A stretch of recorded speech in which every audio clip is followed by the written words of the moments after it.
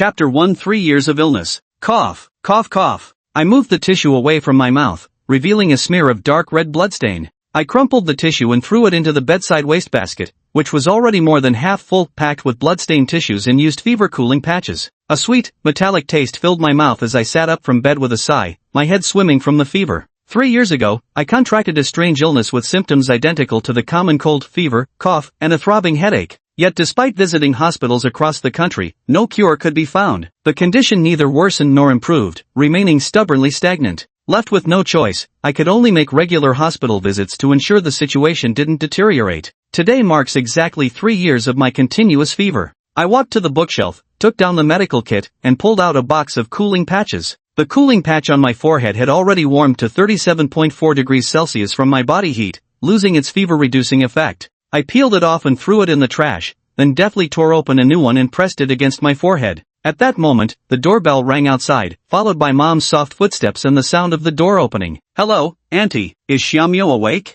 I recognized that clear, lively voice immediately. It was my childhood best friend, Yi Chen-yun. "He's awake, just finished dinner. Are you here to accompany Xiaomyo to the hospital?"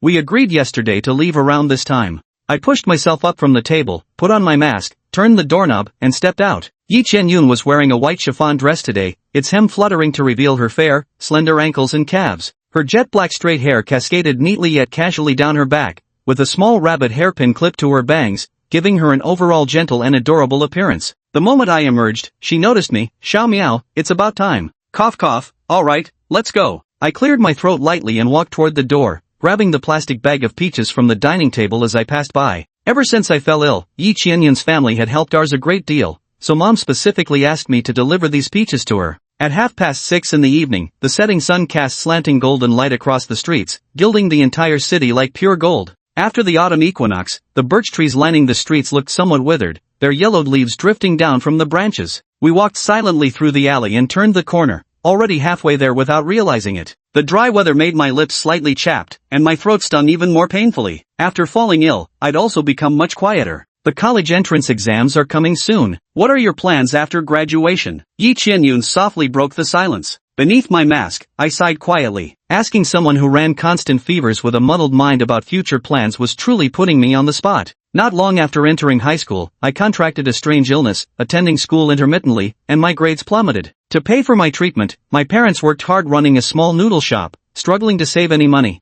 After a moment's thought, I joked, "I'll inherit the family business and become the most famous hand-pulled noodle master in the region." "Aren't you taking the college entrance exam?" Yi Chen-yun turned to look at me. "In my condition, it hardly makes a difference whether I take it or not," I said calmly, "but you used to say you wanted to be a doctor." "Hey now, in my current condition, 8 years of grueling study would kill me." Yi Chen-yun pursed her lips. She couldn't detect any resentment in my eyes, only acceptance, which made her feel sorry for me. "Whatever happens, you should at least try. You were the top student in junior high. Maybe after today's hospital visit, the doctors will figure out how to cure you. Then if you work hard, you'll definitely get into university." I looked at her with gentle eyes. She was always so optimistic, just like in junior high, like a cloud drifting freely across the sky, going wherever it pleased. "Doctor," I murmured to myself. If I became a doctor, perhaps I could cure myself and maybe even have saved my younger sister who passed away from illness a few years ago. Just before graduating elementary school, my sister died from a severe illness. Soon after, I also contracted a strange disease. It was as if our siblings were cursed, endlessly tormented by sickness. "We're here," Yi Chen-yun said softly. I snapped out of my thoughts to see the familiar Xiamen hospital before us. "Let's go, cough star dot." We smoothly registered at the front desk, with a few people still ahead of us in line. It would be our turn in about 20 minutes. "Can you come with me to the inpatient ward?" I asked softly. "Do you know someone here?" "Yes, cough." Led by me, we arrived at room 302 in the inpatient ward. "Checkmate," shouted an elderly woman wearing an embroidered knit sweater. Across from her sat a white-haired old man, the two of them playing chess at a small table. The old man stared gloomily at the chessboard, then after a long while, finally lowered his head in defeat. The old lady crossed her arms proudly, clearly showing that the old man had lost badly. Both elderly chess players had butterfly-shaped red patches on their faces. "Ahem, Grandpa Li, Grandma Zhao," I greeted them softly as I entered the ward. "Oh, it's Xiaomyo. Come in, come in." Grandpa Li's worried expression vanished instantly upon seeing me, laughter wrinkles forming at the corners of his eyes. Grandma Zhao too, her previously triumphant face softened into kindness. "Xiaomyo, here for another checkup today? Are you sick too, child? Granny Zhao asked. Ahem, yes, I replied softly. Oh dear,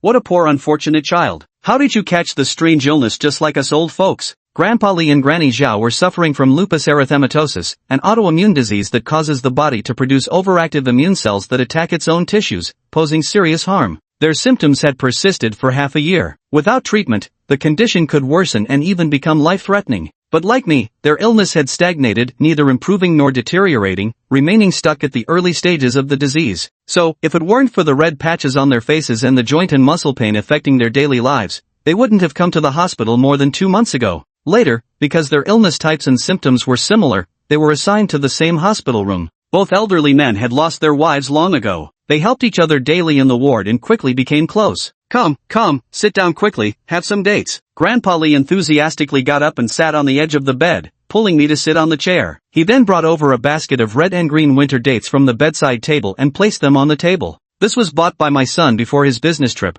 Freshly washed, eating these will help stop your cough. Eat more of them, they might just do your condition some good. Looking at the plump winter jujubes, I felt a warmth in my heart. Thank you, Grandpa Li, I hope you both recover soon too. Thank you, Xiao Miao. Grandma Zhao turned to Grandpa Li and said, if we really recover like Xiao Miao said, I'll go back to dancing in the square, no more playing chess with you, you old bungler. Grandpa Li wasn't discouraged either and said with a cheeky grin, then I might as well join you for square dancing. We were in the song and dance troupe back in our youth, after all. At your age, you should be ashamed. Granny Zhao shot him a glare and turned her head away with a haughty air. The sight before me lifted my spirits considerably. Ever since I met Grandpa Li and Granny Zhao a month ago, they've treated me warmly during every follow-up visit, like their own grandson. Just then, Granny Zhao noticed the pretty and well-behaved Yi Qianyun standing nearby, her eyes lighting up. Oh, this must be Xiao Miao's girlfriend. What a lovely girl. Come sit here with us. No sooner had I finished speaking than Granny Zhao pulled Yi Qianyun over and seated her on another chair.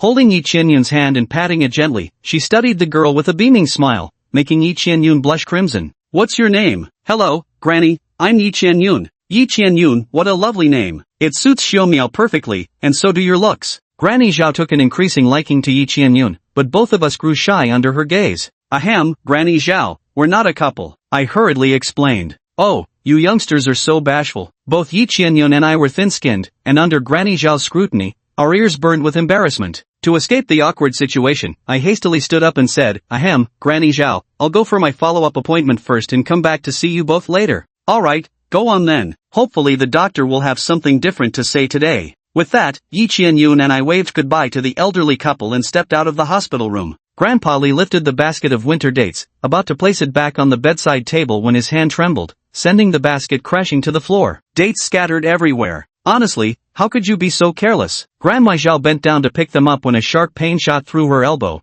making her gasp involuntarily. These days their joint pain seems worse than before, probably because autumn has arrived and rheumatism is acting up. Grandpa Li helped Grandma Zhao up, and the two of them lay back on their hospital beds to rest. After walking a few steps down the corridor, I glanced back at Ward 302. The red patches on Grandpa Li and Grandma Zhao's faces seemed slightly larger than the last time I saw them. Xiao Miao, what's wrong? Yi Qianyun asked softly. No, it's nothing. I shook my head slightly. Their symptoms, like mine, had remained stagnant for so long, it must be my imagination. I shook my head and turned to leave the inpatient ward. Back in the main hospital building, I checked the number display, my turn was next, and headed toward the familiar consultation room. I gently knocked on the door, it was already ajar. Come in, Xiao Miao, Dr. Wang said. He was carefully examining 2 sheets in his hands as I sat quietly by his desk, waiting. After a while, Dr. Wang turned to me and said, Xiao Miao, your latest blood test and lab results are in. The markers are the same as usual, no changes. Alright, thank you, I replied flatly, having expected this outcome all along. Have you noticed any changes in yourself? No, still coughing and running a fever. Dr. Wang pondered for a few seconds. Alright then, I'll perform a routine examination. After that, you can get some medication to alleviate the symptoms and go home. Suddenly, chaos erupted outside the outpatient clinic, with the sound of gurney wheels mixing with shouts. Patient in room 302 is showing weakened vital signs, emergency resuscitation needed. Both patients have lupus erythematosus. Prepare the operating room immediately. Ward 302? My heart tightened, and I quickly got up to step out of the room to look around. I saw several medical staff pushing 2-wheeled stretchers, rushing toward the operating room. Lying on them were Grandpa Li and Grandma Zhao, who had just been chatting and laughing with me moments ago. My mind went blank as I watched helplessly while they were wheeled into the operating room. It wasn't until the in-surgery light lit up that I finally snapped out of my daze. Everything happened so suddenly that my already dizzy head grew even more confused, my heart pounding wildly. Their symptoms had remained unchanged, how could they suddenly be in critical condition? The worry weighed on me so heavily I could barely breathe, and the feverish heat in my body seemed to rise again.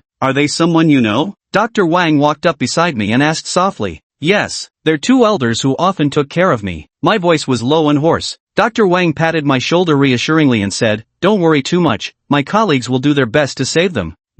Let's finish your examination first. We returned to the desk, where Dr. Wang inserted a tongue depressor into my mouth, examining my throat under the flashlight's beam before taking my temperature, 37.8 degrees Celsius. All symptoms are still within normal range. You can go home for now, but remember to come back for regular checkups. Thank you for your help. I bowed slightly to Dr. Wang in gratitude before turning to leave the consultation room, where I saw Yi Qianyun running toward me. Xiao Miao, Grandma Zhao and Grandpa Li, I just saw them, I murmured quietly. Xiao Miao. Yi Qianyun looked at me with concern in her eyes, sensing my gloom. Don't worry too much. They're such kind people, they'll definitely pull through. Yeah. After a moment of silence, I said softly, Xiao Yun, I'd like to visit their ward. Could you come with me? Of course. We arrived at Ward 302, its door wide open, sheets in disarray, pillows fallen to the floor, and winter jujubes scattered everywhere, covered in dust. I walked to the table where an unfinished chess game lay. The Green General was besieged by red chariots and horses, while the Red Marshal was guarded by two advisors. A pang of sorrow hit me as I picked up both the Marshal and General, slipping them into my pocket. Yi Qianyun stood silently behind me, keeping me company.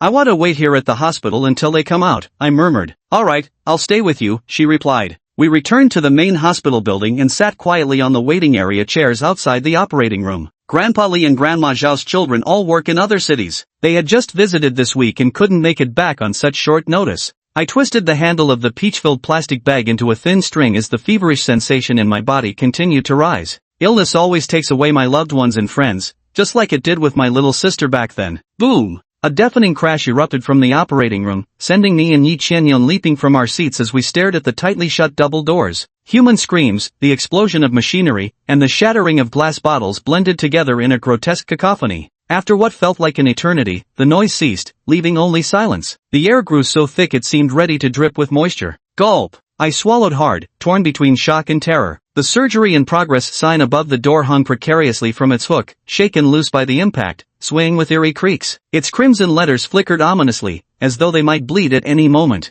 Thud, thud, thud. The muffled sounds emerged from the operating room, like heavy objects pounding the ground. Yi Qianyun gripped my hand tightly as our legs trembled uncontrollably. Holding our breath, we retreated step by step. The sound vanished again. A bead of cold sweat formed on my forehead and dripped to the floor. Bang! The double doors were violently flung open, the left panel flew against the wall and twisted out of shape. Whoosh! Amid billowing smoke, a massive dark red claw stretched out, whipping up a gust of wind. Run! Yi Qianyun grabbed my arm and pulled me toward the hospital lobby. A security guard frowned as he approached the source of the deafening noise, seemingly intent on investigating. Don't come over here! Run! Yi Qianyun frantically waved at the guard, but the man stood frozen in confusion, utterly unaware of the danger, simply watching as we sprinted past him toward the lobby. Glancing back mid-stride, I saw the guard's head crushed beneath a crimson claw with a sickening crunch. The impact shattered the tile floor, splattering gore across walls and ground in a nightmarish scene straight from the depths of Buddhist hell. At this moment, the owner of the giant claw emerged fully from the thick smoke, a 2.5-meter-tall, quadrupedal humanoid monster. Its body was covered in festering sores and rashes, with pus and dark red blood oozing continuously from the cracks in its flesh. Embedded in the center of its chest was a translucent purple orb,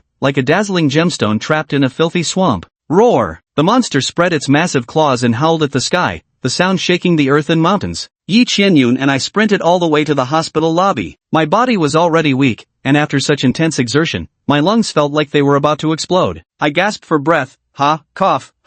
The lobby was now filled with people coming and going, patients, medical staff, and accompanying visitors. They all seemed to have heard the deafening roar from deep within the corridor and stood frozen, whispering among themselves. Run! There's a monster! Yi Qianyun and I shouted to the crowd. A few people immediately bolted toward the hospital exit upon hearing us, but the majority remained rooted in place, hesitating in confusion. Seeing that most weren't heeding our warning, Yi Qianyun immediately grabbed my hand to pull me toward the exit. I've given my warning, that's the most I can do. Right now, the most important thing is to protect those I care about. Suddenly, a massive figure flashed past right in front of our noses, stirring up a gust of wind and leaving a long black scratch mark on the ground. It was that same monster from before. It charged through the crowd as if no one was there, knocking down 2 men in the process, then began frantically tearing and gnawing at them on the spot. In an instant, the crowd scattered like frightened sheep, all rushing desperately toward the hospital exit. Several children were knocked down in the stampede, crying helplessly. But the monster had no intention of sparing these people. With a powerful kick of its hind legs, its massive body shot toward the gate like a cannonball, its enormous claws reaping lives like the scythe of death. The ground, the waiting benches, the registration counters everywhere was littered with human limbs, organs, and severed heads, scattered like the dismembered parts of dolls.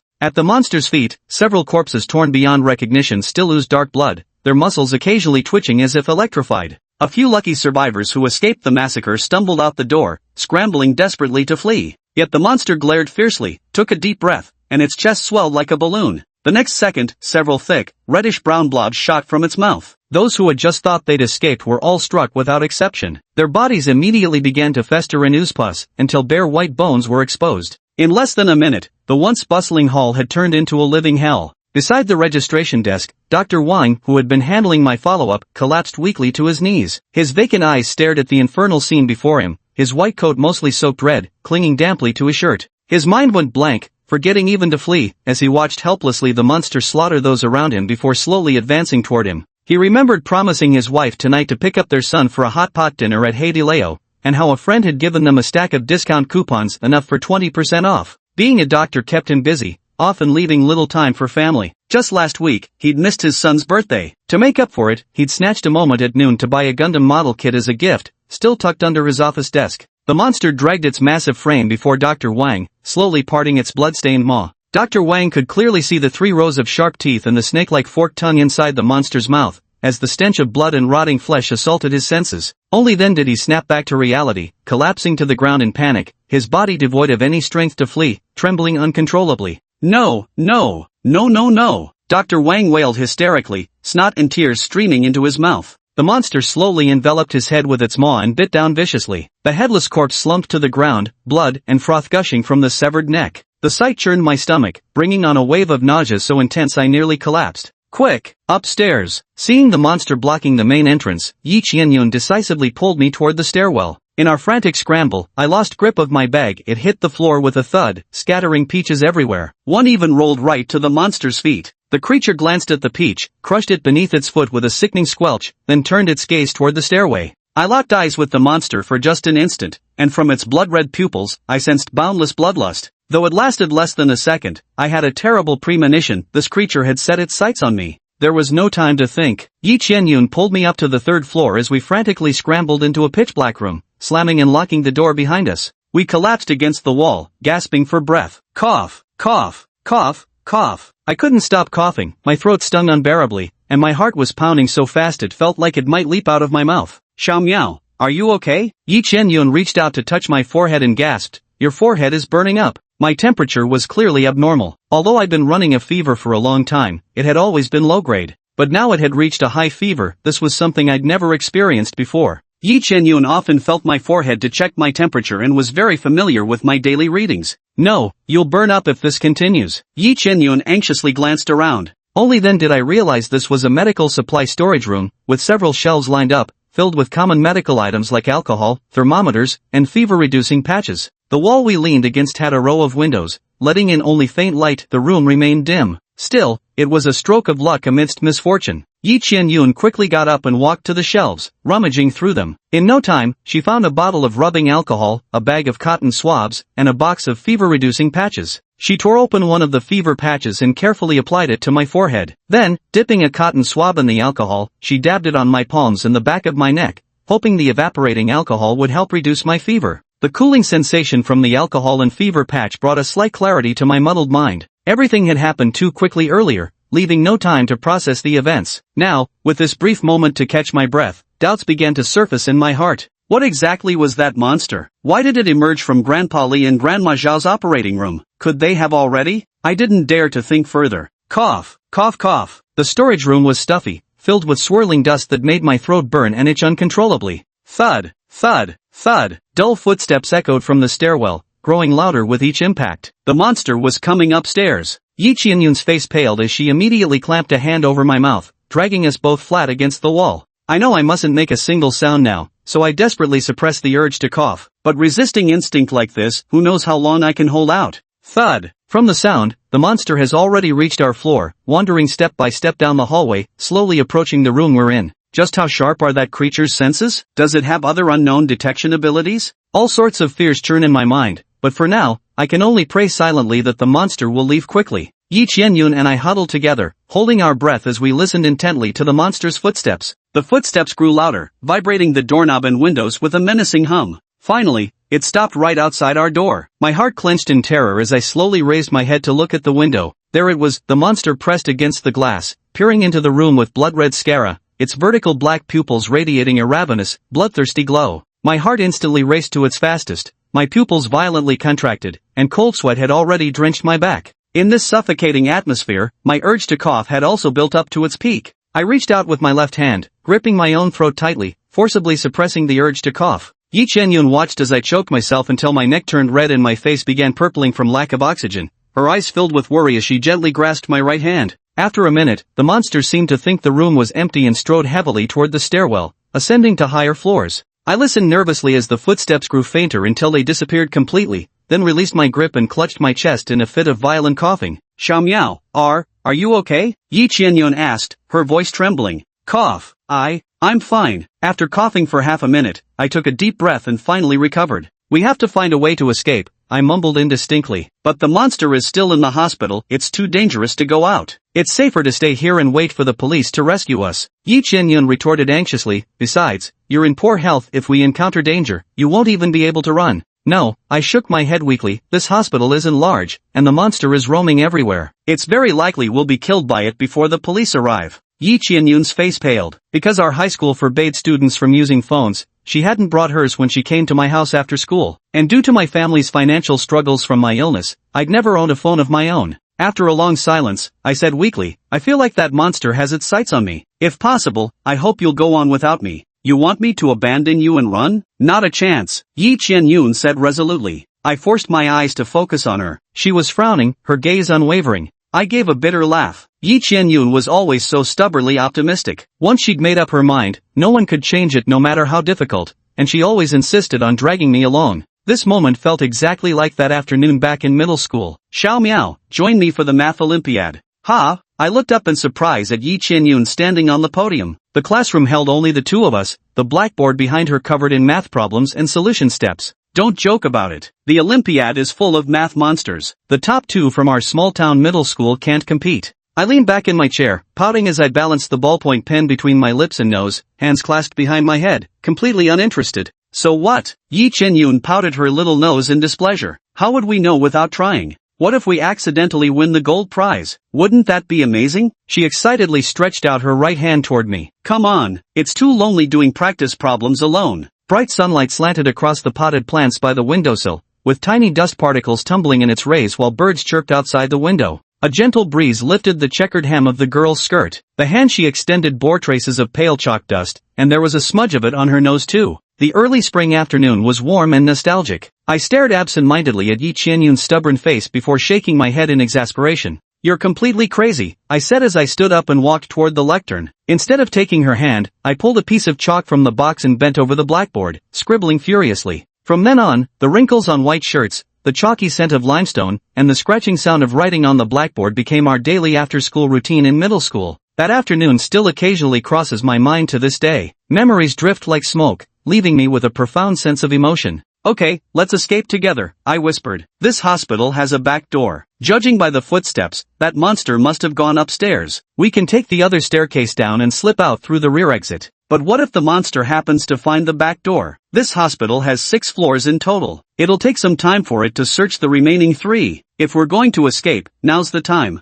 Yi Qianyun considered for a few seconds before abruptly standing up. Alright, no time to waste. Let's go now. With Yi Qianyun supporting me, I slowly got to my feet. We opened the door and cautiously peered down both sides of the corridor. The 50-meter-long corridor stretched into the darkness like the intestines of a monster, the fluorescent tubes on the ceiling buzzing and flickering, making our eyes dizzy. After confirming the monster wasn't nearby, we tiptoed out of the storage room. I whispered urgently, the stairs are at the other end of the hallway, let's hurry. We tensed our calf muscles and moved quickly toward the end of the corridor, landing each step heel first to minimize the sound of our footsteps. With uneasy hearts, we finally reached the stairwell and quickly tiptoed our way downstairs. Third floor, second floor, first floor. Yi Qianyun and I let out a sigh of relief, just one more corridor to cross, then around the corner would be the hospital's back door. At that very moment, thud, thud, thud. That terrifying, muffled sound of footsteps echoed from upstairs again. The monster was descending the stairs. Our momentarily relaxed expressions instantly froze. Exchanging a glance, we immediately sprinted toward the end of the corridor. 50 meters, 40 meters, 30 meters. The monster's footsteps grew louder and louder. It was almost at the first floor. 20 meters, 10 meters. Just round this corner and we'd be safe. Yi Qianyun and I swiftly turned the corner, sprinting toward the back door with all our might.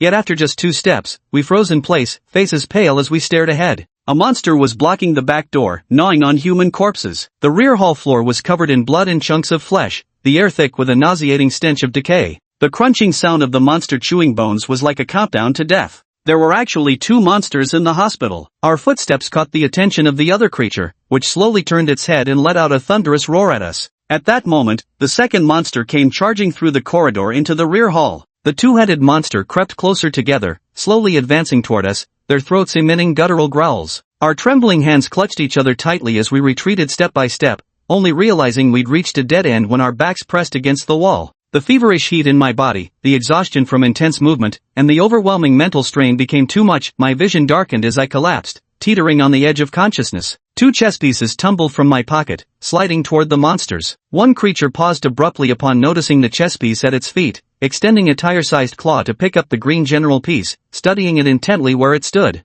I lay sprawled on the ground, my eyes sharpening as my lips trembled uncontrollably. The 2 monsters appearing in the operating room, the sudden attacks of the 2 elders afflicted by the strange illness, and now this chessboard's pull. These clues coalesced into a suspicion I desperately didn't want to acknowledge. The other monster remained unaffected, still advancing relentlessly toward us, now less than 10 meters away. Lin Munyan, I like you. I stared blankly at Yi Qianyun, seeing her tear-streaked face forcing a smile as she looked at me. Run as fast as you can later. Xiao Yun, you. Before I could finish speaking, she let go of my hand and ran in the opposite direction of the back door. Hey, over here. She waved at the monster and shouted. In an instant, I understood her intention. My heart twisted as if wrung, and tears instantly filled my eyes. I wanted to reach out and stop her, but I didn't even have the strength to lift my hand. Yet the monster merely glanced at her, seemingly uninterested, and continued advancing toward me. Yi Qianyun gritted her teeth, barely managing to lift a nearby portable fire extinguisher, and flung it at the monster with all her might. The fire extinguisher traced a flat arc through the air before striking the monster's leg with a dull thud. The creature turned and roared at her, then violently swung its right arm. She was struck by the thick arm and sent flying backward, crashing to the ground and rolling several meters. A streak of glaring blood trailed behind her motionless body, her fate unknown.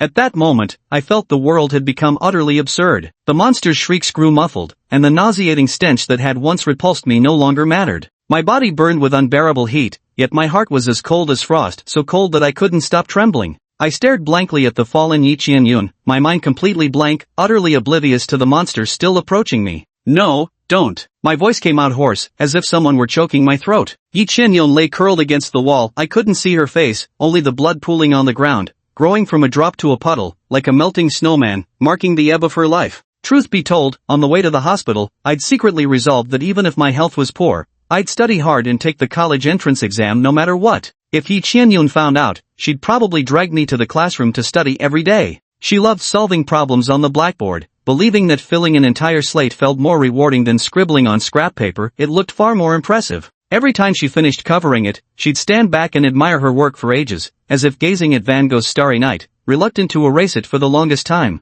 At first, I always teased her for treasuring a mere chalk-covered blackboard like some priceless treasure. At such times, she would always glare at me fiercely before continuing to take great pleasure in admiring her hard work. Later, I don't know when it started, but I too was drawn into enjoying solving problems on the blackboard. Every day after school, the 2 of us would huddle over the blackboard, each taking half, the classroom echoing with the swishing sound of chalk against slate. When solving problems, I liked writing long lines before changing rows, while she preferred changing rows after just a little writing, so she often complained that I was encroaching on her territory. Lin Mumu, are you saving that lower half of the blackboard for New Year's decorations? Little Meow, your mom's noodles are so delicious. Can you learn how to make them and teach me? Meow, grab me a drink from the convenience store. Oh, just get whatever you're having. Meow, the teacher asked me to grade these papers, help me do half, okay? Hee hee, Lin Mumu, I like you. Tears streamed continuously from my eyes, dripping onto the ground. Clenching my teeth, I glared furiously at the monstrous creature, my nails digging hard into the earth before finally balling into fists, a low, hoarse growl escaping my throat. The feverish heat in my body reached its peak, every pore feeling as if it would spew fire, my eyes burning crimson, yet I kept my gaze locked unwaveringly on the monster. The creature stopped a meter in front of me, raising its right claw high. Its thick, dark red arm bulged with knotted muscles, veins twisting like frenzied black snakes. There was no doubt it could crush me into pulp.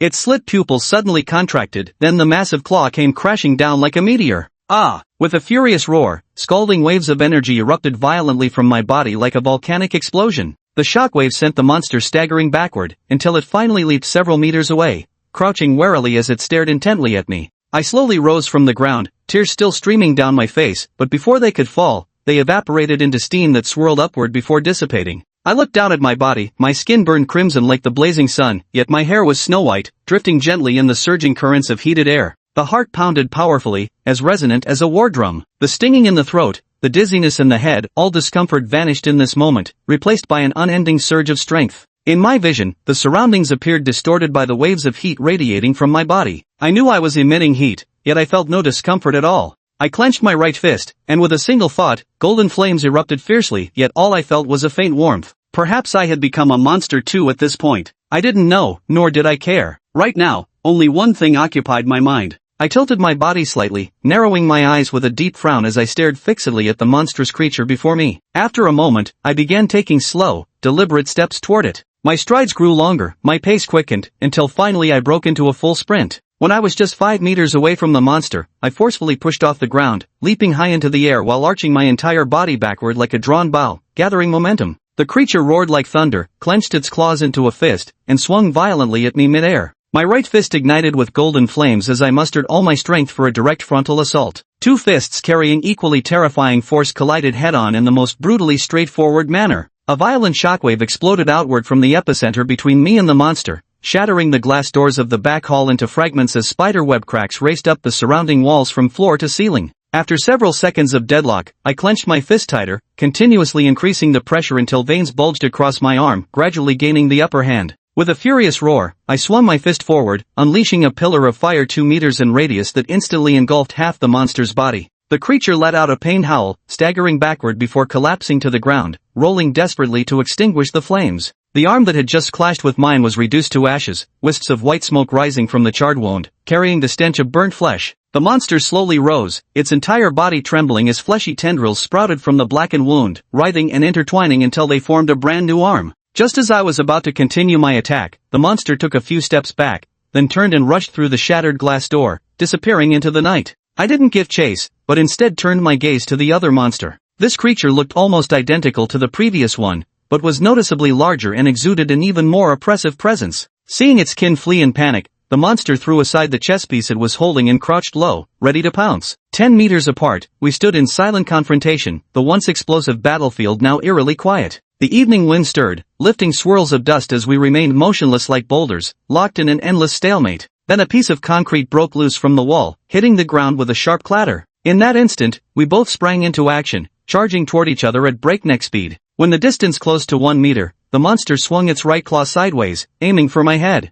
But my reflexes were no longer what they used to be. I swiftly bent my knees and lowered my stance, the sharp claws merely severing a few strands of my white hair. Immediately after, I pivoted my hips and delivered a powerful right punch, landing squarely on the monster's abdomen, causing it to howl in pain. However, this monster's defenses were significantly stronger than the previous one. Though the blow left a sunken fist mark on its abdomen, it didn't incapacitate the creature. The next second, the monster raised its claws into the air, clenched them into a hammer-like fist, and swung down heavily toward my head. Chapter 6, In the Name of Hippocrates. Lin Mumu's eyes sharpened as he swiftly crossed his arms above his head, forcibly blocking the devastating blow. The tiles beneath his feet shattered instantly from the impact, while the residual force carved 2 massive craters into the ground, a testament to the sheer power behind the strike. Lin Mumiao deflected the monster's arms to the side and swiftly leaped back to create distance. That last strike had left his arms numb, his entire skeleton creaking under the impact. He wasn't sure how many more such attacks he could withstand, he needed to end this quickly. With that thought, he channeled all his strength into his hands. The golden flames blazed even more fiercely, turning the air in the rear hall scorching hot.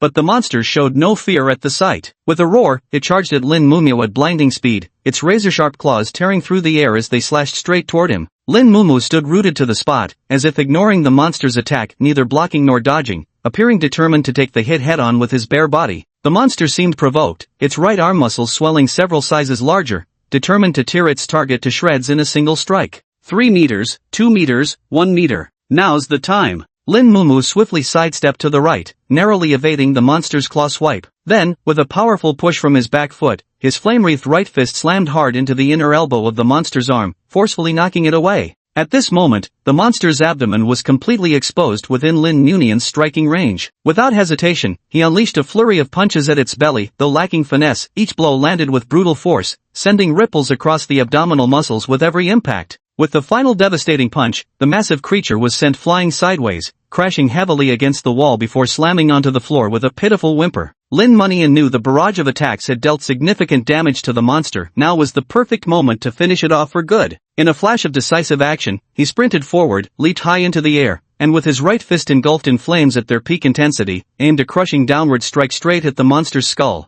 Just as he was about to finish off the monster, he suddenly noticed that the creature was carefully cradling the 2 chess pieces in its arms, as if they were its most treasured possessions. This sight made him hesitate for a moment, disrupting the flow of his momentum. The monster keenly seized this opening, swinging its left arm violently and striking Lin Munian square in the chest while he was mid-air. Lin Munian flew backward like a kite with its string cut, crashing into the wall hard enough to leave a human-shaped dent before finally collapsing onto the ground. He crouched on the floor, wiping the blood from the corner of his mouth, then pushed himself up from the ground. But at that moment, an intense burning sensation surged through his entire body, as if every cell was being scorched by flames, leaving him without even the strength to twitch a finger. He couldn't stop coughing, spitting out streams of black blood onto the floor. The crimson hue faded from his body, and his hair returned to its original black color. Feeling the power within him dissipate, Lin Munin clenched his teeth, staring at the monster with unwilling resentment. The monster seemed to sense his impending doom, straightening up to glare at him fiercely while emitting continuous beast-like growls from its throat. It charged towards Lin Mumu once more, but this time, he no longer had the strength to counterattack. In his final moments, he let out a bitter laugh, resignedly closing his eyes as he awaited death's embrace. Bang! The sound of heavy objects colliding exploded before him, sending turbulent air currents and billowing dust that forced him to shut his eyes tightly. As the dust settled, he slowly opened his eyes to see a man in a white lab coat and frameless glasses standing as straight as a javelin in front of him. What shocked him most was that the man had single-handedly blocked the monster's earth-shattering punch. At the same time, scattered footsteps echoed from the back hall as more and more people in white and light blue button uniforms poured into the room. Will, take a team to pursue the other patient. Niaoshi, check the condition of the wounded. The man calmly issued his orders. Yes, sir. Yes, sir. Male and female voices responded simultaneously. The monster's fist continued to exert increasing force, yet the man stood immovable as an iron mountain. This filled the creature with an overwhelming sense of danger, causing it to hastily retreat and put distance between them. The people in the back hall surrounded the monster, blocking all its escape routes. This female casualty still has vital signs. Begin resuscitation immediately. Hearing the woman's voice report, Lin Mumu's anxious heart finally settled. Sorry, classmate, please hold on a little longer. We'll get you out right away. The man spread his right palm downward, and a long blade slowly extended from his hand, first the tip, then the blade, until the hilt was firmly grasped. It was a milky white long sword, its edge shimmering with a sharp glow, effortlessly capable of slicing through gold and iron. What sets this blade apart from an ordinary longsword is that instead of a handguard connecting the blade to the hilt, there's a skeletal joint. This was actually a longsword made of bone. At that moment, the monster took a deep breath, its dark red chest rapidly swelling. Immediately after, countless streams of dark red liquid sprayed continuously from the monster's mouth, raining down toward the man in Lin Munio's direction like a storm. The man raised the bone knife, slashing white arcs through the air like a spider web, intercepting every drop of the liquid without letting a single one fall onto Lin Munian behind him. Lin Munian stared blankly at the man. Everything had happened too suddenly for him to comprehend the situation before his eyes. But one thing bothered him immensely. The man's expression held no passion, no excitement, no anger, no hatred, only boundless sorrow, as if what stood before him wasn't a powerful monster, but a patient suffering from unbearable illness. The man slowly raised his right foot, slashing at the rapidly shooting liquid as he strode toward the monster. In the name of Hippocrates, Yan Gun, Deputy Director of the Difficult and Complicated Cases Emergency Hospital, Black Lung Branch, hereby administers emergency treatment to the patient. As soon as the words fell, Lin Monyan saw that where Yang Guan had been standing, only an afterimage remained. Whoosh! A crisp blade hum echoed through the back hall as Yang Guan appeared behind the monster, holding the bone knife in a reverse grip before his chest, his back turned to the creature. The turbulent airflow billowed the hem of his lab coat up and down, producing rapid fluttering sounds. A shallow yet precise knife wound appeared on the monster's chest, as exact as a scalpel's cut, as gentle as spring thawing ice, cleanly splitting the round orb embedded there in half. More and more cracks spread across the orb's surface until it shattered completely with a crystalline chime. The monster's body began disintegrating too, chunks of pus-covered, rash-riddled flesh sloughing away to reveal a human form beneath. Lin Mumu recognized him instantly, it was Grandpa Li. His graying hair was now stained red with blood, his body smeared with pus, yet the red patches on his face had completely vanished. Time of death, 8:46 p.m., Yang Gu announced softly. All medical personnel, observe a moment of silence. The remaining people in the back hall slowly raised their hands to shoulder height, bowed their heads slightly, closed their eyes, and began their silent mourning. Lin Mumu didn't understand what that gesture represented, but it strongly resembled the way surgeons hold up their hands in an operating room. 1 minute later, a medical staff member handed a white sheet to Yang Gun, who solemnly draped it over Grandpa Li's body. Watching Grandpa Li's face gradually disappear beneath the white sheet, Lin Mumu felt a pang in his heart as a single tear rolled down his cheek and dripped onto the floor. I'm sorry, he whispered his apology. The crisis was averted, but he felt his body had reached its limit. His consciousness grew increasingly hazy, and the scene before his eyes began to blur. In the final moment before losing consciousness, he saw Yang Gun hurrying toward him. Hey, classmate, are you okay? Lin Monyan quietly closed his eyes. Chapter 7 Unexpected Information. Beep, beep, beep. Lin Monyan slowly opened his eyes as a familiar wave of feverish discomfort and dizziness washed over him, making him instinctively furrow his brow. He looked around and found himself lying in a dimly lit private hospital room, where only the bedside lamp emitted a warm yellow glow. Looking down, he saw electrodes attached to his chest, connected to the nearby heart monitor, which emitted rhythmic beep-beep-beep sounds in sync with his heartbeat. In addition, he wore a breathing mask over his mouth, fogging up and clearing with each breath. An unfamiliar girl sat by his bedside, holding a mirror and examining herself intently, tilting it left and right with great focus. Lin Monyan vaguely remembered her name was Miao Shi. Seemingly noticing the movement Lin Munan made, Miao Shi put down the mirror and looked toward him. Oh, you're awake? Miao Shi sounded surprised. Wait here, I'll go get the deputy director. Lin Munan just opened his mouth to say something, but before he could speak, Miao Shi hurriedly dashed out of the ward. Deputy director, deputy director. That strange guy woke up. Miao Shi's voice echoed through the hallway, growing fainter and fainter. Lin Munan wore a baffled expression. How had he suddenly become the weird one? Alright, maybe he was a little strange. Normal people couldn't exactly breathe fire, after all. Lin Munan mocked himself inwardly. After waiting about 2 minutes, footsteps sounded outside the ward door before it was gently pulled open. Miao Shi and Yang Guan stepped inside together. Lin Mumu removed the breathing mask, propped himself up on the bedboard, and leaned back against the headboard. Hello, classmate. Yang Guan pulled a chair over and sat by the bedside. Let me introduce myself. I am Deputy Director of the Black Lung Branch Hospital, Yang Guan. Before Yang Guan could finish, Lin Mumu completed his sentence. Yang Guan paused briefly, then nodded. Yes, you have a good memory.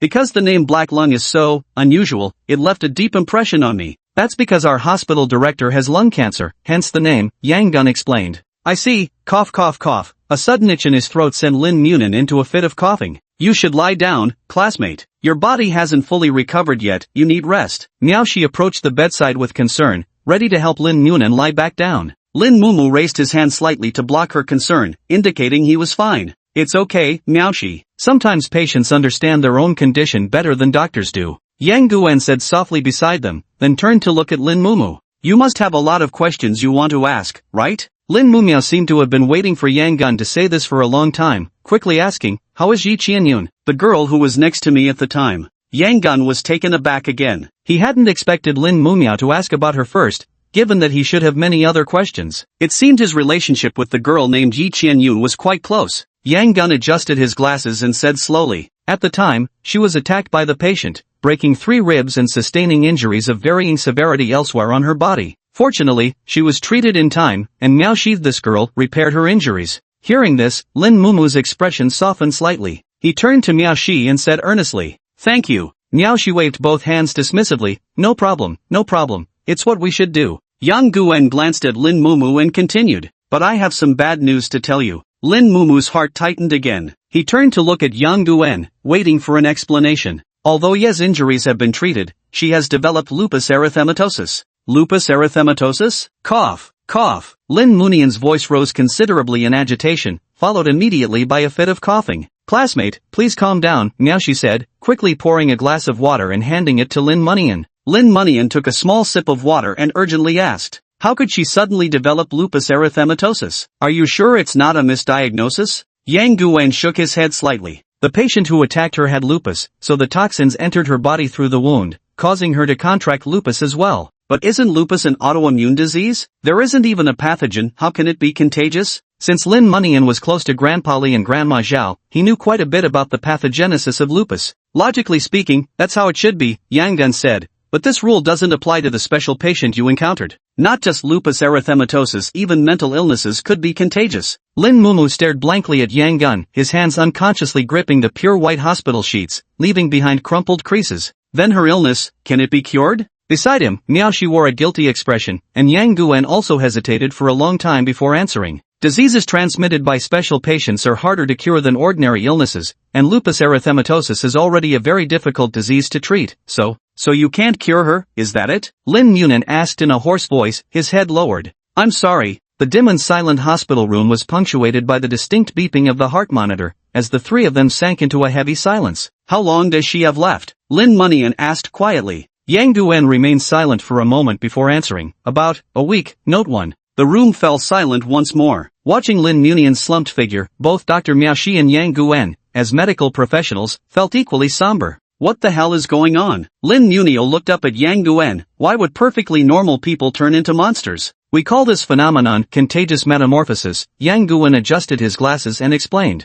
20 years ago, the first case of patient infection appeared in the Republic of Gangfei, which drew high attention from the World Health Organization. They immediately assembled medical experts to conduct research. Yet even today, the cause of the infection remains an unsolved mystery. Not only that, but cases of infected patients have emerged worldwide with increasing frequency. Like you and me? Lin Munian asked. Yang Guwen gently shook his head and continued explaining. No, our situation is considered fortunate amidst misfortune. Although the disease has mutated, for some reason, our bodies and the illness have reached a delicate equilibrium. This allows us to maintain our sanity and basic health while utilizing the symptoms. We call ourselves the afflicted. Symptoms? Lin Munian noticed this peculiar term. Yes, perhaps calling them superpowers would make it easier to understand, but we refer to them as symptoms. For example, if your illness is the flu, the symptom would be a fever. As for my illness, Yang Guwen extended his right index finger, and a bone spur slowly protruded from the tip. Bone hyperplasia. Lin Mumu raised an eyebrow slightly, maintaining his silence. Seeing this, Yang Guwen continued. Should we call it fighting poison with poison? In any case, the World Health Organization and various nations joined forces to recruit many people like you and me, establishing a militarized medical team directly under the health organization. Their sole purpose is to cure infected patients and secretly handle all related matters. The name is Emergency Hospital for Complex and Rare Diseases. Chapter 8, Psi. Generally speaking, we explain the situation to the victims' families, have them sign confidentiality agreements, and then use psychiatric symptoms to ensure they don't leak information. As for other witnesses, we erase their memories after negotiations. But even with the PR department and psychiatric symptoms helping to cover it up, this method is still quite a stretch. Moreover, over the years, cases of infection have been increasing. The vast majority of patients show minimal differences from ordinary cases before onset, especially with long-term chronic illnesses like depression, where symptom fluctuations are inherently subtle, making pre-onset differentiation extremely difficult. People fall ill every moment around the world, and our manpower is severely limited. It's impossible to monitor all patients. We all know that nationwide medical record integration still hasn't been completed due to technical issues, which also makes distinguishing patients incredibly challenging. This incident is a prime example. Lupus erythematosus is inherently difficult to cure, and its symptom fluctuations aren't particularly noticeable, which led to ordinary doctors failing to detect the anomaly in time. That's what caused this tragedy. And we still haven't found an effective and reliable detection method. To be honest, we don't know how much longer we can keep this hidden. Yangon let out a sigh. Lin Munan stared at Yangon for a long while before finally speaking. Is this why you're fighting against infected patients, yet still call yourselves doctors? Yes, Yangon nodded slightly. Currently, the only known method to cure infected patients is to remove or destroy the pathogen generated by the patient, that spherical object I shattered back then. Do you remember it? Lin Munan nodded. Yangon continued. But although the disease is cured, the patient's bodily vitality is essentially depleted, so most don't survive long. The current world record for longest survival is 6 months. And what about Grandpa Li and Grandma Zhao? Though Lin Munio had heard Yang Gun's pronouncement, he still couldn't help asking one last time. Yang Gun shook his head gently. I'm afraid Mr. Li Guohong has passed away, and we haven't been able to locate Ms. Zhao Wanshu yet. Lin Munio's eyes dimmed as memories of fighting alongside Grandpa Li and Grandma Zhao flashed through his mind, leaving a bitter ache in his chest. After a long silence, he finally sighed and said, Doctors, have it pretty tough? A trace of helplessness appeared on Yang Gun's face. Doctors and patients, it's ironic when you think about it. We're really no different from patients, just slightly luckier, yet our entire position has changed dramatically. He slowly raised his head, gazing pensively at the ceiling. We are both patients and doctors, constantly walking a tightrope, though not in immediate danger of our lives. He then turned to Lin Munin, and that includes you. Lin Munin looked at his hands. Recalling them now, those hands engulfed in flames seemed utterly unreal, yet the feverish heat in his body and the dizzying haze in his mind ceaselessly reminded him that it had all truly happened. Suddenly, he realized he hadn't contacted his parents yet. The wall clock showed it was already 1 a.m., they must be worried sick. Vice Dean Yang, could I borrow your phone to make a call? I want to let my parents know I'm safe. Lin Munian turned and asked.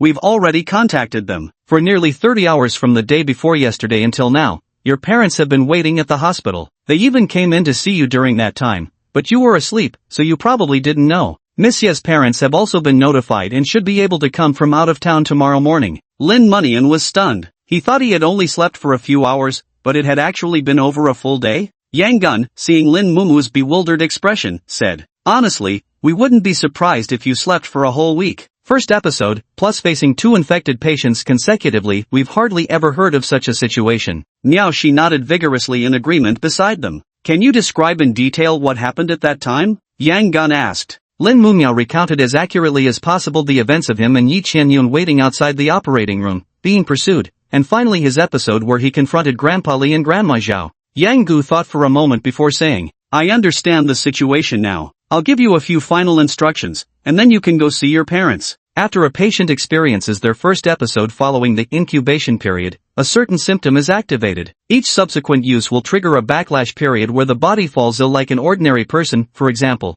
you're currently running a low fever. Generally speaking, the longer you use it, the stronger the backlash will be afterward. So try to avoid triggering your symptoms in the future unless you encounter special circumstances like this time where you need to protect yourself. Lastly, since this is your first episode, your body is very weak. Remember, you must not activate your symptoms within the next week. Yang Gun adjusted his glasses and said softly, That concludes the medical advice. I'll explain more details after you've fully recovered. For now, you can go see your parents. After removing the electrodes, Lin Munian slowly got out of bed and walked toward the hospital room door. He saw his parents nestled together on the hospital bench, drowsy and half asleep. Dad, Mom, Lin Munian said softly as he approached them. Yang Hui, Lin's mother, suddenly opened her eyes, stood up, and carefully examined Lin Munian while holding his shoulders, asking anxiously, Xiao Miao, how are you feeling? Are you uncomfortable anywhere? Mom, I'm fine now. Seeing his parents, Lin Miao's low spirits were somewhat soothed. Lin's father, Lin Jiancheng, woke up and immediately stood upon seeing Lin Miao, staring straight at his son with clouded eyes. Dad, Mom, I'm sorry, Lin Miao said quietly. Lin Jiancheng didn't speak, merely giving his son 2 firm pats on the shoulder with his slightly rough hands. Dad, Mom, could you wait here for me? I'd like to go see Xiao Yun.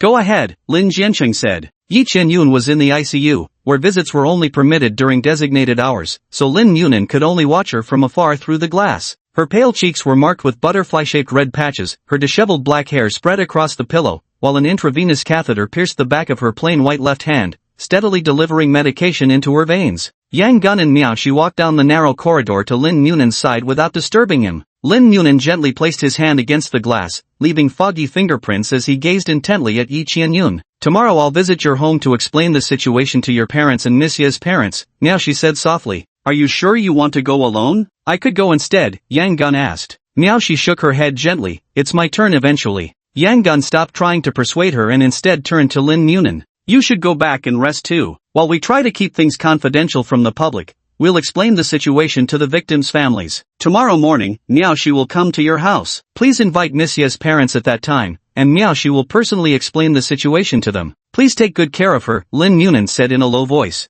Alright, Yang Gu said. This hospital specializes in treating epidemic transformation patients and those infected. We'll do our best to treat her. Thank you. The next morning, the sky had just begun to lighten with the first hues of dawn. Lin Mumu sat up in bed. He touched his forehead. Though his body hadn't fully recovered from exhaustion, the fever had subsided. It seemed that as long as he didn't use his symptoms, his body would remain healthy under normal circumstances. Ding dong. The doorbell rang. Yi Qianyun's parents had arrived. Chapter 9, So-Called Doctors. Lin Munin thought to himself that his parents had contacted Yi Qianyun's parents in the early hours of the morning, and they had arrived before dawn today, likely having stayed awake all night. This only deepened Lin Munin's sense of guilt. Yi Qianyun's parents ran a business in another city all year round, only returning to visit her during holidays. Before each departure, they would always pay a visit to Lin Munin's home, bringing along various fruits and local specialties. Yi Qianyun's parents often said that Xiaomiao, Lin Munio, was a good kid they knew inside out, having grown up with Xiaoyun since childhood. There were many things they adults couldn't keep up with the times on, couldn't understand young people's thoughts, so they had to ask Xiaomia to take good care of Xiaoyun. Yi Qianyun often felt dissatisfied about this. It was clearly her who took care of Lin Munio more, so why did her parents always end up asking Lin Munio to look after her instead? What was even more infuriating was that Lin Munio would solemnly agree every time, only to put on airs in front of her afterwards, drawing endless eye rolls from her. All those warm memories from the past had now turned into the sharpest daggers, piercing deep into Lin Munio's heart. He gritted his teeth and walked out of the room, coming to the door to open it. Yi Qianyun's parents stood outside the door, their faces filled with anxiety. Her mother, Wang Yan, had her hair hastily tied back. Having rushed out in a hurry and taken a long train ride without time to wash it, her hair had become greasy and clumped together. Her usually humorous father, Yi Leiha, now wore a face full of worry, as if he had aged considerably overnight. "Uncle and Auntie, please come in." Lin Munyan kept his head down, not daring to meet their eyes, and walked straight toward the living room. "Hello Gigi, Munyan has gotten thinner." Lin Munyan paused mid-step, then continued walking toward the living room. Yang Hui and Lin Jiancheng emerged from the bedroom, looking like they hadn't slept well all night. 5 people crowded together on the sofa around the coffee table. Lin Jiancheng poured hot water for Wang Yan and Yi Leiha,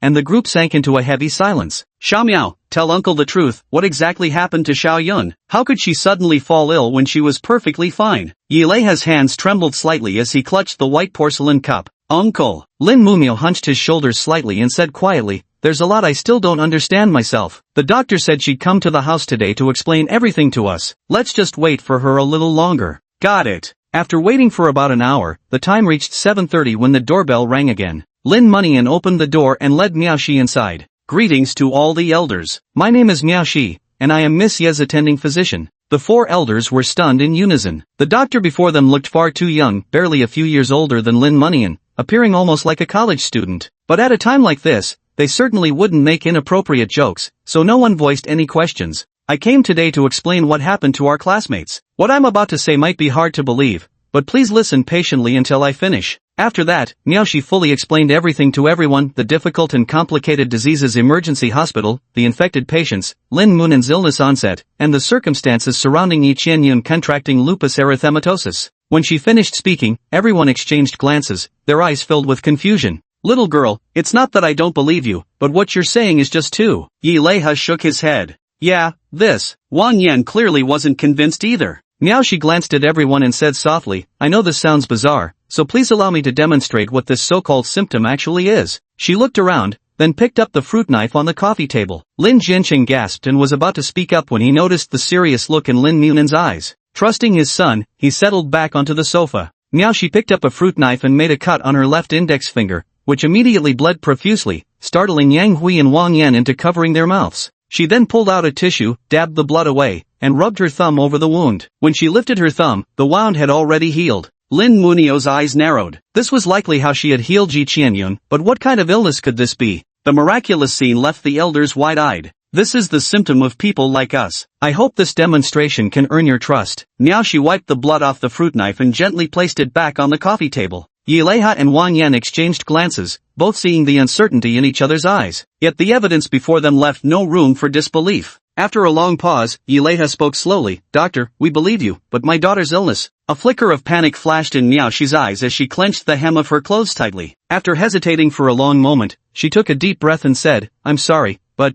we don't have the ability to cure Miss Yi." Upon hearing this, Wang Yan, who had been holding her breath in suspense, could no longer contain herself. She collapsed onto Yi Leiha's shoulder, wailing uncontrollably. Yang Hui and Lin Jiancheng also couldn't help but lower their heads, sighing heavily. "Doctor, we will go to the provincial capital, to the capital city. No matter how expensive it is there really no way to cure her?" Yi Leiha's eyes still held a glimmer of hope. Miaoshi bit her lip and, after a long pause, finally said, "I'm sorry." Yilei's eyes were dull, his hands clutching his head as he leaned on his knees, silent. "Uncle, Auntie, I'm sorry." Lin Munian clenched his fists, his teeth gritted as he spoke. Yilei lifted his head and stared blankly at Lin Munian for a long moment before sighing. Munian, it's not your fault. "Doctor, can we see our daughter?" Wang Yan asked between sobs. "She's in the ICU now. You can visit during the designated hours." Miaoshi and Lin Munian stood awkwardly in the middle, at a complete loss about what more they could do for Yi Qianyun's parents. This sense of helplessness felt like a bottomless pit,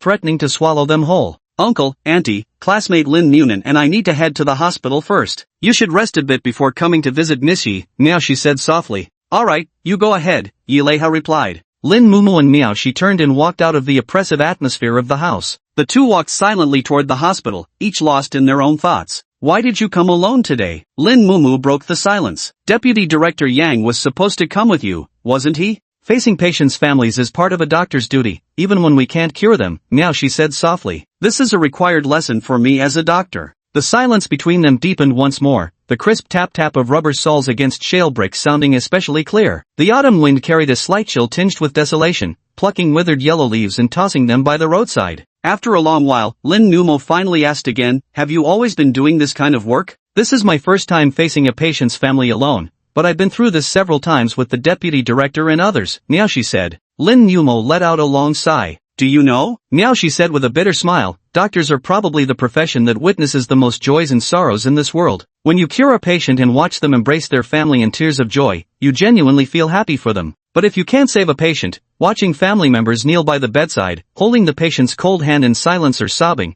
your mood inevitably turns heavy. We've experienced this many times, yet we never truly get used to it." Lin Mumu looked at Miaoshi with a complicated gaze and asked, "Even so, you still insist on doing this job?" "Of course," Miaoshi said softly. "The vice dean told you that some cured epidemic patients can survive for a short period after treatment. In fact, during that time, without exception, all the patients developed severe post-traumatic stress disorder and exhibited strong suicidal tendencies. According to their descriptions, during the infection period, their bodies and minds endured hellish torment. While the cure would end their lives, it also meant liberation. They longed for the cure yet prayed for death. I once saw a surviving patient." Miaoshi looked at Lin Munian, right after being cured. "He wept uncontrollably, his words slurred as he thanked us repeatedly. He said he saw himself killing people every moment, the sound of flesh being torn apart with his own hands terrified him, and every cell in his body twisted in agony. But he grew more haggard by the day, unable to sleep night after night, saying that whenever he dozed off, it felt like he turned back into a monster, the flesh between his teeth, the metallic taste of blood on his tongue, all so vivid.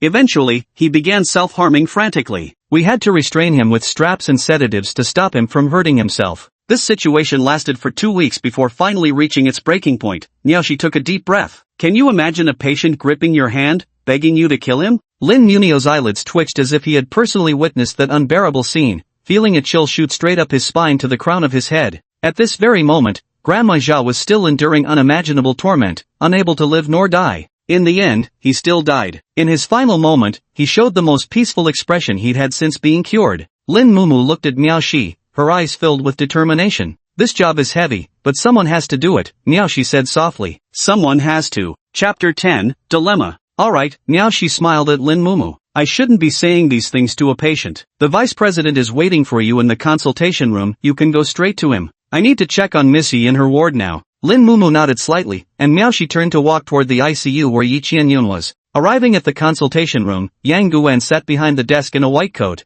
a stethoscope hanging around his neck. Behind his frameless glasses, his eyes were slightly bloodshot, with faint dark circles under his lower eyelids. He set down the medical report in his hand and looked at Lin Mumu. "Have a seat, student." After sitting down, Lin Mumia glanced at the report on the table. The first page was partially obscured by the following pages, revealing only 2 characters in the patient name field. One was Yi, and the other was a half-covered Xian. "Feeling any better today?" Yang Guan asked. "Yeah, my body feels much lighter," Lin Mumia replied. "Good." Yang Guan took a mercury thermometer from the drawer. "Place this under your armpit to check your temperature." Lin Mumu took the thermometer and placed it under his armpit. After 5 minutes, he removed it and handed it back to Yang Gun. Yang Gun held the thermometer up to the sunlight, gently rotating it. After a moment, he turned his head and said, 36.8 degrees. Your temperature has returned to normal. Immediately after, he took the stethoscope from around his neck and placed it in his ears, saying, "Turn around for a moment." He placed the chess piece on Lin Munian's back, moving it slightly every few seconds while carefully listening for any abnormal lung sounds. After a thorough examination, he finally smiled with relief, removed the stethoscope, and said, "Alright, as long as you don't use your symptoms, the fever won't persist." "Thank you," Lin Munian said softly. "You're welcome." Yang Gun picked up the pen, scribbled some rather illegible words on Lin Munian's medical record, then handed it back to him. "You can go back now. If there's no discomfort, you don't need to come for follow-up visits. But remember, if symptoms appear, you must return for a checkup immediately." "Understood?" "Okay," Lin Munian nodded. "If I need follow-up treatment, should I still come to you?" Yang Gun shook his head. "I'm not permanently stationed here. Once matters between you and Missy are settled, I'll be returning to the headquarters at Black Lung Branch Hospital. This is just an affiliated hospital of Black Lung." "Don't worry," Yang Gun said, "the doctors here may not have symptoms like we do, but they're very professional in their medical skills." Lin Munian stared at Yang Gun for a while before finally saying, "Thank you." Yang Gun nodded slightly. Lin Munian turned and left the consultation room, walking slowly down the corridor. The smell of disinfectant was slightly pungent, as medical staff dressed in green and white uniforms hurried back and forth, all heading toward a specific patient in a particular ward. He had witnessed this scene countless times, yet only today did he truly pause to observe it carefully for the first time. It suddenly occurred to him that Miaoxi had gone to Yi Qianyun's ward for rounds. He wondered how Yi Qianyun was doing. Had she woken up? Would she be sitting there with her math workbook the moment he stepped inside? Yi Qianyun's parents would be visiting her soon, and Lin Munian dreaded the thought of them seeing her frail and exhausted state. He stopped in his tracks, turned around, and headed toward Dr. Yang Gun's consultation room. He wanted to ask once more, was there really no other way to save Yi Qianyun? As Lin Munian approached the consultation room, he was about to knock when he overheard a conversation inside. "Vice Dean, is there really no way to save Miss Yi?" "Miaoxi, as the attending physician, you should be well aware of Miss Yi's condition. But, if we transplant the pathogen from another lupus patient to Miss Yi..." "Miaoxi," Yang Gun's voice was stern and loud. "You should know this violates the Hippocratic Oath." "But, we all want to save her." Yang Gun's voice softened. "But some things simply cannot be done." The voices fell silent, and the consultation room was plunged into utter stillness. Lin Munian, hiding outside the door, felt his heart pounding wildly. He hadn't fully understood everything they said,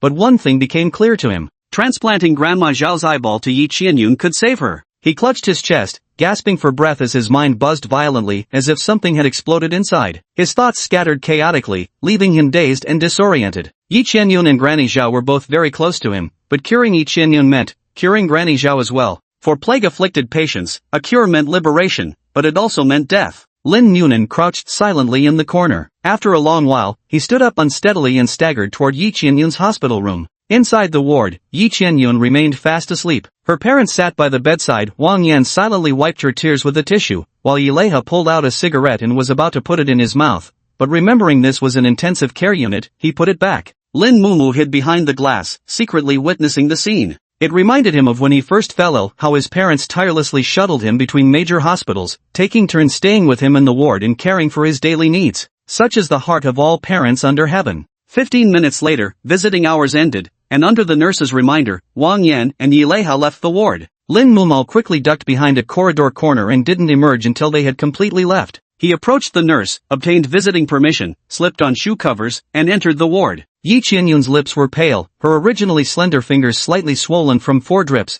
her entire body resembling a worn-out doll. Seeing her like this twisted Lin Mumao's heart, one moment remembering her standing on tiptoes writing equations on the blackboard, the next seeing her lying motionless in a pool of blood. But after much deliberation, what remained etched in his mind was still the look in her eyes, tears mingled with a smile when she confessed her feelings. Lin Munian sat on the chair and gently placed his hand over hers. "You're too cunning, confessing first at such a moment, making me, a grown man, seem shy," Lin Munian murmured. "I liked you first, way back in elementary school." He had finally responded to Yi Qianyun's confession, but she could no longer hear it. It was like long-accumulated snow finally melting, only for the flower buds awaiting spring to wither in the bitter cold of winter, the beauty they held dissipating along with them. In the silence, Lin Munian recalled how long ago, Yi Qianyun had once said her dream was to become an astronomer. He had been surprised when he first heard it, because Yi Qianyun had never mentioned this dream before. It was a midsummer night, and Yi Qianyun gazed up at the starry sky clear as if freshly washed, dotted with countless stars, their radiance reflected in her eyes, like the most dazzling gems. She said that so far, humanity had never discovered stars harboring life, those stars silently drifting in the boundless darkness of the universe, so utterly lonely. Perhaps the endless stretch of billions of years grew too lonely, so they burned fiercely, crossing tens of billions of light years, just to deliver this faint glimmer, all to tell you they exist. Lucky stars are discovered by astronomers, given names, and from then on, everyone knows they exist, they are lonely no more. But there are countless more stars unseen, their efforts unanswered, still without names of their own.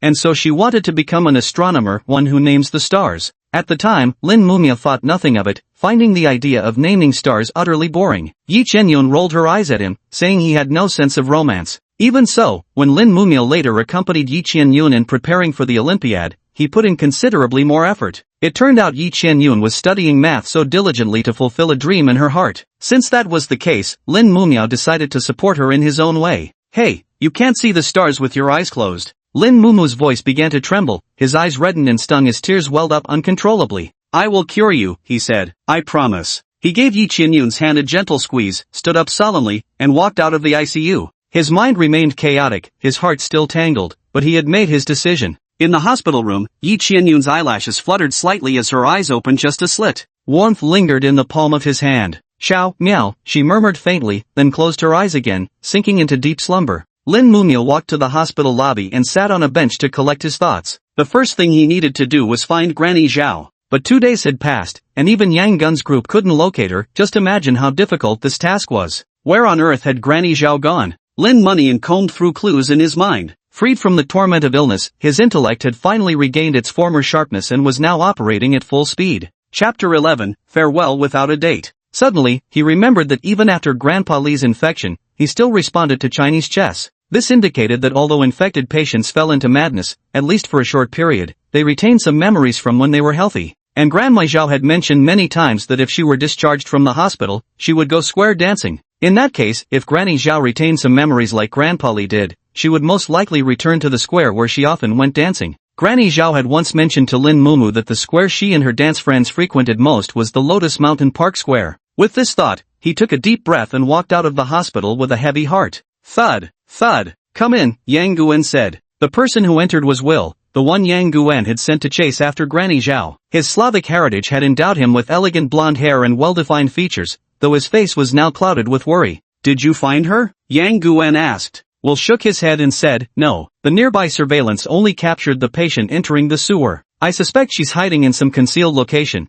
because if she had appeared anywhere, we would have definitely spotted her. It's worth noting that Will was speaking Polish at this moment, while Yang Guan was speaking Chinese, yet their conversation flowed seamlessly. Anyone witnessing this scene would likely have been left utterly bewildered. Yang Guan pondered for a few seconds before saying, according to Lin Mumu's description, after the patient clashed with him and was severely injured, their stamina must have been significantly depleted, which is why they went into hiding. But after this period of recuperation, they've probably recovered quite a bit and may reappear soon. Stay vigilant. Yes, Will nodded. Lin Mumia sat on the bench, his drooping eyelids following the ebb and flow of the crowd in the square. It was 1 o'clock in the afternoon. He didn't know whether Granny Zhao would show up, or when she might appear, so he planned to wait here indefinitely. His emotions were tangled. Part of him hoped Granny Zhao would come, while another part dreaded facing her. Though Miao Shi said every infected patient was praying for release, the mere thought of Granny Zhao's kind smile made his head throb with pain. Time passed bit by bit. In the blink of an eye, the sun sank westward as the moon rose high, and more elderly people gathered in the square. Each held a bright red fan in their hands, like torches burning in the night. The elders gradually formed orderly rows, and an old woman placed her portable speaker at the front of the formation. The speaker began playing Good Luck Comes. Amidst the joyous and festive music, dozens of elderly dancers moved gracefully, their red fans fluttering open and shut, painting brilliant arcs in the air. Each elder poured their energy into the dance, faces glowing with happiness. Lin Mumia stared blankly at the scene, utterly untouched by the cheerful atmosphere, as if the air itself had been divided between them.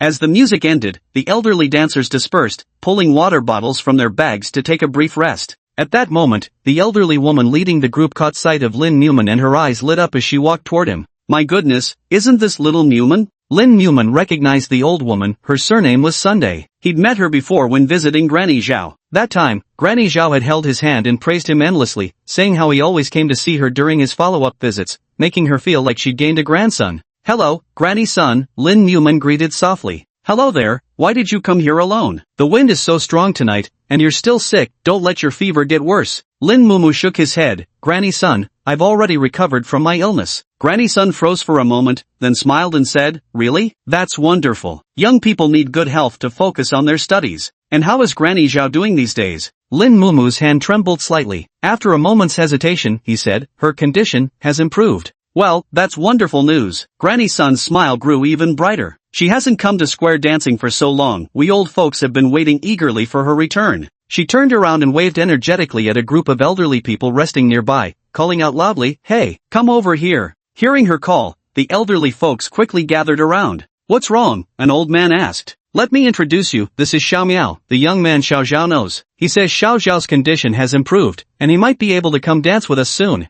Really? That's wonderful. Xiao Zhao has been sick for so long. Everyone let out exclamations of joy in succession. Xiao Miao, you wouldn't believe it, we've recently learned some new formations, just waiting for Xiao Zhao to return and team up with us, Grandma's son said proudly. Several elderly people opened their red fans with practiced coordination, some squatting while others stood, continuously fluttering their fans to form an impressively grand circular formation. Watching this heartwarming and amusing scene, Lin Mumiao couldn't help but chuckle softly. But when he noticed the empty space in the center of the formation, his smile instantly froze. Xiao Zhao hasn't been coming lately, so we've specially saved the center seat for her. As you young folks say, what's it called again? Center position, the old man reminded her. Yes, C-spot. My granddaughter says it's the best position in those celebrity groups. Granny's son beamed with joy. Xiao Miao, when you go back, tell Xiao Zhao to recover quickly. Everyone's waiting for her to take the C-spot. Lin Mumiao lowered his head, his gaze drifting away. Okay, thank you, Xiao Miao. Grandma's son turned to the group of elderly folks. Alright,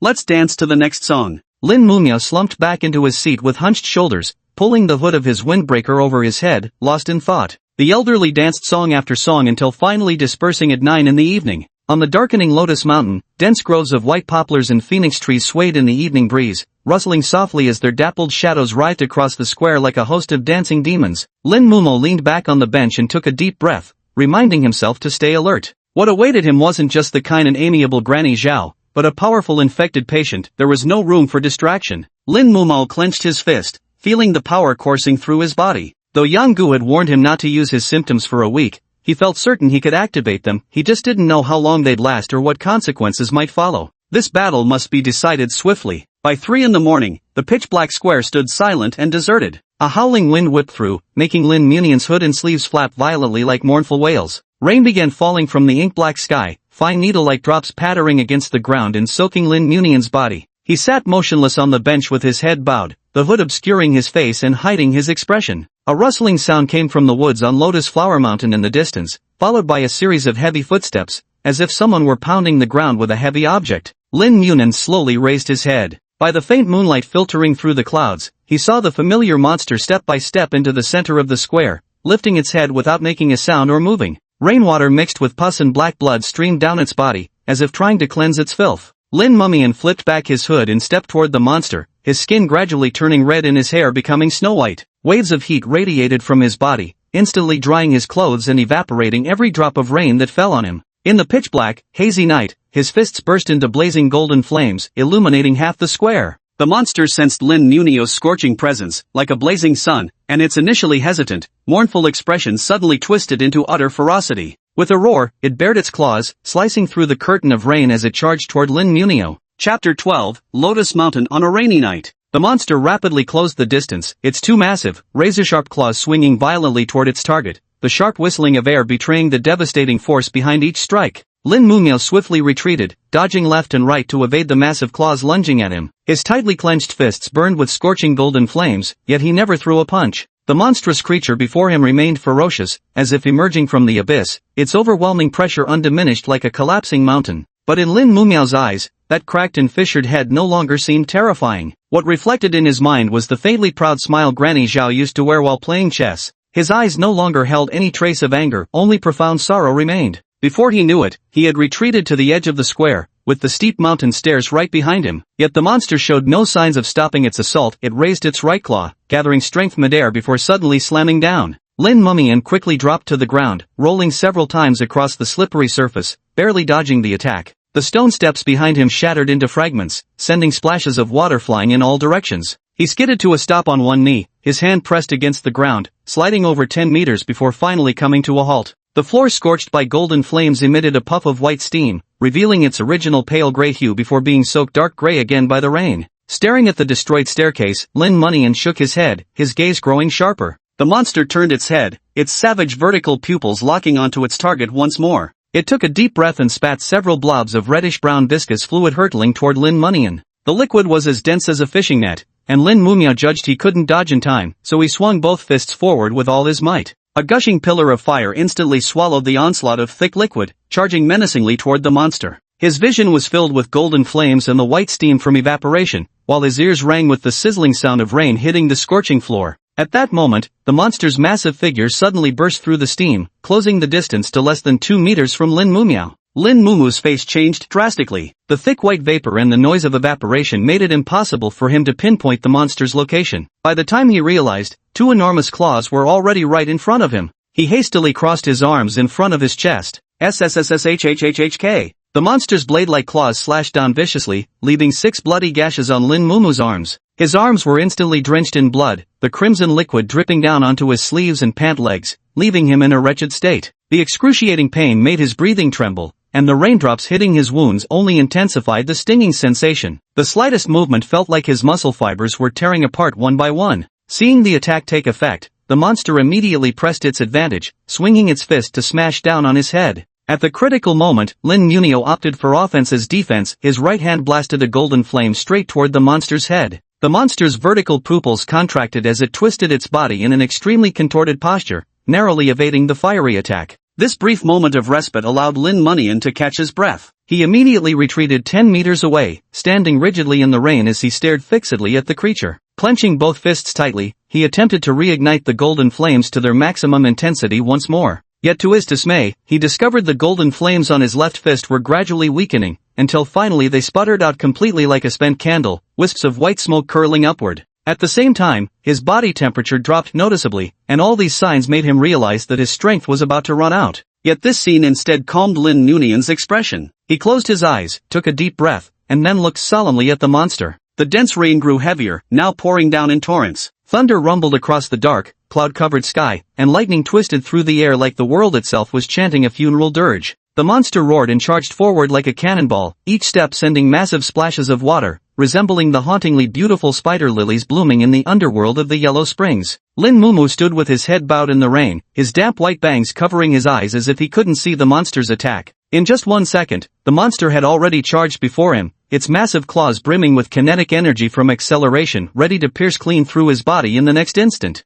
"Sorry," he murmured softly. In that split second, he suddenly jerked his head up, gritted his teeth fiercely, widened his eyes with all his might, and dodged the claw strike by a hair's breadth, his face nearly grazing the monstrous appendage. With a roar of grief and fury, his right hand ablaze with golden flames pierced through the monster's arm, firmly gripping the orb on its chest before yanking it out with all his might. Squelch! The orb, still clinging with strands of flesh and blood, was torn from its body. The moment it lost the orb, the monster seemed to petrify entirely, standing motionless in place. The rotting body began to collapse, and the monster fell to the ground with a thunderous crash. Lin Munyan stood motionless, listening in silence to the deafening sound of the monster's fall. His crimson-red body returned to normal, and his snow-white hair darkened once more. Rainwater soaked his hair, trickling down his face along his bangs. Only now did he feel a bone-chilling cold. He turned slowly. Grandma Zhao's body lay amidst the pile of shattered flesh. The rainwater-diluted blood flowed along the tile seams, spreading across a large swath of the square like a crimson-stained execution ground, a horrifying sight to behold. Lin Mumu felt his eyes sting. He didn't know if he was crying, only that his face was wet, tears mingling with raindrops as they streamed down.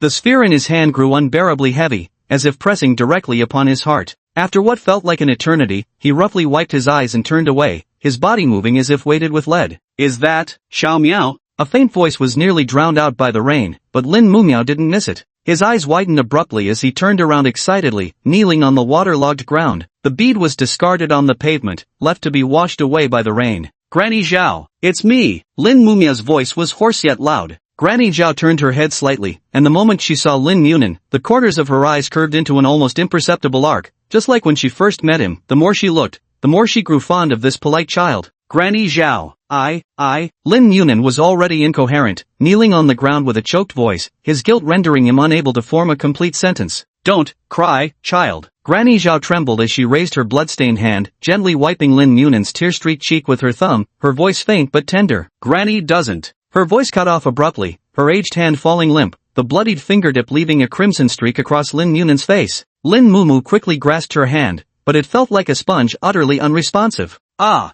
The grief and rage pent up in his heart could no longer be contained. He knelt on the ground, wailing at the sky, his voice steeped in desolation. In the empty square, his cries were drowned by the rain, unheard by anyone. After a long while, he pulled a white handkerchief from his pocket, solemnly draped it over Granny Zhao's face, then stood up, picked up the orb, and ran from the square. Chapter 13 Transplant Surgery. Shortly after Lin Mumio left, Will arrived at Lotus Hill Park Square with a team of people dressed in white and light blue buttoned uniforms. The rain gradually lightened, leaving only fine drizzle drifting with the wind onto the puddles, creating ripples. Except for Will, everyone present was shocked by the blood-reddened square. The shattered bluestone steps, slightly charred chunks of flesh, bloodstains everywhere. All these clues indicated that a brutal battle had just taken place in this square. Will's gaze froze upon seeing Granny Zhao lying in a pool of blood, her face covered with a white handkerchief. He turned to a person in light blue uniform beside him and said, "Go check the patient's vital signs." Though he already had his judgment, confirmation, no matter how basic, was absolutely necessary. "Everyone else, clean up the scene," he said. Looking at the charred flesh and that white handkerchief, Will suspected that the one who cured Grandma Zhao was most likely Lin Mumu. Though his face showed no expression, his mind was already roiling with turbulent waves.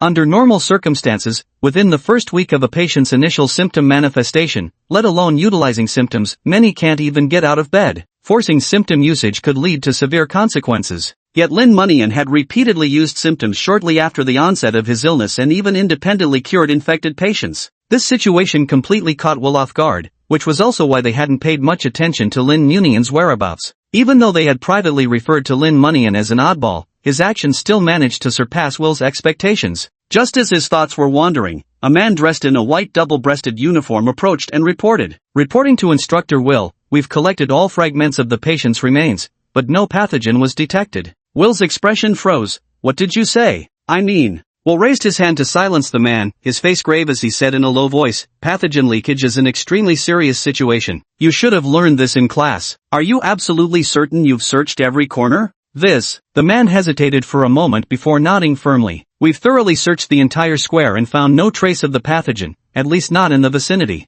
Will frowned deeply. These past few days, not only had his team failed to locate the patient, but they'd also lost track of the pathogen. It was practically dereliction of duty. Suddenly, he remembered Lin Muma and Yi Qianyun, who had been infected with lupus erythematosus. His expression changed drastically. "Hurry! Inform the vice president that high school student named Lin Muma likely took the pathogen and plans to transplant it into Yi Qianyun." "Yes, sir." Lin Mumia sprinted all the way to the hospital, rushing straight to the ICU under the bewildered gazes of the crowd. A nurse who had just stepped out of the ICU turned pale with shock at the sight of Lin Mumia, his arms dripping with blood and his entire body soaked. "Sir, you can't go in like this." The nurse hurried forward to stop Lin Mumia. "I'm sorry." Lin Mumia shoved the nurse aside, sending her stumbling, then pulled open the ICU door and strode in without hesitation. Yi Qianyun lay on the bed still deep in sleep, the butterfly-shaped red patches on her face having spread further, with red rashes now appearing even on her pale arms. Lin Munan cleaned off the bits of flesh and blood clinging to the spherical bead, staring at Yi Qianyun, feeling utterly at a loss.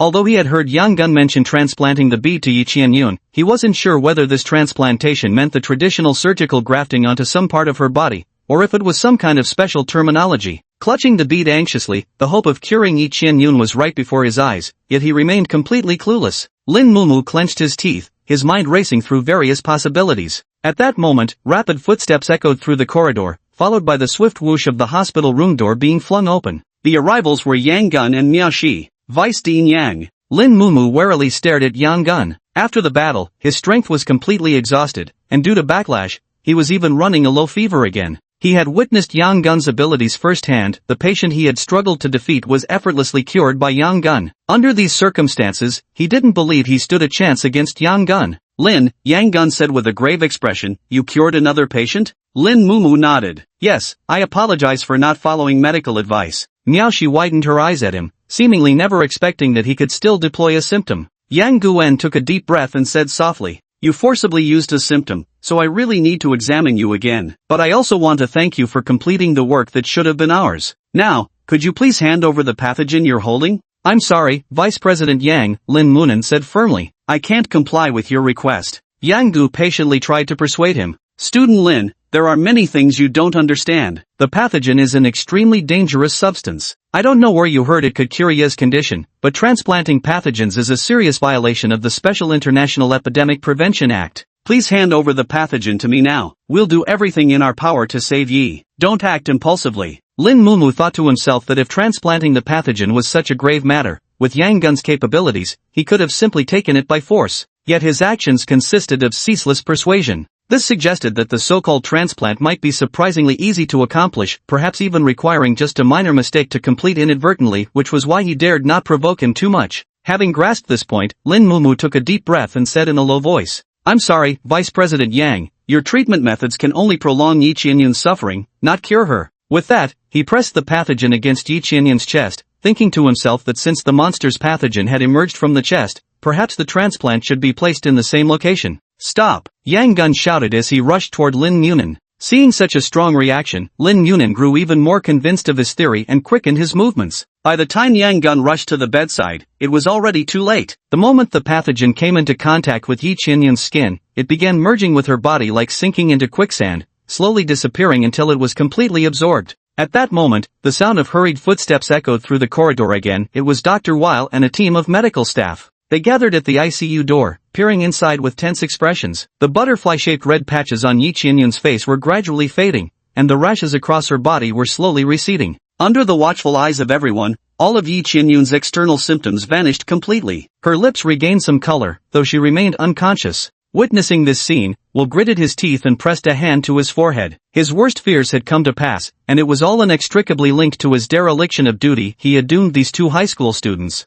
She clasped her hands over her chest, her face filled with concern as she glanced between Lin Munin and Yang Guwen. Yang Guwen took a deep breath, his tone solemn and grave. Student Lin Munin, by the authority vested in me as Deputy Director of the Difficult and Rare Diseases Emergency Hospital's Black Lung Branch, I hereby notify you that you have violated Article 6, Chapter 3 of the Special International Act on Major Disease Prevention and Control. You are hereby under arrest in accordance with the law. Chapter 14, The Inevitability of Life. Lin Mumu glanced indifferently at Yang Gun and made no move to resist. When he made this decision, he had already steeled himself to bear whatever consequences might follow. A man in a white uniform approached and handed a pair of iron handcuffs to Yang Gun. Yang Guwen shook his head, walked up to Lin Munin, and gently grasped both of his wrists. Bone-like rings began to form in his palms, followed by bone chains that tightly connected the two rings together. Lin Munin looked at the bone handcuffs on his wrists and asked helplessly, "Are you afraid I might burn through ordinary handcuffs and escape?" "I'm sorry, but your behavior has been too unusual. I had to take special measures," Yang Guwen said. Lin Mumu gave a bitter smile. Truth be told, he no longer had the strength to use his symptoms, and he hadn't planned to run away in the first place. Yang Gun's precautionary measures were truly unnecessary. But Yang Gun's action also indicated his confidence that Lin couldn't burn through the bone handcuffs he'd created, a testament to his formidable strength. "Let's go. First to my consultation room. I need to give you a thorough examination." Yang Gun turned and walked out of the ward. "Are you this considerate with all prisoners?" Lin Munin's voice was full of self-mockery. Yang Gun's footsteps paused briefly, but he didn't turn around. "First and foremost, we are doctors." Having said that, he walked straight to the consultation room. Lin Munin took one last look at Yi Qianyun before following him. After completing basic vital signs checks on Lin Munin, Yang Gun proceeded with blood tests and a chest CT scan before finally reaching a conclusion. He had no other abnormalities besides a low-grade fever. "The examination is complete. Your body shows no abnormalities. However, since you exhibit symptoms, we'll need to detain you temporarily while awaiting summons from the special court. Before that, may I see my parents?" Lin Munian asked.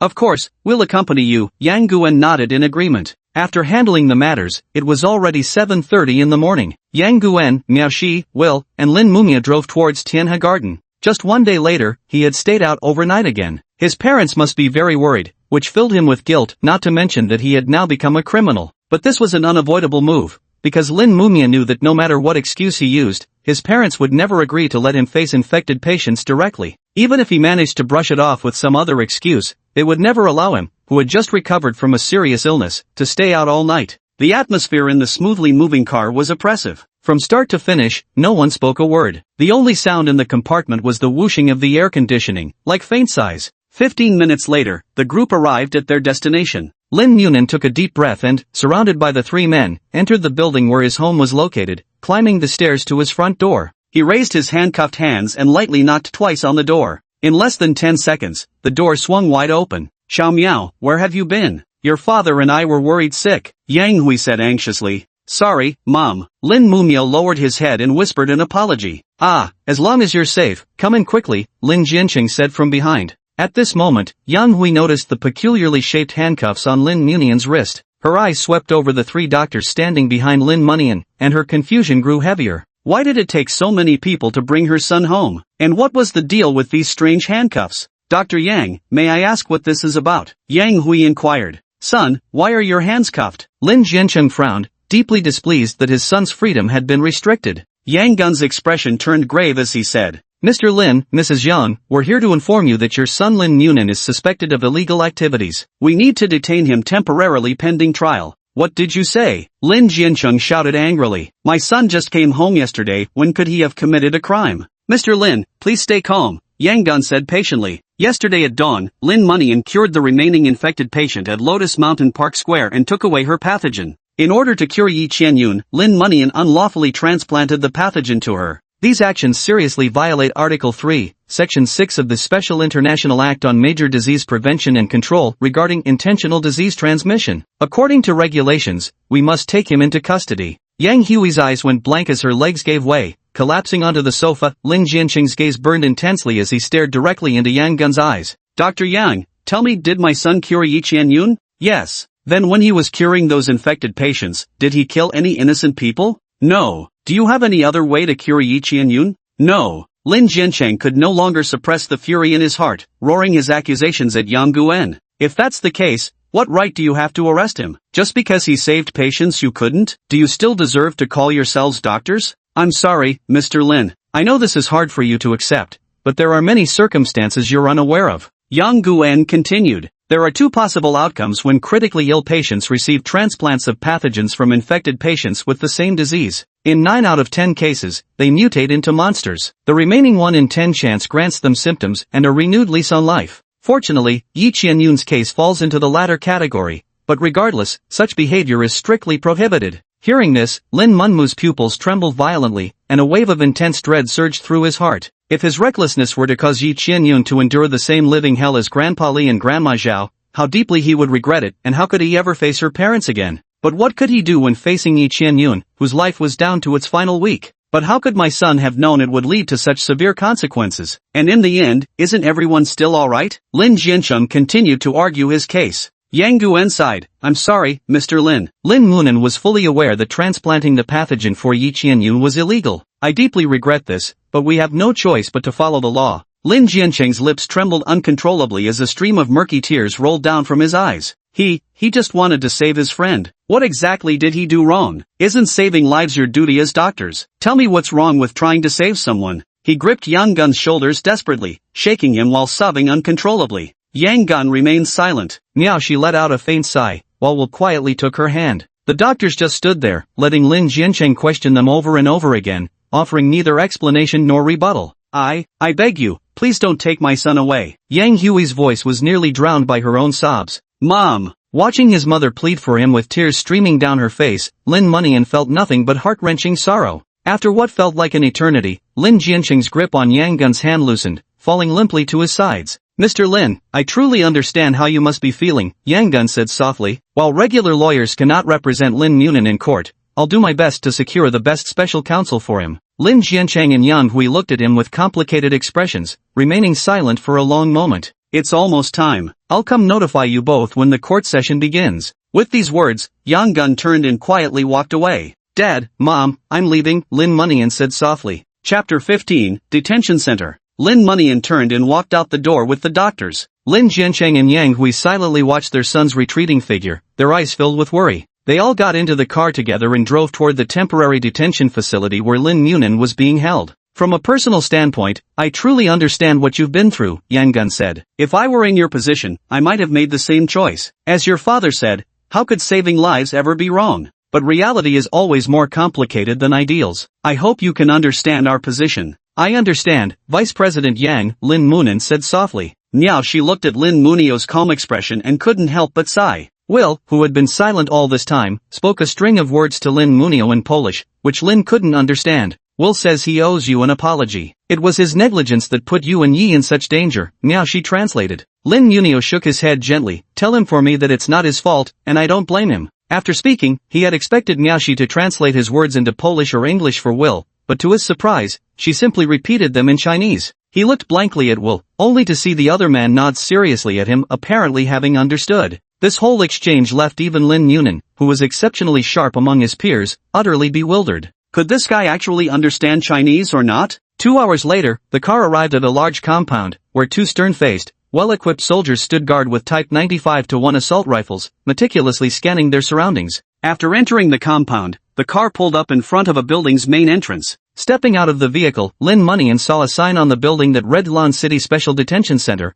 alongside a peculiar emblem, a pair of pitch-black lungs. This is a special detention center jointly operated with the Black Lung Branch Hospital, specifically for suspects related to epidemic transformations, Yang Gun explained. Due to the small number of detainees and your unique circumstances, everyone here gets their own private cell. Damn, this is better than my high school dorm. Lin Mumu tried to find silver linings. 3 doctors escorted Lin Mumu into the detention center. After completing the procedures, they led him to his private cell. The entire cell measured about 10 square meters, containing a single bed, a wash basin, and a toilet. The walls were reinforced with steel plates. On the eastern wall, 3 meters up, was a small window. Sunlight streamed through the iron bars, casting checkered shadows on the floor. Heavily guarded, with a plain and simple environment. After removing Lin Mumian's handcuffs, Yang Guan said, I'll go back today and apply for a lawyer for you. At the latest, a lawyer will come to see you tomorrow. He'll ask you some basic questions then, just answer them truthfully. Okay, thank you. Lin Mumian paced to the bedside and slowly sat down, his hand lightly brushing over the sheets and blankets as he familiarized himself with the new surroundings. Yang Guan couldn't discern any emotion from Lin Mumian's expression, but after experiencing so much in just a few days, he knew Lin Mumian's heart was likely weighed down. You've been continuously using symptoms. Although your fever has subsided quite a bit, you still need to rest. If you feel unwell, tell the police immediately. There are resident doctors from Wu Lung Branch Hospital here. As a doctor, Yang Guan habitually repeated the medical advice. I know, thank you, Lin Munin said softly. Yang Guan nodded slightly and slowly closed the door. Lin Munin lay on the bed, tilting his head to gaze out the window, his mind filled with countless thoughts. Had his parents' emotions settled down yet? Uncle and aunt must have been relieved to know Yi Qianyun was cured. Will she worry when she wakes up and finds out I've broken the law? Where should I go from here? All sorts of messy thoughts stick in my mind like paste, making me restless. He pursed his lips, let out a long sigh, and slowly closed his eyes. The next morning, the guard opened the door to Lin Munin's solitary cell. A man in a crisp suit with gold-rimmed glasses walked slowly to Lin Munin's side. He extended his hand. Hello, I'm Zhao Hongyu, your defense attorney. Hello, Attorney Zhao. Lin Munin shook Zhao Hongyu's hand. I need to first understand the basic situation. Please recount in detail everything that happened from the first day you encountered the infected patient until the day you were arrested. Zhao Hongyu took out a voice recorder, a notebook, and a fountain pen. Following his request, Lin Munin told him everything. Zhao Hongyu focused on understanding Lin Mumu's 2 encounters with infected patients. Let me confirm some details. Miss Yi was on the verge of death at that time, correct? According to Vice President Yang's statement, she had about 1 week left. Zhao Hongyu continued questioning while taking notes in his notebook. How did you know the specific procedure for the transplant surgery? The doctors looked very tense at the time. I thought it might be because the transplant procedure itself was quite straightforward, so I made the most intuitive judgment. Zhao Hongyu looked up. One last question, why were you able to use symptoms twice in quick succession shortly after your first episode? Lin Munin froze for a moment, then shook his head and said, I don't know. It just came naturally to me, though neither instance lasted very long. Alright. Zhao Hongyu furrowed his brows,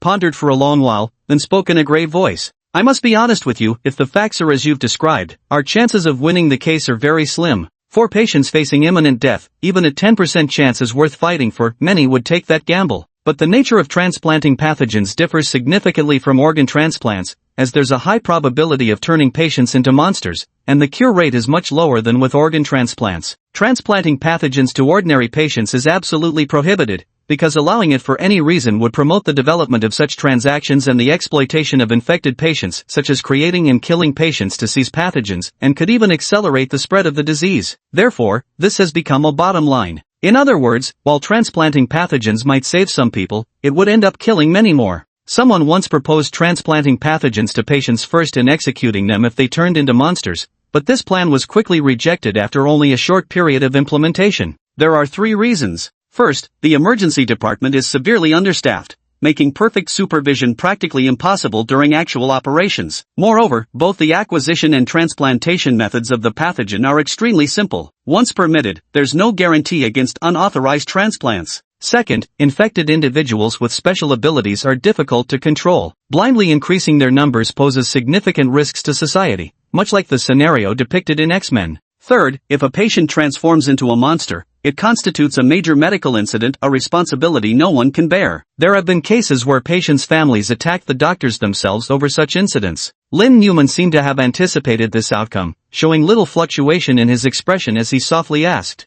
"According to your estimation, what punishment will I be given?" Zhao Hongyu hesitated for a moment before voicing his assessment, 10 to 15 years imprisonment, to be served at the International High Seas Prison. High Seas Prison? Lin Newman was taken aback. Yes, because individuals with symptoms are too dangerous, various countries jointly built several offshore prisons to minimize the risk of inmates escaping, Zhao Hongyu said. What about family visits? Lin Newman asked. The prisons allow inmates to have regular video calls with their families, Zhao Hongyu said. Turns out I'm still a high-risk prisoner. Lin Newman shook his head helplessly. Zhao Hongyu patted him on the shoulder and said, "Personally speaking, I understand your situation. Don't worry, I'll do my best to defend you. Then I'll trouble you with this." Lin Munyan forced a faint smile. Zhao Hongyu gathered his things and stood up. Since cases involving epidemic transformation are particularly urgent, the trial date likely won't be too far off. If any special circumstances arise before then, you can contact me through the jailer. Understood. Chapter 16 Court Hearing. A week had passed, and today was the day Lin Munyan's case would go to trial.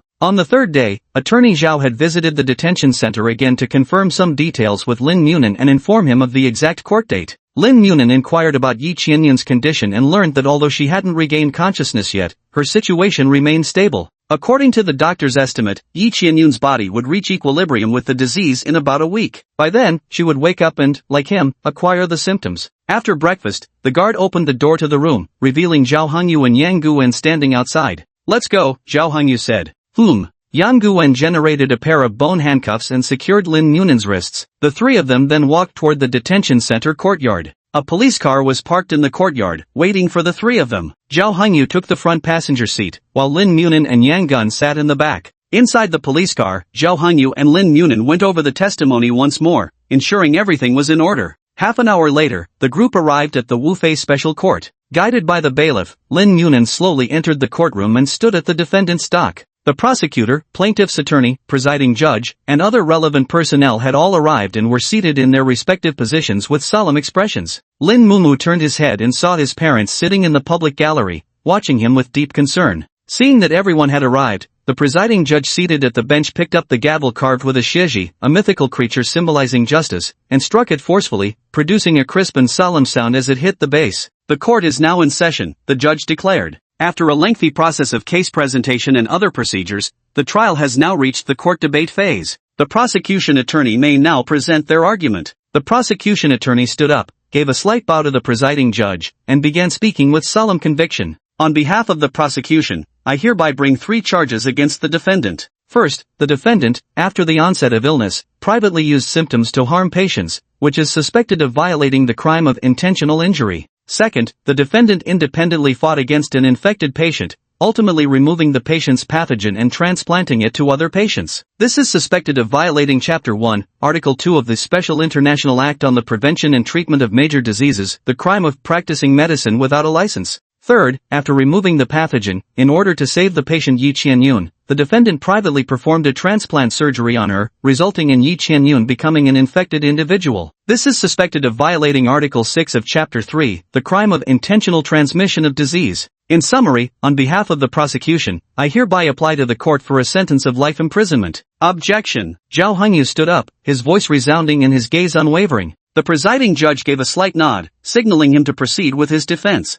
Zhao Hongyu paused briefly before speaking with neither arrogance nor humility. First and foremost, when the defendant employed symptoms, they were in imminent danger. The use of symptoms should be recognized as self-defense and therefore does not constitute intentional assault. Secondly, infected patients are typically in a frenzied, homicidal state. The defendant was merely engaging in reasonable self-defense, and curing the patients was simply a consequence of self-preservation. The single act of transplanting the pathogen is insufficient to be classified as practicing medicine, just as an ordinary person might bring medicine to a friend. Therefore, the charge of practicing medicine without a license should not stand. As for the charge of intentional transmission of disease, the defendant's subjective intent was to save lives, not to spread disease. The subjective and objective elements of the crime do not align, and thus, the charge should not be upheld. Finally, the defendant has already obtained forgiveness from Yi Qianyun's parents, as well as from Mr. Li Guohong and Ms. Zhao Wanchu's children. Zhao Hongyu turned to the presiding judge. Your Honor, I request that the aforementioned relevant parties be called to testify in court. Granted, said the presiding judge. Zhao Hongyu nodded to the bailiff standing nearby. The bailiff left the courtroom and returned with all the relevant individuals. The presiding judge looked at Yi Leiha and Wang Yan, then asked, Yi Leiha, Wang Yan, do you agree to forgive the defendant for treating Yi Qianyun without authorization? Yi Leiha quickly nodded. We forgive him. We've watched Xiao Miao grow up since childhood. He cured our daughter. We couldn't be more grateful. Wang Yan also nodded rapidly,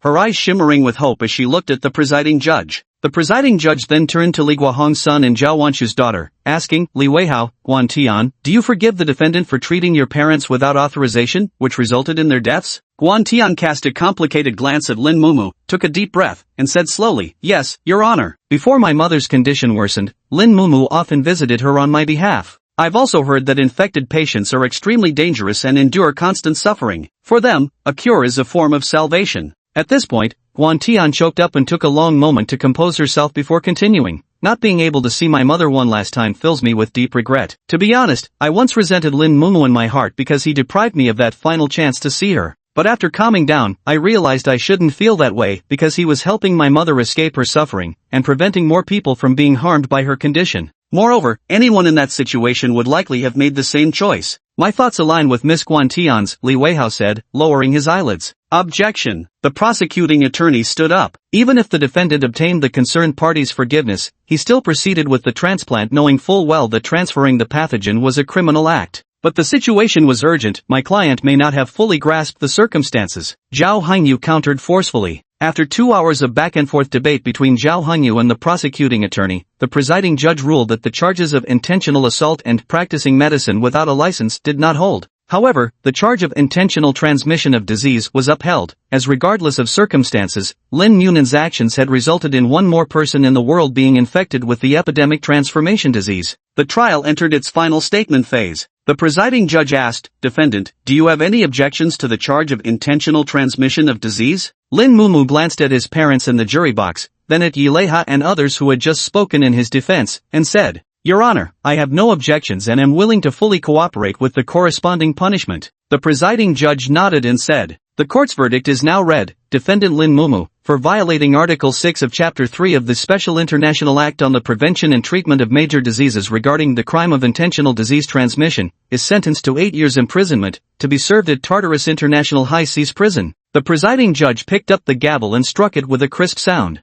I'm sorry, I still couldn't secure an acquittal for you, Zhao Hongyu said remorsefully. Lin Munian shook his head gently. Getting my sentence reduced to 8 years was already incredibly difficult for you. In the jury box, Lin's mother Yang Hui wept uncontrollably, while his father Lin Jiancheng held her in his arms, his face clouded with sorrow as he sat sighing deeply in his seat. Escorted by the bailiffs, Lin Mumu walked slowly down the corridor toward the courthouse doors. As he passed the jury box, Yi Leiha said to him with guilt, Mumu, I've let you down. Lin Mumu smiled faintly and replied, Uncle, when Xiaoyun wakes up, please let me know. He took a few steps forward, then turned his head and added, Uncle, please tell her not to feel guilty or sad, to live the life she chooses. Yi Leiha nodded solemnly. Lin Muman finally turned to look at his parents, raised his handcuffed hands in a slight wave, then walked straight out of the courtroom. Chapter 17, Imprisonment. Detention Center. Tomorrow someone will escort you to prison. Is there anything you'd like to bring with you? Zhao Hongyu asked. Are prison conditions that good here? Lin Muman chuckled, then after some thought replied, If possible, could you bring me a few boxes of lemon drops? Zhao Hongyu paused briefly before nodding, Just lemon drops? Of course that's fine. Thank you, Lin Munan said softly. Zhao Hongyu nodded and turned to leave. Lin Munan lay alone on the bed, hands behind his head, reminiscing about the past. Back in elementary school, Lin Munan, Yi Qianyun, and Lin Munan's younger sister Lin Lucier would walk home together every day. Back then, elementary school kids would rush straight to the snack shop after school, using their pocket money to buy a pack of crispy noodles or spicy strips. They'd squeeze together with friends, sharing snacks while checking out the collectible cards that came with them. Every time Lin Lusher passed by the snack shop swarming with schoolchildren, her feet seemed magnetically stuck, utterly unable to move forward. Her watery eyes would fix pitifully on her older brother, looking as pathetic as possible. At such moments, her brother Lin Munin would always sigh and ask, "Lemon drops again?" Lin Lusher would nod eagerly like a pecking chick. Lin Mumu would always pat her head with a mix of helplessness and affection, then walk into the convenience store, returning with 3 boxes of lemon candies to share with Yi Qianyun and Lin Lusher. The one for Yi Qianyun was hush money, otherwise she threatened to tell his aunt that he'd secretly bought snacks for his little sister before dinner again. The setting sun stretched their 3 shadows into 2 long and 1 short as they walked home, savoring the lemon candies. Lin Mumu carried his own backpack on his back, Yi Qianyun's bag slung across his front, and little Lin Lusher's school bag dangling from his hand. Back then, he was still a bit of a chinibyu, seeing himself as a heroic figure who could hold up the heavens and earth. He somewhat looked down on delicate girls like Yi Qianyun and Lin Lusher, thinking they surely couldn't carry their own backpacks, so he took it upon himself to shoulder this responsibility. Thanks to this peculiar image, he earned the nickname Backpack Hero in class. This peaceful and beautiful daily life came to an abrupt end the day Lin Lusher passed away from myeloproliferative tumors. Even today, whenever Lin Munian passes by a convenience store or a small shop, he still buys a box of lemon candies, a special way to remember his sister, as if she had become those lemon candies and never left. In the detention center, Lin Mumu closed his eyes and drifted off to sleep. Tomorrow, prison life would officially begin. North Pacific International Waters. The Tartarus cut through the Azure Sea, leaving a long white wake trailing behind its stern. This is a Nimitz-class nuclear-powered aircraft carrier, spearheaded by the United States of America and jointly funded by 11 nations including China, the United Kingdom of Great Britain, and Japan. The USS Tartarus measures 1,036 feet in length and 242 feet in width, with a displacement ranging from 100,000 to 103,360 metric tons. It carries 17 RIM 116 rolling airframe missiles capable of intercepting any hostile aircraft approaching the warship. On the flight deck of the vessel, 65 carrier-based aircraft stand in orderly rows. Should the carrier face imminent threat, highly skilled technicians will immediately scramble these fighters to engage the enemy. Even if adversaries attempt to attack from the sea surface or underwater, posing a credible threat to the USS Tartarus would prove exceptionally difficult, because the cruisers, destroyers, and nuclear-powered attack submarines patrolling near the aircraft carrier maintain constant vigilance over the surrounding waters, fully prepared to handle any sudden encounter. Such an imposing fleet of carrier strike groups sailing on the high seas would likely lead uninformed observers to believe the carrier was following orders, en route to eliminate its target. Yet this was actually a floating prison, specifically designed to detain special criminals related to the pandemic, minimizing any possibility of escape to the greatest extent. Apart from the Tartarus, there were 2 other floating prisons, each holding criminals of varying threat levels. Their combat capabilities were no weaker than those of the Tartarus. In fact, they were stronger, for the criminals imprisoned aboard the Tartarus were the most amiable among them. Charles stood on the deck with his hands in his pockets, gazing at the distant sky. His black woolen coat billowed in the wind, and the scar running from his closed left eye down to his lips exuded an aura of deadly solemnity, making him resemble a battle flag of an undefeated army. What drew attention were his unusually long, jagged thumbnails on both hands. He was the warden of Tartarus Prison, standing here to welcome the new inmates arriving today. As a seasoned warden, this counted as his most routine duty. Many new inmates, having committed atrocities and tyrannized others outside, would still act tough upon entering prison. To reduce management difficulties, Charles always personally greeted new inmates to intimidate them right from the start. Against the cloudless blue sky, several small black dots appeared. As the dots gradually enlarged, they revealed themselves to be a fleet of helicopters. The lead pilot transmitted the passcode and landing request to the captain's cabin. After receiving approval, the helicopter fleet headed toward the aircraft carrier's deck. The propellers whipped up a fierce gale, like an enormous fan operating at full power. Charles's coat flapped violently in the wind, yet he stood unshaken, his right dark brown eye as calm as still water. The helicopter landed smoothly, its doors opening as handcuffed prisoners filed out one by one, forming a straight line before Charles. Charles turned his head and slowly scanned the group of prisoners of varying heights and builds, then barked sharply in English. "Do you know what it means that you were sent to Tartarus prison, and not some other prison?" As usual, no one answered him. Charles continued, "This means all of you are weaker than me, much weaker. Even if you attack together, I can toss you one by one into the sea to feed the sharks. Eventually, you'll be pulled apart and contribute to the marine ecosystem. Don't harbor even a shred of rebellious thoughts unless you want to end up as human waste. Now, line up for photos and paperwork." No one thought the warden with a scarred eye and a tone as domineering as a pirate captain was joking. Even prisoners who couldn't understand English lost all desire to challenge Charles the moment they laid eyes on him. Thus all inmates obediently lined up and marched toward the prison entrance, descending the stairs into the ship's interior where the cells were located. After the prisoners had left, Will stepped off the plane and approached Charles, tossing him a pack of cigarettes. "Still haven't broken that black lung habit of offering smokes to everyone you meet?" Charles's lips curled slightly at the corners. You knew back in Chi-1 that this couldn't be changed. Will lit cigarettes for himself and Charles. "How many years has it been since we last met?" Charles asked. "About 3 years, I suppose." "Not since you left Chi-1 and became the warden." Will exhaled a wisp of blue smoke. "Time flies," Charles mused. "And now you're the chief physician. If you were still in Chi-1, you'd surely be a chief physician by now." Charles nodded noncommittally. The two stood silently on the deck, the cigarette tips glowing intermittently, 2 wisps of blue smoke swirling upward before being scattered by the sea breeze. In the blink of an eye, both cigarettes burned down to the filters. "Among today's batch of prisoners, there's one named Lin Mumu. He just awakened his symptom recently, and I bear some responsibility for his imprisonment," Will said. Charles raised an eyebrow. "What, pulling strings for him?" Will shook his head gently. "Not exactly pulling strings. It's just that prisoners in this prison have always been combative, and you're chronically understaffed to manage them all. I doubt he can adapt, he's just a kid." "Don't worry, at least he won't die." Charles slowly exhaled a puff of smoke. "They can't make big waves anyway." "Thank you." Will pulled an ashtray from inside his coat, stubbed out the finished cigarette in it, then handed the ashtray to Charles.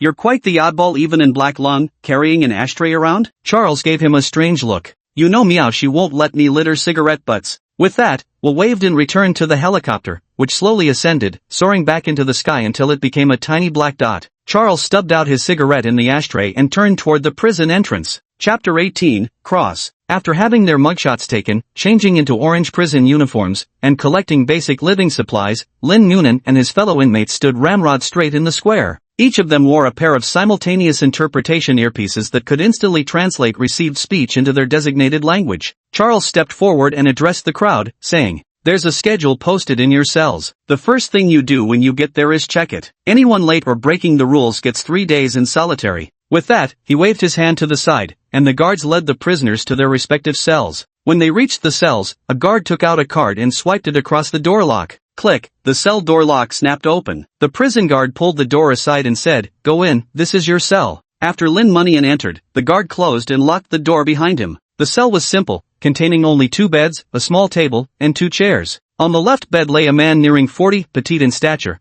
with short black hair streaked with gray and forehead wrinkles carved especially deep. Seeing Lin Mumyo enter, the man sat up and asked, "Hey, new here? Sickly or rosy-cheeked?" The man was speaking Chinese, but Lin Mumyo didn't understand. He blinked in confusion and said, "Sorry, I didn't catch what you said." The man chuckled mockingly and said, "So you're a greenhorn." Sickly means people with symptoms, and rosy-cheeked means healthy folks without symptoms. This prison is the lowest level among the 3 international facilities. Some inmates have symptoms, some don't. You don't actually not know what symptoms are, do you? The man raised an eyebrow. "I know," Lin Yunan said. "In that case, I must be a sickly person." "Oh, a sickly person?" The man grew interested. "How long have you been ill?" "A week and a half." "Got caught in just a week and a half? That's unusual." "What were your symptoms?" the man asked. Lin Munian didn't answer the man's question. Instead, he placed the basin in his hands on the bedside table and began tidying up his bed without a word. "Heh, quite guarded," the man remarked without taking offense, simply lying back down on his bed with his hands behind his head and legs crossed. Squinting slightly, he silently watched Lin Munian bustling about. It was clear this was just a kid who hadn't even reached adulthood yet. At this age, boys with serious personalities should be in the classroom, complaining about the academic pressure of senior year with their deskmates while stacking completed test papers like building blocks on their desks. The more introverted ones should bury their heads in their arms, peeking with half an eye at their secret crush passing by. The rebellious types might hide in the bathroom blowing smoke rings, then trade curses with their troublemaker friends. Any of these would be fine, just not here, in this cold, remote prison on the high seas. But he not only appeared here, he was also shrouded in an oppressive aura that shouldn't belong to him, as if he had just experienced some major upheaval. It wasn't until Lin Munian finished tidying up and sat on the edge of the bed that the man spoke again. "What did you do to end up here?" "A friend got sick. I transplanted the pathogen to her," Lin Munian said softly. "That's similar to me," the man said. "I originally bought a pathogen from someone to treat my wife, but it wasn't compatible with her. Ended up killing her instead." Lin Mumu looked up at the man, only to see him speak these words with calm composure, as if discussing some utterly mundane household matter. "Was your friend's illness cured?" the man asked. "It was." "Is that so? That's good. You've had better luck than me." The man sat up straight. "My name is Wang Jitsai. What's yours?" Lin Mumu. Wang Jitsai nodded and said, given that we've had similar experiences and I'm so much older than you, let me give you a piece of advice. In this prison, there are two people you absolutely must not provoke. One is Warden Charles with the scar on his left eye, and the other is Cross. Cross? Yes, Wang Jitsai said, that guy was also a sickly one. Outside, he illegally sold pathogens and got sentenced to life imprisonment. After coming in, he quickly beat the other prisoners into submission and became the prison boss. Beat into submission? Lin Newman frowned. Don't the guards intervene? Ha, Wang Jitsai said, they do, but only superficially. The higher-ups require that all guards assigned here must have symptoms. But where would they find so many special talents? So it leads to severe staff shortages. Most times they simply can't manage properly and have to let things slide. After that, Cross rarely took action, and no one dared to report him, so the prison remained in its current state. But, Wang Jitsai changed his tone. With that Charles around, they couldn't stir up much trouble anyway. So Cross has plenty of ways to mess with you in secret, like cornering you during free time and beating you up. Every time a new inmate arrives, he takes his men to assert dominance. But don't worry, as long as you agree to obey him and hand over all your work earnings, he won't give you a hard time. He acts just like a schoolyard bully. Lin Moneyan found this behavior utterly repulsive. A bully? Ha! Wang Jitsai looked at Lin Moneyan with grave seriousness. Don't underestimate them. That guy once teamed up with others to take down a freshly infected patient. He's not someone a rookie like you should provoke. How do you know he's faced an infected patient? Did he tell you himself? Lin Moneyan pressed further. How do I know? Wang Jitsai let out a cold laugh and shook his head. Because the one he killed was my wife. Lin Mumu was taken aback. Your wife? Wang Jitsai leaned back against the bed frame. Back then, my wife was terminally ill, on the verge of death. I searched everywhere for a cure, and by chance, I came across Cross. He told me that if I bought a pathogen from him for $1 million and transplanted it into my wife, it could cure her illness. Of course I didn't believe him at first, but then he showed me his symptoms. Those unbelievable abilities forced me to take his word for it, especially since I was already at my wit's end by that point. I went against my wife's objections, sold our house and car in town, piled up a mountain of debt, and finally scraped together enough money to buy that pathogen, bringing her back to my rural hometown. Once home, I excitedly shared the news with my wife, telling her that her illness could now be cured. My wife frowned, complaining endlessly about how impulsive I was, calling me a fool, but I could see she was happy too, because by then she'd been bedridden for so long. She used to be the best dance teacher in town, moving like the most beautiful butterfly when she danced. Many men claimed to attend trial classes just to watch her perform. I had been one of them. Everyone thought she belonged in the dance studio, not in a hospital bed, so I eagerly transplanted the pathogen into her with great expectations. But after the transplant, she turned into a monster. Lin Mumu's heart clenched as he recalled the moment he performed the transplant on Yi Qianyun. To this day, he dared not imagine the scene of Yi Qianyun transforming into a monster. Just the thought of it sent chills down his spine. A flicker of sorrow passed through Wang Jitsai's expression but vanished instantly as he continued. I just sat there in a daze, watching sores begin to erupt across my wife's body as it twisted and swelled grotesquely, that pathogen growing from her throat. My mind went completely blank. I didn't understand what was happening. My thoughts kept screaming, this isn't right? How could this happen? This shouldn't be happening. While I was still stunned, that bastard Cross barged into my home with his men and immediately started fighting my wife. 5 of them battled her for a full half hour, beating her until she was covered in wounds, smashing everything in our home to pieces. Finally, he held my wife's pathogen in his hand, sneering at me with a mocking laugh, saying the pathogen he gave me wasn't the type of disease my wife had contracted, so it was guaranteed to mutate into a monster. That's when I realized my wife was right. I was a goddamn fool. Wang Jitsai paused for a long time, as if struggling to steady his emotions, but ultimately couldn't suppress the grief, roaring in fury. I gave everything. My wife should have suddenly jumped up, twirled around, and complained about her figure going to hell from lying down too long, not turned into that fucking monstrosity. Wang Jitsai looked at Lin Muyu with an expression caught between laughter and tears, screaming hysterically. They just fucking want to scam money. After taking the money, they'll reclaim the pathogen to keep scamming others. They're a bunch of goddamn beasts who love playing with idiots. Chapter 19, Friction. Watching Wang Jitsai clutching his head and digging his fingers into his scalp, Lin Muyu sighed inwardly. He finally understood why transplanting the pathogen was a forbidden act. Because if it were fully permitted, there would be more victims like Wang Jitsai. This world is full of suffering, with sorrow and helplessness occurring every minute and second, yet everyone strives to live, attempting to break free from shackles and emerge from the shadows, hand in hand with their loved ones to attain happiness. But there are always those people who, like maggots wriggling through a cesspool, take pleasure in watching others struggle in agony, still splashing about in the filth, spreading contamination everywhere, deriving joy from the pain of others. Anyone who saw them would want to drag them out and stomp them flat into the ground. Later, their vile deeds were exposed, and they were arrested and brought here. As for me, I was also locked up for privately purchasing and spreading pathogens. Perhaps realizing he had lost his composure, Wang Jitsai vigorously wiped his face. When his hand moved away, his expression had become eerily calm. He said softly, "Sometimes I envy you sickly folks. If I had symptoms too, I'd definitely go fight class, whether I could win or not. But I'd advise you not to even think about it. Even if you have symptoms, don't go provoking him. There's a fundamental difference between sickly folks who've taken down infected patients and those who haven't." Wang Jitsai glanced at Lin Munio,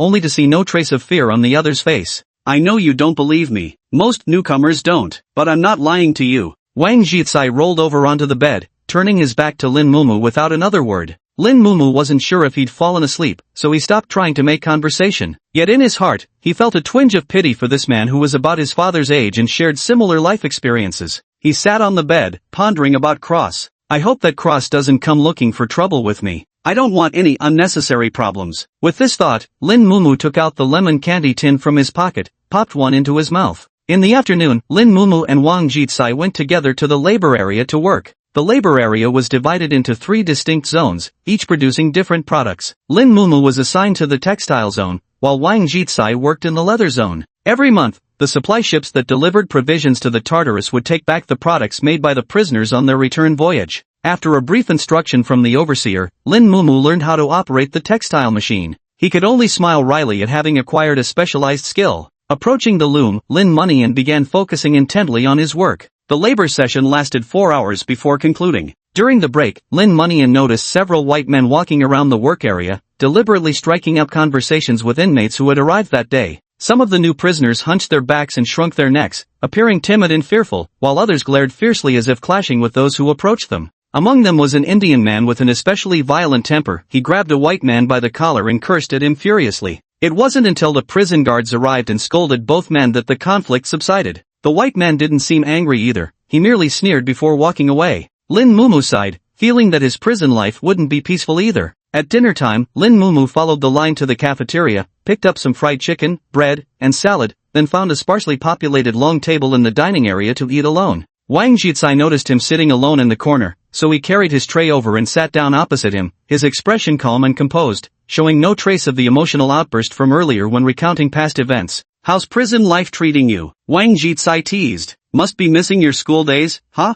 I never thought I'd actually miss morning readings and evening self-study sessions." Lin Munian recalled his school days as he took a small bite of his bread. "Your offense is minor. You won't be locked up for long. Once you're out, you'll have plenty of good days ahead. Study hard and make progress every day then." Perhaps because of their similar pasts, Wang Jitsai had grown somewhat closer to Lin Munian. His tone now carried paternal concern, like any ordinary elder earnestly guiding a younger generation. "Don't mind my chattiness. After being stuck in this place for so long, finally meeting someone from my hometown, you'd be just as talkative if it were you." Wang Jitsai patted Lin Nunan's shoulder. "It's fine, Uncle Wang. We're roommates, chatting's nice." Lin Nunan smiled. Just then, a burly white man with a skull tattoo on his arm approached Lin Nunan, accompanied by a gaunt red-haired white man. They casually took seats on either side of Lin Nunan, setting their trays down on the table. The burly white man stretched out his left arm, draping it around Lin Munio's neck as he said, "Hello there, friend. My name is Close." Wang Jitsai's expression changed abruptly, his eyes flickering with unreadable complexity before he silently lowered his head to continue eating. Lin Munio brushed the white man's arm off his neck and went back to eating as if nothing had happened. "Fuck," the red-haired white man swore loudly. "Quiet, Joseph. Don't be so rude to our new friend." Cross stopped Joseph's behavior, then continued smiling at Lin Nunan. "Friend, this must be your first time inside. There are probably things you don't know, so I'm kindly reminding you of some important rules. Surviving in this prison won't be easy. Most people here have committed terrible crimes outside, and they can be downright vicious when bullying others. But don't worry, I can't stand this kind of thing, so I'll protect you as long as you know how to behave." Cross rubbed his thumb and forefinger together, mimicking the gesture of counting money. "No need, I can protect myself," Lin Mumu said expressionlessly as he chewed on his bread. "Trust me, you can't." Cross narrowed his eyes and suddenly reached out to grab Lin Mumu's wrist as it moved toward the plate. Lin Mumio turned his head slightly to look at Cross, his gaze icy. Cross's grip continued to tighten, while faint wisps of white steam began emanating from Lin Mumio's body. In an instant, the atmosphere at the dining table became as tense as two cowboys with hands hovering over their holstered revolvers, staring each other down and ready to draw at any moment. "Cross, don't you dare." Before Wang Jitsai could finish speaking, Joseph's sunken eyes, like hollowed-out skull sockets, glared at him with an icy chill,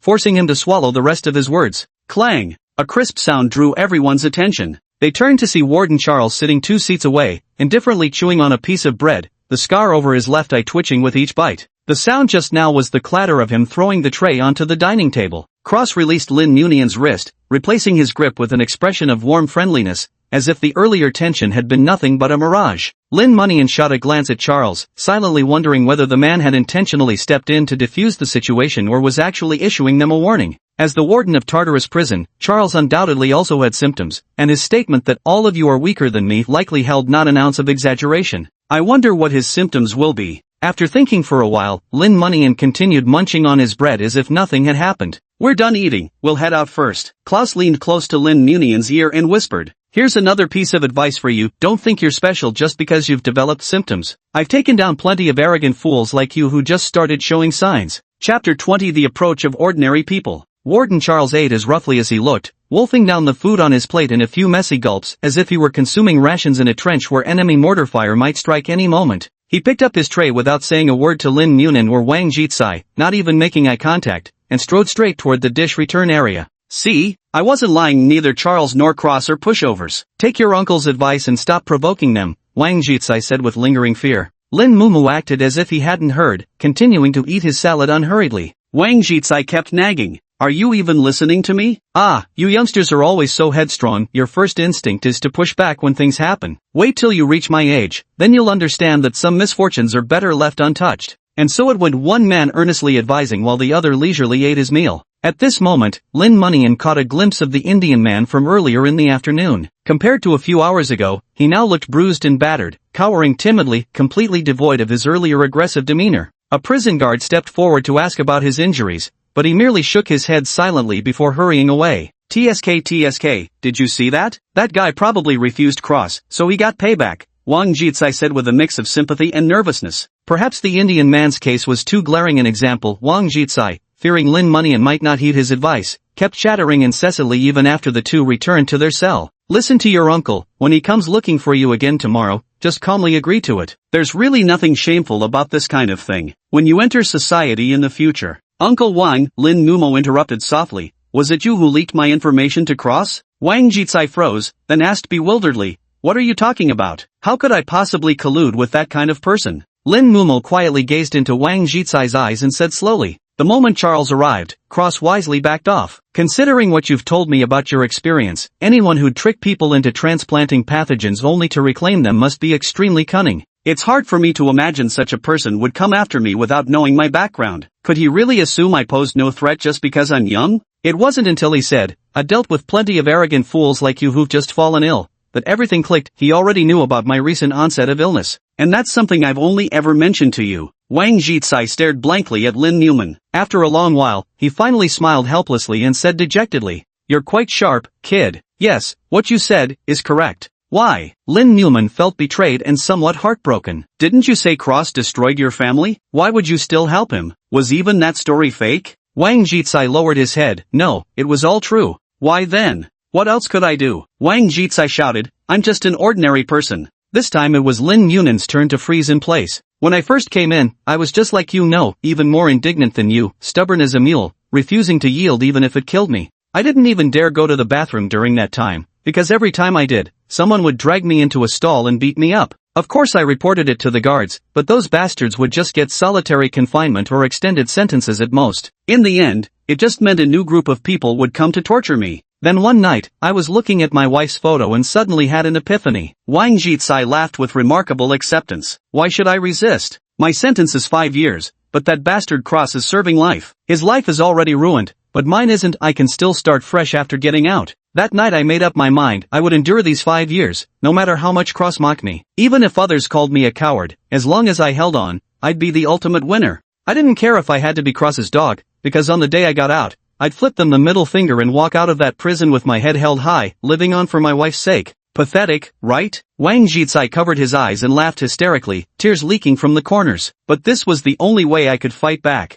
Lin Munian watched Wang Jitsai with a complicated expression before finally asking softly, are you really content with this? Wang Jicai wiped his eyes forcefully, his lips curling into a wide grin as he spoke lightly. Of course I am. Why wouldn't I be? I'm the ultimate winner in the end. Don't you want to punch him hard, just once? Wang Jicai's eyelid twitched almost imperceptibly. After a long silence, he murmured, I do. But what's the point? I'm asking if you want to. Lin Mumu's voice rang clear as he looked Wang Jicai straight in the eye with earnestness. Wang Jicai fell silent, his face cycling through a kaleidoscope of expressions. After a full minute, his carefully reconstructed composure shattered once more, his cheeks twitching uncontrollably with grief and frustration. Finally, his face flushed crimson as he screamed with every ounce of his being. I do. I dream of nothing else. Lin Mumu nodded gently, his smile as brilliant as summer blossoms. Alright, I'll go help you beat him up. Wang Jicai's face changed dramatically, instinctively wanting to say something, but was cut off by Lin Mumu's wave. Do you know what Close's symptom is? Lin Mumu asked. Wang Jicai hesitated for a long while before saying gloomily. That guy rarely takes action personally, but from what I know, his symptom is high blood pressure.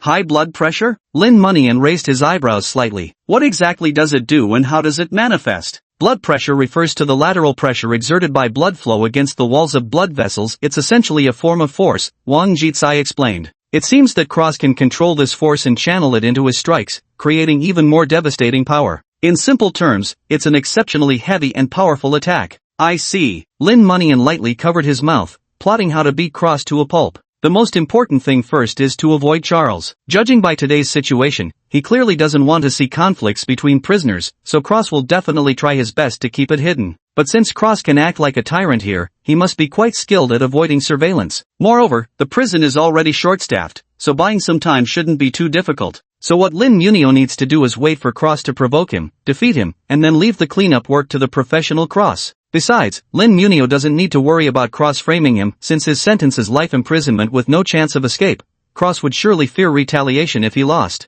As long as Lin Munio acts purely in self-defense, even if caught, the worst punishment he'd face is solitary confinement. Alright, I understand, Lin Munian said. Leave the rest to me. Wang Jicai felt a tumult of emotions. You and Cross have no grudge between you. You could have lived peacefully for a few more years, why insist on provoking him? Honestly, there's no particular reason. He had his sights on me anyway. Lin Munian tossed a lemon candy into his mouth. Besides, we're both birds of a feather, that's why I understand you so well. Not long ago, 2 elders who took good care of me passed away from epidemic transformation disease, and my childhood friend nearly died from it too. I feel terrible about this, but it's ultimately a natural disaster, so there's nothing we can do. However, Lin Mumu said coldly, if it turns out to be man-made, I won't let that person get away with it. Ah, you stubborn kid. Wang Jicai sighed helplessly. You'll suffer for this attitude someday. I'll deal with that when it happens, Lin Mumu grinned. Without waiting for Wang Jicai to say more, he slowly lay back on the bed and closed his eyes. Wang Jicai's lips trembled, then he let out a deep sigh and lay back on the bed. The previously noisy cell had now fallen into complete silence. Inside the cell, Lin Muman glanced silently at the sutures on his arms. His wounds from battling Grandma Zhao hadn't fully healed yet,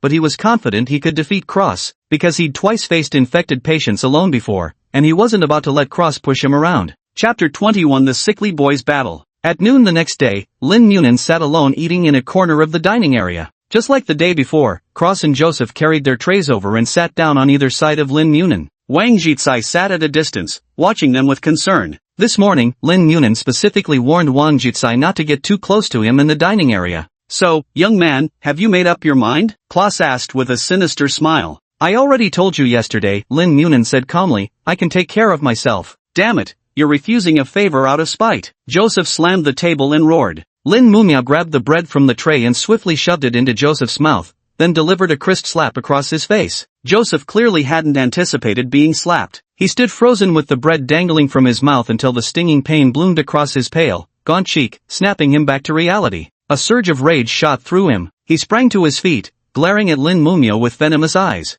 As the top enforcer under Cross's command, Joseph hadn't been treated with such contempt by anyone but the prison guards in a long time. He had always been the one to slap others. More than half the people in the dining area also stood up, their gazes fixed on Lin Munan. These were all subordinates subdued by Cross, and naturally took orders from Joseph. Lin Munan leisurely turned his gaze toward Cross. Let's not drag this out. If you've got the guts, let's settle this one-on-one. You wouldn't want this to escalate and have Charles catch wind of it, would you? Cross raised an eyebrow and stared at Lin Muan for a long moment before covering his eyes with his hand and bursting into laughter, as if he'd just heard an ant declare its intention to shake a mighty tree. Ha ha ha, amusing, truly amusing. It's been ages since I've encountered such a fool. Fine, Cross said with keen interest. Occasionally, it's good to kill a chicken to scare the monkeys. Come to the basketball court during free time this afternoon. I'll be waiting. With that, Cross left the dining area with Joseph in tow. After finishing his afternoon labor, Lin Newman arrived at the basketball court as promised. Several inmates loitered outside the basketball court. They were Croft's lookout station to prevent Charles or other guards from noticing anything amiss. The court was packed with people, all clad in orange prison uniforms. Some wore menacing expressions, others sneered mockingly, crowding around the edges of the court pretending to be ordinary spectators watching a game. Lin Newman stepped slowly onto the court, and all the inmates parted to make way for him. Under the gaze of prisoners on both sides, he walked straight to the center of the basketball court. The once recreational basketball court had transformed into a fighting ring, with the reigning champion Cross standing inside the center circle, his bulging arms crossed over his chest, the sleeves straining against his biceps. The challenger Lin Mumu stopped 3 meters in front of Cross. Compared to Cross, Lin Mumu's frame could be described as slender. While he might be praised for being lean and well-proportioned outside, aboard the Tartarus, massive muscles were the only currency that mattered. Every spectator present was one of Cross's subordinates, and none of them genuinely believed Lin Newman could win. They had all witnessed Cross's terror firsthand. Wang Jizai squeezed through the crowd, his gaze fixed on Lin Newman in the arena. He was the only one in the arena rooting for Lin Newman, but truth be told, he didn't think Lin Newman could win either, even though Lin Newman was standing up for him. Lin Newman glanced at the surveillance camera inside the arena. The moment he stepped onto the court, the prisoners had already blocked its view. It would take the guards 10 minutes to react and reach the basketball court. By then, everything would be over. The inmate who blocked the surveillance cameras would surely get solitary confinement, but no one cared. I thought you wouldn't dare show up, Cross sneered. Just beating someone up, what's there to be afraid of? Or do you think I'm scared of solitary? Lin Munio shot back without backing down. Sharp tongues only end up with their teeth smashed and swallowed. Cross cracked his neck, knuckles popping loudly. Come on, let's see what your arrogance is made of. Lin Mumu wasted no more words and began awakening the symptoms within his body. His body burned crimson, his hair turned white, and waves of scorching heat surged from within him. Golden flames ignited around his fists, baking the surrounding air until it became unbearably hot. Ha ha ha, is this your trump card? I thought it'd be something impressive, but it's just some feverish brat. Cross threw his head back in laughter, utterly dismissive of Lin Mumu. Let me cool you down. Cross raised both fists in front of him, advancing toward Lin Mumu with rhythmic, rapid footsteps. Straight punch, left hook, jab. He was actually a skilled boxer. Caught off guard, Lin Mumu was momentarily overwhelmed, but his enhanced physical abilities and reflexes quickly stabilized his stance. Seizing the gap between his opponent's attacks, he cautiously counterattacked with flaming fists. Cross dared not block the flaming fists with his arms, which limited his defensive options, forcing him to rely solely on evasive maneuvers to avoid the strikes. For a moment, the two were evenly matched in combat, but Lin Munio ultimately lacked fighting experience. As Cross dodged low with a sudden dive, Lin's flaming fist swung through empty air, exposing an opening in his right flank. A flash of ruthlessness crossed Cross's eyes as the muscles in both arms abruptly tensed. The veins on his arms explosively bulged outward like stone pillars crawling with centipedes. Watch closely, this is how symptoms are used. Cross suddenly threw a left hook, aiming straight for Lin Munion's head. The sharp gust of fist wind rushed toward his face. Startled, Lin Munion hastily raised his arms to defend, managing to form a defensive stance despite the abruptness. Cross's arm slammed heavily onto Lin Munion's, unleashing a torrent of force that made Lin feel as if a truck had crashed into him. Staggering back several meters before regaining his footing, Lin narrowed his eyes at his opponent,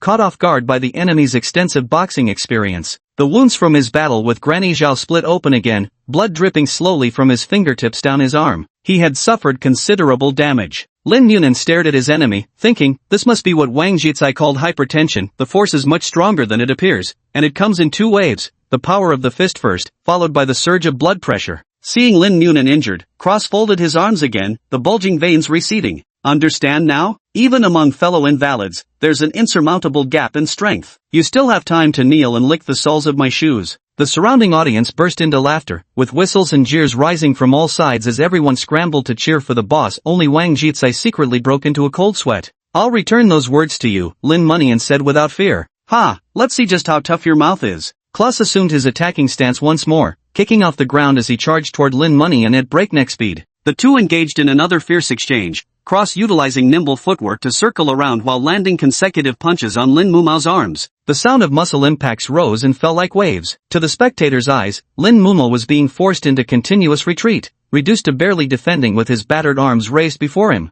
This was no boxing ring, it was a cage where two savage beasts tore at each other without restraint. There would be no golden belt here, the victor would hoist the loser's broken body as a trophy. The balanced scales of combat began to tilt. Cross noticed his opponent was exhausted from defense and showing signs of weakness, so he clenched his right fist, the veins in his arms bulging once more, and unleashed another high-pressure enhanced punch. But Lin Munian had been on guard all along. His eyes narrowed as he pushed his flames to their limit, meeting the punch head-on with both fists. Boom! A violent shockwave rippled through the basketball court, scattering flickering embers into the crowd with the blast of air. The spectators quickly raised their arms to shield their faces, terrified their hair might catch fire. The impact was so tremendous that even with both hands blocking, Lin Munian struggled immensely. Both arms throbbed with pain as if the bones had cracked. Absolutely must not let this attack hit a vital spot. Cross looked at his own fist, the skin was red and swollen, throbbing with a dull pain. The burning fist was searing hot like a branding iron. His own fist struck it and was instantly scalded.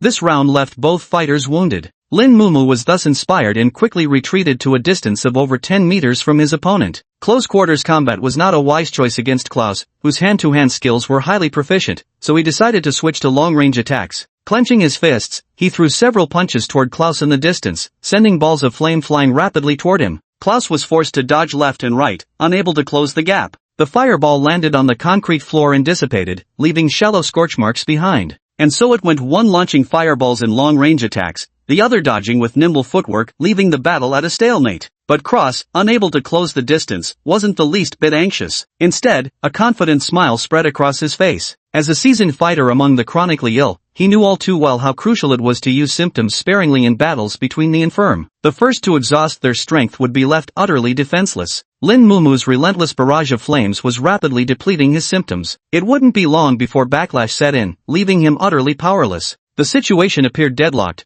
but the scales of victory had already begun tipping unseen. At this thought, Cross smirked contemptuously. This arrogant brat was indeed a novice overflowing with power yet utterly incapable of wielding it. All he needed was to wait patiently until his prey panicked upon exhausting their strength, then he could toy with them at his leisure. The flames roared wildly as Lin Munian's thoughts took flight. In the midst of this battle, he noticed something highly unnatural. Why did Cross only use symptoms at critical moments? Logically speaking, if the opponent had empowered every strike with symptoms, it would have posed an enormous threat to him. Yet he only activated his symptoms when revealing flaws, as if pursuing a single decisive strike. Combining Yang Gun and others calling him a freak with Klaus's irrational behavior, Lin Munian formed a conjecture. Not everyone could use symptoms as liberally as he did. Though he didn't know why, his endurance seemed significantly more abundant than others. With this thought in mind, Lin Mumiao curled the corner of his mouth and narrowed his eyes as he gazed at the evasive Cross ahead. A brilliant tactic formed in his mind. Chapter 22, Tit for Tat. Cross dodged left and right, rolling frantically as the flames grazed the edges of his prison uniform multiple times, charring them black yet never managing to land a solid hit. He crouched like a fierce tiger hidden in the grass, waiting for his prey's weakest moment before launching a sudden attack. Opposite him, Lin Munian kept swinging his fists like a machine gun, firing bursts of flame bullets, but Cross remained unhurried. The moment arrived. Lin Munian threw a powerful punch forward, yet the flames failed to erupt as he'd anticipated.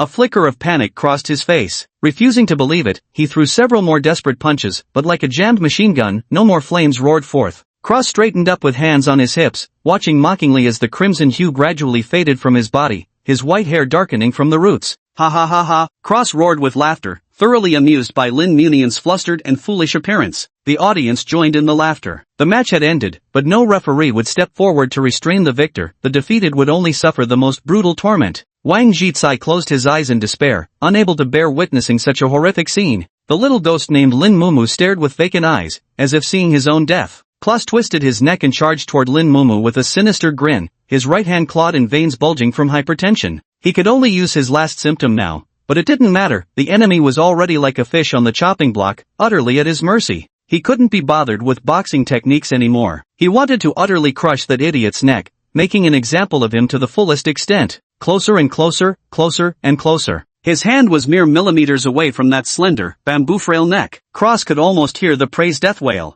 Just then, he was shocked to discover that the terror on Lin Munian's face vanished instantly, replaced by an unsettling smirk. Cross suddenly sensed something was wrong, but his hand could no longer be withdrawn. Boom! A torrent of scorching heat erupted, transforming Lin Muma back into his crimson-skinned, snow-haired form. He twisted his body to dodge Cross's claw strike while clenching his right fist, pivoting at the hips to gather momentum, then delivered a straight punch to Cross's face. The impact left Cross's face caved in as he was sent flying backward several meters, crashing to the ground and rolling another few meters before collapsing, nearly knocked unconscious. To avoid endangering Cross's life and causing unnecessary trouble, Lin Muma refrained from igniting flames on his right fist. Yet even without the fire, that devastating punch inflicted severe injuries upon Cross. A broken nose, 2 front teeth snapped at the roots, and a neck sprain. Klaus had never experienced such excruciating pain before. Even breathing was unbearably agonizing. Blood mixed with snot flowed from his nasal cavity into his throat, the sweet, metallic stench making him cough violently, the pain so intense it felt like his eyes might burst. The raucous laughter in the gymnasium abruptly ceased, leaving only the crackling of flames, which sounded unnervingly sharp in the dead silence of the basketball court. Everyone's smiles froze in place, several even forgetting to close their mouths. The sudden 180-degree reversal of the situation filled Klaus's subordinates with dread. Wang Jicai in the corner was also stunned into a daze,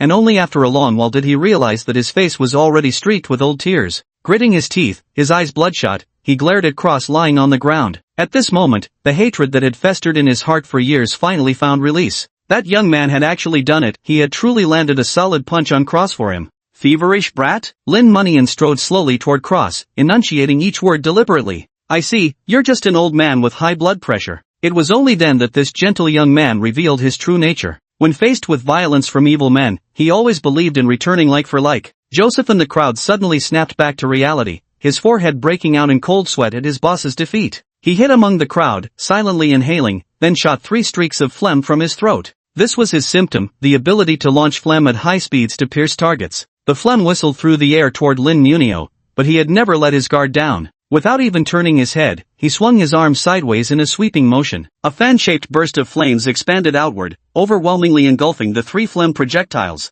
Joseph gulped hard at the sight. He could fire at most 5 phlegm projectiles, so ambush tactics were his usual path to victory. With the sneak attack foiled, he was utterly at a loss. How could he possibly defeat Lin Muman in a head-on fight, the same Lin Muman who had taken down Cross? What are you standing around for? Charge together! Joseph roared at his companions. The surrounding crowd snapped out of their daze. Those with symptoms stepped forward in unison, each beginning to activate their respective abilities. Nearly 50 people formed an encirclement, trapping Lin Munio at the center, yet he felt no panic. This victory made him aware of his uniqueness and brought him to a realization. Previously, due to his first episode draining his stamina, he could only ignite his fists in flames. But now, after more than a week of recovery, his strength had fully returned. Burning fists were not his limit. Lin Mumu closed his eyes, the surging power within him beginning to stir like a colossal volcano on the verge of eruption, harboring immense destructive potential. A moment later, his eyes snapped open, and a wave of scorching heat swept across the entire basketball court, instantly turning it into a blazing inferno. The concrete floor rapidly heated up, making it feel like stepping onto a sizzling oil pan. The rubber soles of everyone's shoes began to melt, sticking to the ground like chewed gum. All stood frozen in shock as they stared at the center of the court, where Lin Mumu, wreathed in golden flames, slowly scanned the crowd with piercing eyes, his gaze as fierce as a fire god looking down upon mortals. 50 prisoners afflicted with symptoms now stood frozen, not one daring to be the first to engage in combat. Though they'd followed Cross in wielding power, their loyalty didn't extend to sacrificing their lives for him. Cross lay trembling on the ground, his lips quivering as he stared up at Lin Munio with terror-filled eyes. At this moment, the shadow that had lurked in his mind for years was mercilessly exposed. It was many years ago, when he'd first obtained his symptom and joined the trafficking ring. At that time, the team leader highly valued him because he had acquired an offensive symptom, which proved extremely effective in hunting monsters. The young Cross was brimming with pride, convinced he was a chosen one destined to carve out his place in this world. This belief persisted until his first encounter with a monster, which shattered it completely. Before the battle, the leader's strategy was for the others to distract the monster while Cross, with his superior offensive power, delivered the final blow. After the meeting, Cross felt confident, certain he was up to the important task. But when he actually faced the infected patient, his courage failed him completely. He forgot all tactics, his limbs went weak, and he collapsed to the ground. The towering, terrifying figure, the deafening roar, he never imagined the so-called monster could be so utterly petrifying. His teammates shouted at him to attack immediately, but his mind went blank. He tried to stand up only to trip over his own legs. Because of his distraction, the monster broke free from restraint, and 3 companions were brutally slaughtered. Fortunately, their leader turned the tide, barely defeating the monster at the cost of losing an arm. Afterward, the leader furiously slapped Cross, leaving him seeing stars and deaf in his right ear. He only escaped further punishment by kneeling and kowtowing incessantly. This incident filled him with unprecedented humiliation, and he swore never to cower before monsters again. and he truly lived up to that vow. In subsequent battles, his progress accelerated rapidly, and now, by sheer strength, he has become the one delivering the slaps. The terror of facing that monster was buried deep in his heart from that moment onward. Until today, when standing before Lin Munio, the fear hidden deep within him was cruelly unearthed. That figure wreathed in raging flames bore an uncanny resemblance to the monster. Chapter 23, The Warden. No, impossible. How could you possess such power? You must have just awakened your symptom, Klaus screamed hysterically. Even if you ask me, I don't know either. I really just awakened recently, Lin Mumu muttered. The backlash from hypertension grew increasingly severe. Klaus's vision darkened, his chest tightened with weakness, but fear forced him to stay conscious. He scrambled backward in panic, trying to seek protection from his subordinates. Stop him, you useless fools, Klaus shouted at his men. Joseph mustered his courage and took a bold step forward, assuming a vanguard stance, which somewhat bolstered his subordinates' morale. They poised themselves to follow and encircle Lin Mumu. Lin Mumu lifted his right foot and took a step forward. The advancing footsteps of the entire group abruptly halted, leaving Joseph isolated at the front. The odds of overwhelming him with numbers should have been favorable. Just let one group exhaust Lin Mumu's symptoms first, then the rest could swarm in to subdue him. But none of them were fools. Seeing Lin Munin standing there like a demonic flame incarnate, none dared to be the first to charge forward and become cannon fodder for others' victory. A battle of attrition? So you're the next opponent? Lin Munin tilted his head, staring at Joseph with eyes swirling with fiery light. Joseph's legs trembled uncontrollably. A drop of cold sweat slid down his cheek and hit the ground, instantly evaporating into a wisp of white steam. All of you fucking attack, or I'll make sure you die later. Joseph turned his head and roared at his subordinates behind him, his face twisted with fury. Even play figures have their limits, let alone these hot-tempered criminals. At this point, they've thrown caution to the wind. A rope twisted tight isn't easily burned through. Charge, they roared in unison, spittle flying. Lin Munio's eyes flashed coldly as he settled into a fighting stance, the flames on his body blazing fiercer. He began channeling the inferno through his entire being. What are you doing? A deep, husky voice rang out, not loud, but carrying the ominous growl of death itself, sending chills down everyone's spine. The moment the words faded, an overwhelming oppressive aura swept through the room. Everyone suddenly felt an intense palpitation and anxiety, their hearts pounding wildly while their limbs turned weak and limp. Lin Munian was crushed by this pressure, forced to one knee as his pupils trembled violently. The symptoms on his body rapidly dissipated, the flames extinguished, his skin and hair returning to their normal color. Those afflicted with symptoms collapsed to the ground, gasping for breath, with many vomiting uncontrollably. Those without symptoms fainted outright, utterly defenseless. Anxiety disorder, panic attack. Charles trudged heavily into the basketball court, scanning the surroundings as he walked. He stopped at the center of the court, hands in his pockets, the scar over his left eye menacing like a demon. After a long silence, he spoke in a low, eerie voice. Looks like you're all itching to be thrown into the sea. Lin Mumian struggled to prop himself up, staring at Charles. When Wang Jitsai had warned him never to provoke Charles, he'd been cautious but hadn't fully grasped the gravity of that warning. Only now did Charles reveal his true terror. His power far surpassed anything Klaus could ever match. The Warden of Tartarus hadn't lied. If Charles willed it, he could effortlessly toss anyone into the sea as shark bait, no question about it. Hey, what are you doing here? Charles asked, his gaze fixed on Lin Mumian.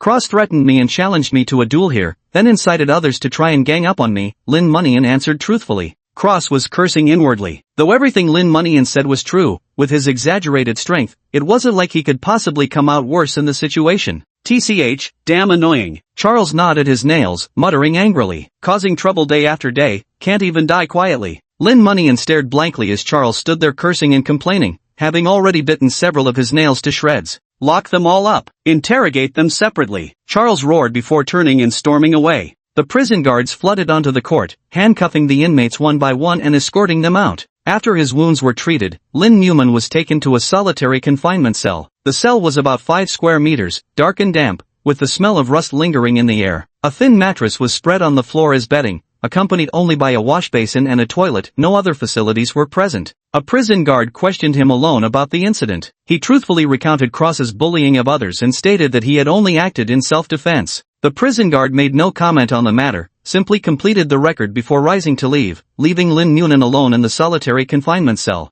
In the pitch-black confinement cell, Lin Munin felt exhaustion surging from within. He touched his forehead. The familiar low-grade fever had returned. Recalling his previous experiences using symptoms, he had roughly figured out the pattern of backlash. The more physical strength remained after using symptoms, the milder the backlash would be. He slowly lay down on the hard floor mat, his head and back aching slightly against the unyielding surface, though it remained bearable. Idle and with nothing to do, he thought of Yi Qianyun. Calculating the time, she should wake up by the time his confinement ended. Given her personality, she would surely ask her parents to visit him immediately. With this anticipation in mind, Lin Munyan found the dark, lifeless confinement room less terrifying. Pillowing his hands behind his head, he quietly drifted off to sleep. Charles stood on the deck, holding his satellite phone to his left ear while impatiently gnawing on the fingernails of his right hand. The dial tone echoed from the phone, and after about 20 seconds, the call connected. "Hello? Will, are you messing with me?" Charles roared. "Charles, what's wrong with you? What happened?" Will sounded surprised. "What kind of person did you send in here? He beat up those bastards on his second day, and you call this newly manifested symptoms? You call this a kid?" Charles bit down hard, cracking a nail. "What?" Will was astonished. "He beat someone up? Why?" He claimed the gang leader threatened him, so he defended himself and ended up beating the guy instead. His testimony matches the other thugs' accounts, probably not lying. Charles spat out a fingernail fragment, which drifted away with the sea breeze before plunging into the waves. Will was speechless, though he knew Lin Munin was unusual, facing several seasoned plague carriers head-on without losing ground right after entering still caught him off guard. If you hadn't mentioned him earlier and I hadn't kept tabs on him, God knows how much trouble those bastards would have caused. Charles's anger hadn't subsided. "Just don't randomly dump problems on me next time, I've got enough headaches as is." "Did you use anxiety disorder again?" Will asked with a wry smile. "Yeah, those guys made a complete mess of the basketball court, and repairing the marine facilities is such a hassle. We still have to submit applications, and those higher-ups act like they're scraping funds out from between their teeth." Will silently listened to Charles ramble for half an hour. He knew this was the backlash of Charles's condition, anxiety disorder, that made him extremely restless and uneasy. All right, I didn't mean to. We still know far too little about him. I'll report this to the vice president, and I'll bring you a gift next time to make it up to you," Will said. "Poof." Charles snorted and hung up the phone. A day later, Charles entered Lin Mumian's confinement cell and informed him that most prisoners' testimonies matched his account, so he was confirmed as the victim. However, the fact that he had engaged in a physical altercation was indisputable, so the overall punishment was 3 days in solitary confinement. As for Cross and Joseph, being the instigators, they were sentenced to 2 months in solitary confinement, while the other prisoners who attempted but failed to assist received 3 days as well. Lin Mumian was somewhat surprised upon hearing the news but quickly understood the reasoning. His public defeat of Cross was equivalent to establishing authority. Any prisoner with half a brain wouldn't pick the wrong side. Moreover, Wang Jizai likely had a hand in fanning the flames behind the scenes. As for Cross and Joseph, convicts like them serving life sentences probably had only one thought: to get themselves out of prison, unwilling to spend even a second longer behind bars if it meant extending their sentences. Thus, Lin Munin stayed quietly in the solitary confinement cell, waiting for his punishment to end. Chapter 24: The Dragon Slayer becomes the dragon. 3 days passed in the blink of an eye. Lin Munin's confinement period ended, and his feverish backlash had mostly subsided. He returned to his cell, where Wang Jizai had already arrived ahead of him and was waiting. "Thank you," Wang Jizai said softly. "You're welcome, Uncle Wang." Lin Muo smiled. "Didn't expect you to be hiding your talents, kid. Honestly, how long have you been awakened?" Wang Jizai asked. "I really just awakened recently," Lin Muo said helplessly. "Really? I've never awakened so I wouldn't know. But don't lie to me." Wang Jizai remained skeptical. "Really, I'm not lying to you." Lin Munio was torn between laughter and tears. Wang Jizai stared at him for a long while before finally relaxing. "Alright, you've got no reason to lie to me anyway. Now that Cross has suffered a setback, he should rein it in a bit. Plus, his schemes have been exposed. Charles will probably keep a close eye on him from now on." Lin Munio casually popped a lemon candy into his mouth. "Yeah," Wang Jizai said, "by the way, Cross's lackeys asked me to pass on a message to you." "What?" Lin Munio frowned. Could it be that those guys still hadn't given up and wanted revenge? "They said they want to acknowledge you as their boss." Wang Jizai scratched his head. "Ha?" Lin Munio was stunned. "When did I ever say I wanted to take on followers?"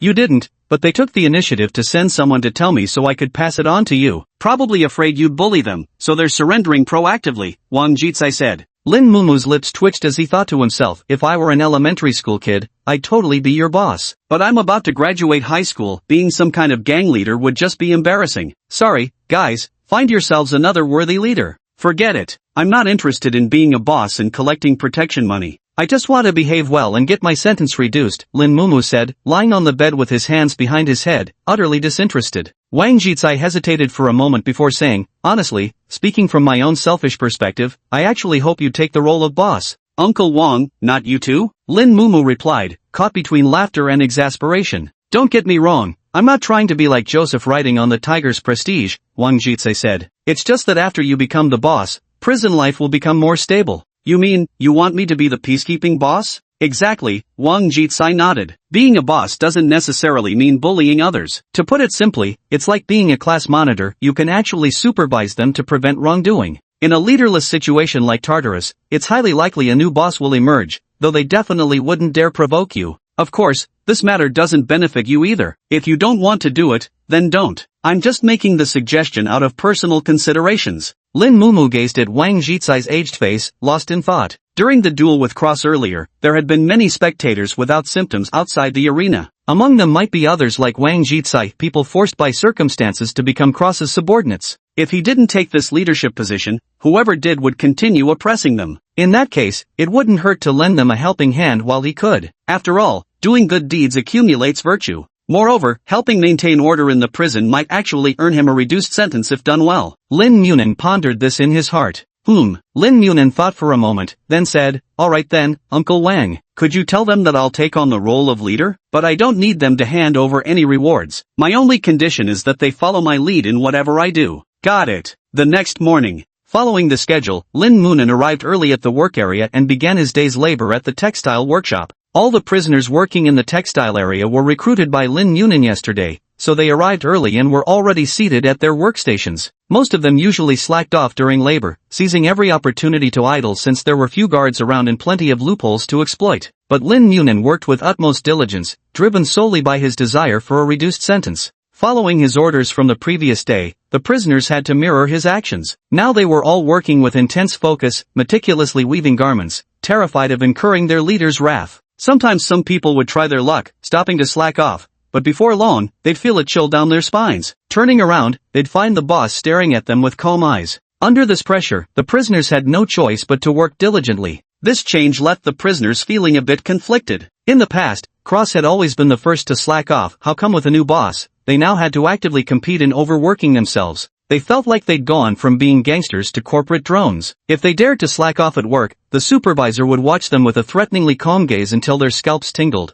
forcing them to push themselves, only then would he let them off. The morning work period was halfway through as Charles strolled past the textile area. Not long ago, there had been management issues, and the higher-ups demanded he tighten supervision recently. But with the same number of guards and no additional personnel allocated, how much tighter could things really get? Left with no choice, Charles had to personally conduct inspections, hoping his intimidating presence would make the prisoners behave and reduce management costs. Since morning, he'd felt something was off. The usually troublesome prisoners were behaving unusually well today. This abnormal change didn't reassure him, instead, it made him more anxious. Although Charles appeared fierce, he had a lesser-known side. He strongly believed in astrology. For someone constantly battling anxiety, horoscopes were crucial. Every week, he would read the forecasts by a famous astrology blogger and pray for Aquarius. Unfortunately, this morning the blogger mentioned that Aquarians would face inexplicable changes this week, whether good or bad depended on the individual. This unsettled Charles deeply, as he preferred familiar surroundings. The unknown meant variables, and any variables were best avoided. The backlash of the symptoms hadn't fully subsided yet,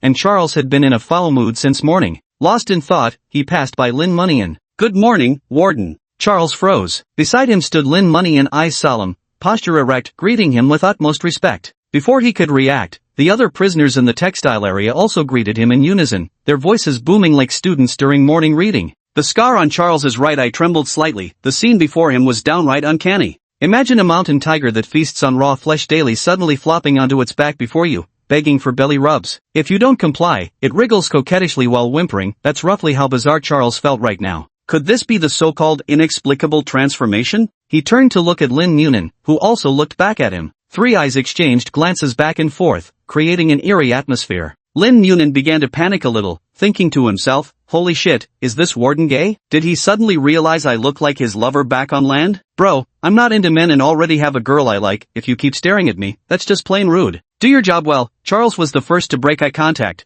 weakly tossing out this line before quickly walking away. This godforsaken place was way too unlucky for an Aquarius, best not to linger. Lin Munian let out a sigh of relief, continuing to scheme about his sentence reduction plan. He couldn't bear another day of this nerve-wracking prison life. In principle, forming factions is not allowed in Tartarus, but ever since Lin Munin took over as the leader, everything seems to be moving in a positive direction. The prison has long been understaffed, and given the bizarre circumstances, Charles decided to turn a blind eye just this once. Soon, another fulfilling day of prison life came to an end. Lin Munin and Wang Jitsai washed up and returned to their cell, lying down on their beds. "How does it feel to be the boss on your first day?" Wang Jitsai teased. "Do you feel like you're walking with the wind, with people serving you tea and water wherever you go?" "Please don't tease me anymore, Uncle Wang," Lin Munio said somewhat gloomily. "All day people have been pestering me, asking how much protection money they should pay me. When I said they didn't need to, they actually forced the money into my hands. What kind of logic is that?" Wang Jitsai threw his head back and laughed heartily, making Lin Munio's face darken with exasperation.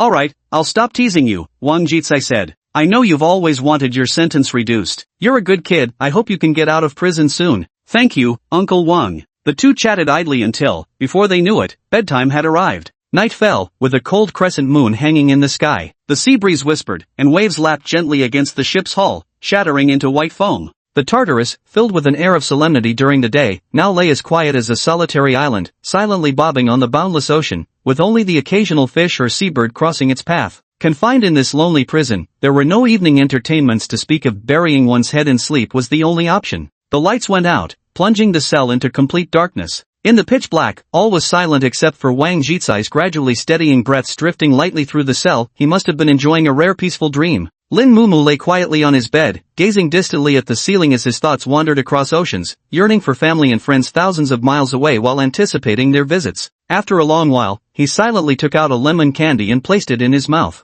Sweet. Chapter 25, Awakening. Hospital private room. Yi Qianyun's eyelashes fluttered slightly as her eyes slowly opened, her blurred vision gradually clearing to reveal the snow-white ceiling above her. She slowly sat up and looked at her hand, wherein 4 needle was inserted on the back, the glucose solution sliding down the tube and flowing into her faintly bluish veins. She was somewhat dazed about her current situation. Her last memory was being struck by the monster, pain radiating everywhere on her body before she blacked out, only to wake up in this hospital room. Right, the monster. Yi Qianyun jolted in shock as she recalled that night when 2 savage monsters had cornered them. Crimson blood had pooled everywhere, severed limbs scattered like discarded trash, a scene infinitely more horrifying than any nightmare. She was deeply puzzled by the fact that she was still alive under such circumstances. No one could have had even a sliver of hope. At that moment, she noticed a blue button by the bedside, used to call for medical staff. She pressed the button and waited patiently. Half a minute later, a man in a white coat with frameless glasses and a young, attractive woman holding a mirror pushed the door open and entered. "Classmate Yi, you're awake," the man said. "Let me introduce myself. I'm Yang Gun, and this is Miao Shi. We're your attending physicians."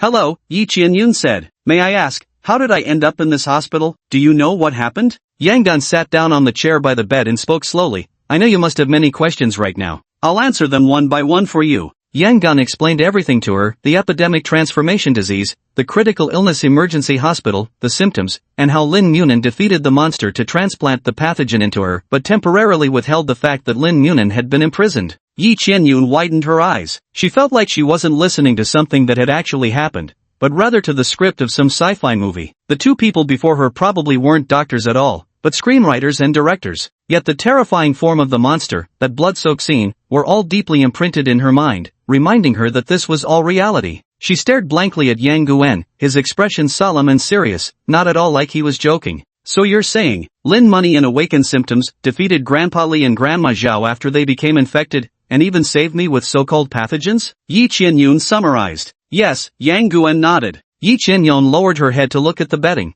processing everything that had happened. Kind-hearted by nature, she wasn't the least bit angry at the elderly couple for putting them in danger. Instead, she deeply sympathized with their plight. Beyond that, she found it utterly astonishing that Lin Munin had saved her. In her mind's eye, she kept picturing him shielding her with his own body. What state of mind had driven him to step in front of her like that? Grief? Rage? Yi Qianyun found it hard to fathom. At this moment, she suddenly remembered that in her moment of crisis, she had actually confessed her feelings to Lin Munin. The secret she had carefully concealed for so many years was now known to him. Her cheeks instantly flushed crimson. Earlier, when recalling the events, she vaguely remembered Lin Munin coming to her bedside and saying something, but her memory was so hazy that she dismissed it as a dream. Now that she thought about it, it must have really happened. Lin Munin had indeed come to the hospital room and even saved her. Yi Qianyun's heart pounded wildly, and for a moment, she found herself almost afraid to face Lin Munin. Ever since childhood, that annoying guy always wore an infuriating grin, loved making painfully blunt jokes and teasing her, showing not an ounce of consideration. Precisely because of this, Yi Qianyun had never confessed her true feelings to him. She was certain Lin Yunan would respond with a smug laugh and cocky remarks like, "Knew you had a crush on me all along, my charm's just too irresistible." With anything else, Yi Qianyun would have fiercely retaliated, but this was the one exception, because she genuinely liked Lin Yunan, had liked him since elementary school. That time too, he'd shielded her with his own body, so brave, so tender. During a class meeting in elementary school, the teacher asked every student to bring a parent to school the next day for a parent-teacher conference. However, Yi Qianyun's parents worked in another city year-round and only came home during holidays. There was no way they could attend the parent-teacher conference the very next day just because she asked. On the day of the conference, the other elementary school students noticed this and immediately began mocking her, calling her an unwanted child. The cruelty of children is like a cat knocking a cup off a table, not inherently evil, but often causing immense harm in their ignorance, without even realizing it themselves. Yi Qianyun was on the verge of tears, her nose tingling and eyes reddened. She was about to be branded as the unwanted child, a label elementary schoolers feared most, second only to being scolded by teachers. At that moment, Lin Munian sauntered into the classroom. Under the astonished gazes of parents and teachers alike, he walked over and took a seat at Yi Qianyun's desk. When the teacher asked what he was doing, he replied that he was there to attend the parent-teacher conference on behalf of Yi Qianyun's parents. Of course, the teacher wouldn't accept such an explanation and immediately shoot him out. After coming out, Lin Munian explained that Yi Qianyun's parents were too busy, so they had asked him to take care of her. Finally, the classmates believed that Yi Qianyun wasn't an unwanted child. On the way home from school, Yi Qianyun asked him why he had done it. He couldn't possibly have been unaware that the teacher would get angry, and the teacher was terrifying when angry. Lin Munian shrugged and said, "What else could I do? My dad attends my parent-teacher meetings, my mom attends shirshers, and your parents asked me to look after you. If I didn't go, who would?" Yi Qianyun's heart fluttered, but she stubbornly retorted, "Don't flatter yourself, who needs your care? I'm the boss here. When my sidekick's about to cry, of course I gotta step up and back her up. We've got a strong sense of loyalty, you know." Lin Munian shrugged. "You, the boss? I'd be more suited to be your boss." Yi Qianyun tossed her head proudly, her long ponytail drawing a graceful arc in the air. Lin Munian was thoroughly frustrated. Here he was, being such a righteous boss, only to end up a commander without any troops. That night, Yi Qianyun curled up under the covers, her mind filled with the image of Lin Munian standing protectively in front of her. For the first time, she realized that the usually careless boy, the one who had snapped several of her erasers, could be so tender, like a stove glowing warmly in a snowy night.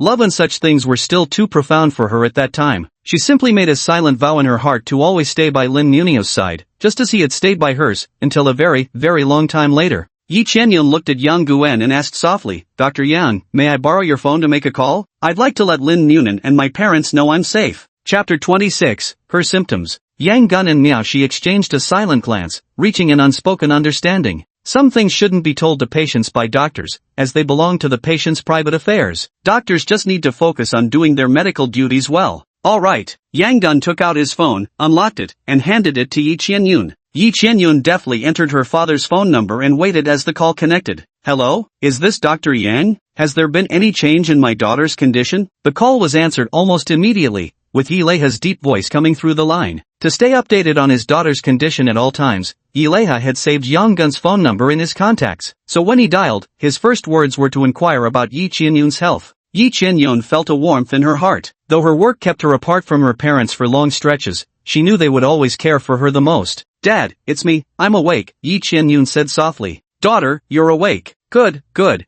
Are you feeling any discomfort anywhere?" Yileiha's tone was brimming with joy. "Dad, I'm feeling fine now, sorry for worrying you." "Good, good. As long as you're alright." Yileiha's voice suddenly choked with emotion. His most precious daughter had finally woken up, and the heavy weight in his heart finally lifted. "Wait at the hospital, Mom and Dad are coming to get you right now." "Okay." Yi Qianyun hesitated for a moment before continuing, "Dad, could you call Xiao Miao's family for me? Let them know I've woken up." After saying that, she immediately hung up the phone, her pounding heart unable to calm down for a long time. She struggled internally for a long time, but ultimately couldn't muster the courage to speak to Lin Munian. Despite being childhood sweethearts who'd grown up together, facing him now felt inexplicably nerve-wracking. Yi Qianyun decided to wait a little longer. Some things couldn't be said over the phone. She handed the phone back to Yang Gun. "Let's run some tests before your parents arrive," Yang Gun said. "At the very least, we need to understand what symptoms you've acquired." "Okay," Yi Qianyun nodded. "Focus carefully on the power within you. Just intentionally summon it, and the symptoms will awaken naturally, like moving your hands or feet. Yi Qianyun closed her eyes, attentively sensing the changes in her body. There was indeed an unfamiliar energy residing within her, something she could summon at will, as instinctive as if it had been etched into her genes since birth. Dr. Miao, could you please extend your hand? Yi Qianyun reached out to her.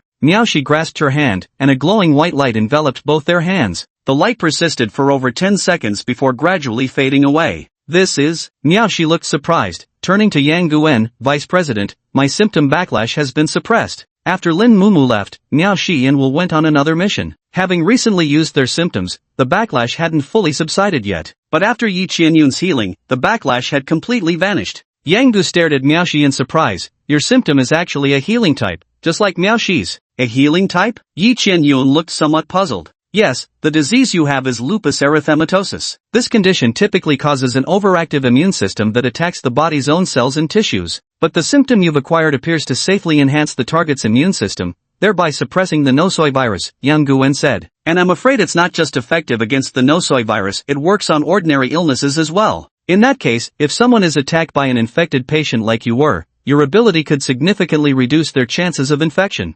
Nosoi virus? Yi Qianyun noticed this unfamiliar term. Yes, current cutting-edge research suggests that the phenomenon of corruption is caused by a virus called nosoi, though the exact mechanism remains unclear, said Yang Gun. The ability to suppress the nosoi virus means it can also curb backlash, thereby extending the time others can use symptoms. It's an extremely valuable ability, Miao Shi added. Yi Qianyun nodded in understanding, then asked, but why do you all seem so surprised? Because compared to other types of symptoms, healing class symptoms are more highly valued in emergency hospitals. Essentially, we're saving lives, and healing class symptoms are exceptionally rare, only about a 5% chance of manifesting. After you were injured, Miao Shi used her own symptoms to heal you. Conventional treatments would likely have left you with aftereffects and a much longer recovery period, Yang Gun said. I see, Yi Qianyun nodded thoughtfully, then turned to Miao Shi and said, thank you. You're welcome, Miao Shi replied with a smile. Having gained this special ability, Yi Qianyun couldn't help but feel curious. She asked, if I may ask, is your condition also lupus erythematosus? Miao Shi shook her head and said, no, my illness is body dysmorphic disorder. Body dysmorphic disorder? Yi Qianyun was taken aback. What kind of illness is that? It's a type of obsessive-compulsive spectrum disorder characterized by persistent distress over perceived flaws in appearance, either real or imagined. Patients often engage in repetitive grooming or constantly check their reflection in mirrors, Miao Shi explained. But you're clearly very beautiful, Yi Qianyun said. Her words were no exaggeration. Miao Shi had delicate facial features, lively almond-shaped eyes, and flawless skin that looked as if it could be broken by a gentle touch. With her curvaceous figure, she was an enviable forest-style pure beauty. Thank you, Miao Shi smiled, but this is a mental illness. As a patient, I can't control myself. So every time I use the symptom, I can't resist the urge to look in the mirror. That sounds really tough. Yi Qianyun frowned slightly. It's much better now. When there's no backlash, my illness doesn't flare up, Miao Shi said. So my symptom is rejecting imperfect parts of my own or others' bodies, like a broken leg, and repairing them to achieve healing. But it only works for injuries sustained within an hour. This, Yi Qianyun was astonished. Such an ability completely surpassed her understanding. It seemed more like magic than a symptom. In the difficult and complicated cases emergency ward, there are all kinds of bizarre symptoms, each one challenging the limits of human medical knowledge, Miao Shi said. We still know very little about pestilence syndrome. Yi Qianyun suddenly realized the world was far larger than she had imagined. Even with her open-mindedness, she couldn't help feeling utterly shocked. At that moment, faint red spots appeared on her arm, her joints ached slightly, and her spirits noticeably waned. After using the symptoms, your body will suffer backlash. The longer you use them, the more severe the backlash becomes. You've just woken up and are physically weak, so even a slight use will trigger backlash, Yang Gun cautioned. In the future, unless absolutely necessary, try to avoid using the symptoms. After all, it's an illness, it's not good for your body. Okay, Yi Qianyun said, rubbing her throbbing forehead. Yang Gun's expression was conflicted, as if he were weighing something in his mind. After hesitating for a long time, he cleared his throat and said, Miss Yi, would you be interested in joining the emergency department for rare and complex diseases? Ha! Yi Qianyun looked at Yang Guwen in surprise. Chapter 27, Learning the Bad News. I'm sorry, I was too hasty. I shouldn't have said these things to someone who's just recovered from a serious illness, Yang Guwen said with a slightly embarrassed smile. It's alright, Dr. Yang, Yi Qianyun replied. I was just surprised. Why would you suddenly ask me to join you? Yang Guan sighed. Ever since the emergence of pestilent transformation disease, attitudes toward it have been quite complex, generally dividing into two factions, the radicals and the conservatives. The radicals believe we should use firearms against pestilent transformation patients, as their existence clearly poses a grave threat to the world. But the conservatives argue that using firearms against innocent patients violates humanitarian principles and makes it difficult to ensure their safety, so they firmly oppose the radicals' proposal. In reality, the radicals have attempted using conventional weapons in some regions, but when facing pestilent transformation patients with symptoms too bizarre to comprehend, the results have been far from ideal. In the end, both sides compromised and reached an agreement, giving birth to the difficult and complicated cases emergency hospital. However, plague bearers who can maintain balance with their symptoms are extremely rare, making recruitment exceptionally difficult, especially those with healing-type symptoms, who are few and far between. Even today, specialists in pestilence transformation disease remain in short supply worldwide. I see. Yi Qianyun fell into deep thought. She had just woken up and was already bombarded with too much information. Many things needed time to process, and joining the emergency department would only worry her parents again. No matter how much she wanted to help other patients, she couldn't bring herself to agree immediately. But Yang Gun's sincere and earnest gaze reminded her of Grandpa Li and Grandma Zhao, such kind and gentle elders, yet ravaged by the epidemic disease into that wretched state. How could anyone not feel sorrow? Yi Qianyun let out a long sigh, her emotions tangled like a mess of threads. Dr. Yang, this matter is far too significant. I'd like to discuss it with my parents and friends first. Could you give me some time before I give you an answer? Yi Qianyun asked. Yang Guan nodded, of course, and you shouldn't feel pressured. Even if you don't join the emergency department, you can continue living normally. You'll just need to follow certain regulations and participate in regular health checkups. Okay, I understand. Outside the ward, hurried footsteps suddenly sounded, followed by the door swinging open. Yileiha and Wang Yan stood at the doorway, anxiously peering into the room. Dad, Mom. Yi Qianyun's heart stirred. It had been 2 months since she'd last seen her parents, and surviving the ordeal made her miss them intensely. She noticed dark circles beneath her mother's once beautiful eyes that hadn't been there before, and her father's fingernails had yellowed further from cigarette smoke, whether from working away from home or from worrying excessively about her. She couldn't tell. Wang Yan rushed over and wrapped Yi Qianyun in a tight embrace. She said nothing, these days she'd already said more than enough. Now she just wanted to hold her daughter close, as if afraid the girl might slip away again. Standing with his back to the mother and daughter at the doorway, Yileiha found it too embarrassing to cry in front of his child. He quietly wiped the corners of his eyes without a word. Mom, I'm sorry. Yi Qianyun wept, tears pattering down like raindrops. The sudden realization that she'd almost lost her parents forever filled her with overwhelming dread, and she clung to her mother even tighter. It's good that you're okay. It's good that you're okay. Wang Yan wiped away her tears, released her grip and looked at Yi Qianyun with a relieved smile. Sweetheart, let's go home. Okay. Yi Qianyun nodded vigorously. I'll go handle the discharge procedures, Yileiha said before hurrying off to the inpatient billing office. Dr. Yang, Dr. Miao, we're truly grateful for your treatment of our daughter, Wang Yan said, her emotions now mostly settled, her eyes conveying sincere gratitude as she looked at the doctors. We don't deserve this credit. It was classmate Lin who cured classmate Yi, we barely did anything, Yang Guan said with shame. A complicated glint flickered imperceptibly in Wang Yan's eyes before vanishing instantly. 10 minutes later, Yileiha returned holding the payment receipt. Dr. Yang, the discharge procedures are all settled. We'll be heading back now, thank you both for everything during this time, Yileiha said. Alright, Yang Guan looked at Yi Qianyun, get some good rest when you get back, and remember to come for your follow-up appointment tomorrow. Okay, Yi Qianyun said. Yi Qianyun and Lin Munan lived in the same neighborhood. Since childhood, they had almost always gone to and from school together every day,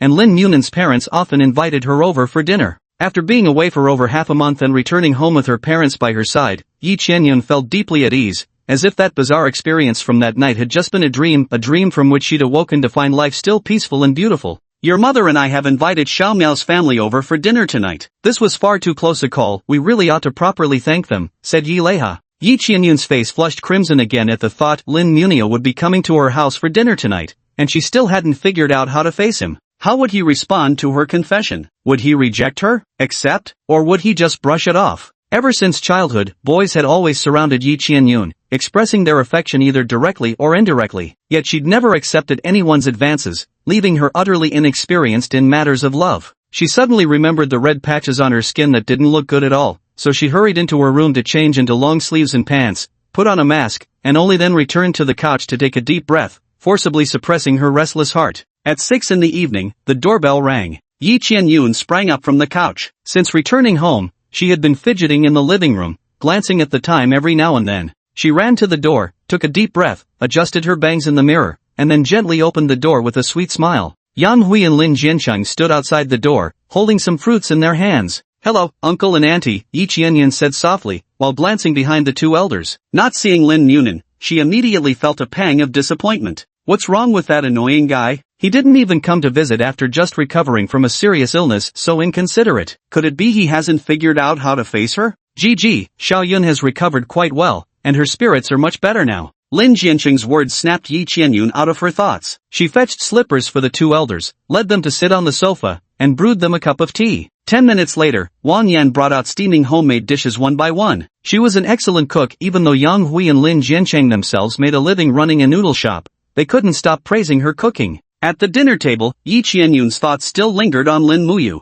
She felt somewhat angry. Even if Lin Muyu didn't want to accept her confession, was it really necessary to avoid seeing her altogether? They'd been such good friends for so many years, and not long ago, their bond had even deepened into life and death comradeship. "Uncle, why didn't Xiao Miao come today? Is he feeling unwell?" Yi Qianyun couldn't help but ask. Lin Jiancheng looked at her in surprise, then turned to Yileha. "Old Ji, you haven't told Xiaoyun yet?" "Sigh, I just didn't know how to break it to Xiaoyun." Yileha let out a heavy sigh. Yi Qianyun was completely bewildered. Seeing the complicated expressions on the two elders' faces, a bad premonition arose in her heart. "Uncle, what happened to Xiao Miao?" "Xiao Miao, Lin Jiancheng paused, his eyes revealing helplessness. "He's in prison now." Chapter 28, Making a Decision. "What did you say?" Yi Qianyun stared blankly at Lin Jiancheng. "Xiao Miao, he's in prison now," Lin Jiancheng repeated in a low voice. "Why? What happened? Didn't he help the doctors cure Grandpa Li and Grandma Zhao?" Yi Qianyun asked anxiously. I don't really understand the details either, but apparently transplanting patients' pathogens to others is illegal," Lin Jiancheng sighed. "I find it baffling too, but their procedures and documents were all in order. There was nothing we could do. He did it to save me," Yi Qianyun murmured with vacant eyes. "Xiaoyun, don't blame yourself. This matter has nothing to do with you," Lin Mu's mother Yang Hui comforted her. Yi Qianyun lowered her head in silence. She suddenly felt overwhelmed with guilt. Lin Munin had gone to prison for saving her, yet she'd been resentful that he didn't visit her. She felt like a foolish, love-struck idiot. How long will he have to stay in prison?" Yi Qianyun asked quietly. "The court sentenced him to 8 years, but I've heard sentences can be reduced for good behavior. Munin has always been obedient and well-behaved, so he might get out earlier," Yang Hui said hesitantly. 8 years. Yi Qianyun's face turned ashen. After finally recovering from illness, after finally being able to attend university, Lin Yunai would have to waste these precious years in a prison cell. 8 years was enough to completely alter the course of a person's life, and all of this was done to save her. "Daughter, Xiao Miao asked me to bring you a message," Yileha said. Yi Qianyun looked at her father. "He wants you not to feel guilty or sad, and to live the life you've chosen for yourself." Yi Qianyun bit her lip tightly. Lin Munio was always so stubborn and trying to act cool. He thought he'd outgrown his youthful foolishness, but he was still as dumb as ever. He must have thought himself particularly tragic when he said those words, like a lone hero wronged by the world, probably even feeling the solemn righteousness of a martyr heading to the execution ground on the plane to prison. He'd been Shinibu since childhood, stubbornly carrying 3 people's backpacks to and from school, gentle yet foolish like an idiot. Yi Qianyun had always harbored both affection and exasperation for him. "I heard that family and friends get 1 visitation per week. Let's go apply for visitation with Dr. Yang in a couple of days," Lin Jiancheng said. "Okay," Yi Qianyun replied softly. A heavy atmosphere lingered over the dinner table, weighing down everyone's spirits. Yi Qianyun's face remained expressionless as she mechanically picked up food with her chopsticks, chewing and swallowing at an unhurried yet joyless pace. After dinner, Yang Hui and Lin Jiancheng left. They had to prepare ingredients for tomorrow's shop opening, a nightly routine they couldn't skip. Yi Qianyun sat rigidly on the sofa, her grave expression making her resemble a stone statue, utterly still and silent. Wang Yan glanced at her daughter discreetly and shook her head helplessly. She understood better than anyone how deep her daughter's feelings for Lin Mayan ran. At a time like this, all she could do was let her daughter be alone with her thoughts. At this moment, Yi Qianyun's heart was in turmoil. A single case of pestilence syndrome had not only claimed the lives of 2 elderly people but also landed Lin Mayan in prison. It was truly a case of misfortunes never coming singly. After pondering for a long while, she finally exhaled deeply, her gaze becoming as firm as bedrock. She had already chosen the path of her life. Yileha and Wang Yan sat on the sofa, looking at Yi Qianyun's earnest expression. "Dad, Mom, there's something I'd like to discuss with you," Yi Qianyun said. "Go ahead, Gigi," Wang Yan said softly. "Before you arrived today, Dr. Yang mentioned he'd like me to join the difficult and rare cases emergency hospital," Yi Qianyun said. I've thought it over, and I want to accept his invitation. No. Wang Yan's tone was resolute. Daughter, I can agree to anything else you ask, but not this. It's far too dangerous. Mom, listen to me. This discussion is over. We won't speak of it further. Wang Yan stood up to leave. Wait, dear. At least let our daughter finish what she has to say. Yileha reached out to stop Wang Yan. Wang Yan hesitated for a moment before sitting back down, though her expression showed no signs of compromise. Daughter, tell me why you want to join them?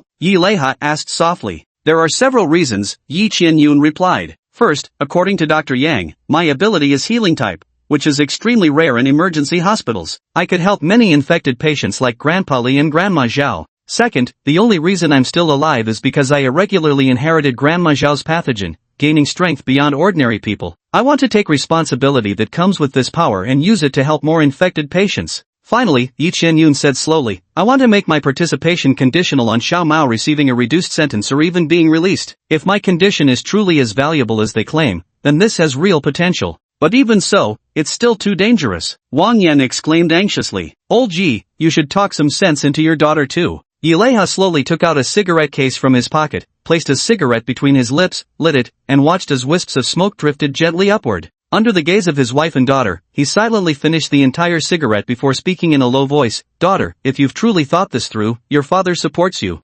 Yileha. Wang Yan shouted loudly. Honey, our daughter is grown up now, and we should respect her choices on many matters. Yileha paused for a long while before continuing. This matter is indeed dangerous, but, precisely because it's dangerous, someone needs to step up and do it. Dad. Yi Qianyun looked at her father with gentle eyes. You too. Wang Yan grew furious, standing up abruptly. I don't care. She's my only daughter, and I won't agree to this no matter what. She walked into the bedroom without looking back after speaking. Your mother has always been this way. I'll talk to her later, she'll come around, Yileha said softly. Think it over carefully, daughter. If you're certain, your father will support you. After speaking, he followed Wang Yan into the bedroom. Moments later, their voices could be heard from inside. Yi Qianyun sighed lightly and returned to her own room. The next day, at the hospital, Yi Qianyun and her parents arrived at Dr. Yang Guwen's consultation room for a follow-up examination. Your body has basically recovered. Just rest quietly from now on, and the backlash from the symptoms will gradually fade. Go get a blood test later, and you can go home today, said Dr. Yang Guen.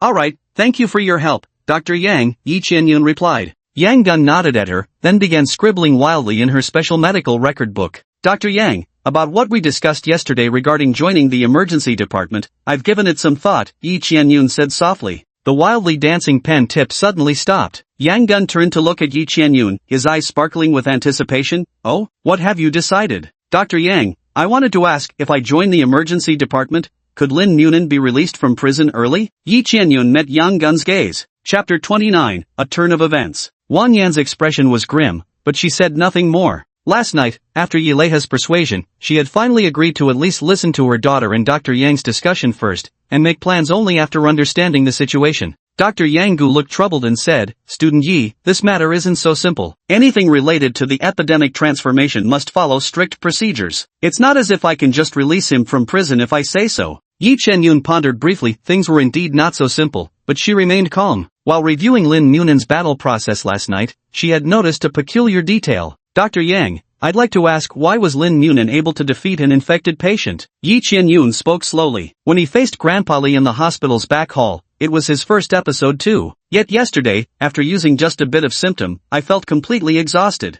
I've witnessed the strength of infected patients firsthand. Even after awakening a symptom, I don't believe an ordinary person could immediately defeat one. Moreover, just one day later, he faced another infected patient and won again. In comparison, I haven't even recovered from the backlash yet. Is my constitution just too weak, or is there something special about Lin Munin?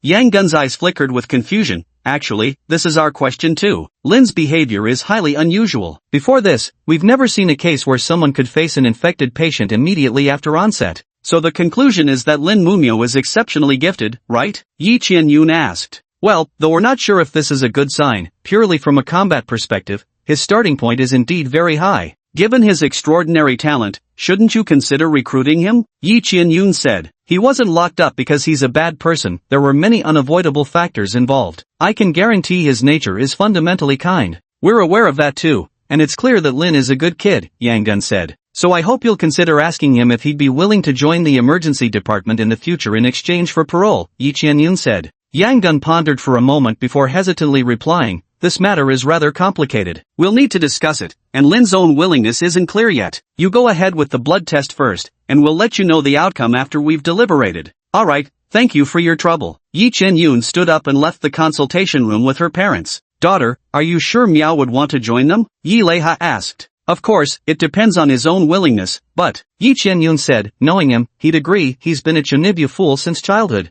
"Well, Miaoshi, what do you think?" Yang Gu turned to ask for their opinions. "I think we should ask Lin for his opinion. Besides, I feel his personality would really appeal to the dean," Miaoshi said. "Vice Dean, I have something to report," Will said. "What's the matter?" "The day before yesterday, I spoke with Charles. He said that after Lin Mumu was imprisoned, other inmates tried to bully him, but," Will paused, "not only did he not suffer, he successfully fought back." "What?" Yang Gun was stunned. Although Tartarus houses low-level inmates, there are plenty of seasoned plague victims among them. He just got in there and already beat up those thugs? "I was surprised too," Will said. "Among the students at Nidos Medical College, the only one who might be capable of that is probably Chang Xuanhong. I remember he's the student council president of this year's class?" "Indeed. Not long ago, he just completed his third individual internship, matching the dean's record from back then," Will nodded.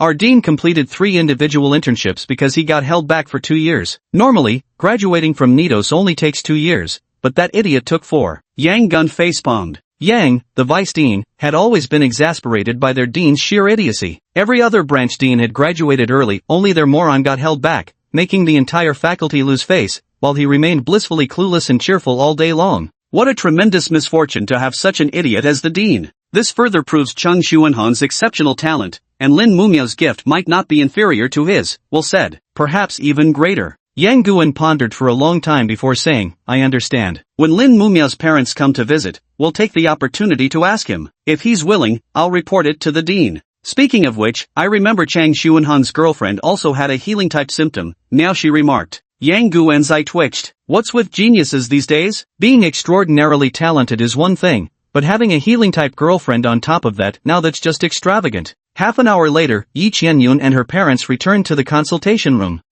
The report shows no abnormalities, Yang Guan said while examining the blood test results. Regarding Lin's situation, we'd like to ask for his consent first during visitation. If he agrees, I'll report it to the hospital director. Understood. Thank you for your trouble. I'll take care of communicating with Lin Ngunen's parents, Yi Qianyun replied. Alright, you can go back first. Let me know once you've decided on the visitation date. Okay. Yi Qianyun bowed in gratitude to the doctors, then left the hospital with her parents. That evening, the Yi family once again invited Lin Ngunen's parents to their home as guests. During dinner, Yi Qianyun shared the details of that morning's discussion with them. They expressed their wish to first hear their son's opinion before making any decisions. Then let's apply for visitation tomorrow. Yang Hui's tone carried urgency, deeply worried about her son's condition in prison. Every night she wondered whether the prison food suited his taste, whether he was being bullied. Alright, I'll message Dr. Yang on WeChat right now to arrange an early visit to Xiaomiao, Lin Jianqing said. Tartarus Prison. After finishing his day's work, Lin Mumiao went to the cafeteria for dinner. Logically speaking, life after becoming the boss should be colorful and exciting, or at the very least, leisurely and carefree. Yet, Lin Nguyen found himself feeling somewhat frustrated at the moment. Years of living with illness had accustomed him to eating alone, but ever since becoming the boss, he was constantly surrounded by a group of burly men. He initially considered asking his underlings to keep their distance during meals,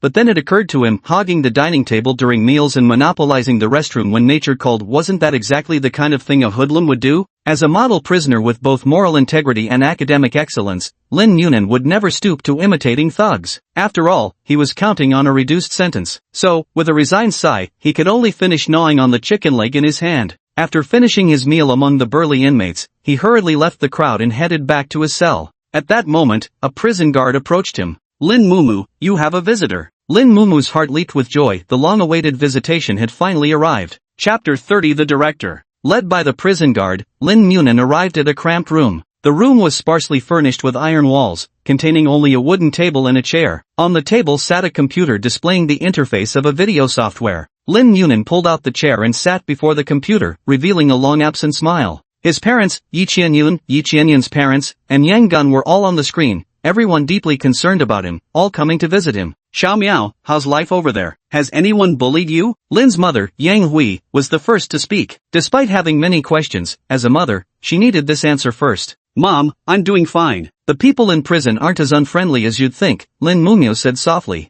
They weren't very friendly at first, but now they are, he added silently in his heart. The worry in Yang Hui's eyes lessened slightly but didn't completely fade away. Her son had always been sensible, and she feared he was putting on a relaxed front just to reassure her. Lin Munan looked at Yi Qianyun. Though he'd been thinking about her constantly, now that they were face to face, he couldn't help recalling her confession to him, suddenly feeling somewhat awkward. Ahem, how are you feeling, Xiaoyun? Any more discomfort? Lin Munan asked, feigning casualness. My body has mostly recovered. As long as I don't use symptoms, there shouldn't be any major issues, Yi Qianyun said softly. Lin Munian nodded. Having experienced the awakening of symptoms himself, he understood Yi Qianyun's condition well and wasn't overly concerned. Yet after expressing their concern, the two fell into silence, the atmosphere becoming distinctly awkward. They were both curious about the confession, but with their elders still present, neither dared to bring it up, and their parents, more or less aware of their feelings, deliberately avoided mentioning it, tacitly allowing their relationship to develop naturally.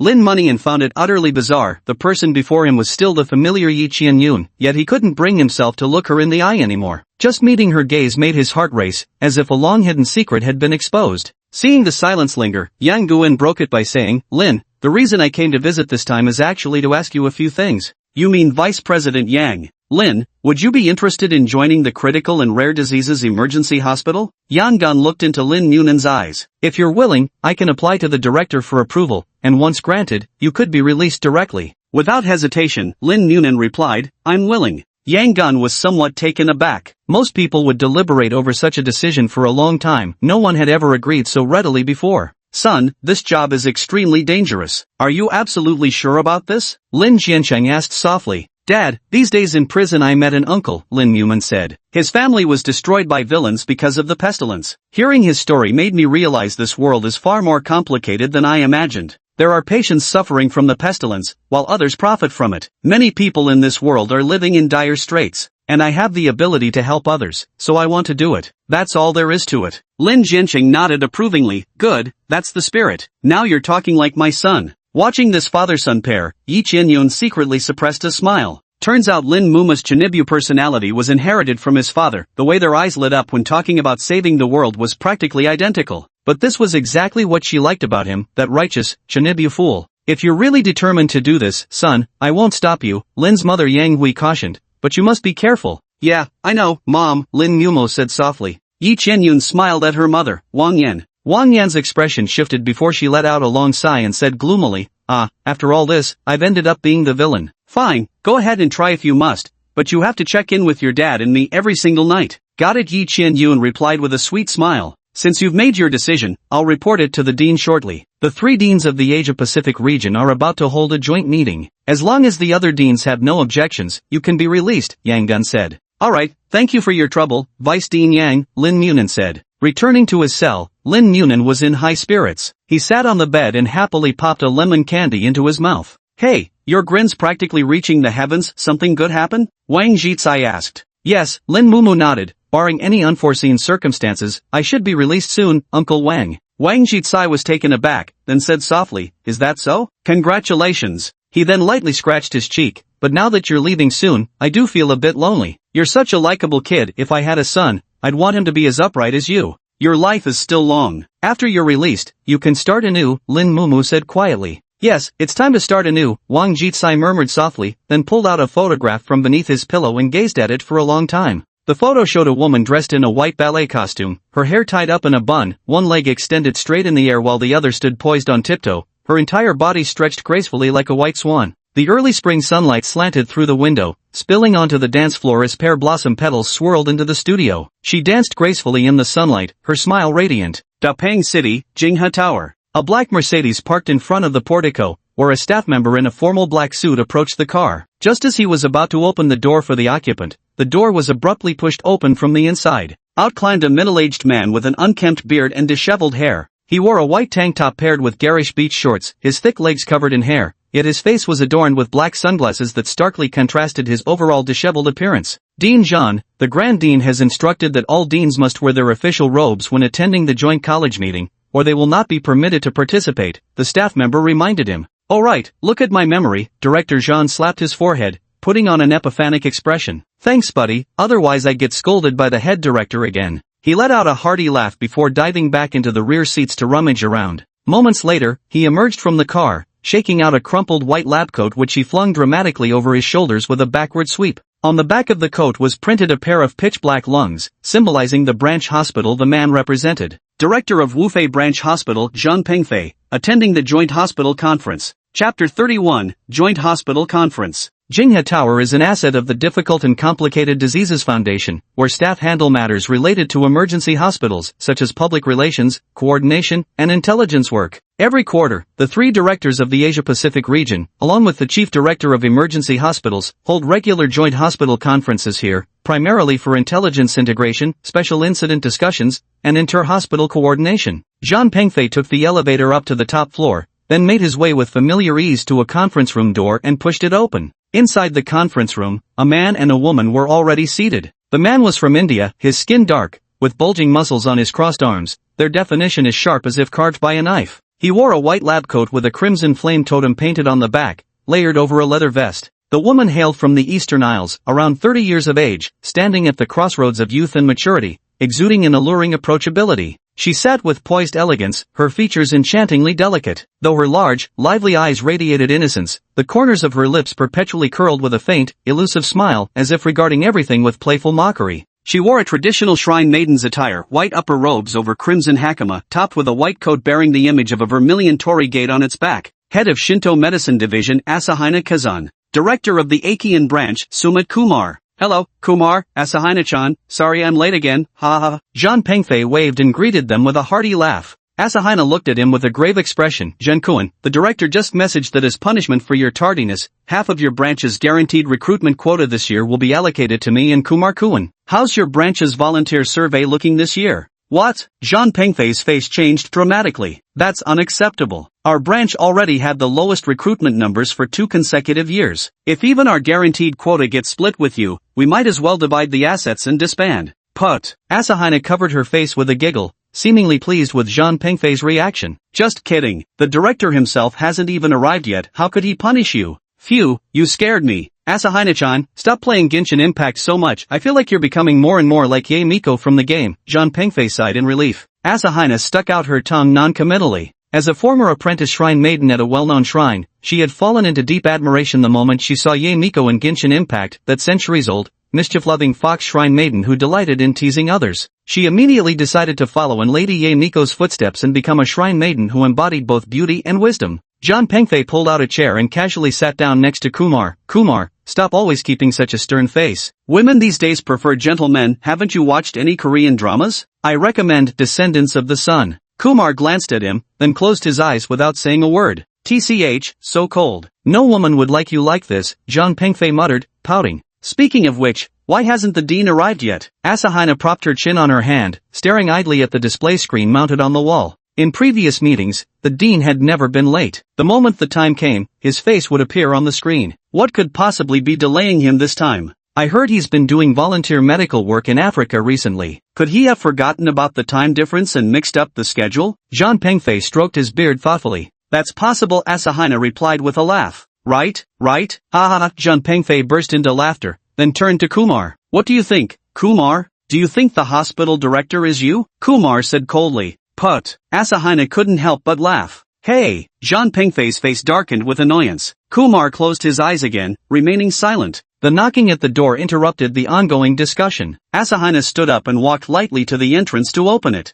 Good day, Director Asahina. There's a package from Africa for you. The sender is the Grand Director. Please sign for it, said the female staff member in a red uniform. Alright, thank you. Asahina took the package and placed it on the conference table before opening the parcel box. Inside the express delivery box lay a teddy bear plushie, seemingly nothing special beyond its cuteness at first glance. A gift from the Grand Dean? But why is there only one? Wait, more importantly, why hasn't he arrived yet? Just as everyone was puzzled, the teddy bear suddenly sprang to its feet and hopped out of the delivery box. Sorry I'm late, the teddy bear said in an adorable, soft voice. Dean? Zhang Pengfei was dumbfounded. What happened to you? How did you turn into a bear? Are you switching careers to stop Bald Chang from cutting down trees? Kumar remained expressionless as usual, while Kanata's eyes sparkled, clearly enchanted by this adorable talking plushie. I'm currently passing through a tribal area with no signal, and my satellite communication device was accidentally damaged, the teddy bear explained. I had to project my consciousness into this plushie using symptoms and have it mailed back, otherwise I wouldn't be able to attend the meeting.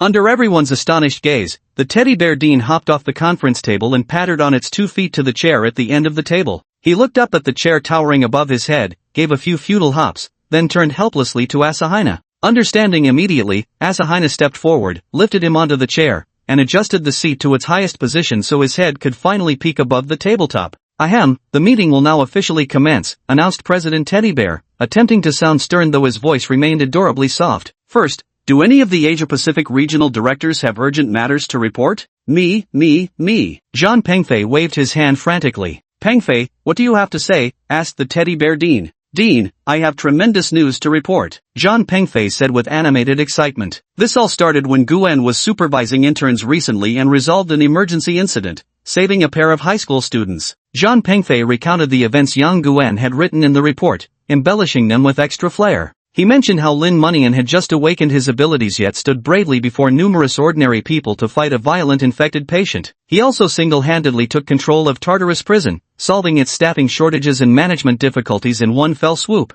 Through his embellishment, Lin Munian was portrayed as a heaven-sent prodigy, as if the title of savior belonged to no one but Jesus and Lin Munian was the next best candidate. Wow, is this really a newly awakened high school student? Asahina exclaimed. In our country, he'd be crowned the strongest high schooler, the protagonist of a shounen manga, right? The moment I saw the report, I knew this kid was something special, Jean Pengfei said with exaggerated seriousness. And his friend, that Yi Qianyun, even awakened a healing-type symptom. The female lead is set too. Definitely a shounen manga protagonist. Asahina grew even more excited. Yeah, in my opinion, if the emergency department doesn't recruit such a promising young talent, they'd be missing out big time, said Jean Pengfei. Well said, replied Asahina. He, great minds think alike, Asahina-chan, Jean Pengfei said. Now there's just one tiny problem left before we can recruit these two talents, getting them paroled from Tartarus prison, which requires the signatures of 3 department heads and the chief director. If no one has any objections, let's sign right now. Jean Pengfei eagerly pulled a parole form from his coat pocket. I disagree. Kumar, who had been silent until now, suddenly spoke up, his voice solemn and resolute. Chapter 32, A New Challenge. Ha! Jean Pengfei was dumbfounded. Did I not explain it clearly? Alright, let me repeat his deeds again. No need. I heard everything clearly just now, Kumar said. I disagree with this matter. Why? Are you out of your mind? Jean Pengfei shouted. Yes, I know your Crimson Warmth faction has recruited many people over the years, big family, big business, like some damn wealthy landlord. But that's no excuse to bury talent. I urge you to reconsider. Exactly. Asabina chimed in, clearly enjoying stirring the pot. You just said he was imprisoned in Tartarus prison for intentional spread of corruption, correct? Kumar said. You know this is an extremely serious crime. How can you gloss over parole so lightly? Hey now, you're being too harsh. He was just desperate to save someone and had no idea about the consequences of transplanting a pathogen, alright? Jean Pengfei retorted. Besides, saving a life outweighs building a 7-story pagoda. What matters is the good outcome, isn't it? Do you really think randomly transplanting organs into others is justified? Kumar stared intently at Jean Pengfei. Wait, you're treating the pathogen as an organ? Jean Pengfei was dumbfounded. That's as absurd as calling a tumor an organ. However, the role of the pathogen within the human body remains unclear. The nascent organ theory, supported by many researchers, suggests the pathogen serves some function in the body. This would explain the rapid physical deterioration after its removal. So Kumar-san does have a point, said Asahina. Regardless, since he's already been convicted, he should serve his full sentence as punishment, Kumar said. As for joining the emergency hospital or whatever, that can certainly wait until after that. Jean Pengfei sighed helplessly. Ever since that incident, Kumar had become exceptionally strict about such matters, and no amount of persuasion could sway him. Tisk, why are you so stubborn? Jean Pengfei turned to the teddy bear Dean. What do you think, Dean? The teddy bear raised its furry paw to its chin, pondered for a few seconds, and said, he does sound like a rare talent. I have an idea. Since they must attend Nidos Medical College before joining the emergency department, we can have Kumar personally assess their character upon graduation and decide whether they can graduate. That's a good idea. I have great confidence in him, said Jean Pengfei. As expected of the great Dean. Kumar-kun, what do you think of this idea? Asahina asked. Kumar silently considered for a moment, then said, it's acceptable, but I have one condition. Speak, say it without hesitation. Jean Pengfei said. They must enroll immediately and be placed in the graduating class, Kumar said. What? Jean Pengfei shouted, Are you a devil? Nido's medical school normally takes 2 years to graduate, and you're giving them only half a year? It took me 4 years to complete all the courses. That's because you were too stupid, Kumar said coldly. If they're smart enough, with Dr. Aisha's symptom enhancement, half a year is enough to master all the medical knowledge. But the most crucial part is the team internship at graduation, Zhang Pengfei said. How many students can complete an internship after just half a year of enrollment? Even among the deans, not everyone can do it. I know he might be a good person with some potential, but since it's a privilege, it shouldn't be given out so casually, Kumar said. Otherwise, where is the authority of the law? Where is the dignity of the Hippocratic Oath? Even if it's to save lives, some lines must never be crossed. If everyone transplants pathogens in the name of saving lives, there would soon be more infected patients than healthy people. Therefore, he needs to prove himself worthy of this privilege. With that, Kumar crossed his arms and fell silent, his expression stern and unyielding. This, Zhang Pengfei looked pleadingly at Asahina. Asahina-chan, say something, quick. Gee, but I think Kumar-kun makes a good point. Asahina stuck out her tongue. For someone watching the drama unfold, the bigger the spectacle, the better. Ah, even Asahina-chan is like this. Zhang Pengfei drooped his head in dejection. Those are the terms. Take it or leave it, Kumar said indifferently. Alright, you win. Zhang Pengfei pulled out a pen. Sign here, sign here. After the 3 deans signed the release form, the teddy bear dean unzipped the pouch on his belly, took out a personal seal from inside, and stamped it on the document as a substitute for a signature. Since the bear plushie's paws couldn't sign, this was the only alternative. Very well, let's continue the meeting, said the teddy bear dean. Tartarus Prison. Under Lin Munian's leadership, the prison remained peaceful as usual today, with inmates diligently working and becoming increasingly efficient. Lin Munian, come with me, Warden Charles said. You have another visitor. Lin Munian rose from the loom and followed Charles to the visitation room. On the screen, Yang Guan, Lin's parents, Yi Qianyun, and his parents were waiting for his arrival. Long time no see, Vice President Yang. Has there been any news about joining the emergency hospital? Lin Munian asked. Yes, but the situation is slightly different from what we expected. Yang Guan truthfully relayed the joint hospital meeting's decision to Lin Munian. Nido's medical school? Lin Munian was taken aback. I thought I could directly join the rare diseases emergency department. You need to learn how to combat infected patients and acquire essential medical knowledge to improve post-treatment survival rates, Yang Gun said. Our goal is to cure, not to kill. I see, that makes sense, Lin Munian nodded in understanding. So, are you both willing to accept these terms? Yang Gun asked. Lin Mumu and Yi Qianyun nodded at each other through the screen and said in unison, we're willing. Ah, sighed Wang Yan, yes mother. Please rest assured, we will ensure the students' safety during their enrollment, said Yang Gun. Moreover, all necessary living expenses, including tuition, accommodation, meals, and transportation, will be fully sponsored by the academy. Mom, don't worry too much. We'll take care of ourselves, Yi Qianyun said. Aunt Wang, the kids have grown up. At least let them experience it. It's not a bad thing, urged Yang Hui, Lin's mother. Alright, if they want to go, let them. But I'm warning you, if there's any danger, they must come back immediately, said Wang Yan, Ye's mother. Hee, got it, Mom, Yi Qianyun replied with a smile. Son, study hard and help more people in the future. Lin Jiancheng, Lin's father, said solemnly. I got it, Dad. Lin Mumio flashed an OK sign. Good. Then I'll contact the warden immediately to process your release paperwork. A plane will come to pick you up tomorrow. After you've rested and recovered, you can report to Nido's medical school next week, Yang Gun said. Understood. Lin Mumio nodded. Vice Dean Yang, if possible, could you provide me with the basic textbooks and campus introduction materials? I'd like to preview the coursework.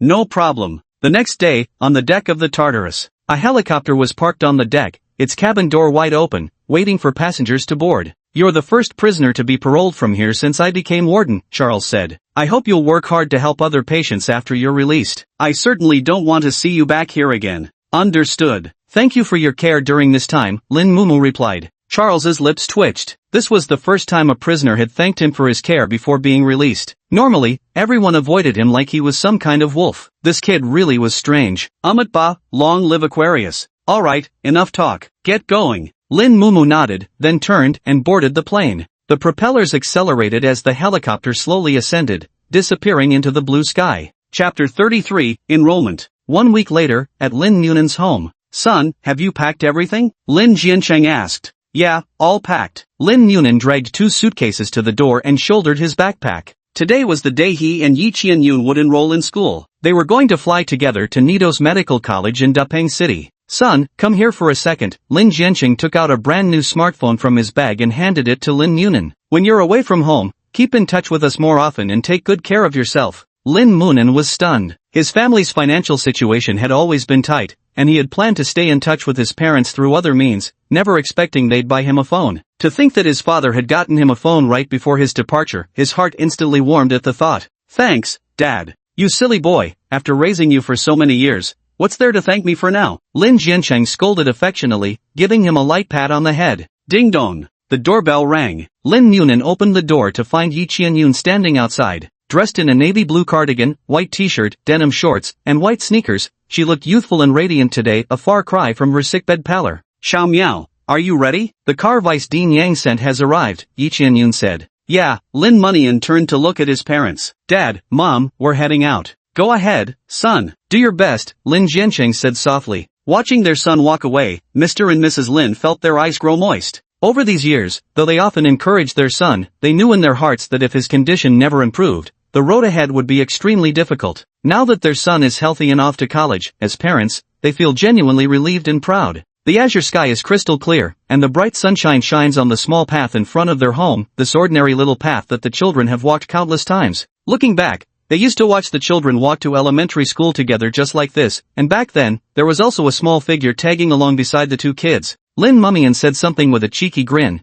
but it seemed to upset Yi Qianyun, earning him a playful punch on the shoulder. This scene was exactly the same as in childhood. After so much time, it seemed as if nothing had changed at all. Yet children inevitably grow up, choosing paths either smooth or rugged, and stride forward without hesitation. They gradually disappeared into the distance at the end of the path, as if stepping across time itself. Upon arriving at the airport, Lin Muma and Yi Qianyun followed the routine procedures, checking luggage, security checks, boarding, all in one smooth sequence. All along the way, Lin Moneyan carried a thought in his heart, and that was, why hadn't there been any follow-up to the confession? Ever since returning home from prison, this question had been weighing on his mind. Every night as he lay in bed, he would imagine countless scenarios of Yi Qianyun coming to find him, rehearsing what he should say and how he should accept her confession. But a week passed, and Yi Qianyun actually never mentioned the confession again. This left him extremely distressed, losing his appetite all day and sighing abruptly from time to time, startling his parents into thinking he was feeling unwell again. At the age when first love blossoms, he contracted a strange illness that cut off most of his opportunities to interact with peers. Such an abnormal experience molded him into a hopelessly clueless straight guy.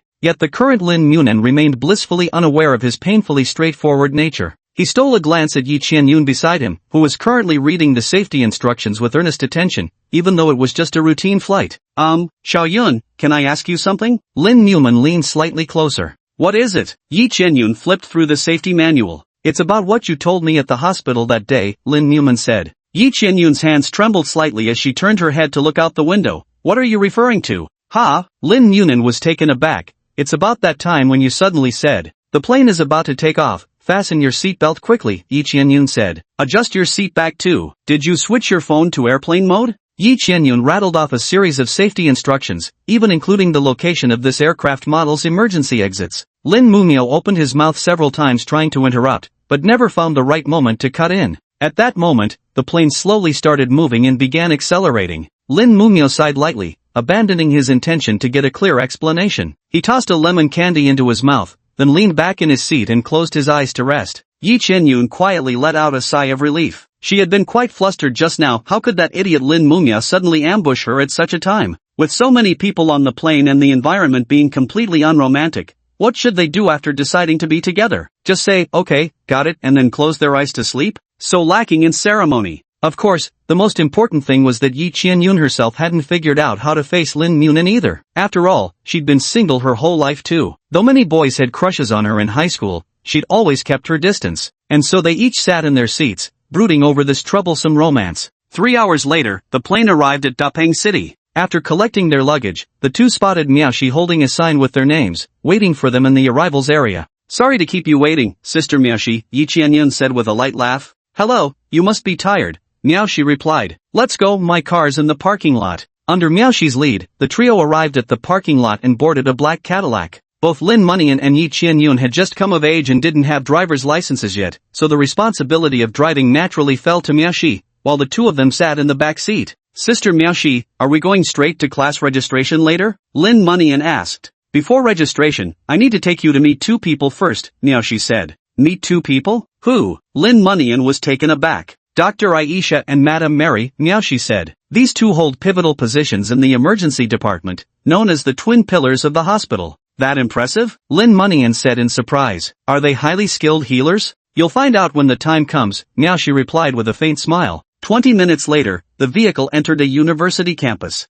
Students dressed in white or light blue uniforms bustled along the pathways, some heading to classes, others to study halls or dormitories. Lin Munian stared fixedly at everything outside the window. The university life he had longed for was now right before his eyes. Though he'd only have half a year here, his yearning remained undiminished. Like a little monkey seeing a honey peach for the first time, knowing instantly it was exactly what it wanted. The vehicle pulled up in front of an academic building. The three of them got out, climbed the stairs to the third floor, and arrived at an office door. Miaoshi gently knocked on the door, and a voice responded in English from inside. Come in please. Miaoshi slowly pushed the door open. Inside the office sat two fair-haired, blue-eyed foreign women, both around 40 years old. The more voluptuous one was Madame Marie, while the slenderer figure was Dr. Aisha. Welcome to Nido's medical school, my little lab rat. Dr. Aisha looked at Lin Munio, a sly glint flashing in her eyes. Chapter 34, A Promising Future. Both Lin Munio and Yi Qianyun froze. Having been top students since middle school, understanding basic English was no challenge for them. The real question was, what did she mean by lab rat? Lin Mumu felt a chill run down his spine. Dr. Aisha's smile appeared warm on the surface, yet her words were eerily unsettling, giving him an ominous premonition. Now Dr. Aisha and Madame Mary will apply symptoms to assist your studies at Nido's Medical College. Just sit on the chairs and relax, Miaoshi said. Lin Mumu sat before Madame Mary. The voluptuous British woman extended her right hand toward him, and understanding her intent, he gently placed his right hand atop hers. Madame Mary smiled kindly, then focused her mind to activate the symptoms. A tingling sensation like an electric current shot from his palm straight into Lin Munio's brain, instantly making him feel some peculiar change in his body, though he couldn't quite articulate what exactly it was. A white mark flickered briefly on the back of his hand, a staff entwined by a serpent, surrounded by 8 stars. Lin Munio had seen this symbol before. When passing by the school playground, the flag fluttering atop the pole bore this exact emblem. It seemed to be the logo of the Difficult and Complicated Diseases Emergency Hospital. All done. How do you feel? Madame Marie asked with a smile.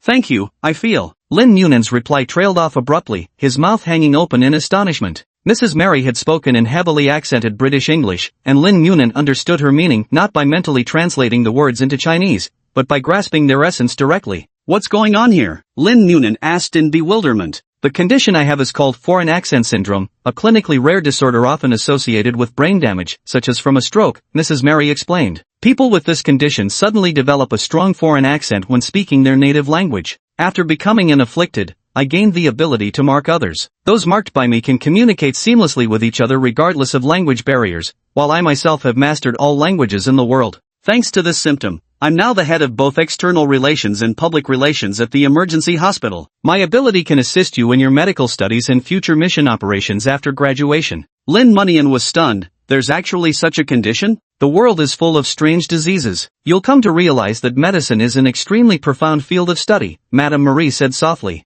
Immediately afterward, Yi Qianyun also received Madame Mary's mark, gaining the ability to understand her speech. Next is Dr. Aisha's symptom, Miaoshi said. Lin Munian shuddered. The words little lab rat, spoken while staring directly at him, were still fresh in his memory. He had no idea what Dr. Aisha might do to him. Dr. Aisha curled her lips upward, then gently placed both hands on their foreheads and activated her symptom. For a moment, Lin Munian felt a sense of amnesia, yet he hadn't lost any memories. Instead, it was as if countless new memories had surfaced, buried deep within his psyche, impossible to retrieve. My condition is sudden savant syndrome, an extremely rare disorder where patients suddenly acquire skills they previously had no interest in or practice in, such as mathematics, painting, or musical performance, without any illness or brain injury. After becoming an afflicted, I not only mastered all known medical knowledge in the world without formal study but could also impart this knowledge to others. Those who received it could instantly understand and grasp it with minimal exposure, as if merely reviewing familiar material. Dr. Aisha isn't just the president of Nido's Medical College, she's also the chief researcher at the Institute for Rare Diseases and has made outstanding contributions to understanding affliction syndrome, Miaoshi said. Oh my, you're making me blush with such praise. Dr. Aisha waved her hand modestly. Your achievements speak for themselves, Miaoshi said. I still remember your lecture back then, it inspired me greatly. So you're one of my students. Excellent, excellent. I'm very proud. Dr. Aisha gave Miaoshi an appreciative glance. Speaking of which, I've been looking forward to your arrival for quite some time, Lin Munian. Dr. Aisha sized up Lin Munian as if examining a precious specimen.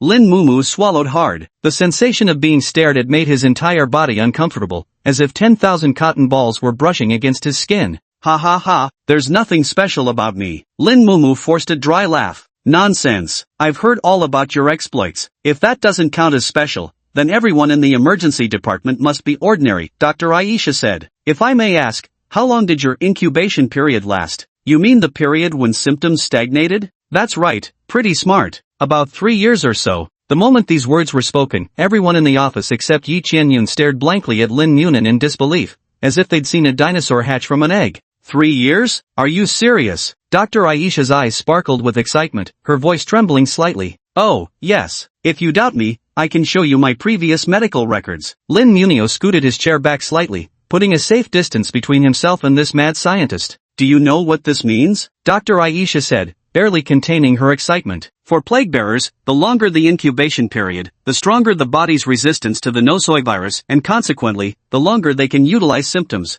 According to my research, the correlation coefficient between the two reaches 0.82, indicating a strong relationship. The average incubation period for ordinary plague bearers is only 2 weeks. Exceeding 6 months becomes extremely dangerous, as nearly all will turn into plague-ridden patients. Therefore, differences in incubation periods rarely result in significant disparities in strength. Young people have stronger resistance, so the vast majority of students in medical school are between 18 to 23 years old. But even for a young person, 3 years is an unprecedented record, Dr. Aisha said, looking into Lin Munin's eyes. You should know that the current dean of the emergency hospital, widely recognized as the strongest plagued, only had a 2-year incubation period back then. 3 years, that's half again longer than the dean's incubation period, which means, it means his potential is immeasurable, even. Now she stared blankly at Lin Munin, murmuring to herself, even in the future, possessing the potential to surpass the great dean. Chapter 35, The Handsome Fool. Dr. Aisha's face was brimming with excitement, her eyes filled with both aggression and insatiable curiosity. To become a scientist, extraordinary knowledge alone isn't enough, one needs boundless curiosity. Dr. Aisha was precisely such a person. At the age of 6, while other little girls her age were holding dolls, she was the only one meticulously dissecting a frog with a paper cutter. When her parents found her, she was covered in frog blood and mucus, startling them. They snatched the knife away and asked what she was doing.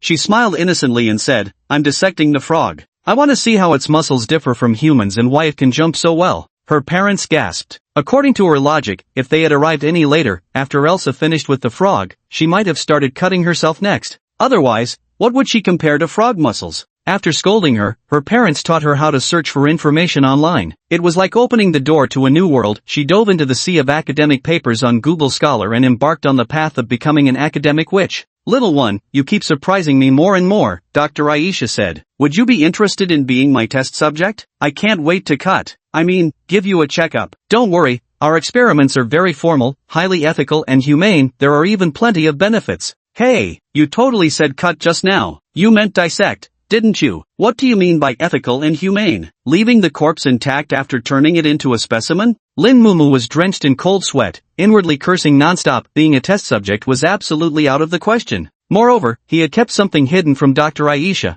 It wasn't just that his symptoms lasted longer, his output efficiency was also higher. During his fight with Cross, he had once wreathed his entire body in flames. Even for him, that state could only be maintained for about 10 seconds. Others with the same symptoms definitely couldn't achieve that. For now, he tentatively called it full power mode, but given the current situation, revealing this to Dr. Aisha was absolutely not an option. Ahem, Dr. Aisha, I just enrolled and only have half a year left. I want to focus more on my studies. Lin Mumu forced a calm tone. I see, alright then. Dr. Aisha's disappointment was palpable. Phew, Lin Mumu finally let out a sigh of relief. In that case, you two can collect your student IDs, smartwatches, and uniforms before heading to the dorm. Report to your class tomorrow. Okay, Lin Munin and Yi Qianyun said in unison. Dr. Aisha took out 2 sets of uniforms from the desk, one blue and one white. She handed the blue one to Yi Qianyun and the white one to Lin Munin. The white uniform represents the leukocyte department, primarily focused on learning direct combat with infected patients. The light blue uniform represents the platelet department, responsible for support and rescue operations, Dr. Aisha explained. You'll be in the 5th and 6th compulsory classes respectively. Good luck. Under Miaoxi's guidance, Lin Munin and Yi Qianyun arrived at their dormitory. The dormitories at Nidos Medical College are single-occupancy rooms, each equipped with a private bathroom and kitchenette, providing a rather comfortable living environment. After tidying up his room, Lin Munian took out a copy of Surgery and sat down at his desk, flipping to the first page. Though he had never studied medicine before, he devoured the book at an astonishing pace, averaging 3 seconds per page as knowledge flowed into his mind like water, with efficiency rivaling Doraemon's memory bread. And this was while he was still unfamiliar with this method of learning. Once he grew accustomed to it, his absorption rate would only accelerate further. 6 months was an extremely tight time frame, and mastering medical knowledge was merely the most basic task he had to seize every moment to study. The next day, Lin Munian donned a brand new white school uniform and followed his homeroom teacher to the compulsory classes classroom. "This is Lin Munian, who will be joining compulsory class 5 starting today," the homeroom teacher said. "Come on, introduce yourself." Lin Munian stepped onto the podium and scanned the faces of his classmates. There were just over 50 students in the class, with classmates of all skin tones, black, white, yellow, and ages ranging from 18 to 23. Since it was a compulsory course, it included students from both the leukocyte and platelet departments, studying the required subject together. Introducing oneself should have been a simple matter, but at this moment, Lin Munian felt somewhat nervous. From the moment he entered the classroom, he had this inexplicable feeling. The girls in the class seemed to be looking at him strangely. This was not his imagination. In terms of appearance, he was undoubtedly exceptional. With his clean-cut face, sharp jawline, delicate features, and especially those long eyelashes that made his gaze appear particularly innocent and captivating, the combination of these traits held immense appeal for both elders and young women alike. Yet he himself was unaware of this fact. Since high school, he had rarely had the chance to interact with peers, and thus had never experienced the conveniences that good looks could bring. "Hello everyone, my name is Lin Mumu. I just turned 18, Lin Mumu paused for a moment before adding, "The disease I suffer from is influenza, with the symptom being fever, and the specific manifestation is the ability to ignite flames." His self-introduction was so childish it sounded like an elementary school student's, making even himself feel a bit embarrassed. He lightly scratched his cheek and smiled sheepishly. "That's all, thank you." Yet that very smile triggered hushed discussions among the female audience. If handsome guys are lethal weapons to girls, then the ultimate weapon above all would be a handsome guy unaware of his own handsomeness. Most ordinary handsome guys are, to some extent, either frivolous and promiscuous or aloof and distant, a personality shaped by their innate superiority. But handsome guys who are unaware of their good looks are different. They're approachable and down-to-earth, giving off a vibe that makes people think, "Hey, I might actually have a chance." Lin Munian's bashful smile just now seemed as innocent as a little lamb in the girl's eyes, and since most of them were older than him, their protective instincts were instantly triggered to the extreme. Lin Munian's heart skipped a beat. He suddenly felt like the girl's gazes had turned wolfish, faintly glowing green. It must be his imagination, right? "Welcome, Lin Munian. Please take your seat," the homeroom teacher said. "Let's begin class now." Lin Munian settled into a seat near the window toward the back. Though it was called a class session, it was essentially self-study, with the teacher merely supervising and answering questions. Students swiftly pulled out their textbooks, flipping pages rapidly, filling the classroom with a continuous rustling sound. 2 hours later, the class ended. Lin Munian stretched lazily and was about to get up to find Yi Qianyun in the neighboring class when he realized he was surrounded by 5 or 6 girls. "Hello," one of the girls said. "Welcome to compulsory class 5. "Thank you, seniors," Lin Munian replied politely. Considering himself younger and enrolled later, he thought addressing them as seniors showed respect. "So sweet," said a blonde, blue-eyed girl with a bombshell figure. "You're Lin Munian, right? The interns from class 3 said you single-handedly defeated an infected patient. Is that true?" "Oh, well, sort of," Lin Mumu replied vaguely. He wasn't particularly fond of the word defeated, he much preferred cured. Upon hearing his confirmation, the girl's eyes sparkled even brighter. Another girl chimed in, "That's amazing. Besides you, probably only the student council president could do that. Tell us what happened back then." Yeah. We haven't started our internships yet, so we've never seen an infected patient. What do they look like? Are they really as ferocious as the textbooks say?" Lin Mumu let out a bitter, hollow laugh, his eyes gradually dimming. The matter concerning Grandpa Li and Grandma Zhao pricked at his heart like a needle. He never considered it something to boast about and never spoke of it in daily life. Yet he didn't blame his classmates, they had simply never faced infected patients and didn't understand how cruel a calamity the disease truly was. Amid the torrential rain, the dark night, and Lotus Flower Mountain, Grandma Zhao collapsed before him, her murky blood spreading unchecked across the ground. Even the downpour couldn't wash away the terrifying stench of blood. Lin Munian gripped Grandma Zhao's hand, her body temperature fading rapidly under the relentless rain, as irreversible as fate itself. She whispered in the faintest voice, "Grandma, don't." But she left forever before even finishing her last sentence. In truth, Lin Munian could guess what she wanted to say. She probably meant to say, "Grandma doesn't blame you." But if she didn't blame him, then who was to blame? His hands were still stained with blood, so he had no choice but to atone, to seek a cure for the pestilence, to save countless lives as penance for that night's mistake. Is there really a cure for the pestilence in this world? Lin Newman didn't know, but that was precisely why he had come here. You bunch of love-struck fools, don't scare the new student. A female voice speaking Korean came from behind the crowd. Suya, you already have the student council president as your boyfriend. Now that we finally get a junior, you're still going to stand in our way, the blonde girl teased. The girl named Suya rolled her eyes and walked up to Lin Newman. She was a stunningly beautiful girl with the delicate oval face typical of Korean women, tall and slender, her deep brown hair curled into voluminous Korean-style waves. If she were walking down a street in Korea, she would undoubtedly be scouted by talent agents to become a trainee. Hello, I'm Park Suwa, the class president of Required Course 5 and the vice president of the student council. If you ever run into any trouble, don't hesitate to come to me. Chapter 36, Degree of Erosion. Thank you, senior, Lin Newman said. Park Suwa smiled slightly. We're all classmates, no need to call me senior. Just call me Suwa like everyone else. Lin Munian hesitated for a moment before saying, alright, Suwajia. Good. I'll head out now, I've got combat class this afternoon. Since you're a freshman, make sure to prepare well, Suwa reminded him before turning to leave the classroom. Suwa is really pretty, right? And so gentle too. Too bad she already has a boyfriend, and it's that terrifying student council president. The boy sitting nearby remarked. Hey, by the way, I'm Soo-hee. Nice to meet you. Hello Senior Soo, I look forward to your guidance. Lin Munian nodded in greeting. No problem. Just call me Brother Soo, Soo-hee said. You're quite the celebrity, kid. Being called brother by you makes me feel like I've leveled up too. Ha ha ha. Brother Soo, I wanted to ask, what's this combat class in the afternoon? Why do we even have combat training? The combat class is mainly designed to enhance our fighting capabilities without relying on symptoms, Soo-hee explained. You must have noticed by now, aside from symptoms, the epidemic transformation also grants us significantly enhanced physical attributes and neural reflexes. Lin Mumu nodded, as he had deeply experienced this point. Without more than just the power of flames, he could never have cured Grandma Zhao. In battles against infected patients, the use of symptoms should be extremely cautious, which makes improving basic combat capabilities especially important, Soo-hee said. For example, my disease is cataracts, and the symptom is blindness. It lacks destructive power, so basic combat strength becomes particularly crucial. I've heard that top-tier infected individuals can defeat infected patients even without relying on symptoms. I see, Lin Mumu said. Brother Soo, I have another question. Why did the school give us smartwatches? This watch has many functions, including common features like satellite communication, but most importantly, it records your erosion level, Soo-hee said. This is crucial because it's related to the progression of your symptoms. When it reaches its peak, you'll deteriorate.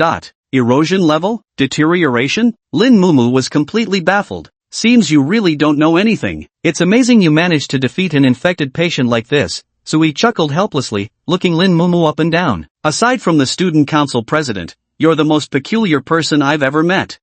Thanks for the compliment? Lin Mumu forced to laugh. Let me explain, Soo-hee said. Every time an afflicted uses their symptom, it increases their corruption rate, and the symptom itself grows more powerful. When the corruption rate reaches 100%, you'll undergo deterioration. Deterioration is an extremely perilous process. It usually requires ICU admission, with other doctors assisting to improve the success rate. But if you succeed, your symptom will undergo a significant leap forward. We're currently in the early stage, with a maximum of 3 deteriorations, progressing to the intermediate, advanced, and critical stages respectively. Each deterioration either strengthens your symptom or unlocks new abilities. Worldwide, only 10 afflicted have reached the critical stage. 9 of them are directors or grand directors, and 1 currently serves as vice director. Is that Vice Dean Yang Gun? Lin Nunio asked. Yang Gun's strength had left a deep impression on him. Though Yang hadn't shown much, Lin felt utterly outmatched in his presence. No, to my knowledge, Vice Dean Yang Gun is just a late-stage infected, Soo-hee said.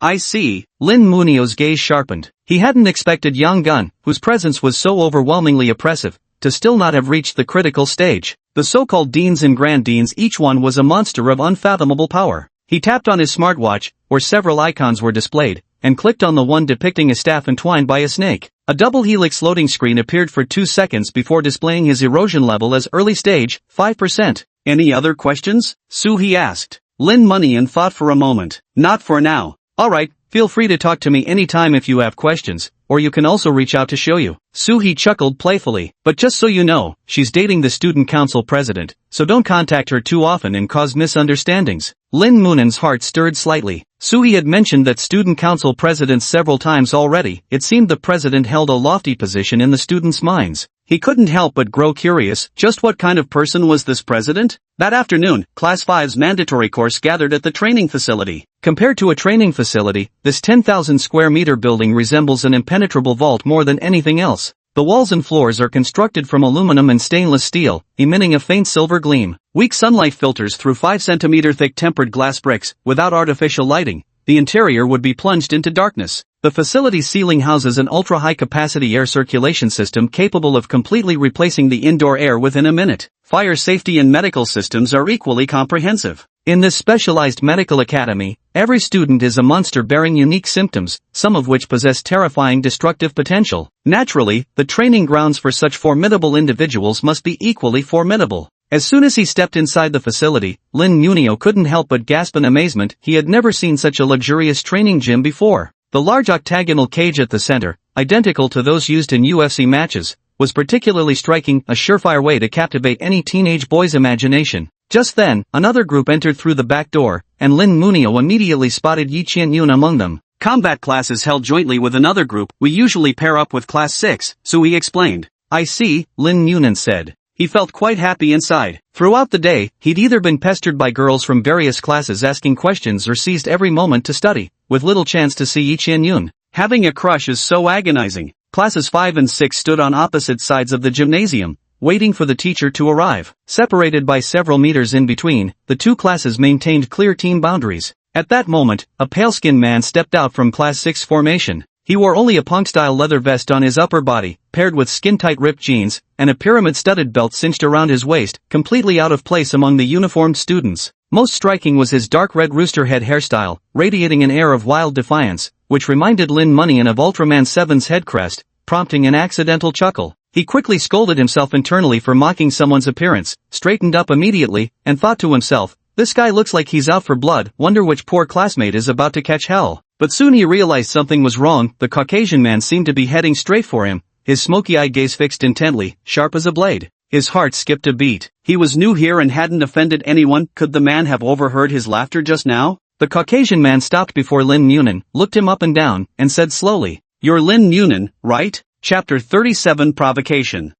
Yes, that's me. May I ask what this is about? Lin Munan sighed, sensing impending trouble. My name is Benjamin Aldridge, same surname as Brooklyn Nets Aldridge, the man said arrogantly, thumb pointing at his own chest. Since Yamamoto isn't here yet, you'll spar with me instead. Why should I spar with you? Lin Munan's face darkened with visible exasperation at this sudden, unwelcome confrontation. I heard you took down an infected patient all by yourself, so that makes you the strongest in Class 5, right? Aldrich said. Which means if I take you down, I can prove I'm capable of going solo for field training. You want to go solo too? Lin Mayan was surprised. But isn't that really dangerous? Dangerous? Aldrich sneered coldly. Danger is a word invented for weaklings. There's no such thing as danger for the strongest. The strongest? That's completely ignoring President Chang. Suhee muttered under his breath from the side. Cut the fucking nonsense. Aldridge glared at Suhee. If that man hadn't always avoided fighting me, I would have crushed him under my feet long ago. Suhee shrank his neck and hurriedly lowered his head, avoiding the other's piercing gaze. Or perhaps you'd like to fight me first? Aldridge asked coldly.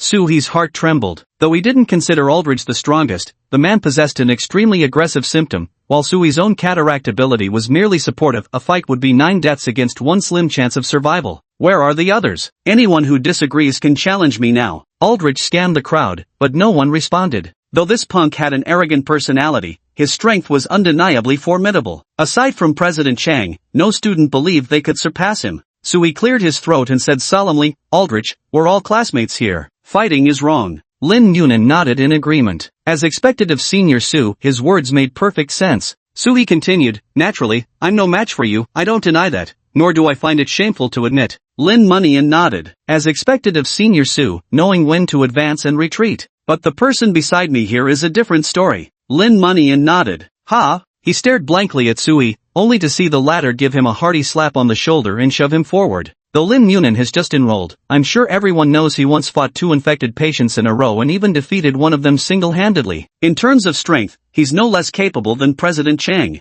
Let him be your opponent. Lin Munin stared dumbfounded at the utterly unreliable Suhi, thinking to himself, holy crap, bro, we've known each other for less than 12 hours. I thought you were a decent guy, but turns out you're a damn traitor? Go for it, Lin Mumiao. Show us what you've got. Suhi winked at him, sending a shiver down his spine. At that moment, Park Sua walked over and stopped in front of Lin Mumiao. Lin Mumiao breathed a sigh of relief, thinking to himself that the class president and vice chairperson was being reasonable. What kind of example would it set for students to fight privately? How utterly juvenile. Lin Mumiao, don't feel pressured, Park Sua said softly, patting his shoulder. Go ahead without worry. My symptom is healing based. Even if you get hurt, I can fix you up. Lin Mumu felt a throbbing pain in his temples, as if ants were burrowing through his brain. Was this the girlfriend of a tough guy, treating injuries like they were nothing? Park Sua flashed an encouraging smile. As the vice president, she should have stopped this absurd duel, but long ago she had asked her boyfriend, the president, why he kept interning. The president would always remain silent for a long time before answering.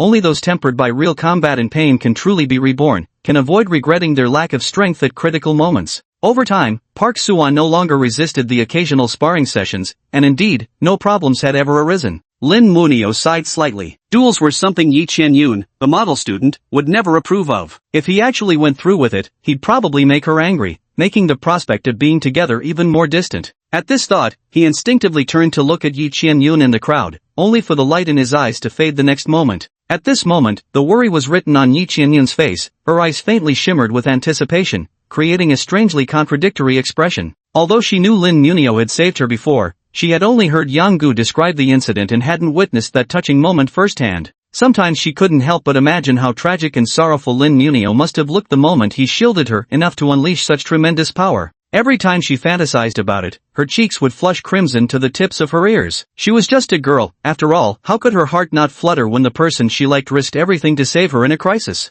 So now, having the chance to see Lin Munio's symptoms, even though she knew it was inappropriate in many ways, she couldn't suppress her anticipation. And although Xiao Miao is a bit of a Chinibu idiot, he's always known his limits, so there shouldn't be any major issues. Miss Yi Qianyun, I never expected you to be quite the rebel. Lin Mumiao, having seen through the young girl's thoughts, lowered his head. It seemed the arrow was already on the bowstring and had to be fired. Go for it, Lin Mumiao. Don't you dare embarrass Class 5's compulsory course. Suhi enthusiastically cheered him on. Lin Mumiao shot him a resentful glare and whispered, so what illness does that guy have anyway? Same as you, just the flu. Lin Munio nodded. It seemed everyone's symptoms happened to be identical. Knowing yourself and your enemy ensures victory in every battle. Finished with the nonsense? Then let's begin. Aldrich turned and walked toward the open space. Lin Munio slowly advanced until he was 20 meters away, a somewhat opportunistic distance, since he could attack remotely in case his opponent specialized in close combat. The battle with Cross had taught him a great deal of combat experience. Students from Class 5 and Class 6 held their breath, their gazes fixed intently on Lin Munin. Although rumors about Lin Munin had spread throughout the entire school, no one from Class 3 or Class 4 had witnessed his fights firsthand. What exactly had happened remained a mystery to them. Thus, a small portion of students still harbored doubts about him. Now, with the chance to see him in action, their curiosity was thoroughly piqued. Lin Mumu slowly closed his eyes and began to summon the symptoms within his body. Under the gaze of the crowd, his skin gradually turned red, strands of hair shifting from black to white, while wisps of misty white steam emanated outward. His fists clenched tightly as golden flames suddenly erupted, the scorching heat forcing the surrounding students to raise their arms in defense. In that moment, his demeanor transformed from gentle and innocent to one of solemn majesty, as if he had become a divine statue wielding sacred flames. Lin Mumiao deliberately revealed his symptoms first, aiming to level the information gap and keep this duel fair. But he had no intention of going full power. That move was too devastating for a casual sparring match. Humph, not bad presence, Aldrich said slowly, enunciating each word. Let's see if your skills match the bravado. Lin Mumiao kept his guard up, eyes locked on his opponent. The man could strike at any moment. Long-range fire attacks might not be his specialty. Aldrich suddenly took a sharp breath, then burst into violent coughing. Cough. A fierce sonic wave surged toward Lin Munio, the rapidly shifting pressure distorting the refraction of light, making the sound waves visible to the naked eye. Lin Munio's expression changed abruptly as he hastily unleashed a pillar of flames forward. With a deafening roar, flames and sound waves collided, instantly sending sparks flying and heat waves soaring into the sky. Yet the flames seemed powerless to stop the advance of the sound waves, which quickly shattered the barrier and surged forward, carrying the flames with them as they charged toward Lin Munian. All this happened in the blink of an eye. Lin Money had no time to dodge. He could only intensify the flames on his arms to their utmost and raise them in front of him as a shield. The sound waves slammed into Lin Money head-on, hurling him backward. He stumbled over a dozen steps before barely managing to steady himself. Chapter 38, A Real Man's Duel. Feeling the numbness in his arm, Lin Money grimaced as he looked at Suhee in the distance with a shocked expression, as if to say, "Didn't you say his illness was the same as mine?" Suhee spread his hands, giving an innocent look that seemed to reply, "The illness is the same, but I never said the symptoms were identical." Lin Money nearly fainted from frustration at this unreliable ally. He had assumed Aldrich's symptoms would mirror his own and had braced himself to dodge flames. Who could have predicted the next attack would be sound waves? Just like illnesses, symptoms can vary, a lesson he had firmly engraved in his mind. "My symptom is coughing, in other words, a powerful sonic attack," Aldrich said with amusement, eyeing Lin Munin. "How does it feel? Not great, huh? You're actually holding up pretty well. Most people would have collapsed after that." Lin Munin stared at Aldrich with exasperation, thinking to himself, "Dude, that's a bit underhanded. I was the idiot who showed my symptom first, and you couldn't even cough twice to give me a heads up. Is this some kind of cultural difference?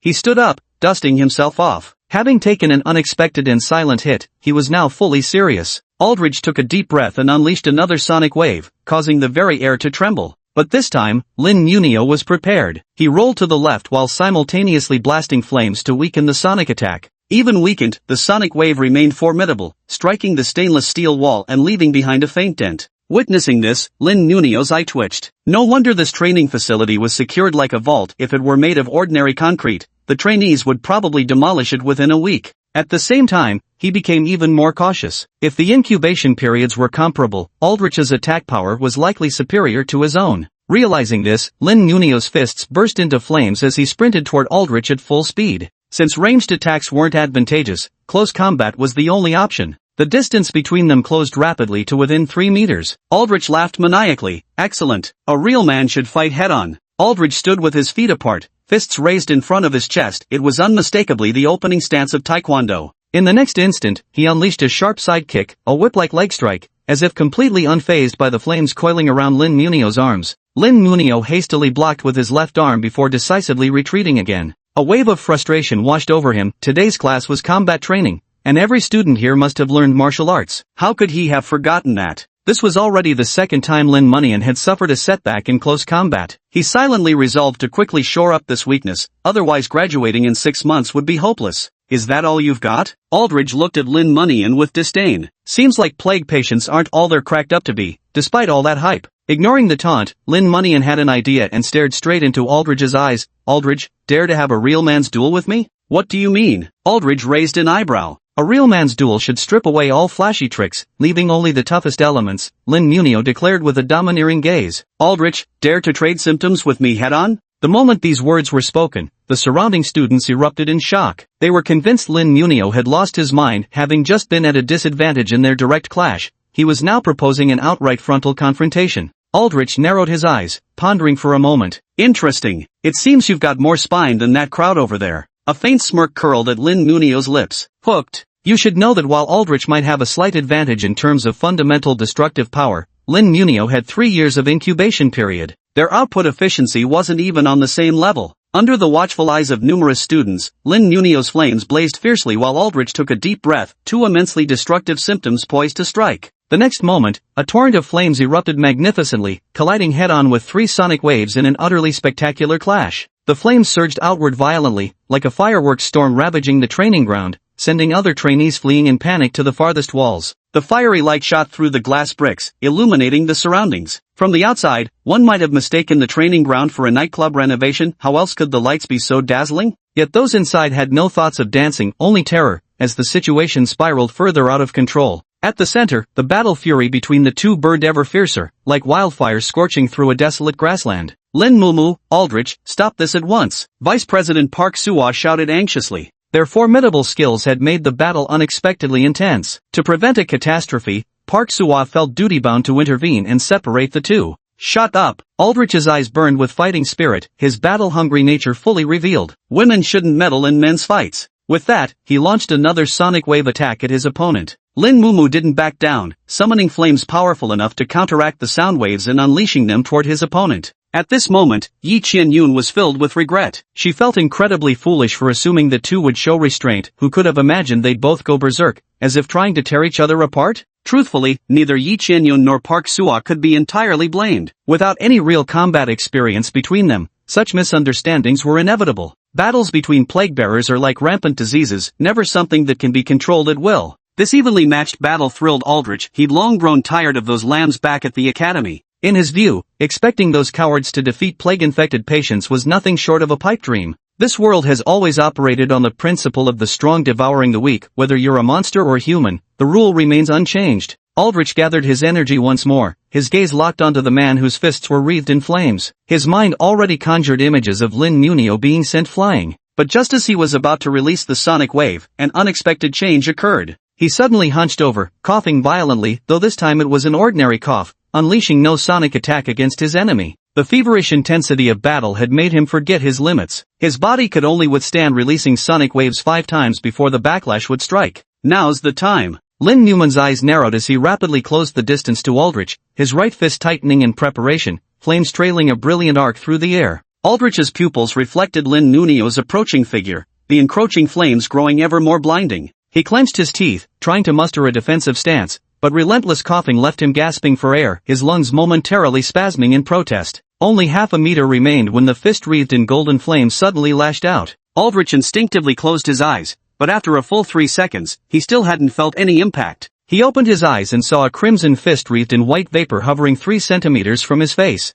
Alright, the winners decided. It wouldn't be polite to keep fighting. Lin Newman smiled at him, then deactivated his symptoms before heading back to the classroom. Aldrich stared at him in astonishment for a full 5 seconds before gritting his teeth and saying coldly, "Are you mocking me?" Lin Newman turned to face him and said earnestly, "Classmate Aldrich, I'm not trying to mock you. It's just that the outcome is already decided, and continuing to fight would." "Game over? Don't make me laugh," Aldrich roared, charging toward Lin Munio. "The fight only ends when one side falls." "Bastard!" A commanding voice rang out from the training ground entrance. Chapter 39 Yamamoto Inao. The moment the voice sounded, Aldrich froze as if nailed to the spot, his fierce fighting spirit vanishing without a trace. Lin Mumu instinctively turned his head to look. A middle-aged man in a white martial arts uniform, with a crew cut, was walking toward them, followed by over 30 others dressed in the same taekwondo attire. He walked at a measured pace, yet each step landed with deliberate heaviness, as if trying to leave footprints in the aluminum alloy floor. Nearly 100 people in the room fell silent at once. The previously loose and disorderly line instantly straightened into perfect formation, all eyes solemnly fixed on the man. The man approached Lin Munio and Aldrich with an expression as dark as storm clouds. "Damn it! Who gave you permission to use symptoms to fight?" the man roared. Cough, cough, cough. Aldrich coughed violently, the backlash of the symptoms still hadn't subsided. Yet the man acted as if he hadn't heard, showing not an ounce of mercy. "I'm asking you a question. Have you all gone mute?" The students were all terrified, the man's horror deeply imprinted in their minds. Even though the scolding wasn't directed at them, they remained too intimidated by the lingering menace to speak. Reporting to the teacher, Lin Mumu said with a serious expression, "Aldrich and I were just sparring a moment ago." Aldrich looked at him in astonishment, his face a picture of bewilderment. "Exchange pointers?" The man stared fixedly at Lin Munin. "Yes, it's our first combat class, and everyone wanted to get to know me better," Lin Mumu said. "We didn't understand the rules, our sincere apologies." The man stared at him in silence, then after a long pause said quietly, "Get back in line." "Yes, sir." "And you?" The man turned his gaze to Aldrich, his voice indifferent. "Don't think coughing like that will get you excused, do you?"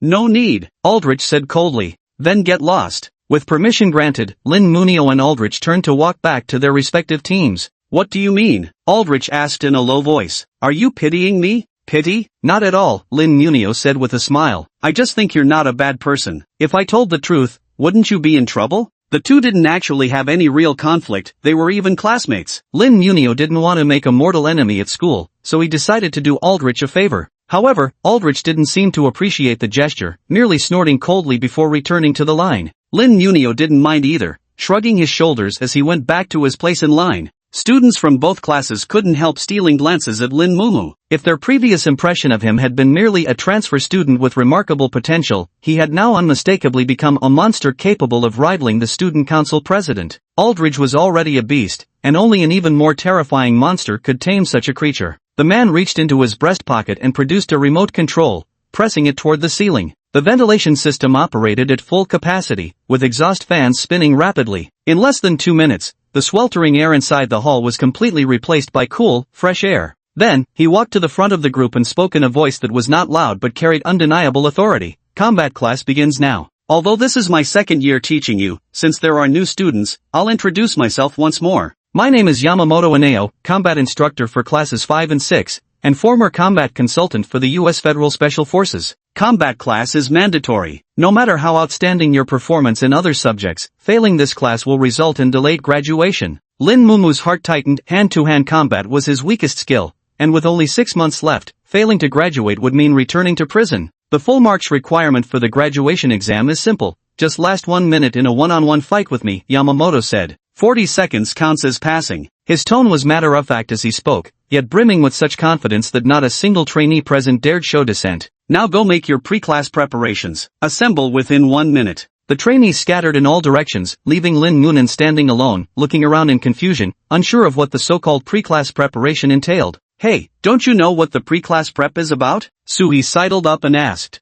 No idea. Lin Munin shook his head. Ha, I knew it, Sui said smugly, then pulled 2 pills from his pocket. Green or pink, which one do you want? What is this? This is a suppressant pill. After taking it, it can temporarily seal your symptoms for 2 hours and restore your physical abilities and reflexes to normal levels, Sui said. Dr. Aisha's products are always top-notch. There's such a pill? Lin Mayan was surprised. It seemed that eccentric doctor was more impressive than he'd imagined. But why do we need to take this? Because if we don't suppress our symptoms, we might easily hurt Professor Yamamoto, Sui explained. Professor Yamamoto is an ordinary person, not an infected. He's not an infected? Lin Mayan glanced at the imposing Yamamoto in the distance before turning back. The way you all fear him, I thought he was incredibly powerful. Don't underestimate him, Sui said. Although teacher Yamamoto is an ordinary person, his combat skills are terrifyingly formidable. It's said that half of the current hospital directors were trained under him. Even when they first started, no one could last more than 10 seconds against Yamamoto. That exaggerated? Lin Munian was astonished. What about now? How long can you guys hold out? I can only last 20 seconds, Sui said dejectedly. But it's really not my fault, even Aldrich can only manage 40 seconds. Lin Mumu's heart sank. Aldrich's sharp whip-like kick was still fresh in his memory. How could even his own combat skills not earn full marks? Don't doubt it, Sui said. In fact, the only person in the entire school who can last more than a minute against him is Chung Xuanhong, the student council president. Yamamoto is the strictest among all combat instructors. Every year, 70% of his students are deemed unqualified by him, facing the crisis of delayed graduation. Sui sighed. I really don't know why he insists on tormenting people like this. Speaking of which, you've mentioned that president several times, Lin Mumu said. Where is he now? The president is currently on his internship and hasn't been to school for a week, Sui shrugged. That guy's an even more obsessive monster than Aldrich. What others complain about as grueling internships are as easy as drinking water for him. I see, Lin Munian murmured thoughtfully, his curiosity about that mysterious student council president growing stronger. Hurry up and choose, green or pink? Sui urged. What's the difference between these two? Lin Munian asked cautiously. This guy in front of him was full of tricks, and he didn't want to get fooled again. The green ones are mint-flavored, the pink ones are strawberry, Sui said. Is it really necessary to make medicine with such a variety of flavors? Lin Mumu was at a loss for words. That's just Dr. Aisha's style, Sui said. Effective and fun. At that moment, Yamamoto in the distance barked sharply. Dawdling like this is the height of laziness. Lin Mumin hastily grabbed a green pill at random and popped it into his mouth. It was indeed mint-flavored, looked like he hadn't been tricked this time. Don't forget to use your smartwatch to time it, so you don't accidentally harm the teachers, Sui reminded him. Okay, Lin Mumin replied, strapping the watch onto his wrist and setting a 2-hour countdown. Chapter 40, 5 seconds in 3 years. After swallowing the pill, Lin Munio attempted to activate his symptoms, but as expected, he failed. His physical condition had also reverted to its normal state, as if he were carrying lead weights, full of strength yet unable to exert it. Dr. Aisha truly lived up to being the world's foremost expert on epidemic transformation disease, Lin Munio mused silently. If he could contribute to her research, he wouldn't mind serving as a test subject. Of course, provided there's no danger. The two classes formed 3 rows, waiting for Yamamoto's next instructions. Cough, cough. Aldrich was still coughing. Are you okay, Aldrich? Maybe you should go rest for a while, a classmate from class 6 whispered. Aldrich didn't appreciate the gesture and instead glared fiercely at the man, who swallowed hard and didn't dare say another word. Lin Munio, step forward, Yamamoto shouted. Lin Munio froze for a moment, then took a step forward to stand before Yamamoto. You seemed quite lively earlier, too excited. weren't you? Yamamoto's voice was deep and resonant like an ancient bell. Since you're in good shape, why don't you show everyone your combat skills? Yes. The two stepped onto the training platform, standing 2 meters apart. Yamamoto set a 1-minute countdown on the electronic timer and placed it in the corner. This was Lin Munio's first fight without using symptoms since high school. Back in middle school, he'd had a few cringeworthy vigilante moments, experiences that now made him wince with embarrassment. He stared intently at Yamamoto, fists raised defensively in front of his chest, not daring to attack recklessly. Trying to stall? Futile effort. Yamamoto snorted coldly, not bothering to assume a stance, his arms hanging naturally at his sides. This provocation had no effect on Lin Munmao, who remained vigilant, carefully observing his opponent's movements. Suddenly, Yamamoto moved, his agile footwork winding forward like a serpent, closing the distance to Lin Munmao in the blink of an eye. Lin Mumu was shocked and instinctively threw a right punch straight at Yamamoto's face. Yamamoto's expression remained unperturbed as he casually tilted his head to dodge the fist, then grabbed Lin Mumu's right arm with both hands and executed a swift shoulder throw. Lin Mumu felt the world turn upside down, and the next moment he was lying on the ground with Yamamoto's fist mere inches away. He let out a bitter laugh. He'd been instantly defeated after all. 5 seconds, that's your current record. Disqualified. Yamamoto picked up the stopwatch. With results like this, you'd be the first to die in a real, life-or-death fight. Go back and train harder. Lin Munyan offered no argument, as he had indeed fought with difficulty in close combat in his previous matches. Wordlessly, he stepped down from the fighting platform and went back to his team. Though he lost decisively, not a single person from either class mocked him. They'd all been through the same phase, it was practically a rite of passage. Besides, he'd just endured an intense battle. His opponent was still coughing violently nearby, yet he stood there unfazed,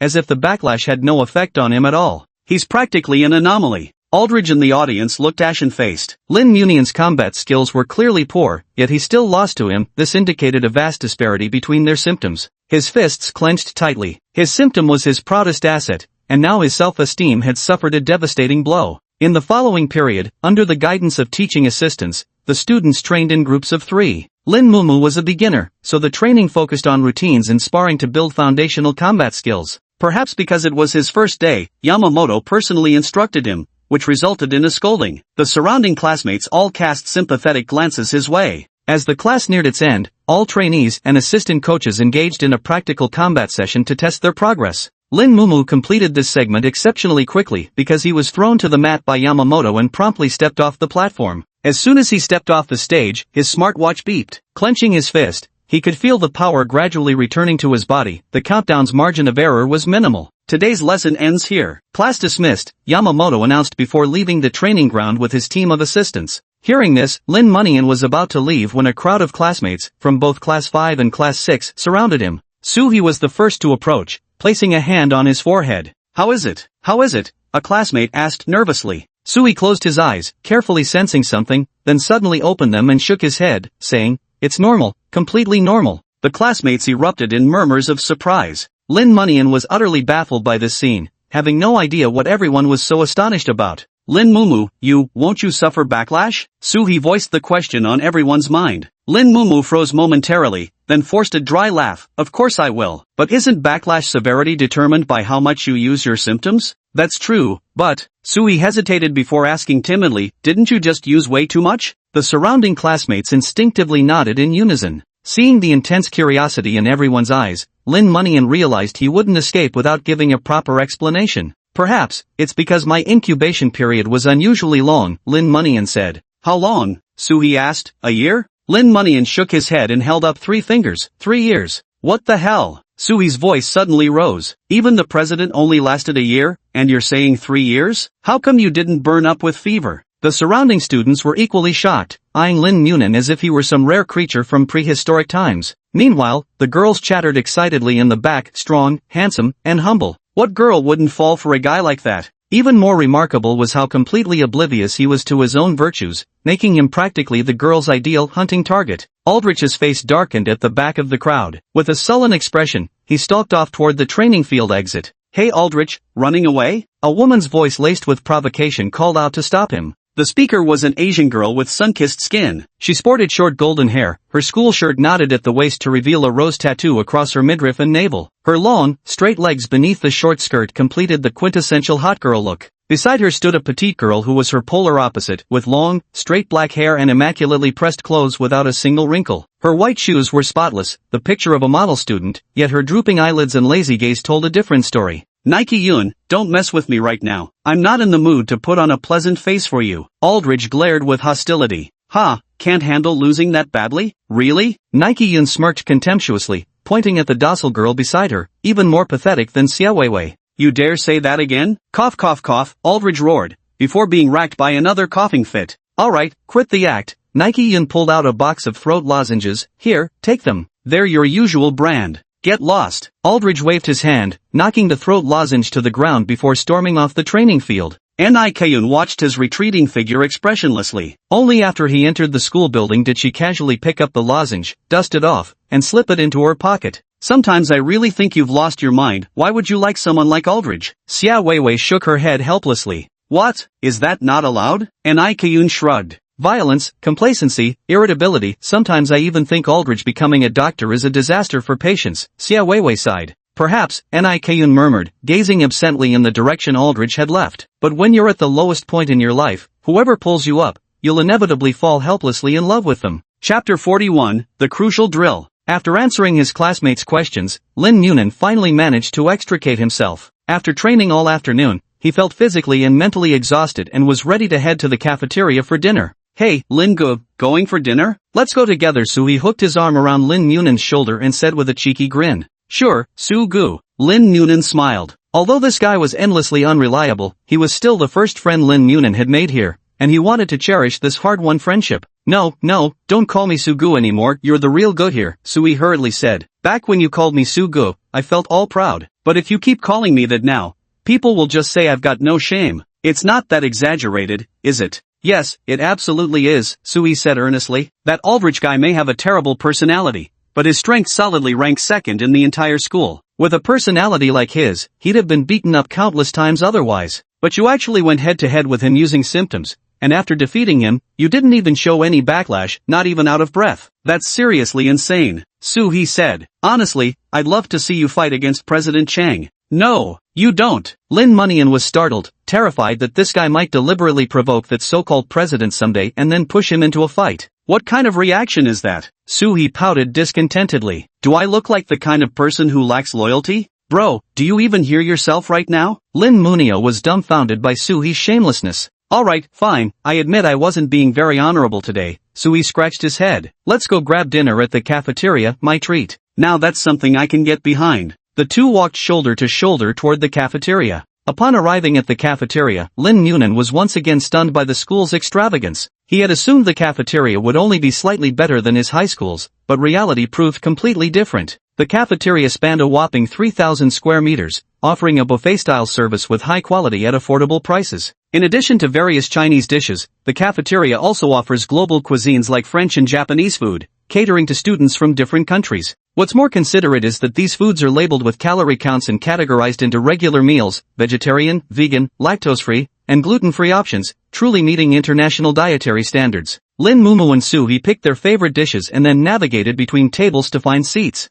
Eric. Sui suddenly waved at someone in the distance, then turned to Lin Mumu. Let's go sit with Eric. Lin Mumu followed the direction of his wave and saw a muscular black classmate with a buzz cut. He was wearing a skin-tight shirt with a Captain America print, the outlines of his abs and pecs faintly visible, looking every bit like a fitness trainer at first glance. His name was Eric Robert, and Lin Mumu vaguely remembered that he seemed to be a classmate. During the earlier combat class, he had been standing 5 students away from Lin Mumu. The two walked over to Eric's table, set down their trays, and took their seats. Hey man, you were freaking awesome today, Eric exclaimed excitedly. You were like the Human Torch from Fantastic Four, a total superhero. You flatter me too much, Lin Mumu replied. No, you Chinese folks are way too modest, President Chang and you are exactly alike, Eric said. Seriously though, I think you've even got potential to compete for the Hippocrates Star. Hippocratic Star? What's that? Lin Muman asked in confusion. Hippocratic Star is the highest honor awarded to graduates by the Academy, Sui explained. Every year during graduation, the school presents this honor to exceptionally outstanding students, and it's personally awarded by the Dean of the Emergency Medicine College. Students who receive this honor not only get a 3 million yuan scholarship but also gain the opportunity to skip the junior physician position and directly take the examination for attending physician. If they pass, the benefits are on a completely different level. More importantly, Hippocratic Star recipients are called future deans in waiting, because all current deans have received this honor, well, except for the dean of the Black Lung branch. Lin Munian had some understanding of the emergency hospital positions during his preparatory studies. They were currently classified as resident physicians. Typically, after graduation, students became general practitioners, and upon meeting merit and competency requirements, they would be promoted to attending physicians. Further up the hierarchy were chief physicians, deputy directors, and the hospital director, but these positions respectively required mid-stage, late-stage, and critical stage symptoms. For now, these roles remained far beyond their reach. I see, Lin Munian nodded, his eyes revealing a trace of yearning. We shouldn't even think about it, but brother Lin, you really stand a chance. Su-hee encouraged. What are you all talking about? Park Soo-ah placed her tray on the table and sat down beside the group. We were saying Lin Munian could compete for the Hippocrates Star, Su-hee said. Before this, I only thought our student president had a shot. Soo-ah, as his girlfriend, what do you think? Park Soo-ah looked at Lin Munian and said earnestly, I also think you have potential. See, even Park says so, you've definitely got this, Eric said excitedly. When you win the Hippocratic Star someday, you've got to look out for me, brother Lin, Su-hee said. I'll be counting on riding your coattails. Let's work hard without getting our hopes up first. It's still too early to tell, Lin Munian said. Right, Su-hee suddenly seemed to remember something, his eyes lighting up. Speaking of which, how about the four of us team up for the drill next week? What's the drill? Lin Munio asked. As a new student, he found there were too many things he didn't know. Oh right, you wouldn't know about the drill since you're a transfer student, Su-hee said. In a week, the school will organize a drill where attending physicians from the emergency department will play the role of infected patients and fight against us. At that time, our class will need to form 4-person teams internally, consisting of 3 types of members, main attackers, secondary attackers, and medics, with 1 to 2 people for each role. After forming teams, we'll conduct the drill together with Class 6. This drill is extremely important because only those who pass it will qualify for team internships, and at least 1 team internship is a mandatory requirement for graduation. But I've never practiced teamwork before. Aren't you afraid I'll hold you back? Lin Munian asked. Bro, are you kidding me? Su-hee said. With your god-tier symptom, who dares say you'd hold anyone back? Exactly. And the 4 of us happen to have symptoms that perfectly cover all 3 required team member types, Eric said. I see. Of course I'm willing, Lin Munian said. If possible, he would have liked to team up with Yi Qianyun, but unfortunately they weren't in the same class, so he had to give up the idea. He then asked, by the way, what are Eric and Zuyaji's symptoms? Eric smiled bitterly and showed Lin Munian his dinner tray. Lin Munian's expression changed when he saw it. The plate was filled with sticky foods like okra, yam, natto, and snow fungus soup. At first glance, it looked like a slug feast, enough to kill anyone's appetite. Chapter 42, The Team Takes Shape. Lin Mumu was stunned. This guy was dressed in a Captain America outfit, talking non-stop about superheroes. Could he actually be an ascetic monk from some Indian temple? Otherwise, with all the delicious food in the cafeteria, why would he torture himself by eating these things? The disease I suffer from is called mucopolysaccharidosis. As the name suggests, it means my body lacks the enzyme needed to break down mucopolysaccharides, which gradually accumulate in my system over time. Mucopolysaccharides are large proteoglycan molecules. Foods like okra, natto, and yam have their sticky texture precisely because they're rich in mucopolysaccharides. After the infection, I gained the ability to store and release high-intensity mucopolysaccharides, allowing me to achieve strategic objectives like restraining enemies and launching long-range attacks. If I had to compare, it's kinda like Spider-Man, Eric added proudly. So just because your symptom is secreting mucopolysaccharides, you've developed a special fondness for them? Lin Mumu still couldn't wrap his head around it. That's not it. Eric suddenly hung his head dejectedly. While I can store mucopolysaccharides, I can't produce them myself, so I usually have to slowly accumulate them through my diet. He tilted his head at a 45-degree angle, his eyes brimming with sorrow. If I had a choice, I'd rather eat hamburgers. You've worked hard, Eric. Su-hee's eyes glistened with tears. Someone quick, make an okra burger. Damn it. Stop inventing dark cuisine, damn it. Lin Munian cursed inwardly. But thanks to this healthy diet, I've managed to maintain such a fit physique. Eric flexed his arm, his toned muscles bulging with rope-like veins protruding. And I quite like my symptoms, they're pretty similar to Spider-Man's, Eric said smugly. Speaking of which, maybe I should give myself a hero name. What do you guys think I should call myself? Su-hee, Slimeball. Park Soo-ah, Clingy Pest. Lin Mumu, Humanoid Slime. Hey, what kind of nonsense is this? Eric protested, muttering under his breath whether Glue Hero or Sticky Superman would be a better name. Watching his deflated expression, everyone burst into laughter, and the newly formed training squad's atmosphere gradually became more harmonious. Lin Munyan pursed his lips to suppress a laugh. This was his first time encountering a foreign Chinibyu, and it was downright hilarious. Just the act of choosing a hero name was enough to prove this guy was a Chinibyu. Thankfully, he had already graduated from that phase and had been living earnestly ever since middle school. And what the heck were Glue Man and Sticky Superman anyway? His own full power mode sounded much better, simple yet imposing, with a sense of unleashing a hidden ultimate move. Lin Munyan secretly prided himself on his naming skills. What about you, Shoyu? Lin Munin turned to ask. I remember you saying your symptom is healing type, right? Aren't healing types supposed to be really rare? Shoyu's symptom isn't just rare, Sui chimed in at the perfect moment. In the entire Nidos Medical College, her healing type symptom is the strongest, and she's also ranked first in the platelet department. That impressive? Lin Munin's eyes widened in astonishment. No wonder you're the student council president's girlfriend. You're exaggerating, Shoyu smiled gently. The illness I have is called Munchausen syndrome. It's an extremely rare mental disorder. Patients with this condition will fantasize and pretend to be ill, reporting symptoms to those around them. Far from disliking medical treatments like taking medicine or injections, they actually feel excitement from them. Ha! Lin Munyan blinked rapidly. There's actually such a disease? I'm not lying to you. In 1951, the famous medical journal The Lancet published research on this condition, Park Sua said seriously. But because it's so rare and bizarre, patients often struggle to gain understanding from others. You must have had a really hard time before then, Lin Munyan said. It's all in the past now, Park Sua said with a radiant smile. At Nidos Medical School, no one looks at me strangely anymore.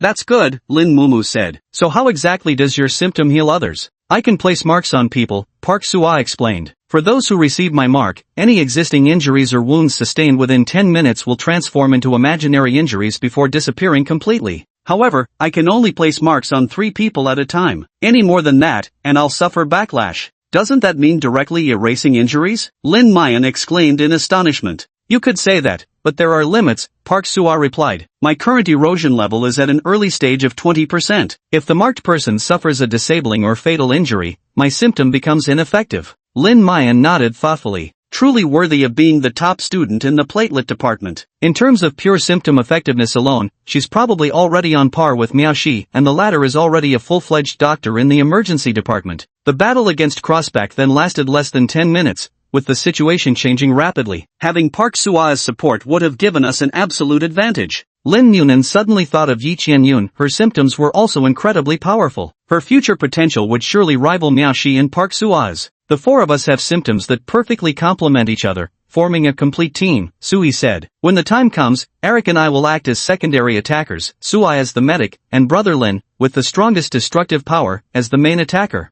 Perfect. With this lineup, even the Avengers would have to run from us, ha ha ha. Eric threw his head back and laughed. Never mind the Avengers, I don't think Class 6 could ever assemble such an impressive lineup, Sui said. Even if the student council president came back, it'd still be hard to match us after all. We've got powerhouses like Shoyu and Brother Lin. But in my opinion, Brother Lin, there's still one area where you can't measure up to the president, Sui said earnestly. Is it close quarters combat? Lin Newman asked reflexively. Sui slowly shook his head and said with grave seriousness, you don't have a girlfriend as amazing as Shoyu. At that moment, a youthful and beautiful figure approached the group, drawing frequent glances from the students in the cafeteria. Xiao Miao, are you finished eating? Want to walk back together? The newcomer was naturally Yi Qianyun. After finishing her meal with Class 6, she spotted Lin Munio here and came over to say hello. Yeah, just finished. Let's go study together. Lin Munio stood up with his used tray. We'll head out first. Let's practice teamwork more these next few days. Oh.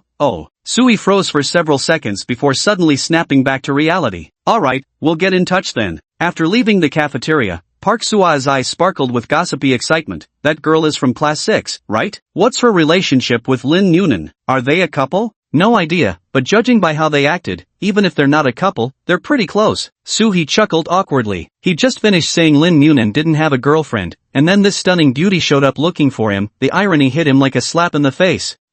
They look so perfect together. They're totally shipworthy. Park Sua squealed in excitement. As the exemplary vice president of the student council, Park Sua had one particular hobby, shipping couples, and she could ship anything with anyone. Before enrolling in Nidos Medical School, she had once been a trainee at an entertainment company. During her daily practice breaks, she loved shipping the senior artists from the same company. She secretly resolved to keep a close eye on this young couple and offer them friendly assistance whenever necessary. Chapter 43, The Girl Who Picks Clouds. Nito's medical college spans over 300 hectares and has built 3 library buildings, each equipped with several small study rooms for students to gather and discuss their studies. On the way there, Yi Qianyun booked a study room using her phone. Carrying their backpacks, the two strolled leisurely toward their destination. They walked quietly along the path between the academic buildings, tacitly agreeing not to speak, a silence that wasn't awkward but rather comfortably peaceful. Thinking back, Lin Noonan couldn't clearly recall the last time he'd walked across campus with Yi Qianyun. It might have been during their first PE class after enrollment, when he'd coaxed her into sneaking away to secretly snack on treats they'd hidden in advance. After that, he fell ill and would stay in the classroom to rest after class as much as possible, eventually spending most of his time lying at home. Now, the two of them finally strolled through the campus again, evoking fond memories of the past. Upon arriving at the study room, Lin Noonan was once again, rather helplessly, struck with awe.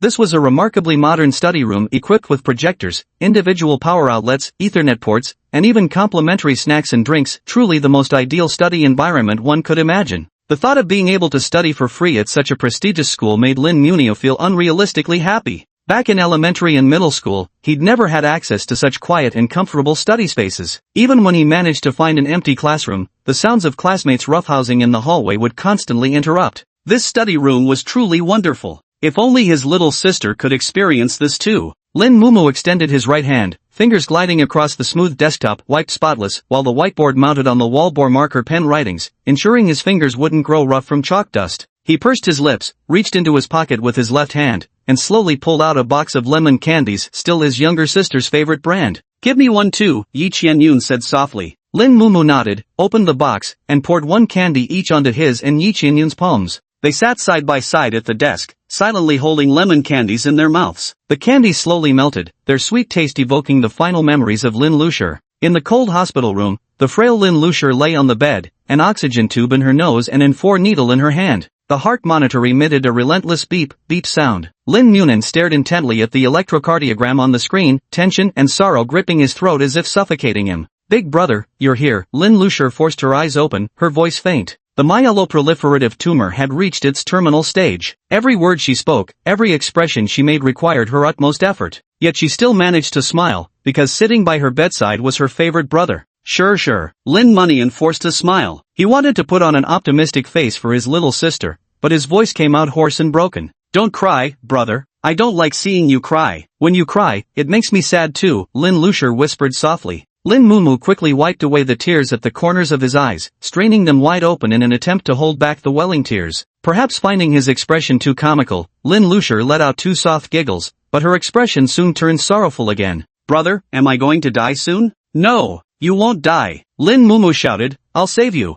"Really?" Lin Lucier smiled brightly again. "Really?" Lin Moneyan nodded emphatically. "I'll get into medical school and become the greatest doctor in the world. By then, I'll be able to cure Shirshir completely." "Okay," Lin Lucier said, "then when big brother gets tired from studying, remember to eat lemon candies. Whenever I eat lemon candies, my mood gets better." "Deal." "When that time comes, big brother will buy you mountains of lemon candies, more than you could ever eat." In the study room, Lin Noonan gazed quietly out the window, his eyes distant, his heart longing for the girl who loved lemon candies. The sky was blue, the sunlight brilliant, white clouds shifting shapes with the breeze as if a mischievous girl were kneading them at the horizon. "Big brother is studying hard," Lin Noonan murmured softly. "The candy's finished, time to start studying," Yi Qianyun said. "Got it." Lin Noonan had already decided on today's study plan long before coming to the study room. When collecting the textbooks, he noticed a book titled Symptom Encyclopedia. After flipping through it briefly, he found it contained all currently known types of symptoms. But after bringing it back, he never found the time to examine it carefully. During this time, he had heard of too many previously unknown diseases, and he had no idea what kind of infected patients he might encounter in the future. Thoroughly studying the illustrated guide seemed especially important. He took out the guide and placed it on the table. Yi Qianyun sat beside him, flipping rapidly through a textbook titled Psychiatry. He first turned to the contents page, searching for the term myeloproliferative neoplasms, but couldn't find it. "Honestly, what am I doing?" Lin Noonan laughed mockingly at himself, then continued reading. 2 hours later, Lin Mumu slowly raised his head and let out a long sigh. "Diseases, truly troublesome things. Xiao Miao, there's something I'd like to discuss with you," Yi Qianyun said softly. "What's the matter? You know about the drill happening next week, right?" "I know, what's up?" "Aldrich from our class, the one who challenged you right away, invited me to join his team today," Yi Qianyun said. "Do you think I should accept his offer?" He invited you? Lin Moneyan pondered for a few seconds before grasping the underlying meaning. After today's defeat in battle, Aldrich must have been unwilling to accept it and wanted to challenge him again. The main reason he lost to himself was the duration of symptom usage, which is why he invited Yi Qianyun, who could extend the symptom duration, to help him perform better during the drill. He probably just didn't know about the relationship between Yi Qianyun and Lin Munin. I think you should agree, Lin Munin said. Why? Yi Qianyun asked. As far as I know, this exercise is crucial for qualifying the internship, Lin Mumu said. Although Aldrich has a terrible personality, his skills are undeniable. As long as you find the right way to get along with him, he makes a good teammate. Remember, we only have half a year, we must secure our internship qualifications as soon as possible. I see, Yi Qianyun nodded thoughtfully. What about you? Have you found teammates yet? Yeah, I have, Lin Mumu replied. I'm teamed up with Shoya, Eric, and Sui, not sure if you remember them. Of course I know Zuya, that stunning beauty, Yi Qianyun said wistfully. She didn't have much impression of the other two, but she remembered Park Zuya, that gorgeous girl, quite vividly. Lin Munan's heart tightened. Though he was a straight guy with little emotional intelligence, even he could sense that trouble was brewing. Vice President Park already has a boyfriend, apparently the current student council president. People say he's ridiculously capable, has completed multiple internships, and is the strongest contender for the Hippocrates Star Award. Watching Lin Munan fumble through his explanations, Yi Qianyun's mood improved slightly. It seemed this idiot still cared about her feelings after all. Alright, then you guys better give it your all too, Yi Qianyun said. We won't go easy on you. Of course, Lin Munan sighed in relief, having narrowly avoided disaster. Yet immediately afterward, he grew somewhat concerned again. This internship would have attending physicians from the emergency department role-playing as infected patients. The difficulty was certainly not to be underestimated. But my close-quarters combat skills have always been a weak point. It's manageable normally, but could become a major liability during team battles. As the main attacker, close-quarters combat is absolutely crucial. And given Yamamoto's strict standards, I might not graduate within 6 months. After agonizing over it for a while, he suddenly stood up and said, Xiaoyun, I need to go somewhere. Where are you going? I want to go see Professor Yamamoto. Chapter 44, Hellish Training Session. 7 p.m. outside Yamamoto Ineo's office. Lin Mumu lightly knocked twice on the door. Come in, a deep and powerful voice responded from behind the door. Lin Mumu turned the doorknob and entered. Yamamoto stood solemnly before the desk, dressed in a dark brown kimono, holding an ink-stained calligraphy brush. A long sheet of rice paper was spread across the desk, bearing the sharply inked character for Martial and an unfinished ultimate. The strokes were so fierce they evoked the lethal edge of a samurai's famed blade. When dressed in his martial arts uniform, Yamamoto was a master of powerful punches and kicks, but when he changed into a kimono and picked up a brush, he transformed into a profound calligraphy master, embodying both the strength and grace of Japanese culture. Lin Moneyan patiently waited for Yamamoto to complete the final stroke before placing the brush back on the inkstone. Lin Moneyan? Yamamoto shifted his gaze toward him. Good evening, Master Yamamoto. What's the matter? I have a request. Lin Munin paused. I'd like to ask you to give me extra training outside of class hours. Why? Because the drills are coming up soon, and I want to improve my close combat skills as much as possible before then, Lin Munin said. Besides, I only have 6 months left. I need to meet the graduation requirements as quickly as possible. You misunderstand. I wasn't asking about your motives for coming to me, Yamamoto said.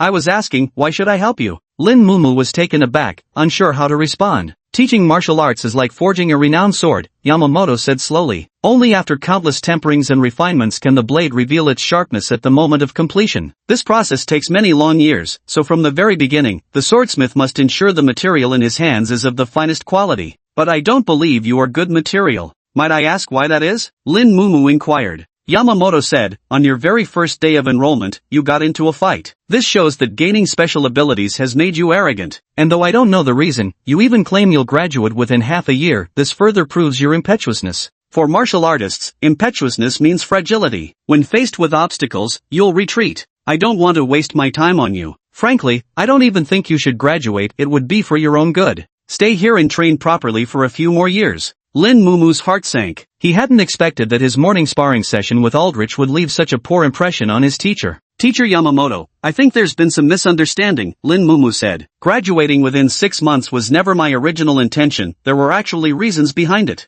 No need for explanations. This was your own choice. No one forced you. Yamamoto finished speaking and picked up his brush to clean it. At this moment, Lin Mumu had a sudden inspiration and said, Teacher Yamamoto, Can you really judge whether I'm weak or strong just from a first impression? Yamamoto slowly turned around and looked into his eyes. I've heard that in your country's ancient tradition, master swordsmiths always had a test-cutting ceremony after forging a new blade. Only through testing could one know whether the new sword was good or bad. Never heard of anyone simply sheathing a new blade and putting it aside, Lin Munian said. At the very least, could you give me a chance to prove myself? How do you intend to prove it? To be honest, I don't know how to earn your approval, Lin Munian said, but perhaps we could spar one more time. Yamamoto remained silent for a long while before giving a slight nod. Training ground. After swallowing a suppression pill, Lin Munio stood upright on the platform, facing Yamamoto, a nail-clad in martial arts attire 3 meters away. This morning, the assessment goal was to last 1 minute against me, Yamamoto said. But this time, you'll spar with me for an hour, and I won't hold back. If you're truly as strong as you claim, enduring an hour should be effortless. Lin Mumu's eyelids twitched. In combat class, he had only lasted 5 seconds. Enduring a full hour of beatings was no simple feat. Scared? Yamamoto said coldly. Lin Mumu took a deep breath and assumed the stance he'd learned that morning. Bring it on. No sooner had the words left his mouth than Yamamoto rushed forward, a whip-like sidekick flashing toward him like lightning. Lin Mumu couldn't dodge in time and could only block with both hands, momentarily leaving an opening on one side. Yamamoto showed no mercy, seizing the opportunity to deliver a straight punch that landed heavily on Lin Mumu's chest. Lin Mumu let out a muffled groan as he was sent flying several meters backward, collapsing to the ground. His chest burned with pain, as if struck by a sledgehammer. Pathetic! Yamamoto barked sharply. Lin Mumu propped himself up and stood, assuming his stance once more, his eyes burning with fierce defiance. Again, Yamamoto's expression remained impassive as he stepped forward without hesitation and delivered another shoulder throw. This time, Lin Mumu felt a dull ache spread across his entire back, taking a full 10 seconds to rise to his feet again. Repeated setbacks stoked his frustration. Clenching his fists, he roared and charged at Yamamoto. The long hour finally passed, and the timer emitted a pleasant noise. Lin Munian collapsed limply on the ring, gasping for breath, his body aching all over, his arms and legs covered in bruises. Just looking at him was enough to send chills down one's spine. Pathetic, Yamamoto spat out before turning and walking away without so much as a glance at Lin Munian. He had once served as a captain in the military. While comrades in arms would indeed help each other, only those deemed trustworthy enough to watch your back were worthy of being called true comrades. Lin Mumu gave a bitter smile. After enduring so much suffering, he didn't even know if he'd passed. What a headache. Xiao Miao, what's wrong with you? Lin Mumu turned his head to see Yi Qianyun leaping onto the platform in a panic, her frightened eyes rapidly scanning his injuries. I'm fine, ouch. You're hurt this badly and still saying it's nothing. Can you stand up? Yi Qianyun gently supported Lin Munan's back, then draped his arm over her shoulders to help him rise. Weren't you going to find Professor Yamamoto? What on earth happened? Yi Qianyun asked. I originally wanted to ask Professor Yamamoto for some private guidance, but it turns out he has a very poor impression of me, thinks I'm flighty and weak-willed. Lin Munan smiled bitterly. I begged him to give me a chance to prove myself, and this is how I ended up. Are you an idiot? If he wouldn't guide you, just let it go. Why get yourself beaten up like this? Yi Qianyun scolded sharply. Xiaoyun, I'm from the leukocyte department. Fighting is my duty, Lin Mumu said softly. These are hurdles I must overcome. Let's not talk about that now. I'll treat your wounds when we get back to the dorm. Hiss. Lin Mumu let out a trembling sound. Bear with it. Your wounds need to be disinfected with alcohol, Yi Qianyun said as she gently dabbed at the wound on his elbow with an alcohol-soaked cotton swab. Ouch. Lin Munan let out another groan of pain. Oomph, now you know it hurts, Yi Qianyun said angrily. Idiot. Lin Munan sighed. Despite all these injuries, Yamamoto still didn't seem to have changed his mind. Perhaps one beating wasn't enough to alter his opinion. Alright, I've done basic first aid, Yi Qianyun said. Rest well these next 2 days, don't let it affect your performance during the drill. I got it, Xiaoyun, Lin Munan said with a smile. Yi Qianyun shot him a glare and walked straight out of his dorm room. Lin Munan sighed, groaning as he collapsed onto his bed. Chapter 45, Class 6 Strategy. The next morning, Lin Munian arrived in class covered in injuries. Suhi was about to greet him when she suddenly exclaimed, Holy shit dude, did you get jumped yesterday? His shout drew the attention of classmates, and the classroom immediately erupted in gasps of surprise. Several girls quickly gathered around, chattering and asking all sorts of questions. What's wrong with you? Did someone bully you? It must be Aldrich. He must be holding a grudge after losing to Lin Munian yesterday. Come on, let's go settle the score with him. Lin Mumu was startled and quickly called out to stop them, explaining that he had asked Professor Yamamoto to help with special training. The girls were skeptical, finding it hard to believe anyone would voluntarily seek out the devil Yamamoto, but the injuries all over his body did look like Yamamoto's handiwork. After much persuasion, he finally managed to dissuade the girls from causing trouble in the neighboring class. Suhi was about to ask more when the class bell rang at that moment. Reluctantly, the two had no choice but to return to their seats. After enduring a day of classes, Suhi, Lin Munin, Eric, and Park Sua arrived at the training ground. The night before, they had agreed to come to the training ground today to practice teamwork for the upcoming drill. Lin, you're truly the bravest person I've ever met, Eric scratched his head. Everyone usually gets beaten up by Yamamoto so much that they avoid him, but you go out of your way to get beaten up. Do you think you're like Wolverine with self-healing powers or something? My close combat skills are too weak. I just want to improve as much as possible before the drill, Lin Munin said with an awkward smile. Let me heal your wounds first, otherwise we can't practice, Park Sua sighed. Thank you, Sua. Park Sua gently grasped Lin Munin's wrist, and a fluorescent blue light enveloped both their hands. 3 seconds later, the glow dissipated, leaving only a coiled serpent staff mark on Lin Munin's wrist. Alright, your injuries have all been treated, Park Sua said. But I still feel a lot of pain, Lin Munin scratched his head. No, your wounds have already healed. See for yourself if you don't believe me. Lin Munin looked at his arm with skepticism, only for his eyes to widen in disbelief the next second. The bruises on his arm had completely vanished, as if they had never existed at all. He checked other parts of his body, his chest, legs, abdomen. Every single injury had disappeared without exception. Moreover, as he realized this, the unbearable pain he had felt moments ago was now entirely gone, as if those wounds had merely been figments of his imagination. So, how about Zuyaji's symptoms? Pretty impressive, huh? Suhi said triumphantly. You're impressive, but why are you so proud of yourself? Lin Munio teased. After healing your injuries, I feel like my arm is starting to hurt, Park Sua said.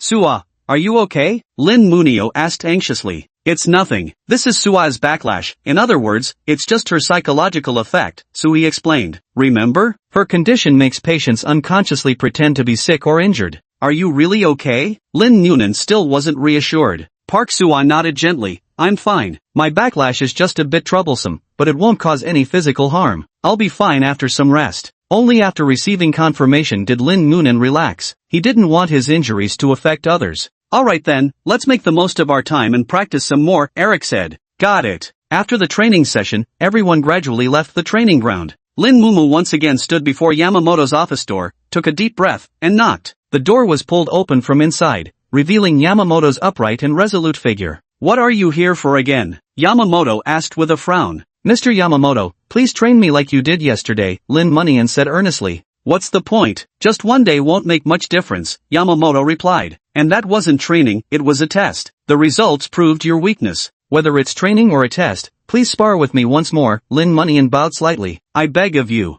Yamamoto remained silent for a few seconds before speaking. Wait for me at the training ground. Lin Mumu looked up joyfully. Yes. An hour and a half later, Lin Mumu lay corpse-like on the platform again like an exhumed and whipped corpse, his body covered in wounds. Yamamoto gave him a deep look, said nothing, then turned and left. Though still significantly injured, drawing from yesterday's experience, he was gradually learning how to protect himself during combat to minimize the damage taken. So even without Yi Qianyun's support, he could stand up and return to the dormitory on his own. The next morning, when he arrived in class, everyone stared at him with astonished eyes. This time, he offered no explanation and simply sat quietly in his seat. Eric and Suhi exchanged glances, looking at Lin Munin as if he were a monster before muttering after a long pause, freak. Class 6 classroom. Aldrich stood on the podium, his gaze slowly sweeping over the students below. The students of Class 6 either averted their eyes or fell silent, as if fearing Aldrich like a tiger. Seeing this, Aldrich clicked his tongue impatiently and said, This drill is important because it determines whether I can secure my internship qualification, Aldrich said. But trusting you bunch of weaklings? I'd rather bash my head in.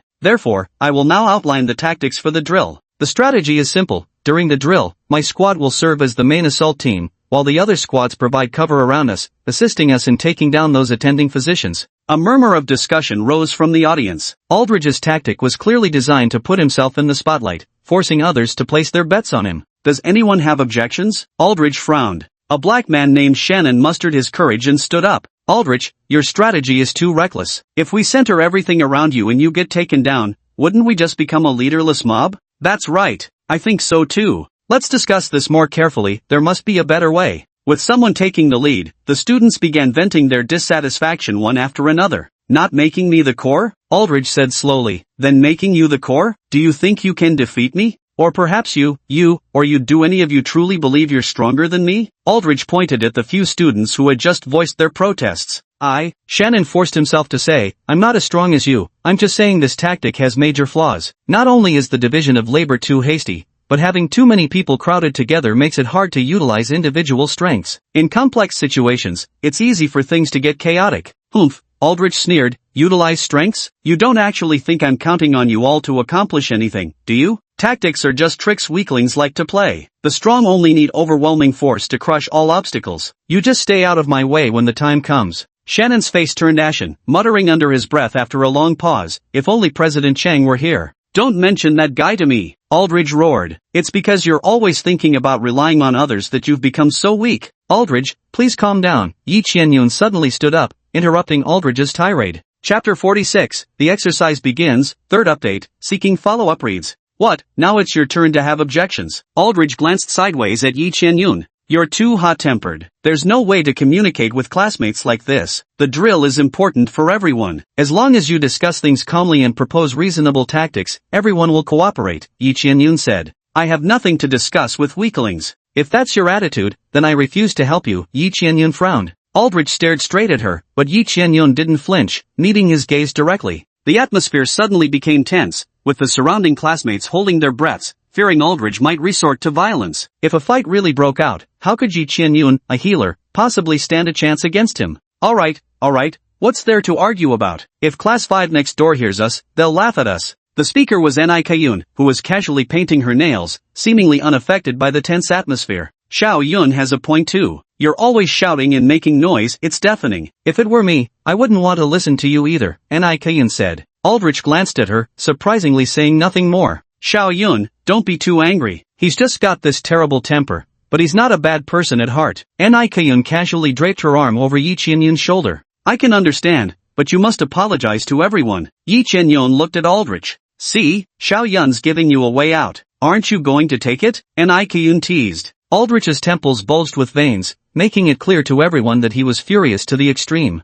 Yet, after a full minute, he managed to squeeze out an I'm sorry through gritted teeth. Though perfunctory, it signaled his concession. That's more like it, Ni Kayun clapped her hands. But I think Aldrich's strategy is quite good too. For one, he's undoubtedly the strongest among us, and with everyone's support, his abilities can be maximized. Secondly, even if there were more intricate tactics, the execution might not necessarily be better. This is our first drill, coming up with overly complex strategies would likely be hard to implement effectively. A simpler approach might actually yield better results. Yi Qianyun pondered for a few seconds. You make a good point. If everyone agrees, I have no objections. What do you think, Wei Wei? Ni Kayun tossed the question to Xia Wei Wei sitting beside her. Whatever. Tactics and stuff are such a hassle. Xia Wei Wei covered her mouth with a yawn before flopping onto the table to sleep. Hey, we're supposed to be a team. I can't trust you when you're slacking off like this. Ni Kayun laughed helplessly. After the vote, everyone ultimately decided to adopt Aldridge's tactics, but field command was entrusted to the widely trusted Yi Qianyun. After school, Yi Qianyun walked over to Ni Kayun's desk. At that moment, Ni Kayun was applying makeup in front of a mirror, with her eyeliner flicked up at the outer corners and her lipstick a deep chestnut shade in a very edgy style. Kayun, thank you for easing the tension earlier, Yi Qianyun said. Unlike her outwardly rebellious appearance, Ni Kayun possessed high emotional intelligence and a delicate sensibility, making everyone feel comfortable in her presence. As soon as Yi Qianyun enrolled, Ni Kayun warmly invited her to lunch together, introducing her to campus facilities and other essentials, offering her much assistance. When Yi Qianyun thanked her, she just laughed and said, no need to thank me, no need. I just adore pretty girls. I fell for both you and Wei Wei at first sight. It's nothing, just doing what I should. Ni Kayun chuckled. Aldrich's temper is as stubborn as a mule. Most people can't get along with him, but I know exactly how to handle him. Seeing Ni Kayun's warm smile, Yi Qianyun felt puzzled and confused. She could tell that Ni Kayun was Aldrich's most trusted person. But how could two people with such different personalities be so close? Before the afternoon team battle training, Park Suwa once again offered to help Lin Munin heal his injuries, but this time he refused. Because he didn't want to always rely on others, doing so might actually give Yamamoto a bad impression of him. Moreover, he felt guilty for constantly causing Park Suwa to suffer backlash. Left with no choice, Park Suwa had to give up, but she insisted on treating him once before the drill. To avoid affecting everyone's drill performance, Lin Mumu agreed. So he gritted his teeth and completed the day's team training. After finishing his training, he immediately rushed to Yamamoto's office. This time, there was a hint of unmistakable fear in Eric and Sui's eyes as they watched his retreating figure. Do you think he's gone mad? Sui said earnestly. Everyone else avoids Yamamoto like the plague, so why is he deliberately seeking out a beating? I've heard some people have masochistic tendencies, they actually enjoy being hit. Maybe Lin is one of those cases, Eric said. Suya, what do you think? Is he crazy or does he have a masochistic streak? Soo-hee asked. Park Suya remained silent for a long time before slowly saying, I think, he reminds me a bit of Xuanhong. The guild leader? Soo-hee was startled by this remark. Suya, don't tell me you've transferred your affections? You can't. That ruthless guild leader would skin Lin Go alive. Park Suya rolled her eyes. What I meant was, every time Xuanhong came back from his internships, he was always covered in injuries too. But he never complained, never let me treat them, and would immediately go to the principal's office to apply for the next internship. I asked him why he was torturing himself like this. Each time, he'd stay silent for a long time before saying something like, I'm still not strong enough, only through more real combat and the tempering of pain can I become truly strong. I really don't understand why he wants to become that strong. I think both Lin Munin and Sun Hang have their own reasons for being so obsessed with strength, even if those reasons might differ. Soo-hee and Eric exchanged another glance and sighed in unison, freaks. Days like these repeated in cycles, and soon a week had passed. On this day, the mandatory 5th and 6th classes of Nidos Medical College had no lectures because it was the day of the drill.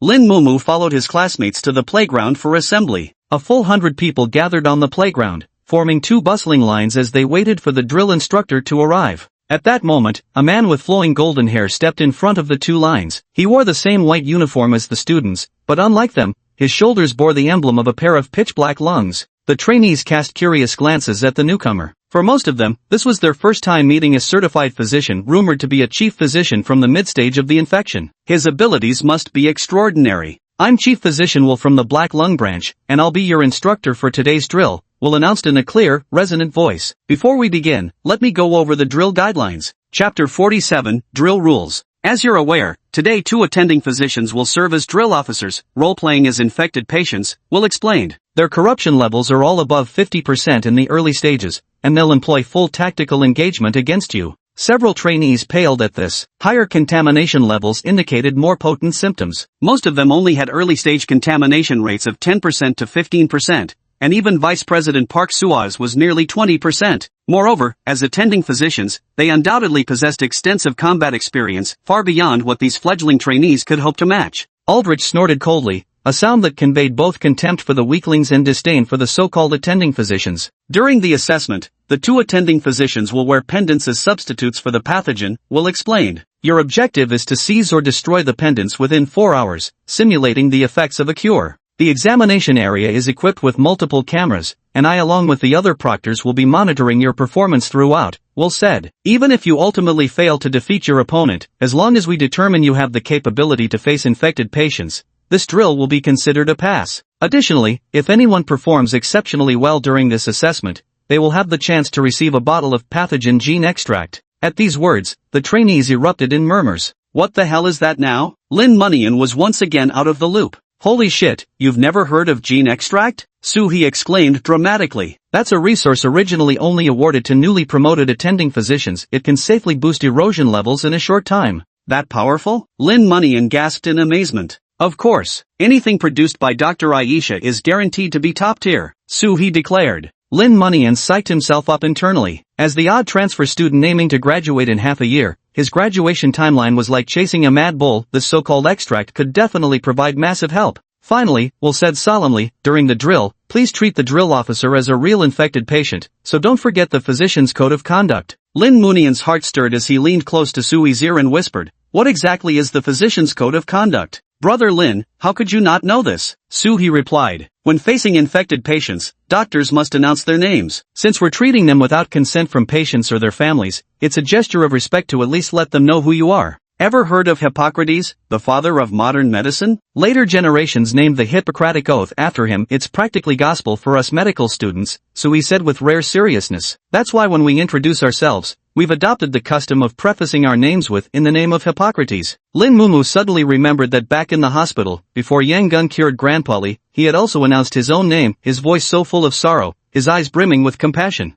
That phrase was actually an expression of respect for the patient, a doctor's reverence for life. Lin Mumu silently committed this principle to heart. The second principle, Soo-hee said, is that if a contagion patient loses vital signs after being cured, the treating physician must perform the morning rite. The specific method is to raise both hands to the chest and observe a moment of silent mourning with closed eyes. This gesture evolved from surgeons raising their hands in operating rooms, originally meant to reduce bacterial counts on their hands. Since doctors often performed this gesture while witnessing patients' deaths, it gradually became the emergency ward's morning ritual. I see, Lin Mumu nodded. Got it. Thanks brother Su. No problem, Sui smiled. That concludes the briefing for the exercise. We'll now proceed to the training grounds, said Will. The trainees followed Will out of the school gates, where 2 tour buses were waiting for them. Students from Class 5 and Class 6 boarded the separate buses, which then slowly departed for the exercise site. The buses left the city limits and entered the relatively sparsely populated suburbs, finally stopping at the entrance of an industrial park. This industrial park covers a vast area, approximately 2 square kilometers, with several factory buildings and dormitories, yet completely deserted, giving off a desolate atmosphere. The perimeter was cordoned off with caution tape. Scattered everywhere were torn cardboard boxes and bubble wrap, walls bearing half-peeled posters, fallen leaves left unswept on the ground, and dust swirling in the air. This is an abandoned industrial park and also the site for your assessment, Will said. The 2 exercise officers are already in position inside. The evaluation will last 6 hours. Now, the assessment begins. Staring at the desolate industrial park, the trainees felt uneasy in their hearts. This was their first real combat exercise, and nervousness was inevitable, even though their opponents were just drill instructors. Let's go, Brother Su, Sister Shoye, Eric. Lin Newman took the lead by stepping forward toward the industrial park. The thought of gene extract made him eager to get started. Hey, wait for me. Don't you know the early bird gets shot? Sui grumbled as he hurried to catch up, with Park Shoye and Eric following closely behind. Humph, a bunch of losers, Aldrich snorted coldly and strode ahead. With someone taking the lead, the remaining trainees finally followed suit and entered the compound. After everyone had entered the compound, Will pulled out a walkie-talkie and brought it to his mouth. Exercise begins.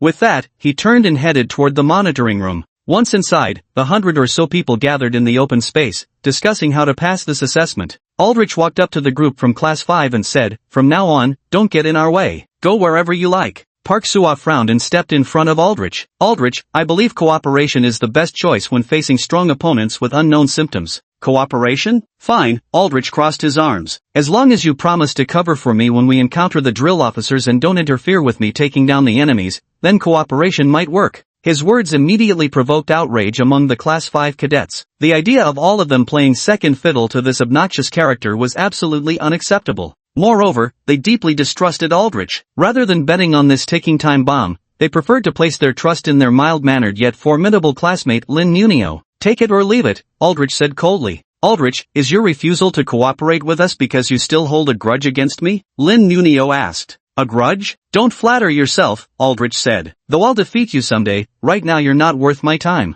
The students of Class 5 glared angrily at the arrogant Aldrich, their displeasure evident at this willful fellow. Wait. Ni Kayun ran to stand between the two sides, wearing a conciliatory smile. "Let's not argue, everyone. Can't we talk this out properly?" All eyes turned to her. "Aldrich, don't be so aggressive. You really want to pass this exercise, right? Then now's the time to rein in that temper," Ni Kayun said softly. Aldrich remained silent, his expression unmoved. "If cooperation is truly impossible, there's still another way," Yi Qianyun stepped forward and said. "This industrial park is quite large, divided into eastern and western sectors. We could each explore one area separately. Meanwhile, both classes should maintain contact. If either class encounters danger first, the other can rush to provide support. What does everyone think?" Upon hearing Yi Qianyun's suggestion, the students of Class 6 nodded in agreement one after another. Under the current circumstances, this is the best idea. It not only separates the two classes but also maintains a degree of cooperation. The students of Class 5 instinctively looked at Lin Munin and Park Sua, who had already become the spiritual leaders of their class. "I think it's a good idea," Lin Munin said. "I agree," Park Sua nodded. "That's settled then," Ni Kiyun smiled. "What do you think, Aldrich?" "Poof." Aldrich still responded with a cold snort. In his view, any form of compromise was cowardly behavior, but he didn't voice any objections. "Now that it's decided, let's get started quickly," Xia Weiwei said. She hated troublesome matters the most, and the lengthy discussion just now was already giving her a headache. After the discussion concluded, the two groups set off separately towards the eastern and western districts. "Xiao Miao," Yi Qianyun quietly called out to Lin Mumia. "What's up?" Lin Mumia turned back to ask. "Good luck with the drill." Yi Qianyun beamed with a smile so radiant it could outshine the moon. Lin Mumiao's face flushed and his heart skipped a beat. Damn it, he thought, I never noticed how good-looking she was before. Why does she keep getting more appealing the more I look at her? Should I confess now? Maybe I should just confess right now. Got it. You too. Lin Mumia waved hastily and fled in panic. Chapter 48, The Ghostly Man. The trainees from Class 5 crossed half the industrial park and arrived at the Western District. According to the map posted on the bulletin board, this area contained 4 6-story buildings arranged in a square formation facing the 4 cardinal directions, with nothing else nearby except a grove of trees not far away. Suya, what should we do now? A classmate asked. Park Suya pondered for a moment before replying, we only have 4 hours, but we might need to search up to 4 buildings. Considering the duration of combat and potential special circumstances with Class 6, perhaps splitting up would be the better tactic. Lin Munin, what do you think? Park Suya turned to Lin Munin. Lin Munin hesitated briefly. Truth be told, he couldn't gauge the drill instructor's strength accurately. In this situation where the enemy lurked in shadows while they were exposed, dividing their forces would essentially weaken their own strength. But time was tight, there was no way their entire class could thoroughly search all 4 buildings one by one, let alone the vast stretch of woods beyond. Our class has 52 people, we'll split into 13 teams, Lin Munin said. Each building will be assigned to a group consisting of 3 or 4 teams, so no matter which side runs into trouble, there'll at least be backup. Sounds good, Park Suya agreed. Each of the 4 groups, north, south, east, west, should elect a leader responsible for checking in every 5 minutes. With their strategy set, Class 5 students quickly divided into 4 groups and prepared to enter their assigned buildings for the search. Lin Mumio and 11 others were assigned to search the east building, which looked no different from the other 3 structures, gray mottled walls, shadowy entrances, rusted metal window frames. Perhaps due to the overcast sky, the place exuded an air of dilapidation and desolation everywhere. Lin Mumio silently watched the other 3 teams enter their respective buildings, his expression somewhat grave. What's wrong, brother Lin? You look so grim, Suhi said. Are the infected patients really that dangerous? Can't over a dozen people handle them? Lin Mumu shook his head slightly. If it were just the combat level of Grandpa Li and Grandma Zhao, even without practical experience, defeating them wouldn't be difficult. However, the ruthlessness of Cross, the oppressive aura of Charles, and the unfathomable depth of Yang Gun had left a deep impression in his mind. Compared to the reckless epidemic-infected patients, the lucid epidemic bearers might prove even more troublesome. So just how formidable would these 2 training officers be? A sense of foreboding arose in his heart.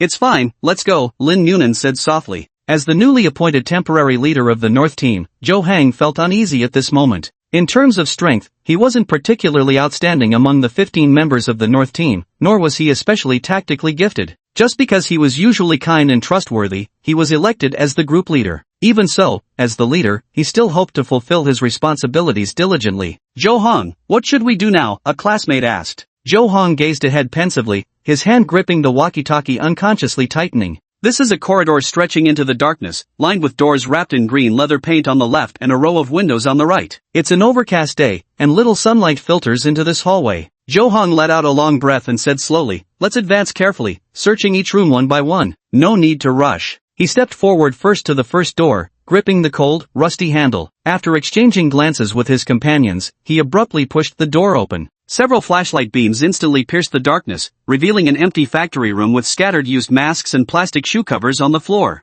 Zhou Hang breathed a small sigh of relief. At least he hadn't been unlucky enough to encounter their target in the very first room. If that had happened, he swore he'd go by that blind box he'd been eyeing for so long when he got back. Let's go, next room, he said. Under Zhou Hang's leadership, Team West quickly finished searching all the rooms on the first floor without finding any trace of the exercise officer. They followed the stairs up to the second floor, where an equally dim corridor stretched before them, with rows of tightly shut doors lining the left side. Let's go, Zhou Hang said. They methodically searched room after room, their coordination growing increasingly seamless and their confidence swelling. Zhou Hang quietly let out a sigh of relief. Upon reflection, even if both drill officers were in the western zone, their chances of encountering one would be at most 50%, hardly high odds. As a non-European blind box enthusiast, Zhou Hang had always struggled to unbox the figurines he desired. But in the current situation, this terrible luck seemed to be working in his favor. At least he didn't want to be the first one to face the unknown drill instructor. Just as he was calculating the probability of encountering the drill instructor while smugly reveling in his bad luck, the classmate beside him tapped his shoulder. Brother Zhou, it's almost 5 minutes. Time to report to the other teams, the classmate said. Got it. Zhou Hang pulled out his walkie-talkie. Attention all teams, commencing first status check. Park Sua's voice came through the walkie-talkie. East team reports no sightings. West team reports no sightings. South team reports no sightings. Zhou Hang took a deep breath. North team reports no sightings. As he spoke, he felt a slight relief in his heart. At least everyone was safe for now. Sharp footsteps echoed from the end of the corridor, their reflections in the narrow hallway creating an eerie resonance. Zhou Hang felt a prickle of terror crawl across his scalp as he swiftly turned his gaze toward the darkness ahead, simultaneously preparing to activate his symptom. The other team members reacted just as swiftly, dispersing into precise positions along the corridor, each standing at calculated intervals that neither obstructed their comrades nor left them too far apart to offer immediate support. A scattered search? Not a bad tactic, echoed a male voice speaking English through the hallway, reaching everyone's ears. Plague-infected patients suffer every second, freeing them from torment quickly is the right approach. But you've made one fatal mistake, the man continued. If the numbers and strength you deploy are insufficient, even finding your target becomes meaningless. Like a performer stepping onto the stage from behind the curtain,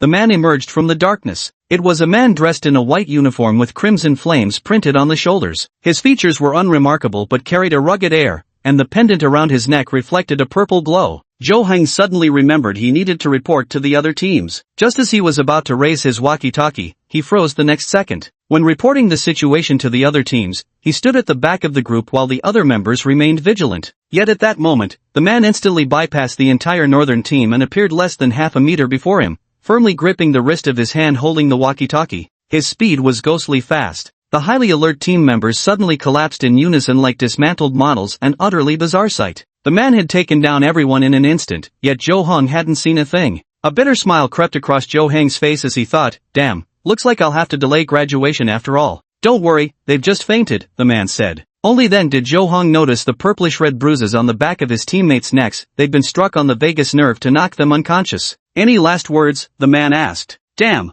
I'll buy a blind box as soon as I get back, Zhou Hang murmured weakly before collapsing to the ground. The man dusted off his hands, opened a window by the corridor, and climbed out. Chapter 49, Doctors Who Charge Ahead Despite the Odds, Verification Day 2, please keep reading. Lin Money emerged from a factory building, followed closely by the other members of the East team. Perhaps it was because Lin Money was such a formidable presence, but the East group's search was noticeably bolder and more efficient than the other teams. By now, they had already completed searching the fourth floor. Shoyu-jia, it's almost time for the second announcement, Lin Money said. Got it. Park Shoyu pulled out her walkie-talkie and addressed the members behind her. Everyone, go on high alert. Suhee and Eric stood on either side of Park Shoyu, their expressions serious, a stark contrast to their usual playful grins. They were the secondary attackers in the team, tasked with supporting the main attacker's assaults and ensuring the safety of the medics. Lin Mumu stood firmly in front of them, his symptoms stirred to the edge of awakening, ready to unleash a fierce flame strike on any suspicious target at a moment's notice. The remaining members of the East team encircled the four of them, vigilantly guarding high-risk positions such as the stairwell, corridor corners, and windows. Attention all, commencing the second inter-team report now, Park Suwa announced. East team reports no abnormalities. West team reports no anomalies. The communication channel fell silent for several seconds, with no updates from the South or North teams. Park Suwa furrowed her delicate brows and spoke gravely, South team, North team, please report your status. Yet her request went unanswered. Only static crackled from the walkie-talkie, stirring an uneasy feeling in everyone's hearts. What are they up to? Could they be in danger? Suhee swallowed hard. And no way. It's only been 5 minutes since the last announcement. Even the drill officers couldn't possibly take out 2 teams in 5 minutes, no matter how skilled they are. Beads of cold sweat formed on Eric's forehead. Lin Noonan furrowed his brows tightly. Ever since stepping into this building, he'd had a bad feeling, like a fly buzzing through a space thick with spider webs. Lin Noonan walked over to Park Suwa, who wordlessly handed him the walkie-talkie in silent understanding. South team, North team, please respond, Lin Mumu said gravely. The silence remained unsettling. What's going on? Park Suwa took a deep breath. After a few seconds of contemplation, Lin Mumu said sternly, terminate the search. Notify West team to assemble at the square downstairs immediately. He raised the walkie-talkie to his mouth and was about to speak when pressing the talk button, but suddenly, an emotionless voice came through the device. Team South reports no anomalies. Finally, the announcement from Team South came, but everyone present shuddered violently because the speaker wasn't Team South's leader, nor was it anyone from Team South at all. The walkie-talkie fell silent again, as if no sound had ever come through. That's the drill instructor, right? It's the drill instructor, isn't it? Suhee asked anxiously. Almost certainly, Lin Noonan said. It seems, both the South and North squads have been completely wiped out. How is that possible? Even if the drill instructors are strong, it would take at least several minutes to identify the opponent's formation and take down one squad, let alone 2. Eric said in terror. Could both drill instructors be targeting us? Then let's request reinforcements from Class 6 immediately, Suhee said. I don't know, Lin Munin said, but 5 minutes might not be enough. However, if it were 10 minutes, even a single drill officer could possibly manage it. But if the drill officer encountered a group right from the start, why would there still be the first announcement? Park Sua asked. If there really was only one drill officer, perhaps he had already gathered intel on the first group from the shadows from the very beginning, Lin Munin said. But he deliberately waited until after our first announcement to swiftly take out that group, creating a false impression of peace. After that, he then had another 5 minutes to eliminate the second group, Lin Munin continued. But since there was no one left to report, he no longer needed to hide himself. This is too much, isn't it? Sui's heart pounded with fear. Sister Xiaoye, could something like this really happen? Park Xiaoye pondered for a few seconds before saying, the exercise officers have also taken the same tactical courses. They're very familiar with the loopholes in our tactics, so it's not impossible. After listening to Lin Munin's analysis, every member of the East team wore uniformly grave expressions. If there were 2 exercise officers here, they could still request assistance from Squad 6. But if just one exercise officer could be this cunning and powerful, then the difficulty of this drill was already absurdly high. Anyway, we need to regroup with the West team as soon as possible, Lin Munin said. After communicating with the West team via walkie-talkie, the remaining 24 members of Class 5 gathered in the open area between the 4 buildings. In just 10 minutes, Class 5 had lost more than half their numbers, yet they still didn't even know the exercise officer's symptoms. It was literally the worst possible start. Shoyu, Lin Mumu, the Western team leader, approached the two. What should we do next? Should we request reinforcements from Squad 6? Lin Mumu furrowed his brows in deep thought. Given the current situation, calling for backup might indeed be the best option. But with another drill officer still unaccounted for, was it really wise to ask for help now? Stop hesitating. Our numbers have already plummeted. If that drill officer ambushes us again, we'll be at an absolute disadvantage, the Western team leader urged. Lin Mumu let out a long sigh and was just about to agree with his suggestion when a mocking voice suddenly came from the southern building. Hide? Why do you think I'd hide? Everyone turned abruptly to see a man in a white uniform with brown curly hair leaning against the southern building's entrance, arms crossed and head tilted as he looked at them. The purple pendant around his neck revealed his identity. Hello, juniors, the man grinned, looking utterly harmless yet undeniably mocking at that moment. Let me introduce myself, I'm Paul Mark, this year's drill instructor. 24 individuals swiftly formed 6 combat squads, maintaining utmost vigilance against Mark. Lin Mumu clenched his fists tightly, wisps of white vapor beginning to emanate from his body. The symptoms were on the verge of erupting. Are you ready? Mark cracked his neck. Here I come. The group's hearts trembled. Could he truly be so confident as to take on all of them single-handedly? Mark assumed a sprinter's stance, his muscles tensing as he momentarily coiled before explosively driving his legs against the ground, then pivoted and sprinted toward the distant woods. Class 5 stood frozen in disbelief. Even Lin Munin and Park Sua gaped dumbly as his figure vanished into the tree line. He ran away? He gasped, utterly flabbergasted. Generally speaking, facing 24 people is definitely a reason to run, Eric said. But why do I keep feeling something's not right? What should we do now? The leader of the West team asked. Park Sua pondered for a few seconds before saying, I don't think we should chase after them. It's best to wait here for reinforcements. Everyone nodded in agreement. This was indeed the safest strategy under the current circumstances. No, we're going after him, Lin Mumu said firmly. Why? The terrain in the woods is complex. He's clearly trying to lure us in to wipe us out. Park Sua looked at Lin Mumu in astonishment. He was always so smart. Why was he being foolish now?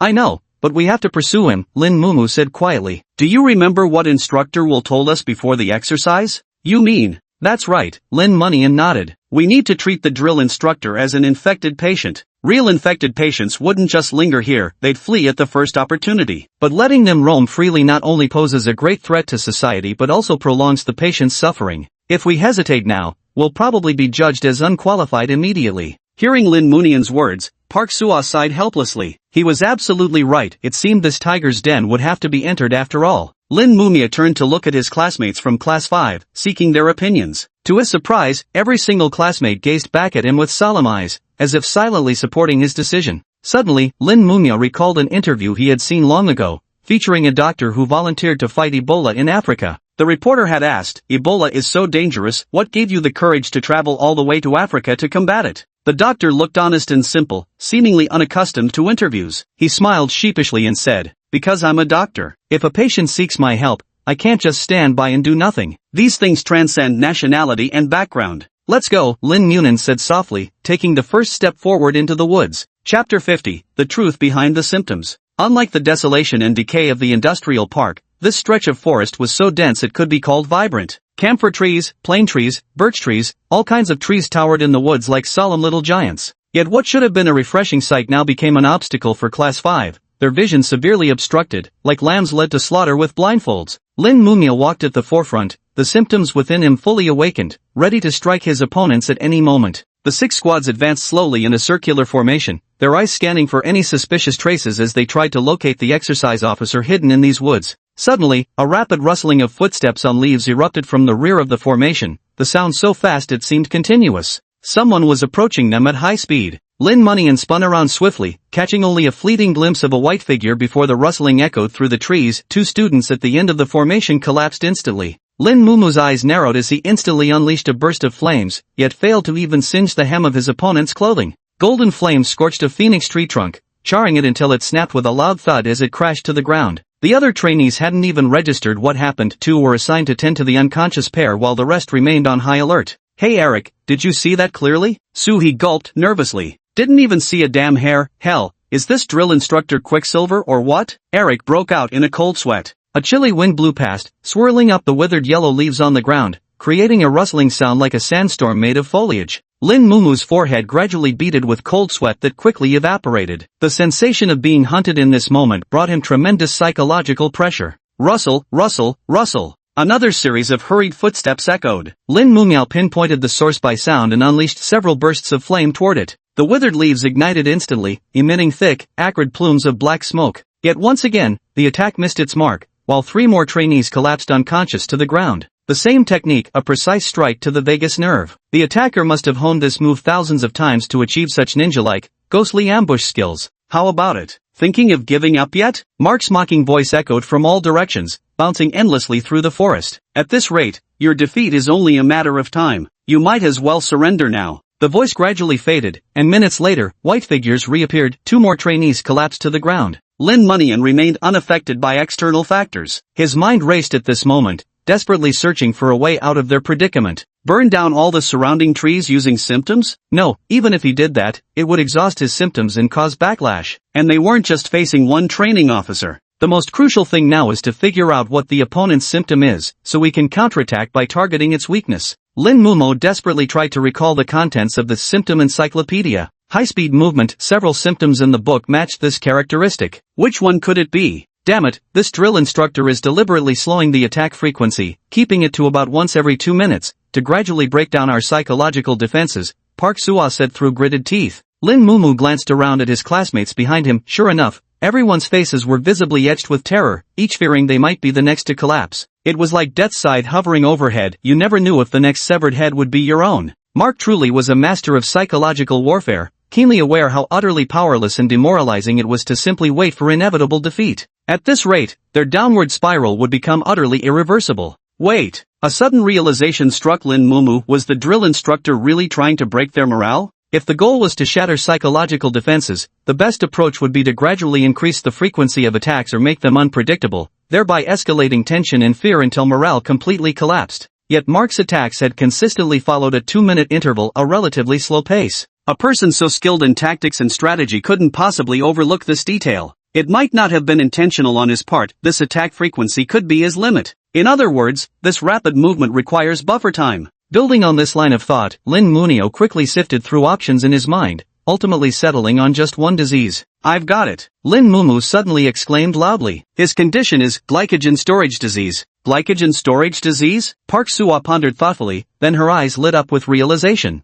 Anyone well-versed in the symptom encyclopedia would know that glycogen storage disease is a recessive genetic disorder where patients cannot properly metabolize glycogen, causing it to accumulate in the body. Glycogen is the primary energy source for anaerobic exercise. According to the illustrated guide, those afflicted with this disease gain the ability to store glycogen in their bodies after infection, allowing them to consume it explosively for bursts of anaerobic athletic performance. However, such high-intensity anaerobic activity causes rapid lactic acid buildup in the muscles, resulting in excruciating pain for the patient. Even after infection, though patients develop the capacity to metabolize lactic acid quickly, the process still requires time. This means that every time Mark activates his symptom, he experiences a brief period of vulnerability. After realizing this, Lin Munin immediately formulated a battle plan in his mind. Eric, Brother Su, Sister Shoyu, come here for a moment. The four gathered together, briefly exchanged ideas, and then reformed their battle formation. All of this was observed by Mark hiding in the shadows. His eyes narrowed slightly, unsure what tricks they were up to, but he remained confident in himself. Suddenly, Lin Munio charged out alone, swinging his fists wildly as golden flames erupted indiscriminately. Mark chuckled under his breath. So this was his plan all along? Trying to overwhelm him with sheer volume of attacks. It might have worked, if the guy's erosion level had been several times higher. But alas, how could these feeble, flickering flames ever hope to break through with brute force alone?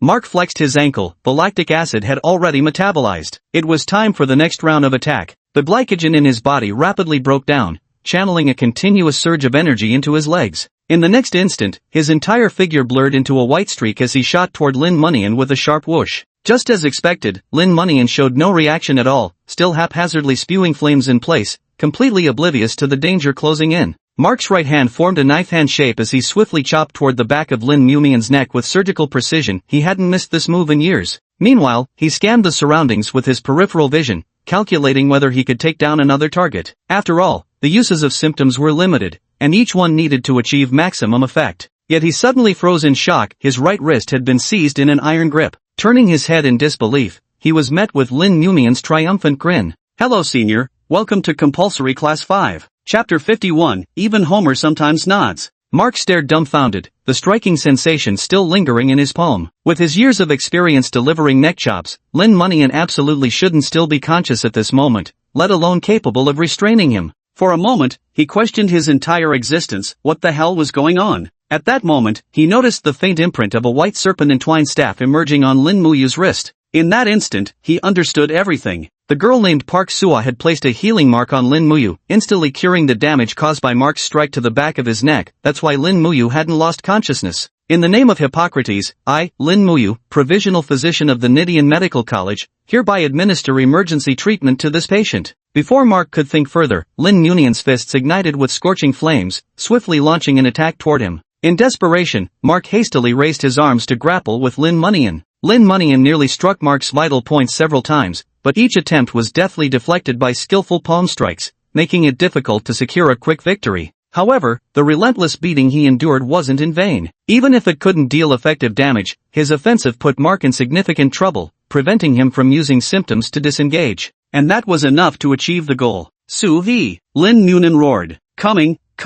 Sui's eyes widened, the whites gradually filling with blood vessels as a white film veiled his pupils. At that moment, Mark realized in horror that his vision was growing increasingly blurred. He could no longer clearly see Lin Munyan's attacking movements. Cataract, clouding of the lens. Sorry, senior. We'll help cure you later. With that, Lin Munyan seized the momentum to throw several consecutive punches, striking Mark heavily and burning his white uniform to ashes, leaving behind swollen red burn marks. Gritting his teeth against the pain, Mark rapidly retreated, trying to put distance between himself and Lin Munyan. A soft, sticky sensation rose from beneath his feet. He'd stepped into some strange liquid. The next moment, he found his foot firmly glued to the ground, as if his sole had been slathered with a thick layer of superglue. Not far away, Eric lifted his still-secreting mucopolysaccharide palm, considering whether to fire a few more globs of mucus to thoroughly immobilize this drill instructor. Mucopolysaccharidosis, mucopolysaccharide release. Mark attempted to summon symptoms to forcibly break free from the restraints at his feet, but misfortune never comes singly. Just then, his period of weakness arrived, sending waves of intense soreness through his legs. The remaining 17 trainees from Class 5 surrounded him, cutting off all possible escape routes. Mark's expression shifted through a range of emotions before he finally lowered his head in resignation, forced to accept reality. And so, Drill Officer Mark was successfully captured by Class 5. In the surveillance room, Will stood with his arms crossed, gazing at the screen before him, a faint smile playing at the corners of his lips. The plan just executed was clearly orchestrated by Lin Munyo, each step seamlessly interlocked, flawless in its execution. It seemed this guy not only had a high starting point for his symptoms, but his combat intelligence was also remarkably superior. Will took a deep breath and murmured in an almost inaudible voice, "Truly, the younger generation is formidable. Senior, you're such a sneaky bastard, taking out so many of us at once." Sui rubbed his eyes as he stepped forward. "All's fair in war. What's wrong with using some tactics?" Mark shrugged nonchalantly. "I'm starting to think Quicksilver from Marvel was totally wasting his superpowers," Eric said. "Thanks for the compliment," Mark chuckled lightly, "but Quicksilver's abilities are still more OP. Lin Mumu quickly stepped forward and said softly, "Sorry, senior, for getting you hurt. Please hand over the pendant now to avoid any more pointless fighting." Mark lowered his head to glance at his feet encased in mucopolysaccharides, then looked around at the surrounding students before letting out a deep sigh. I never thought I'd be defeated here. When I go back, I'll be laughed at by Chiwon's people. Mark pouted. You alone pushed us to this point. If even you would be laughed at for this, wouldn't we be even more useless? Lin Mumu, focused solely on retrieving the pendant, reached his right hand toward Mark's neck. You don't get it, that's just the culture in our department. Losers get mocked, no matter the reason, Mark said. But, his gaze suddenly turned sharp, like a cornered beast baring its fangs, sending a jolt through Lin Munian's heart. Even if it means losing face, I'm not ready to give up yet. Mark took a deep breath and shouted with all his might. Help! Yamazaki! Everyone's expressions changed dramatically as they frantically looked around. Clearly, Mark was calling for another drill instructor, whose strength was undoubtedly no less than his own. From which direction would he attack? The forest was eerily silent, with only the rustling of leaves amplifying the sense of lurking danger. No suspicious figures were spotted in any direction. Could this be another drill instructor skilled in using terrain for ambushes? Suddenly, Lin Munian seemed to realize something. He abruptly looked up at the sky, his pupils contracting sharply. In the sky, Lin Munian shouted with all his might. Everyone turned their gaze upward and saw a small black dot rapidly descending from the sky like a meteor, creating a violent sonic boom. But that was no meteorite, nor any kind of weapon like a cannonball, but rather, a man of enormous stature. The man sported a large ginkgo leaf hairstyle, the traditional topknot worn by the highest-ranking sumo wrestlers. His massive body was clad only in a white loincloth printed with a knight's helmet, and around his neck hung a purple pendant. Layers of mountainous fat trembled violently as he moved. Had he merely been a sumo wrestler, the crowd might not have been so shocked. But this man's size was truly monstrous, standing over 2 meters tall and more than 4 meters wide. An ordinary sumo wrestler would look like a frail ant beside him. Scatter, now! Lin Munian was the first to snap out of his daze, roaring the warning. Everyone quickly scattered in all directions to avoid being crushed by the man's massive frame. Boom! A deafening roar erupted from the epicenter, sending dirt and withered leaves flying into the air. The surrounding tree trunks were all shattered by the shockwave, and the impact carved out a massive crater in the ground, the sheer force resembling a meteor striking Earth. Lin Munian raised his arms to shield himself from the fierce wind and flying debris, barely managing to keep his eyes open as he stared toward Mark's location. Yamazaki grabbed Mark and held him tightly in his arms, while the fat on his body compressed intensely against the ground before rebounding skyward with elastic force, just like a highly bouncy rubber ball. Lin Munian recognized Yamazaki's condition. It was lipodystrophy, which, as the name suggested, allowed the storage of massive amounts of fat for various strategic purposes. But he never expected Yamazaki to wield his symptoms with such mastery, altering the density and elasticity of his fat to achieve extreme mobility, completely defying the expected clumsiness. Damn it, they got away. Lin Munian gritted his teeth, clenched his fist, and slammed it hard against the ground. Chapter 52, Dread, Day 3, please keep reading. At this moment, Mark was utterly devastated. His entire face, no, his entire body, was enveloped by Yamazaki Muto's blubber, drenched in grease and sweat. Slow down, I'm gonna puke, Mark shouted, his voice muffled. Hold it in, we need to get away from the battlefield first, Yamazaki said tersely, continuing to bounce into the distance. It took a full 10 minutes before Yamazaki finally stopped by a factory building, placing the dizzy Mark against the corner. Mark knelt on the ground, supporting himself with his hands as he gasped for air. Are you alright, Mark-kun? Yamazaki's figure gradually shrank, transforming into an ordinary 2-meter-tall giant, though he still appeared overwhelmingly large standing beside Mark. I was actually fine before, but now I'm not so good, ha, ha. Mark collapsed onto his back, staring at the sky. You've slipped up, that's not like you, Yamazaki said. Alright, I admit it. I thought they were just freshmen and wouldn't be that strong, but I almost got taken down there, Mark said seriously. That Lin Munio is not to be underestimated. His teammates coordinated pretty well too. Seems they've put in a lot of practice, Yamazaki remarked. Yeah, Mark stood up, dusting off his pants. Let's go test the waters with another class. Shouldn't we press our advantage against Class 5? Yamazaki asked. You've already weakened their combat strength considerably. No, both of us have been exposed. If we counterattack now, they'll call Class 6 for backup. Facing 2 classes simultaneously would put us at a disadvantage, Mark replied. On the other hand, if we ambush Class 6, Class 5 will need time to regroup and won't be able to reinforce them quickly. Yamazaki frowned slightly. Mark, do you really think even if we attack together, we couldn't finish off Class 5's remaining members before Class 6 arrives? Mark froze for a moment, then smiled bitterly. Indeed, with 2 drill instructors joining forces, surely they could crush a class that had already lost half its members? Yet Mark couldn't shake off a vague unease. This unease stemmed from that freshman named Lin Munian. Strangely enough, apart from his combat intelligence, Lin Munin hadn't shown any extraordinary abilities. With their combined strength, they should have been able to overpower him effortlessly. But Mark, who was always sensitive to the battlefield, felt that Lin Munin was still hiding something. He noticed that Lin Munin had never shown a trace of panic from start to finish, as if he still held the ultimate trump card. It's like sitting at a poker table with a royal flush in hand. As long as you don't play it, no matter how dire the situation, your mood may be grave, but never desperate. Let's attack Class 6 first. I don't want to deal with that cunning little brat Lin Munin for now, Mark said gloomily. Alright, Yamazaki nodded. Mark,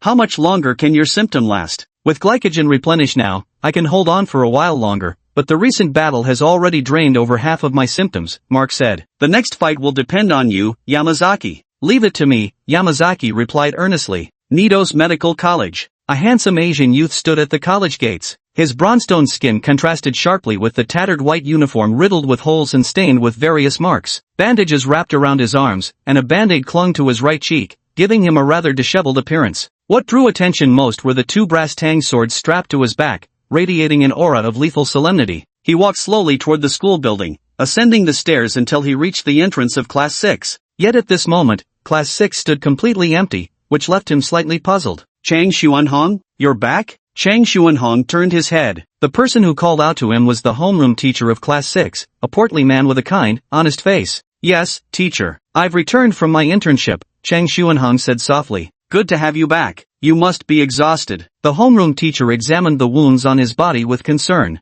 I've already rested for a while before coming back, Chang Xuanhong said softly. Ah, you child, always pushing yourself too hard. The homeroom teacher shook her head helplessly. Teacher, where have all the classmates gone? Chang Xuanhong asked. Have you forgotten? Today is drill day, the homeroom teacher said. Then again, you've completed so many internships already, drills probably don't matter much to you. Thank you. Chang Xuanhong gave a slight bow before turning to leave. Where are you going? The homeroom teacher asked. The training grounds. You're still going to train? Didn't you just get back? The teacher sounded surprised. I'm the class monitor of Section 6, so naturally I should participate in the drill unless there are special circumstances, Chang Xuanhong said softly. The homeroom teacher watched his retreating figure and sighed deeply, but didn't try to dissuade him. The entire school knew that the student council president of Nidos Medical College was an incredibly stubborn individual. Whatever he decided to do, he would absolutely see it through. If you tried to stop him, he wouldn't get angry or argue his point. He'd just stare at you persistently, like a willful child, until you reluctantly gave in.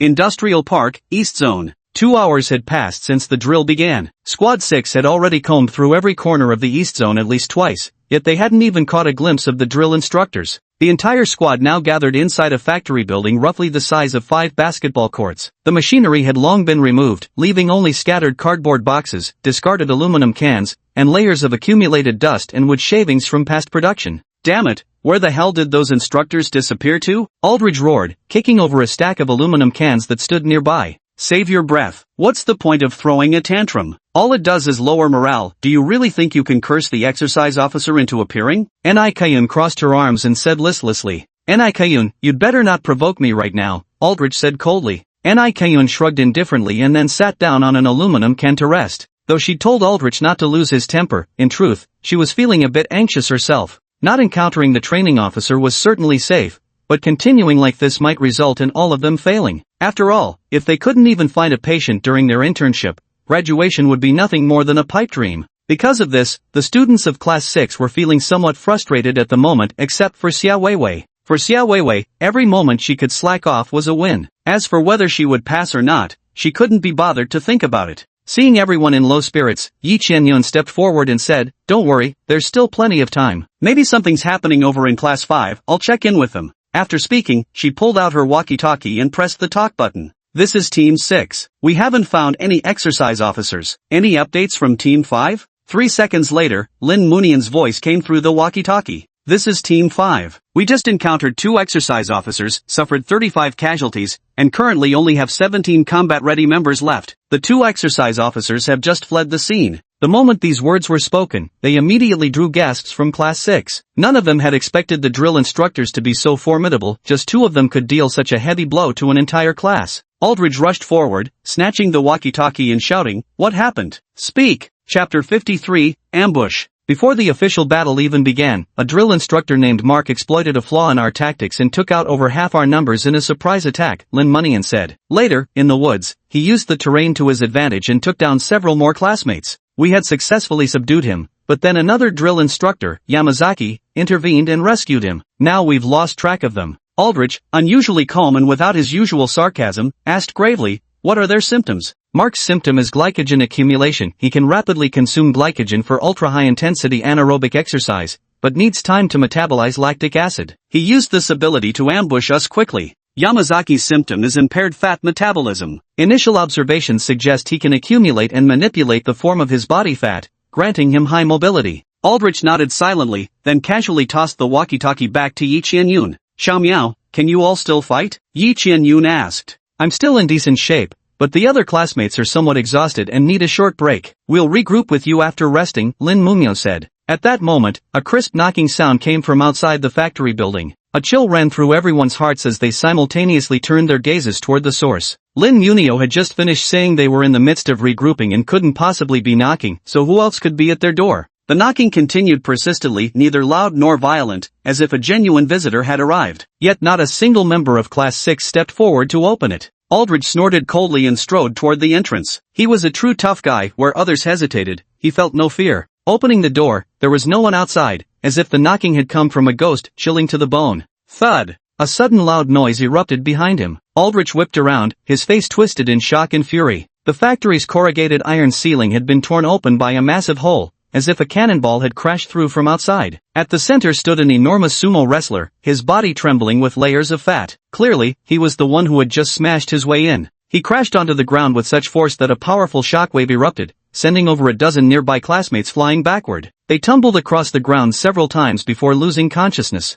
The factory building was filled with swirling dust and flying wood chips, visibility plummeting drastically. The sudden drop in air quality made everyone instinctively hold their breath and squint their eyes. A white figure darted through the hazy factory like a ghost, and wherever it passed, agonized screams followed. In just half a minute, 8 trainees had already been struck down. Witnessing this scene, Yi Qianyun finally understood why merely 2 drill instructors had managed to inflict such heavy casualties on Class 5. First, one person knocks on the door to draw attention, then hides to confuse everyone, while another launches a surprise attack from the factory roof. Simultaneously, they manipulate the factory environment to create an ambush-friendly hunting ground, perfectly suited for Mark's skills. This entire tactical execution not only threw Class 6 into panic from the ambush but also rapidly reduced enemy numbers, truly maximizing the use of terrain to its fullest potential. We can't go on like this. We must organize a counterattack. Yi Qianyun gritted her teeth and shouted, Vivi, use your OCD now. Tisk, one trouble after another. Xia Weiwei grumbled irritably, but her hand swiftly reached into her pocket and pulled out a ping-pong ball. The ping-pong ball glowed red in her hand before being hurled forcefully into the air. Xia Weiwei's condition was obsessive-compulsive disorder. Those suffering from this illness would compulsively repeat behaviors against their own will, such as pointlessly checking door locks repeatedly. After infection, Xia Weiwei could compulsify any object, making enemies with hostile intent uncontrollably want to attack that object, similar to the taunt effect in MOBA games. Aldrich! Yi Qianyun shouted again. Die, you bastard! Aldrich roared a powerful sonic wave toward the ping-pong ball. Just as the sonic wave was about to reach the ping-pong ball, that eerie white figure appeared in its path and flattened the ball into a pancake shape. The next second, the sonic wave sent the white figure flying backward, blasting a hole through the factory wall and hurling it outside the building. Seeing this, Aldrich pressed his advantage and also squeezed through that hole. Although under Yi Qianyun's command, the declining situation was finally halted, the enemy remained extremely formidable. For Aldrich to face him alone would surely be a perilous endeavor. Someone had to help him. Sister Kayun, Weiwei, let's go help him, said Yi Qianyun.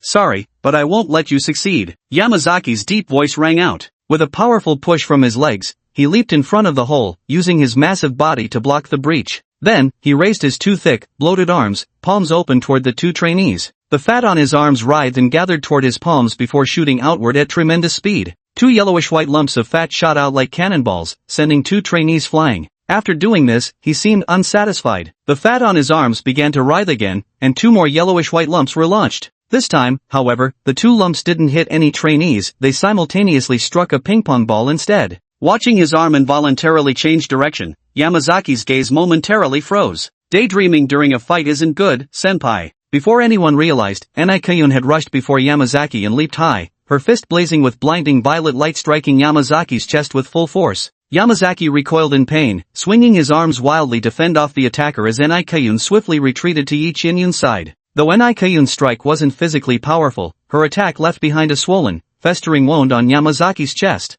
Yamazaki stared at his own chest, then said slowly after a moment, "Albinism? This is my first time encountering it." "Exactly. Senior really knows his stuff," Nikayun teased. "This symptom was only added to the symptom encyclopedia after I enrolled in medical school." When Yi Qianyun first learned that Nikayun suffered from albinism, she was utterly astonished. Patients with albinism cannot synthesize melanin, causing their hair and skin to appear sickly pale while making them extremely sensitive to ultraviolet light. Yet Nikayun's entire body was a bronzed wheat color, universally recognized as a healthy complexion, nothing resembling albinism whatsoever. She later explained that she used to be deathly pale and feared sunlight, but after the infection, she gained the ability to absorb light with wavelengths between 10 nanometers to 435 nanometers violet and ultraviolet rays, storing it as melanin within her body. During combat, she could reconvert this melanin back into violet light and high-intensity ultraviolet radiation, searing her enemy's flesh and inflicting devastating damage. Chapter 54, The Fledglings. Nikayun extended her right palm forward, a faint purple light beginning to gather in her palm. Simultaneously, the remaining 24 classmates with offensive symptoms also started channeling their energy. Lights, shockwaves, flames. Various symptoms were activated, resembling nothing less than a dazzling feast, or perhaps, a rampant outbreak of disease. Faced with the threat of multiple assaults, Yamazaki remained composed, his gaze as fierce and majestic as a tiger's. He slowly squatted down, hands resting on his knees, alternately stomping his feet with such terrifying weight that the entire factory trembled. The earthquake-like rumbling echoed through the building.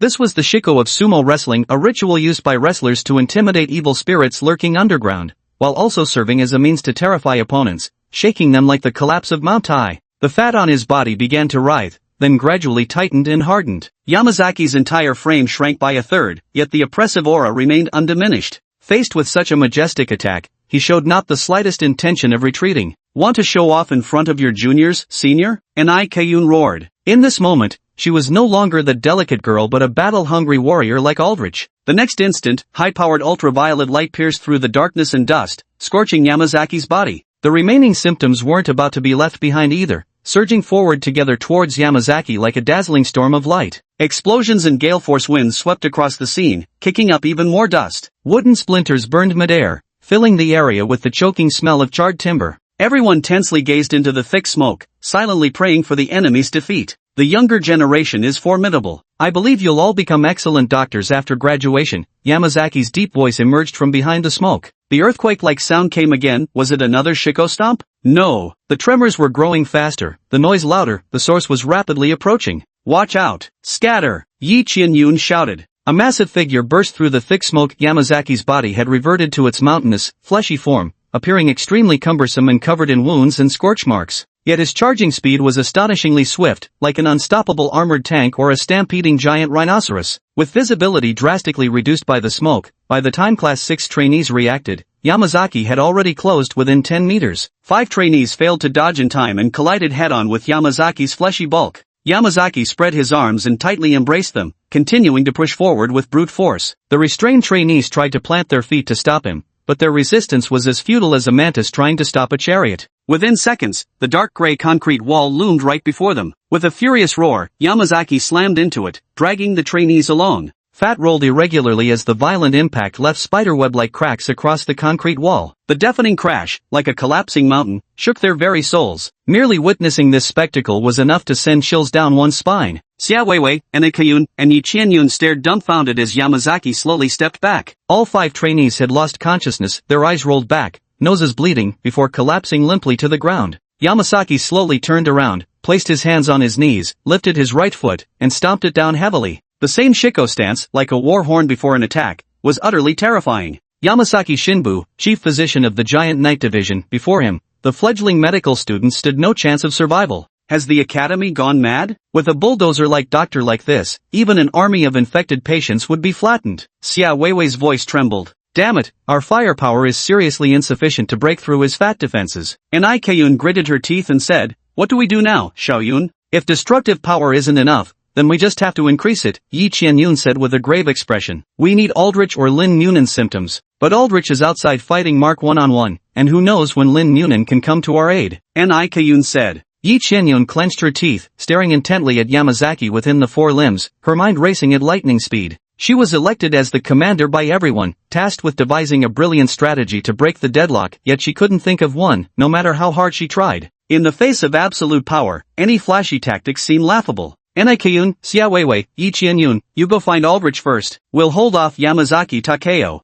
The speaker was Shannon, the boy who had protested against Aldrich during Class 6's tactical meeting. Now, his fists were clenched tightly in tension, but his expression remained resolute. Shannon, you. Yi Qianyun was somewhat surprised. She hadn't expected this African student to be so considerate of the bigger picture, especially after Aldrich had just insulted him. Are you going to ask why I'm helping Aldrich despite disliking him? Shannon said slowly. I truly don't like him, but you're the commander. Since you said we need his strength, we'll cooperate. After all, we originally agreed that everyone else would coordinate with your team. But Yamazaki is so powerful, I'm afraid you won't be able to hold out for long, Yi Qianyun said. Probably so. We can't wreak havoc like Aldrich and Lin Newman, nor are we as sharp as you, but... Shannon took a deep breath and spoke slowly yet earnestly. After all, we came here for the internship with graduation in mind. Yi Qianyun glanced around at the other students, who had silently gathered before the three girls, forming a human wall. Hurry up and go. The other drill instructor is surely no pushover either. If Aldrich falls too, we're truly done for. Please, everyone, we'll be back as soon as possible. Yi Qianyun said solemnly before turning to run out of the factory building with Xia Weiwei and Nikayun. Shannon watched them leave from the corner of his eye, then turned to glare furiously at Yamazaki Matake, who was still performing that damned Shiko stance with meticulous precision. A bulldozer? Even bulldozers meet rocks they can't move. Shannon roared, and the others joined in shouting, in the name of Hippocrates, the Nidian School of Medicine, Class 6, hereby initiates emergency treatment for this patient. Excellent. As physicians battling malignant disease, you must be indomitable. Yamazaki slapped his own flabby flesh twice vigorously, his eyes gleaming with approval. Young fledglings, take flight, like samurai resolved to die. Even if, the end is as tragically beautiful as cherry blossoms. 19 against 1, both sides roared with furious determination, their fighting spirit so intense it seemed to shatter the ceiling. They charged at each other with desperate force, like ancient armies locked in mortal combat, drawing nearer and faster. Deafening explosions rocked the factory, shaking the very foundations. 20 minutes ago. Mark grimaced as he stood up, dusting off his clothes. This was an open area outside the factory building, littered with discarded cardboard boxes and bubble wrap. Occasionally, fragments of posters drifted in with the wind before settling on the ground, while piles of abandoned steel bars lay scattered in the distance. He had been thrown out by the rooster-headed imp's symptom, leaving his entire body aching faintly. Fortunately, he had been in an activated symptom state earlier, granting him relatively stronger resistance to impacts. Can't run so well now, can you? What's with lying on the ground? Aldrich sneered. Never played MOBA games before? Getting hit by crowd control is a nightmare for assassins. Mark shrugged nonchalantly. Even monkeys fall from trees. Sorry, grew up poor, couldn't afford computers or phones. Aldrich cracked his neck loudly. So that's why you wanted to be a doctor? For a better life? Mark asked. Yes, I crawled out from the darkest, most despicable corners, and I'll never go back, Aldrich said slowly. So anyone who stands in my way must die, including you. Kids these days keep getting more and more arrogant. Has the times changed? Back in our day, we had to serve tea and water to our seniors, Mark said slowly, his gaze turning razor-sharp the next instant. Let me teach you, it's better to show some respect to your seniors. Chapter 55, The Man from the Darkest Depths. Aldrich said no more, took a deep breath, and let out a cough that erupted from his throat like a roar. Cough, cough. Two devastating sound waves surged forth with overwhelming force, their magnitude akin to the roar of a monstrous beast. The sound waves struck Mark head-on, shattering his form into fragments before he vanished entirely. That was his afterimage. Terrifying, truly terrifying. With such formidable symptoms, you must be among the elite at the academy, no? Aldrich's eyes sharpened, Mark's voice came from behind him. His speed was lightning fast, leaving Aldrich no time to react. He spun around swiftly, only to see a fist the size of a sandbag already inches from his face, utterly unavoidable. Mark's fist struck Aldrich square in the face. This blow also carried the symptom, with successive fist shadows accompanied by sharp whistling sounds through the air. Aldrich was sent flying backward at high speed until he crashed into the concrete wall of the factory building, leaving a terrifying crack, before finally coming to a stop. He lay among the concrete debris for a long while before slowly climbing to his feet, wiping the blood from the corner of his mouth, his eyes filled with fury. At that moment, a tremendous explosion sounded from inside the factory building behind them. The trainees of Class 6 were locked in fierce combat with Yamazaki. Do you think you're unlucky? Dozens of others get to face a training officer together, but you have to face me alone, Mark said playfully. Unlucky? Are you joking? Aldrich said coldly, then burst into arrogant laughter. Haven't you heard the saying? Sheep and cattle move in herds, while fierce tigers always hunt alone. Only I get the chance to defeat a training officer solo, I'm downright lucky. TCH, another battle maniac, Mark sighed. But your personality actually makes you quite suitable to join our crimson warmth. Ahem. Another sonic wave surged forth as Mark's figure once again transformed into a white blur, closing in on Aldrich with lightning-fast steps. He should have struck Aldrich's vagus nerve in the previous attack, completely incapacitating him. But Aldrich's arrogance was too much to bear, especially after he had just suffered a defeat at Lin Munian's hands, making Mark want to teach this rooster-haired junior a lesson. But now he'd had his fun, and it was time to end the fight. Mark raised his right hand in a knife hand strike, his gaze fixed on Aldrich's nape. This simple yet effective move was Mark's favorite, a technique he could execute flawlessly even with his eyes closed. The hand chop descended with precise swiftness, fierce as a thunderbolt. You don't actually think you've got this in the bag, do you? Aldrich roared, then doubled over in a violent coughing fit. A sonic wave erupted abruptly, sending violent shockwaves radiating outward from the two men as the epicenter. He naturally couldn't hit Mark, but by sacrificing himself, he could deal a heavy blow when Mark got close. Mark's expression changed abruptly as he hastily retracted his arms to shield himself, pushing his symptoms to their limits. The two men flew backward in opposite directions at tremendous speed, crashing to the ground and rolling several meters before lying motionless. Are you insane? Mark roared furiously, thinking injuring the enemy 1,000 at the cost of 800 yourself? This was just a drill, was there any need to go so all out? At this moment, his body ached as if it had fallen apart, and the symptoms had temporarily subsided, with lactic acid in his muscles causing unbearable soreness. Does it hurt? Good, it should. This is the strongest symptom from Nidos Medical College. Aldrich staggered to his feet, step by step, limping toward Mark at an excruciatingly slow pace. You probably have no idea how many times I've used symptoms to beat myself up, do you? Aldrich said.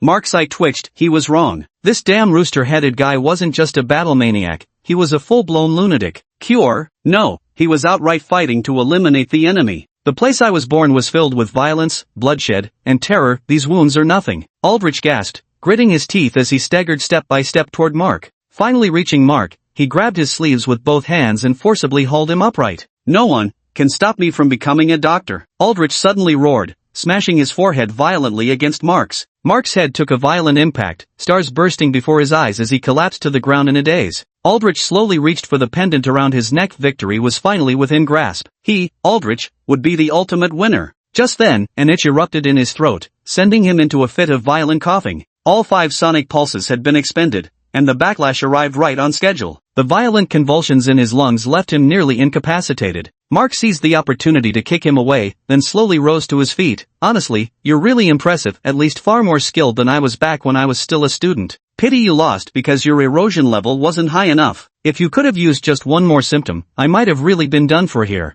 Cough, cough, cough, cough. Aldrich coughed violently, unable to speak, but his eyes remained ferocious. Alright, stop glaring at me. Just take a nice, long nap, Mark said slowly, walking steadily toward Aldrich, who sat slumped on the ground. Suddenly, he felt a chill shoot up his spine, a premonition of danger honed by years of battle. He swiftly dodged sideways as a streak of violet light grazed his chest, instantly igniting a searing pain. Turning his head, he saw Anai Kayun, Xia Weiwei, and Yi Qianyun standing outside the factory building. Covered in dust, their youthful, beautiful faces were smudged, their hair disheveled. Moreover, Anai Kayun's once healthy, sun-kissed complexion had noticeably faded, likely due to her stored ultraviolet energy nearing depletion. No way. What's Yamazaki up to? Mark's face instantly fell. He suddenly felt that impulsively taking on this ridiculous role of exercise officer was utterly foolish. Had he known it'd be this troublesome, he'd have rather gone on a mission. After all, the reason he'd initially decided to become this exercise officer was because the people at Shiwen branch were too fiercely dedicated, exhausted lately. He'd wanted to seize the chance for a break. Yet not only had he nearly failed twice,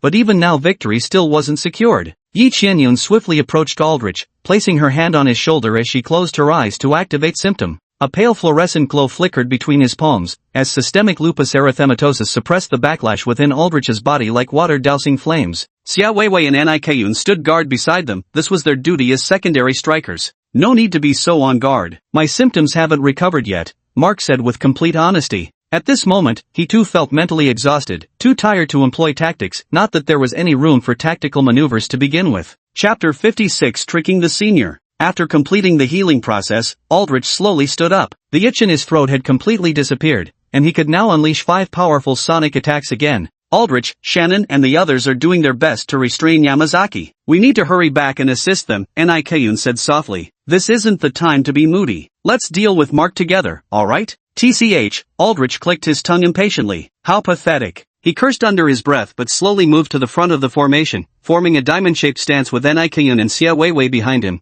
and Yi Qianyun standing further back behind the two. This was the position of the main attacker, like the barrel of a tank. Nikayun and Xia Weiwei, the secondary attackers, were the treads and chassis, while Yi Qianyun served as the fuel. Only when the squad assembled could every part of the tank unleash its full power. In the end, do I still have to rely on my teammates? Mark tilted his head and asked. Shut up, I know I'm pathetic, Aldrich said, but even if I am, I can't lose here. Seriously, join Chi-1 after graduation. Mark flexed his ankle, lactic acid metabolized, and he transformed back into that ghostly white shadow assassin. Chi-1 would definitely be the best house for you. As the words fell, Mark abruptly accelerated, his afterimage-laden figure coiling around the group like a serpent, forming a white ring, a hunting white snake seeking the perfect strike position. Trapped within the white circle, the four-member squad stood their ground. Nikayun took the first step forward, purple light points gathering in her palm. In the next second, high-power ultraviolet emission. Yet the ultraviolet rays passed right through the white ring without harming Mark in the slightest. Clearly, Nikayun had missed her target. Idiot, never played a MOBA before? Aldrich said. You gotta land crowd control first before attacking the assassin. How many more uses do you have left for your OCD, Xia Weiwei? You play MOBAs too? Xia Weiwei gaped, then fished a ping-pong ball from her pocket. Used it twice already. Only one shot left. TCH useless. Seriously, working out is such a hassle. Xia Weiwei's face darkened with exasperation. Enough chatter, Aldrich said. Since we only have one shot, let's make it count. Do you really think I'd fall for the same trick twice? Mark's voice echoed from all directions. The weakness of obsessive compulsion lies in throwing the compulsive target the moment the opponent shows intent to attack. With this girl's reaction speed, could she really catch my movements? Mark had no doubt Xia Weiwei could only use symptom once. According to the symptom encyclopedia, to activate obsessive compulsion 4 times required either an erosion level of 20% or a latency period of at least half a year. Only those who meet this standard before graduation are the elite of the academy. That madman Aldrich might have a chance, but the slacker Xia Weiwei clearly doesn't belong in this category. The group wore grave expressions and remained silent, because the weakness he mentioned was real. They had only one chance, missing it would make hitting Mark nearly impossible. Suddenly, the white ring dimmed slightly. Mark moved, charging straight toward the 4-person team. Xia Weiwei's eyes sharpened as she immediately hurled a ping-pong ball. Spinning midair, the ball emitted a crimson glow. Die! Aldrich unleashed a sonic wave toward the ping-pong ball, a majestic attack more powerful than any he'd released before. The ping-pong ball was blasted to smithereens, yet Mark's figure was nowhere to be seen within it. Mark smiled faintly, that had been his feint all along. By altering his trajectory, the 4-man squad simply couldn't react in time. He had countless opportunities to probe their defenses, while the squad had only one chance to strike. These were utterly unequal terms. With the hidden danger gone, Mark could finally attack without worry. He pushed his symptoms to their limits and charged toward the 4-person squad at full speed. Senior, you've definitely never been in a relationship, have you? Xia Weiwei suddenly laughed. Don't you know you can't trust what beautiful women say? Another ping-pong ball flew through the air, emitting a dazzling red glow, as tempting as the sweetest apple. Mark was horrified, yet his body uncontrollably rushed toward the ping-pong ball, smashing it into a flat pancake without hesitation. The powerful sound wave surged forth with a thunderous roar. Mark was hit head-on, thrown violently to the ground and tumbling over a dozen meters. His uniform had completely shattered, revealing pale skin covered in wounds. You lied to me? Mark gasped in shock, a coppery sweetness rising in his throat. Well, not exactly. I really can only use symptoms 3 times, Xia Weiwei shrugged. But with Yi Qianyun here, I get 1 extra use. It was only then that Mark noticed, unbeknownst to him, Yi Qianyun, who had been hiding behind Nikayun and Xia Weiwei, was now covered in red streaks. Clearly, the backlash of lupus erythematosus had taken hold. She hadn't reserved the final symptom for the main attacker, but had instead given it to the unremarkable Xia Weiwei. Then she had stayed hidden behind the two of them, concealing the fact that she was suffering from the backlash. A masterful plan, even if there were still flaws. The meticulousness and creativity behind it were undeniable. Damn! Mark cursed under his breath, thinking that times had truly changed. Now juniors were out here ruthlessly scheming against their seniors. Hand over the pendant. Aldrich walked toward Mark with a dark expression. He had one, but was in a foul mood. Relying on his teammates for victory still made him feel weak. Mark heaved a deep sigh, thinking to himself that this was truly humiliating. But, Yamazaki, help me! The iron door of the factory building suddenly swung open, and Yamazaki's massive figure slowly emerged from the darkness. The crowd peered into the factory in shock. 24 trainees lay scattered across the floor in disarray, as tragic as blood-stained falling cherry blossoms. Shannon, leaning against the wall, forced his eyelids open with great effort and barely raised his head to look at Yi Qianyun in the distance, his lips trembling. No sound escaped, but thanks to the effects of foreign accent syndrome, Yi Qianyun understood his words. "I'm sorry, Class 5 and Class 6, you are the strongest and most fearless classes of this year," Yamazaki said. "But this is as far as you go." "As far as we go?" Aldridge's temple veins bulged. "Don't believe me?" Yamazaki leaned forward, hands on his knees. "Use your symptom to attack me." "What?" Aldridge froze for a moment before erupting in fury. He was actually being looked down upon. No one had ever dared underestimate Aldridge, not even that Chairman Chang. "Your greatest reliance is your symptom, isn't it?" Yamazaki said. "Now you may attack me." "Fine, then try this on for size." Aldridge took a deep breath, and in the next instant, a dragon-like roar erupted in a devastating sonic wave. Chapter 57, 2 against 1. The mighty sound wave surged relentlessly toward Yamazaki, who roared in fury and spread his arms wide. The sound wave collided head-on with Yamazaki, causing his fat to ripple like water. His 500-kilogram body slowly slid backward, leaving 2 conspicuous trails on the ground. Yet the stalemate didn't last long. The energy of the sound wave transferred into Yamazaki's fat, gradually dissipating through tremors. With a forceful shake of his arms, Yamazaki completely dispersed the sound wave into the air. Witnessing this scene, all 4 of them froze. Aldridge's symptom was the most destructive in Class 6, yet Yamazaki had taken it head-on. Could the gap in their strength really be this vast?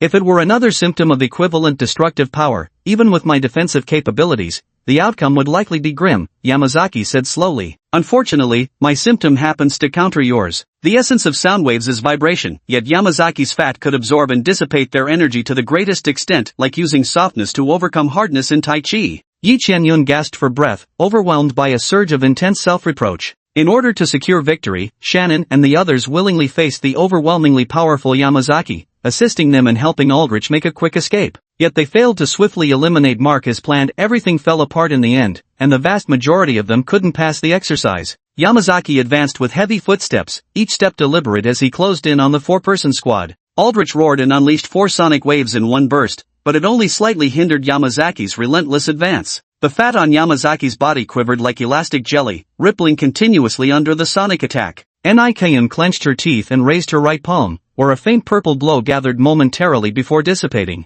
She repeatedly opened and closed her palm in frustration, but it was futile. Her stored ultraviolet energy had been completely depleted. Her skin had turned entirely pale, and the backlash was imminent. From that moment, the 4-member squad of Class 6 had exhausted all their symptoms. "Your performance was impressive," Yamazaki said, "but the drill ends here. So it's finally over?" They had exhausted every possible means, with many making sacrifices, and their tactics executed flawlessly. Yet in the end, could they still not bridge the insurmountable gap between resident physicians and attending physicians? Yi Qianyun clutched the walkie-talkie tightly, her frustration nearly overflowing. "Don't give up." A voice suddenly came through the intercom, gentle, reassuring. At the same moment, golden flames swept across the open space like a soaring dragon, halting Yamazaki's advance toward Yi Qianyun and the others. The dazzling blaze painted everyone's faces crimson. The intense heat ignited cardboard boxes on the ground, and the bubble wrap burst into a rapid series of crackling pops. Many students at Nido's Medical Academy could wield fire, but only one person possessed flames this scorching, this unrestrained in their fury.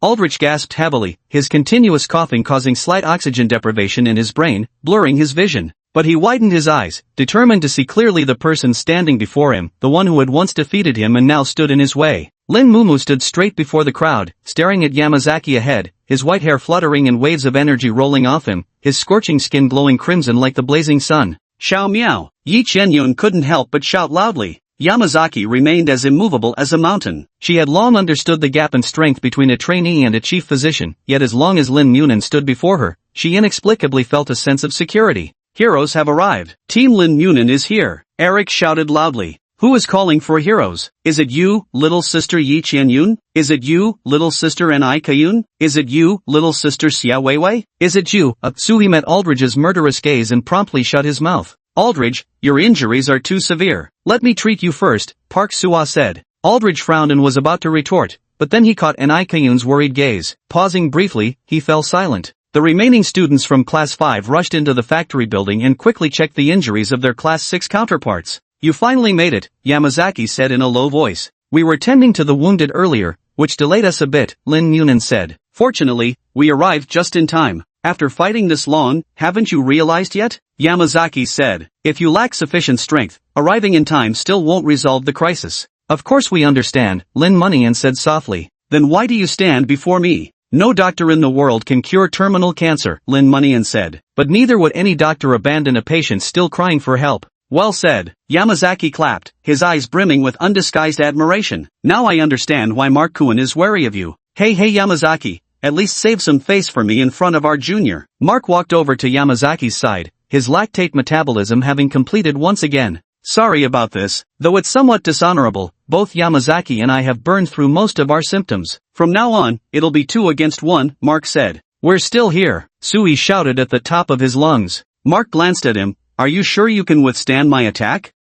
Sui was left speechless. His symptom was cataracts. He needed to stare at a target for 3 seconds to make them lose their vision. But unfortunately, Mark was too fast, his dynamic vision simply couldn't keep up. As for Eric, his symptoms were somewhat useful as support, but in the current situation, his resistance against Mark was practically non-existent. In short, at this level of combat, they could only end up becoming liabilities. Brother Su, Eric, can I ask you to protect the others? Lin Muman asked softly. Right now, you're the only ones who can still use symptoms. Su-hee and Eric exchanged glances before nodding solemnly. Leave it to us. Lin Mumian nodded, then fixed his blazing gaze on the 2 drill officers, his pupils swirling with flames, his fighting spirit soaring. After this drill, regardless of the outcome, you're bound to secure an internship spot, Mark said softly. Come on, show us your true strength. Lin Mumian clenched his fists, golden flames roaring and crackling. With all his might, he threw a punch forward, sending a surging pillar of fire rushing toward Yamazaki, scattering sparks in all directions.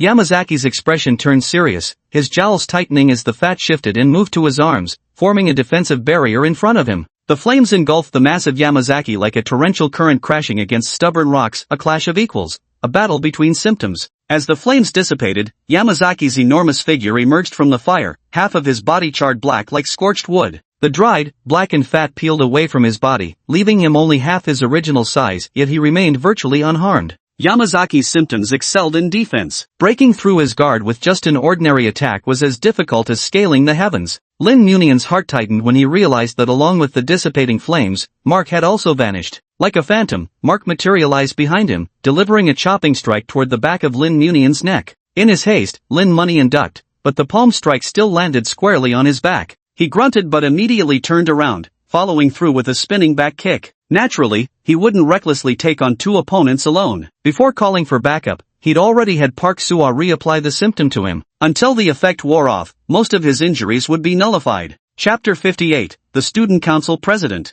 This was well within Mark's expectations. He wouldn't make the same mistake of thinking a single strike could defeat Lin Munian. The 2 immediately became locked in combat, their fists weaving through the air in a flurry of strikes, both offense and defense executed with flawless precision, leaving no openings for the other to exploit. Yamazaki's roar echoed from behind as he charged toward Lin Munian with heavy footsteps, wrapping his arms around his waist and slamming him sideways onto the ground with brutal force. Lin Munian cried out in agony from the pain, but the sensation vanished as quickly as it had come, his injuries disappearing in an instant. He quickly rolled to his feet and put distance between himself and the training officer. Even with the assistance of Park Sua's symptoms, Lin Munian could barely hold his own against the 2 training officers. The situation appeared to be at a stalemate, but in reality, he was gradually being pushed into an unfavorable position. It was easy to imagine that the moment Park Sua's symptoms wore off, he would be instantly defeated. The spectators outside the arena watched nervously as Lin Munian fought alone. Each of the 2 training officers was capable of defeating dozens of trainees single-handedly,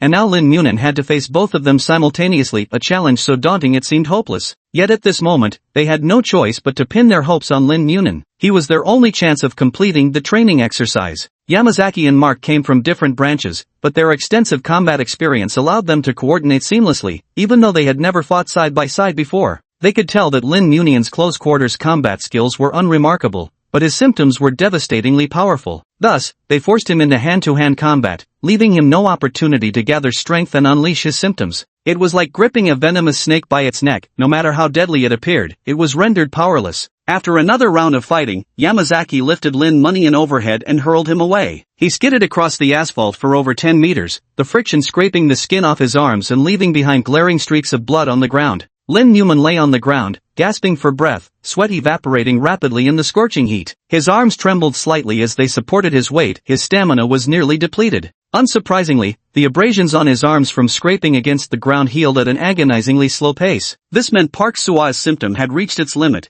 and he was about to lose his advantage in this 2-against-1 fight. Even the two of us are suffering backlash, yet you can still use your symptom? Mark exclaimed in disbelief. Hey, how long was your incubation period? 3 years, Lin Newman murmured. Yamazaki and Mark froze for a moment, exchanging glances as surprise flickered in each other's eyes. So that's how it is. If true, this would truly be unprecedented, Mark said. Today's victory feels undeserved, but as training officers, we still have to eliminate you. Watching Mark approach slowly, Lin Munyan revealed a bitter smile. Should he activate full power mode? The thought flashed through his mind. But in just an instant, he abandoned that thought. In his view, the destructive power of that mode was far too great, the slightest misstep could lead to irreversible and massive casualties. This was also why he had always kept the full power mode a secret. It was like handling a nuclear bomb, no amount of caution could ever be excessive. Then, let it end here. Lin Newman let out a long breath and calmly watched as Mark drew closer. At that moment, Mark suddenly stopped and slowly turned his head to look back, his eyes gradually shifting from calmness to solemnity.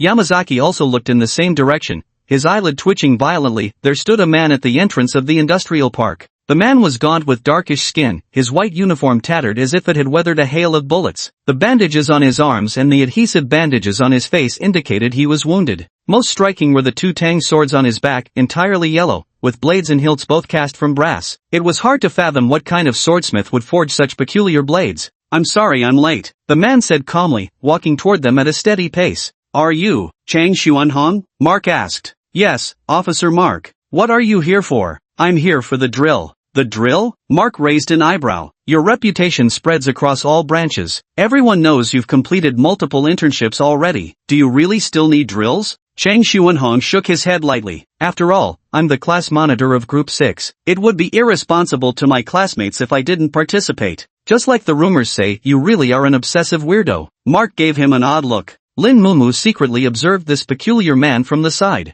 Having just arrived at the academy, he'd already heard countless people mention this enigmatic student council president. Finally seeing him in person today, the reality differed from his expectations. He'd originally assumed someone like Chang Xuanhong, a man of formidable strength who commanded such trust, would radiate confidence in every gesture, brimming with vigor at all times. Yet the man before him was anything but vigorous, carrying an air of gloom instead. Even with handsome features, they were unfortunately overshadowed by this melancholic aura. Chang Xuanhong placed both hands on the hilt, the blade drawn, its brass surface reflecting a cold, gleaming light. He silently stared at Mark, his eyes neither sorrowful nor joyful, like a fathomless ocean concealing turbulent undercurrents beneath. You want to duel me alone? Mark froze momentarily before letting out a dry laugh. Do you really think I'm weak? Not at all. It's just that your condition is nearly exhausted, and you're already injured. Your combat ability has plummeted, Chang Xuanhong said softly. Mark's lips twitched. Chang Xuanhong was right. After several rounds of intense combat, his muscles were strained to their limits,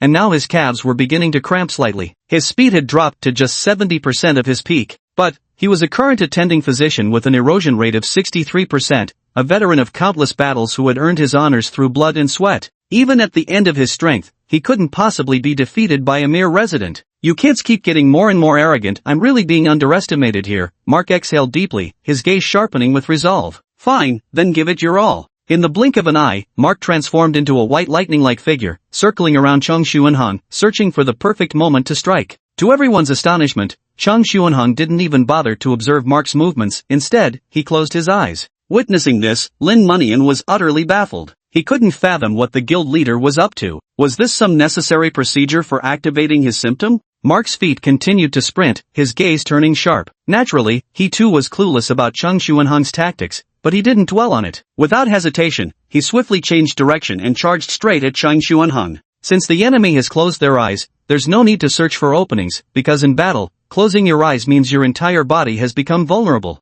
Chang Xuanhong seemed oblivious to the impending danger, standing as still as a statue. Lin Munan's heart skipped a beat, instinctively wanting to shout a warning. But the next second, the words caught in his throat, utterly unable to emerge, because the scene before him was too unbelievable to comprehend. Not just him, everyone present was struck speechless by sheer astonishment. Chang Xuanhong, who had been petrified moments ago, suddenly swung his blade horizontally with precision and finesse, as if aiming to sever willow leaves drifting in midair. Yet what was severed wasn't willow leaves at all, but the pendant hanging from Mark's neck. The pendant clattered to the ground with a crisp sound, jarringly out of place in the silent emptiness. Mark stared at the fallen pendant, cold sweat pouring down his back. If he had moved even a millimeter further forward just now, it would have been his throat that was severed. Chapter 59. With all one's might. The entire area fell silent, with only the chilly wind whistling past, rolling plastic bags and foam wrappers across the ground, producing rustling sounds. A clean and decisive instant kill even against an attending physician who had exerted immense pressure on the students. This was Chang Xuanhong, the current student council president of Nidos Medical College. Xiao Yujie, is this President Chang's symptom? Lin Munin asked incredulously. He had always been a diligent student, having memorized the symptom encyclopedia cover to cover, yet at this moment, he couldn't recall a single symptom that matched the scene before him.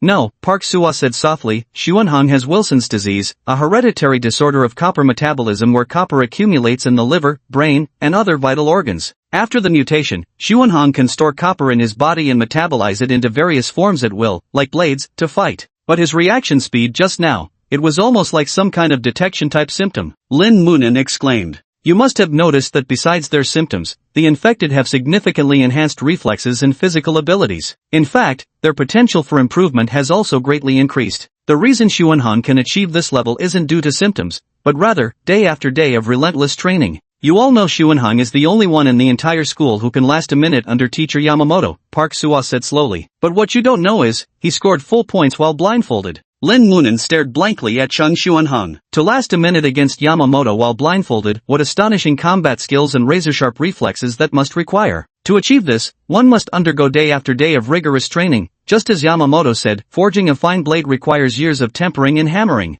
Sui was absolutely right. Chairman Chang was an even more obsessive monster than Aldrich. What kind of experiences could have shaped such an unyielding personality? Mark stared blankly at the pendant on the ground before lowering his head in defeat. Am I getting old? To be instantly defeated by a trainee doctor, how embarrassing. You were just exhausted and not at your best. Had you gone all out, I wouldn't have been able to defeat you so quickly, Chang Xuanhong said softly. But you still think you can defeat me, don't you? Mark looked at Chang Xuanhong with a complicated expression. Chang Xuanhong remained silent, neither confirming nor denying. Forget it. Anyway, I've already lost all face this time. I'm out, you guys carry on. With that, Mark pulled out a small glass vial and downed the unknown liquid inside. The next moment, he collapsed to the ground, foaming at the mouth with his eyes rolled back, his body convulsing uncontrollably. Everyone froze. Was this his backlash? So sudden and severe? What are you standing around for? Didn't the academy teach you to resuscitate patients after healing them? Mark shouted. Do you know how exhausting it is to act? Oh, coming.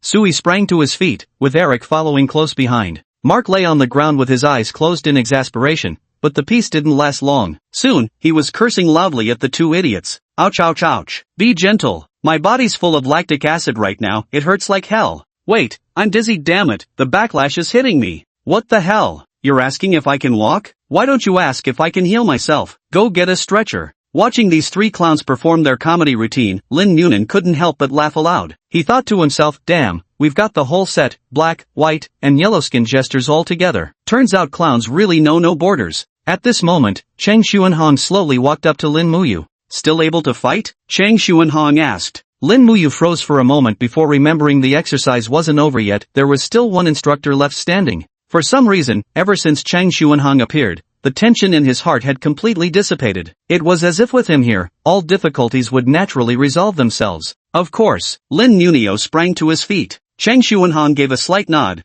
Then I'll leave the other drill instructor to you. Lin Munio froze. Wouldn't it be more reliable for Chairman Chang to handle it himself? Why deliberately arrange for him to face Yamazaki? I heard you once cured an infected patient alone, Chang Xuanhong said. But your fighting aura doesn't give me the sense of going all out. It's as if you're forced to hold back for some reason. You're hiding your true strength. Lin Mumu froze, Chang Xuanhong's image becoming even more enigmatic in his mind. A true master can gauge an opponent's strength with a single glance or even by observing their combat, yet this guild leader had discerned his hidden full power mode in mere moments. What I want to tell you is this, Chang Xuanhong said softly, whether you lack sufficient strength during a crisis or deliberately hold back, both lead to tragedy. Regret is the most suffocating emotion, so never give yourself reason to feel it. Recall your emotions when facing infected patients, whether rage or sorrow, then fight with everything you have. Even in defeat, you'll have no regrets. Lin Mumu looked into Chang Xuanhong's eyes. Though Chang Xuanhong was speaking while looking at him, it didn't feel like he was addressing him, rather, it was as if he was talking to himself.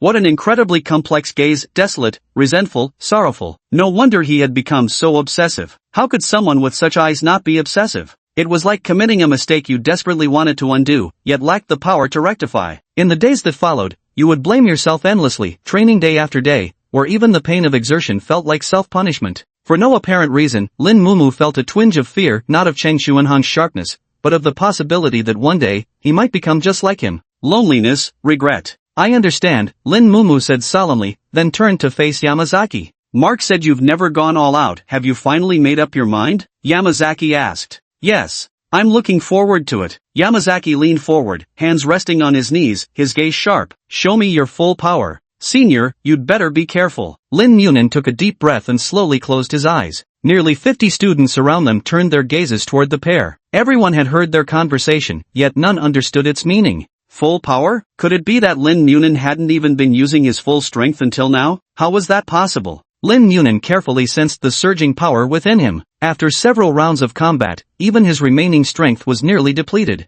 At full strength, he could sustain a 10-second full power mode, but now he could barely manage 3 seconds, though that was enough to unleash his strongest attack. In an instant, overwhelming flames surged skyward, and scorching hot winds radiated wildly from the epicenter, as if the fire god had descended to incinerate all creation. Chapter 60, Victory. Everyone immediately felt their throats parch, instinctively gasping for air as even the surrounding oxygen levels plummeted from the intense combustion. Damn it, Mark muttered, cold sweat beading on his forehead as his lips twitched into a strained smile. Is this bastard Dean Kumar's illegitimate child or something? Everyone present was seeing Lin Munin like this for the first time, frozen in stunned silence. Lin, brother Lin? Sui whispered tremulously, his voice laced with fear. Every trainee's eyes reflected undisguised terror. They'd seen pictures of infected patients in textbooks and studied countless theories. They knew that at equal erosion levels, an infected patient always surpassed a plague doctor in combat ability. But they had never truly seen an infected patient, never heard their deafening roars, never witnessed those massive and terrifying forms, never seen the blood dripping from their claws. All their impressions of infected patients were imagined from textbook knowledge, and thus remained rather vague.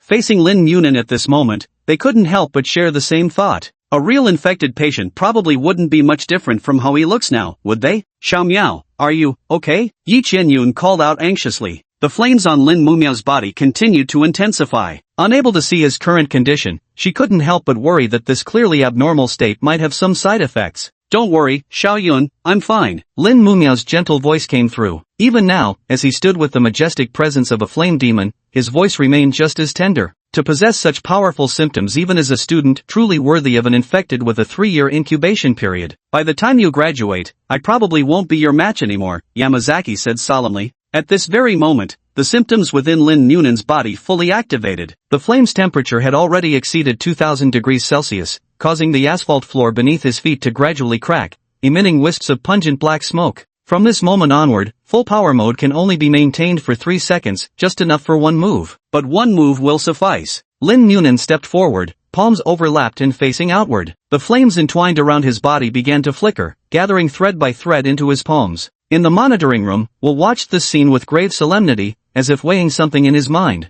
After a moment, he said in a low voice, Miaoshi, head to the scene immediately. Make sure to provide treatment to the wounded as soon as the battle ends. Are you worried that Instructor Yamazaki might be in mortal danger? Miaoshi asked in surprise. Mortal danger might be unlikely, but I'm afraid he'll sustain severe injuries. Should we call them off, then? No need, Will said. Dr. Yamazaki is the attending physician with extensive combat experience. He can judge for himself whether there's any danger. Besides, Will paused, since both sides are so fired up for battle, I'd also like to see just how far Lin Munio can push himself. Lin Munio gritted his teeth as he stared ahead, his arms trembling uncontrollably while cold sweat continuously beaded on his forehead only to evaporate instantly. This was his first attempt at unleashing a full-powered symptom, and he found it extremely taxing. Yet finally, flames coalesced before his palms, forming a massive fireball 3 meters in diameter. Come on, attack me with all you've got. I'll block every single one. Yamazaki roared, his body fat writhing and swelling as he clearly maximized his defensive capabilities.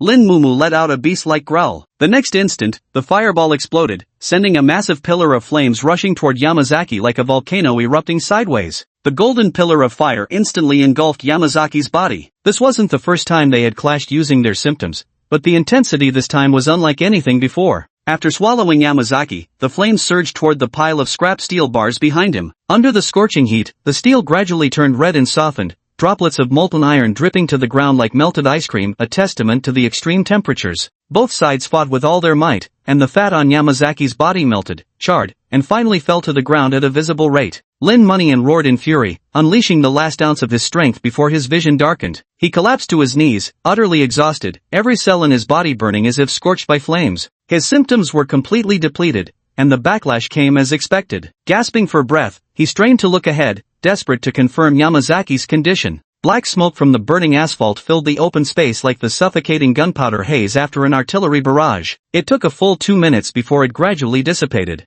A towering, upright humanoid shadow gradually emerged from the thick smoke. It appeared he hadn't fallen, yet he remained silent and motionless for a long time. Everyone watched nervously as the smoke slowly dissipated, revealing Yamazaki's body completely to their eyes. All were stunned by what they saw. Yamazaki's entire body was charred black like coal, as if he'd been thrown into an incinerator, utterly lifeless and silent. Did Instructor Yamazaki die? Sui swallowed hard. No one could blame him for thinking so. Yamazaki's current appearance was truly horrifying. No sooner had he spoken than a fine crack appeared on Yamazaki's body, rapidly spreading with a creaking sound. The charred fat began to peel away, revealing the emaciated Yamazaki beneath, now skeletal, his entire body covered in swollen burn marks. To withstand Lin Munio's attack, Yamazaki had exhausted all his long-stored fat reserves, yet even so, he still suffered considerable damage. Well done. Yamazaki's voice boomed like a bronze bell before he toppled backward, crashing to the ground with a thunderous impact. Only then did the crowd snap back to reality, instinctively turning their gaze to the pendant hanging from Yamazaki's neck. The pendant's cord had already burned to ashes, while the pendant itself had melted into a purple liquid, dripping onto the ground. Lin Munio forced himself to stand upright, raising his hands to shoulder height before slowly closing his eyes and solemnly performing a morning ritual. Following Cheng Xuanhan's example, Lin Munio had now also defeated a training officer in direct combat. All the trainees present erupted into deafening cheers. Though some of them might still fail the exercise, the scene before them was too awe-inspiring. They were all overcome with excitement and surged forward to crowd around Lin Munin. "Bro Lin, you're my god," Sui shouted as he charged toward Lin Munin. "Bro Su, could you do me a favor?" Lin Munin asked softly. "Name it, I'll make sure it's done," Su-hee vowed earnestly. "I can't hold on any longer. Please carry me back later." Before Su-hee could reach him, Lin Munin's body tilted and he collapsed toward the ground. "Brother Lin!" Su-hee rushed forward, using his own body to support him. With this, the joint exercise between Class 5 and Class 6 came to an end. Chapter 61, Plague Tide. Lin Mumo forced his eyes open just a slit, his consciousness still hazy as the feverish heat lingered on his body. What greeted him was the white ceiling of a tent, illuminated by a hanging incandescent bulb whose light felt slightly harsh against his eyes, prompting him to close them again immediately. He lay on a folding camp bed now, covered with white bedding, and 4 drip attached to his arm, while faint murmurs of conversation drifted around him. "GG, I think Brother Lin's eyelid just twitched. Is he waking up?" The speaker was Su-hee, his tone still sounding somewhat anxious. "Nah, must be entering the REM sleep phase? People's eyes move rapidly during that period," Eric said. "Don't try to weasel out of it, there's 2 minutes left until 3 hours. If Brother Lin doesn't wake up by then, you lose the bet." Lin Munin felt utterly exhausted inside. "Seriously guys, I thought you were staying here out of concern for your good teammate, but you're actually betting on me? Hey Brother Su, if you start buttering me up right now, I'll open my eyes immediately. Can we split the winnings 50-50? He secretly sighed and decided to catch some more shut-eye. The full power mode had drained him completely, his whole body still felt uncomfortable. "Ah, when will Xiao Miao wake up?" Yi Qianyun's voice was filled with worry. "Don't worry, Xiao Yun. Instructor Will just came by personally and said that after receiving that anti-nosoi 4 drip, Lin Mumiao's backlash will recover faster. He should wake up soon." Ni Kayun comforted her softly. Where am I?" Lin Mumiao opened his eyes, his pupils darting around. "Xiao Miao, you're awake. How do you feel?" Yi Qianyun exclaimed excitedly, her words pouring out non-stop. "Cough, seems like I have a bit of a fever, but it's nothing serious." "A fever? Then let me use symptom to help cleanse your backlash for you." "What nonsense are you talking? You just finished in 4 drip, your own backlash hasn't even healed yet." Ni Kayun grumbled. "Cough, no need, Xiao Yun. I've had this fever for 3 years now, this level of discomfort is already routine for me." Lin Mumu smiled weakly, propping himself up to sit. He glanced around, this was a medical tent. At the moment, Ni Kayun, Yi Qianyun, Su-hee, and Eric stood by the bed. On the beds to either side lay a girl with long black hair and a guy with a red rooster-like hairstyle, presumably Xia Weiwei and Aldrich. "Where are we?" Lin Newman asked. This is the medical tent set up by the academy next to the training grounds, specifically for treating students injured during the drills, Yi Qianyun said. Lin, you woke up just in time. Was it my calling that worked? I've been waiting so eagerly for you to wake up. Sui grabbed Lin Muman's hand, staring at him with fiery enthusiasm. Eric let out a deep sigh beside them. Lin Mumu smiled wordlessly while withdrawing his hand. Is everyone alright? Lin Mumu glanced at Aldridge and Xia Weiwei nearby. Don't worry, all the medical staff here are members of the platelet department from various branch hospitals. There's absolutely no problem. Aldridge already got in 4 drip and just fell asleep. As for Weiwei, Nikayun massaged her forehead. She just wanted to slack off, so she's sleeping in bed. Aha, glad you're okay. Lin Newman said. What about the president and Zuyaji? That couple is being all lovey-dovey, Nikayun said. The president volunteered to help at another tent, so Zuyaji tagged along to help too, though really, she just wanted to stick with him a little longer. I see. Lin Newman glanced subtly at Yi Qianyun. Hey, who are you calling lovey-dovey? Park Suyaji's aggrieved voice came from the doorway. Everyone turned to look as Park Sua, Chung Xuanhan, and Will walked in through the door. Hello, Instructor Will, Lin Noonan said softly. No need for formalities. Get some rest, the drill is over. I'm a doctor now, not an instructor. Just call me Will replied. Will, how is Senior Yamazaki doing? Lin Noonan asked. Don't worry, Yamazaki is the attending physician, he's seen plenty of dangerous situations, Will said.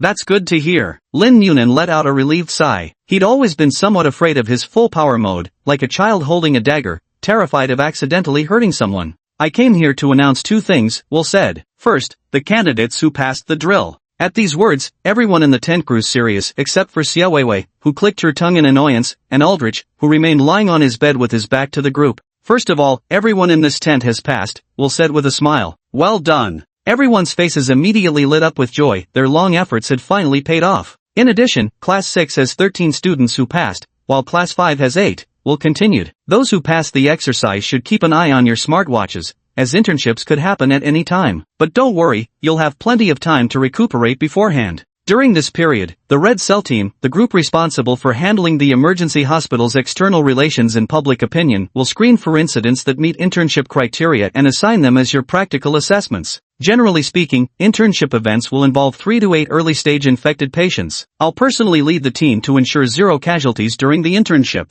You're leading personally? Lin Newman's heart stirred. He knew Will was the chief physician of the Black Lung branch, a position even more formidable than an attending physician. If mere attending physicians like Yamazaki and Mark could pose such challenges for the resident physicians, then Will as a chief physician, wouldn't his capabilities be utterly unfathomable? What? Do you doubt my abilities? Will chuckled. I am, after all, a chief physician. One of the qualifications for becoming chief physician is having the capability to independently handle small outbreaks of up to 20 people involving only early-stage patients. Small-scale epidemic surge? Lin Mumu repeated in confusion. You probably haven't studied this yet. What we call an epidemic surge refers to an incident where 5 or more infected patients manifest symptoms simultaneously, Will explained. 5 to 50 people is a small-scale surge, 51 to 1,000 is medium-scale, and 1,001 to 10,000 is large-scale. As for over 10,000, Will paused before continuing slowly. The largest recorded epidemic surge occurred in an African village where over 2,000 people manifested symptoms simultaneously. It's called the Fall of Imana. Imana is the creator god in the mythology of Rwanda's African tribes. The people of that tribe believed that the disaster must have been caused by the fall of their creator god, hence naming that epidemic wave after him. Chapter 62, The Ownership of Gene Extract. So an epidemic wave affecting over 10,000 people is only theoretically possible, Will said with a grave expression. That's a disaster no one would ever want to witness. This, Lin Noonan stared blankly at Will. The birth of every infected patient represents the shattering of a family and unmitigated disaster. 2,000 infected patients, how many disasters would this bring? How many families would suffer indelible pain? Lin Mumian recalled that in the course General Infectious Diseases, it was mentioned that infectious diseases were classified as Category A under top-tier management, but in reality, they were the most severe diseases humanity had ever encountered. One of the reasons was their staggering fatality rate of 300%. Not only would the patients themselves perish, but ordinary lives would also be claimed. Over 2,000 patients, proportionally speaking, that epidemic wave likely caused more than 6,000 casualties. An epidemic wave. How could something so terrifying exist in this world? Lin Mumu murmured. Dr. Aisha's research revealed that when multiple incubation stage patients gather, their incubation periods are highly likely to shorten dramatically, causing them to collectively manifest symptoms simultaneously, Will said. Originally, the contagion rate of pestilence syndrome wasn't particularly high, but when multiple incubation stage carriers gather, the infection rate spikes significantly. The underlying mechanism remains unclear. Lin Mumu let out a deep sigh, lowering his head as his hands unconsciously gripped the bedsheets. He had joined the emergency hospital to find a cure for the pestilence disease and save more patients like Grandpa Li and Grandma Zhao. He had thought he'd already witnessed the cruelest face of pestilence disease, yet reality's ruthlessness still surpassed his imagination. Will gently patted his shoulder and said softly, "Don't be too disheartened. The more severe the pestilence disease becomes, the more crucial our work is. You've already completed the drills. With your help in the future, we'll eradicate pestilence disease someday." "Yeah," Lin Mumu responded softly. "Alright, we've gone off topic." Will cleared his throat and continued, "I came here with a second purpose, to decide the recipient of the pathogen gene extract." Hearing this, everyone present simultaneously turned their gaze toward Lin Mumu and Chang Xuanhong. They had each defeated 2 training officers, making them the undisputed MVPs, and the reward rightfully belonged to them. But there was only 1 vial of gene extract, and their achievements were equally matched. In terms of contribution, Lin Nunio, who participated in the entire exercise, undoubtedly contributed more than Chang Xuanhong,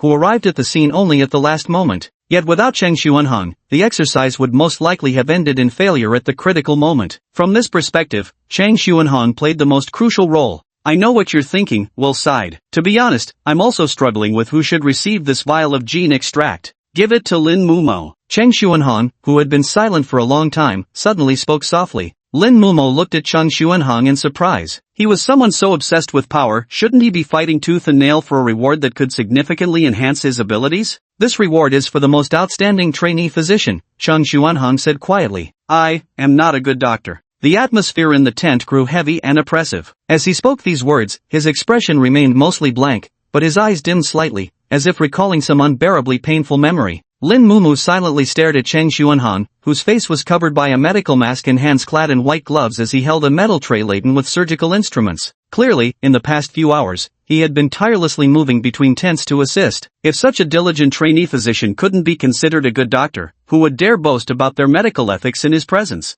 "My apologies, there are still matters to attend to in other tents. I must take my leave," Chang Xuanhong said softly, giving a slight bow before exiting the tent. Park Suo sighed and followed him out. Watching the 2 figures walk away, Will felt a hint of helplessness, though he wasn't particularly surprised by how things had unfolded. Chang Xuanhong became something of a celebrity shortly after this year's freshman arrived. He sought out the student council president at the time and asked if that person was the strongest student in the academy. After receiving confirmation, he challenged them to a sparring match. Following an intense duel, Chang Xuanhong emerged victorious by the narrowest of margins. Just as everyone expected him to boast about his strength and flamboyantly seize the student council president's position, he quietly said nothing, as if the one who defeated the president wasn't him at all. Until one day, to everyone's surprise, unexplained bruises were frequently found on Chang Xuanhong's body, leading them to suspect he was a victim of violence. After questioning, everyone finally learned that he went to the training ground alone every night to practice, which was why he kept getting injured. The school took the matter very seriously and immediately arranged psychological counseling for Chang Xuanhong, as such intense training was clearly abnormal. The school was concerned he might have psychological issues. However, during the psychological counseling sessions, no matter how the counselor questioned him, he insisted that he was fine and had no psychological issues. It wasn't until the counselor asked, "What was your purpose in coming to medical school?" that Chang Xuanhong fell silent for a long time before answering in a very soft voice. "To kill someone." It was precisely because he knew this that Will wasn't surprised when Chang Xuanhong said he wasn't a good doctor. Being a doctor is a profession dedicated to saving lives and healing the wounded. If someone aspires to become a doctor solely to kill one person, even if they end up saving countless lives, how can they truly be called a good doctor? Since Chang Xuanhong has given up, the gene extract now belongs to Lin Mumu. Will walked over to Lin Mumu's bedside and checked the 4-drip. "The infusion is just finished. There's no time to waste, come with me now to collect the blood sample." "Collect a blood sample?" Lin Mumu was taken aback. "Exactly," Will said. "Producing the gene extract requires the user's genetic sample to prevent rejection reactions." "I see." Lin Munian got out of bed. "Let's go now." "I'm coming too," Suhee exclaimed excitedly. "Let's all go take a look together," Yi Qianyun said. "Oh, I think I'll stay behind," Anai Kayun said. "I'll take care of Aldrich and Weiwei here." After the others had left, Anai Kayun quietly walked to Aldrich's bedside and sat at the foot of the bed. "You haven't been asleep this whole time, have you?" Anai Kayun whispered. Aldrich remained with his back turned to her, not uttering a single word. "You're so proud," thinking you're the best in the world. Now that you see Lin Munio widening the gap between you again, it must really sting, doesn't it? Ni Kuyun continued. Nothing stings about it. If the opponent is stronger, then make yourself stronger too. Once you're strong enough, crush them back. That's how I've always done it. What an idiot, Ni Kuyun murmured softly. What's wrong with wanting to become stronger? I'm not talking about that. Ni Kuyun shook her head gently. You're an idiot because you bark like a vicious dog, as if trying to drive everyone away, but in truth you don't actually dislike anyone, do you? Don't dislike anyone? Are you joking? I despise every weak and incompetent person in this world, Aldrich said coldly. Do you think you know me so well? Of course I don't know you. You're like a book covered in thorns, desperately trying to keep people from opening you, and even if someone does manage to open you, you're still obscure and hard to understand. A book like that, I doubt many would even want to try, Ni Kuyun said softly. But I'll open you. I'll read you cover to cover until I understand you completely, and then it'll be your turn to open my book. Aldrich was silent for a long time before finally speaking in a very low voice. Are you pitying me? Ni Kuyun pursed her lips, slowly lay down on the hospital bed, and gently embraced him from behind, whispering, I'm caring for you, just like you did for me back then. Stupid woman, Aldrich murmured under his breath, yet made no move to resist. Chapter 63, Extra Story, The Albino Girl and the Coughing Boy, Part 1. Ni Kuyun, Destruction Rate 0.23%, Fail. In the training ground, the instructor announced Ni Kuyun's results in a stern voice before lowering his head to record the scores on his clipboard. Helplessly, Ni Kuyun watched as the instructor finished recording, then timidly glanced at the distant target where only a faint charred mark could barely be seen. This was a symptom practice class for first-year students of the leukocyte division. On this day, the teacher had decided to conduct a midterm exam testing destructive capabilities. The passing standard for the assessment is to destroy targets placed 10 meters from the starting line, with a destruction rate of at least 60%. The students of Class 6 watched Ni Kuyun, whispering among themselves. Ni Kuyun sighed softly. She knew what her classmates were discussing, most likely about how she wasn't suited to study in the leukocyte division. Her snow-white skin, nearly translucent hair, and frail physique. She looked every bit like a sheltered young lady from a wealthy family, completely mismatched with the idea of fighting infected patients. Next up, Benjamin Aldridge. The boy named Aldridge stepped up to the starting line and said coldly, Move aside. Ni Kuyun lowered her head and silently walked off the field. Benjamin Aldridge, Destruction Rate 100%, full marks. The audience gasped in astonishment. The target 10 meters away had been completely shattered by Aldridge's sonic waves. Anyone subjected to such an attack would likely be in grave danger. That's terrifying. Even though everyone's erosion levels are similar,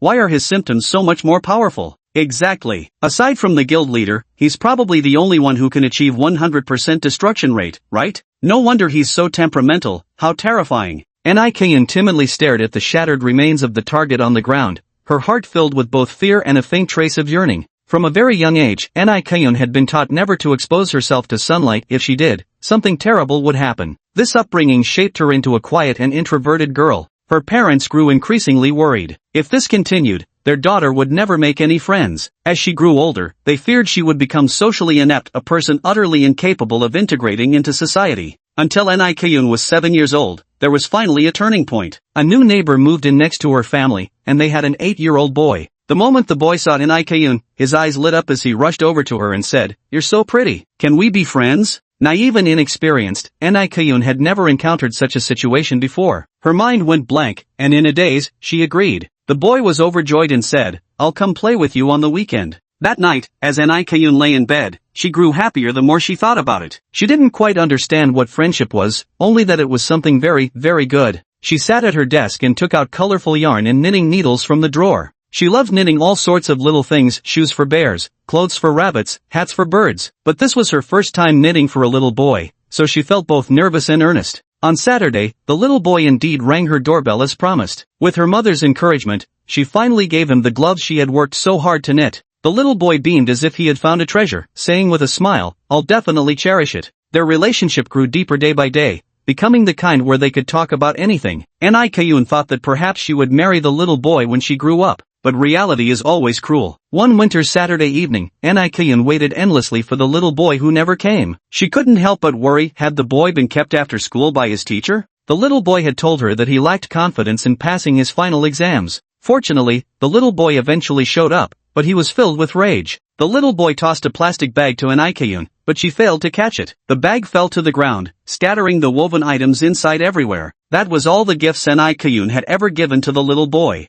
The little boy roared, You're a monster. I never want to play with you again. An Kayun was stunned. She had no idea what had just happened. Before she could even open her mouth to ask, the little boy had already run back into his own home, and from that day onward, he never appeared again. The little boy boasted to his classmates at school about having a mysterious and extraordinary friend, a girl with snow-white skin and hair who could weave all sorts of wondrous things. Yet his classmates didn't envy him. Instead, they mocked him for playing with the snowman zombie. During that period, Plants vs. Zombies was wildly popular, and the rare snowman zombie, covered in white fur, was instantly recognizable. What a ridiculous mockery, yet in the world of elementary schoolers, this was the sharpest dagger, enough to make one child ostracized by everyone. The little boy panicked, his face flushed with urgency as he tried to argue back. But what did elementary school kids care about truth or logic? They were too busy laughing at him. This was what ultimately led him to make the firm decision to sever ties with Ni Kayun. But of course, Ni Kayun knew nothing of these matters. All she knew was that her snow-white skin and silver hair had stolen her friend away, and she wept with a grief beyond consolation. Since then, she had never made another friend. It wasn't until she was discovered by doctors at the emergency hospital and invited to study at Nidos Medical College that she finally stopped facing discrimination. Gradually, she made a few close friends, including a girl named Xia Weiwei. But this beautiful life was now under threat. Due to her long-standing fear of ultraviolet rays, she had never dared to expose herself to sunlight. However, her symptoms required exposure to sunlight to absorb ultraviolet rays, which would then emit ultraviolet radiation to burn the target. This resulted in her consistently failing the assessments, and now she faces the crisis of expulsion. Dropping out meant returning to that life of relentless discrimination, that nightmare existence. At 7 in the evening, Ni Kayun walked alone down the street. She hunched her shoulders, her hood pulled up, instinctively tightening her sun-protective jacket around herself. Even though it was already nighttime, she still habitually dressed herself completely covered, not just out of a deep-seated fear of ultraviolet rays, but also to avoid the pointing fingers and whispers of others. The thunderous roar of an engine rapidly approached, its glaring headlights slicing through the darkness as a motorcycle sped past. As it whizzed by Ni Kayun, it splashed a large puddle of filthy water, drenching half her body. Ah! Ni Kayun let out a sharp scream. The motorcycle slid gracefully to a stop by the roadside. The rider removed his helmet, revealing a shock of bright red rooster-comb hair. What are you doing here? Aldridge clicked his tongue. Why are you wandering around the roadside for no reason? Aldridge, good evening, Ni Kayun stammered, her eyes darting nervously, her voice faint and trembling. Aldridge snorted coldly, swiftly twisting the motorcycle throttle twice. The engine roared like a beast as the bike sped away, leaving behind 2 trails of acrid black smoke from the exhaust pipes. Ni Kayun stood by the roadside with her head hanging low, dripping wet, tears gradually welling up in her eyes. Sobs, cries, and a face streaked with tears. The drenching incident became the final straw that broke the camel's back, completely unleashing the grievances pent up in her heart. Why, is it so hard just to live an ordinary life? Ni Kayun rubbed her cheeks vigorously, her tender white skin turning red from the friction, yet the tears simply wouldn't stop. Just then, the roar of the motorcycle engine drew near again, dispersing the surrounding darkness once more. Ni Kayun shielded her eyes with both hands, blocking the overly harsh glare of the headlights. Why the hell are you still here? Aldridge snapped impatiently. It's just a little water splash. What's there to cry about? Ni Kayun lowered her head and wept silently. She felt ridiculous herself, crying over a mere splash of water like a delicate flower in the rain. How could someone like her ever dream of becoming a specialist in epidemic pathology? It was nothing short of delusional. She took a sharp breath through her nose, trying to hold back the tears, but inhaled too forcefully and ended up coughing violently. Ugh, Aldridge sighed in exasperation, rubbing his forehead. Get in the car. Ni Kayun looked up in surprise. Don't you understand? Get in the car. Aldridge glared at her angrily, like a lion intimidating a little rabbit. Ni Kayun was startled into a daze, her mind blank as she numbly climbed onto the motorcycle's rear seat. The motorcycle roared to life, its red taillight painting a brilliant streak through the night. 5 minutes later, the bike came to a stop outside a budget hotel. Ni Kayun stared fearfully at the hotel sign, frozen for a long moment before daring to step through the entrance. Come on, what are you dawdling for? Aldridge grabbed her wrist, pulled her into the hotel, quickly checked in, and took her to the room. Go take a shower. Without even taking off his shoes, Aldridge flopped onto the bed, hands behind his head. Why do I need to shower? Ni Kayun was on the verge of tears. Having rarely interacted with the opposite sex since childhood, her mind went completely blank in this situation. Are you really that stupid? You don't even think to wash after getting splashed with filthy water? Aldridge's impatience became more evident. Give your clothes to the hotel staff for cleaning. Until then, just wait here. Oh,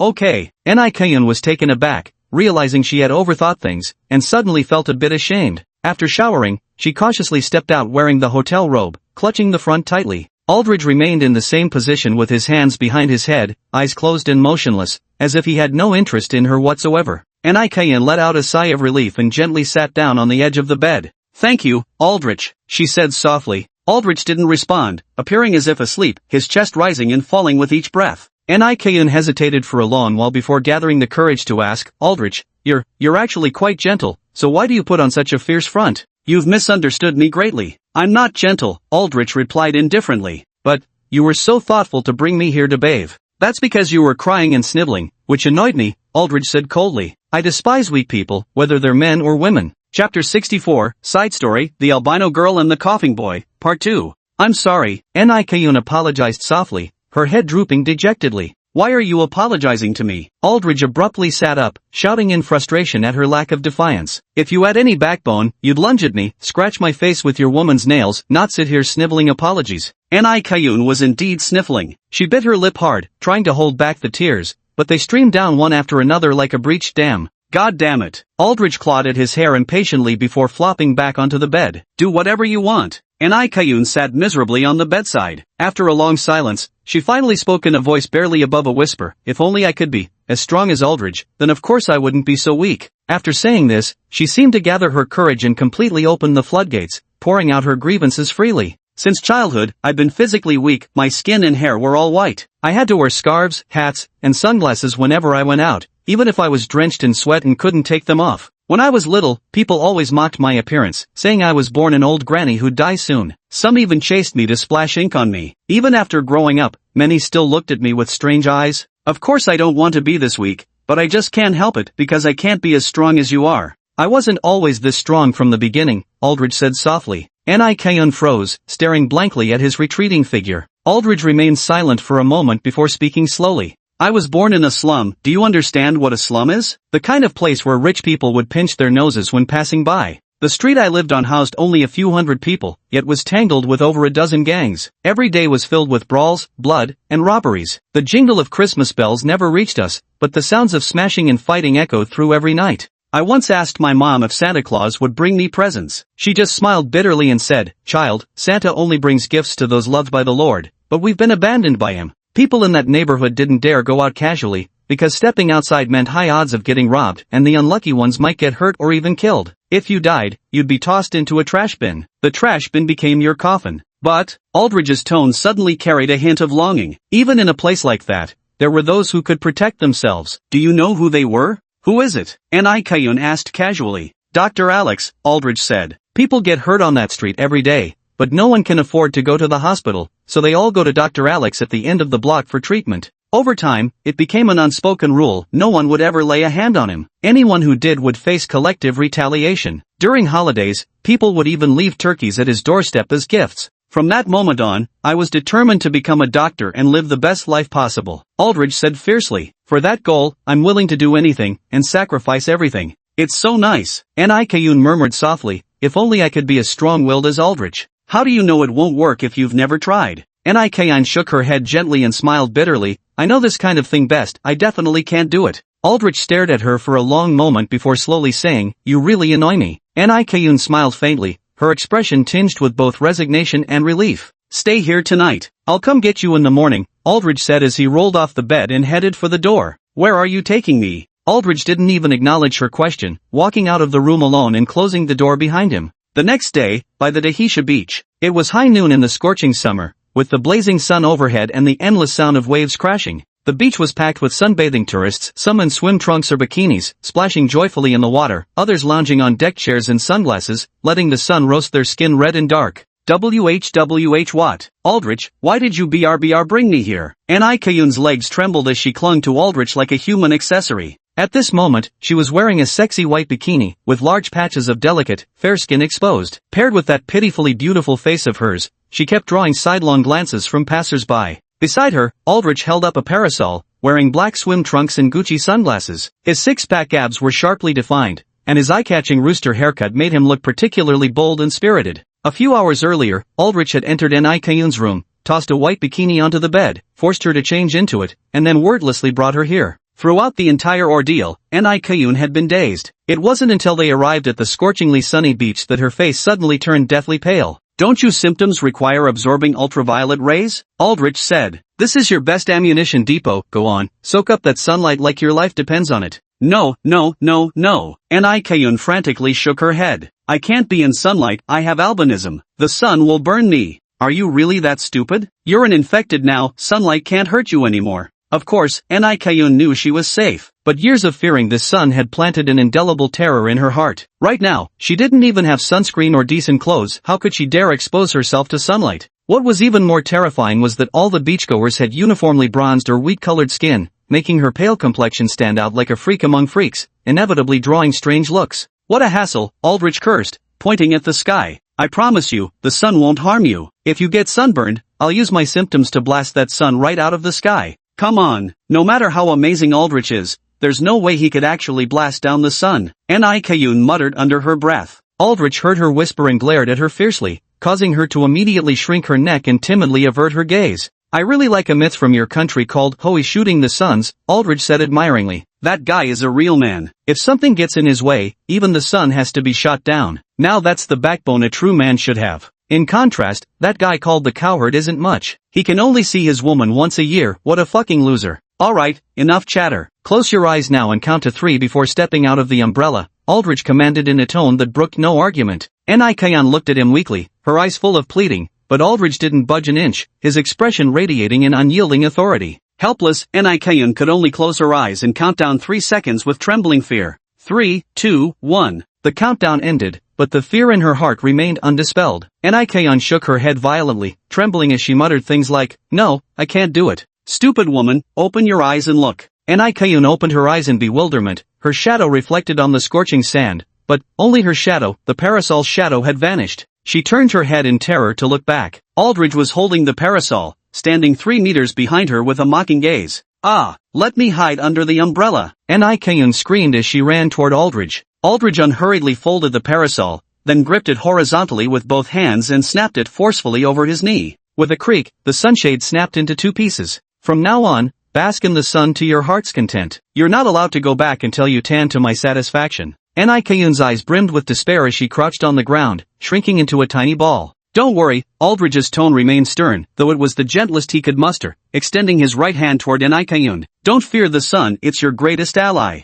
The cool sea breeze brushed against their skin, the sand beneath their feet still scorching hot. The endless sound of waves mingled with the increasingly muffled chatter of people around them, as if the whole world had narrowed down to just the 2 of them. Nikayun stared blankly at Aldrich, his outstretched hand so close that it seemed he wouldn't withdraw it unless she took hold. Suddenly, Nikayun wasn't afraid anymore. When she thought about it, there really was nothing to fear. If someone could shoot down the sun for you, why fear the sun at all? Slowly, Nikayun reached for Aldrich's hand, clasped it tightly, and gradually rose to her feet. 2 months after the destructive power final assessment, Nikayun's reputation within the Academy skyrocketed due to 2 significant events. First, the Academy's famously delicate Snow White underwent a dramatic transformation, emerging as a sultry, dark-skinned bombshell. Second, this dark-skinned bombshell became the 3rd student in Class 6 to achieve a destruction rate exceeding 80% in the assessment. Chapter 65, The Unsolved Mystery. Lin Mumu and the others followed Will through numerous tents until they arrived before the central one. This tent was 3 times the size of the others, with a blue flag fluttering at its peak. The flag bore the emblem of a serpent-entwined staff encircled by 8 stars, the insignia of the Emergency Hospital for Rare and Complex Diseases.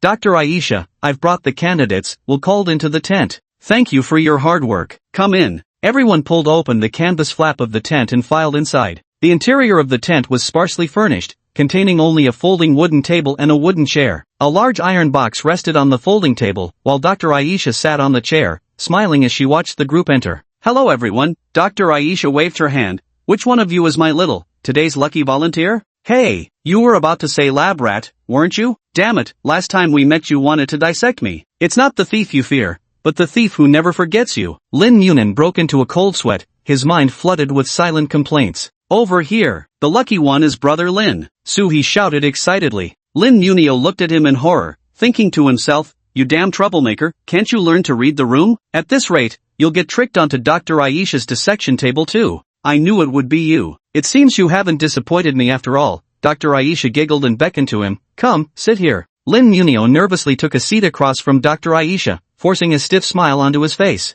I heard you defeated Instructor Yamazaki alone in the end? Is that true? Dr. Aisha opened the metal case and took out blood-drawing needles, cotton swabs, and iodine. Just luck, really. It was thanks to everyone wearing down Senior Yamazaki's symptoms, Lin Mumian said with an awkward laugh. Liar. I heard you unleashed an unprecedentedly powerful symptom at the end, Dr. Aisha said with a knowing smile. When I saw you last time, you didn't tell me you had that kind of ability. I just didn't get the chance. I wasn't deliberately hiding it from you. See, you know now, don't you? Oh, Dr. Aisha looked him up and down meaningfully. I'd really love to know how many more secrets you're keeping from me. Really, that's all there is. Lin Mumu shook his head repeatedly, his expression utterly sincere. Dr. Aisha stared at him for several seconds before saying, fine, I'll let you off for today. But if you're ever interested, remember to come be my test subject, the pay is very generous. Next time for sure, Lin Mumu made an OK sign with his hand. Dr. Aisha pulled out a cotton swab, dipped it in iodine, and applied it to Lin Munian's forearm vein. Then she inserted the blood collection needle into the vein, and dark red blood flowed through the soft tube into the test tube. All done, Dr. Aisha withdrew the needle and pressed a cotton swab against Lin Munian's puncture site. Go back and rest well. Once the gene extract is prepared,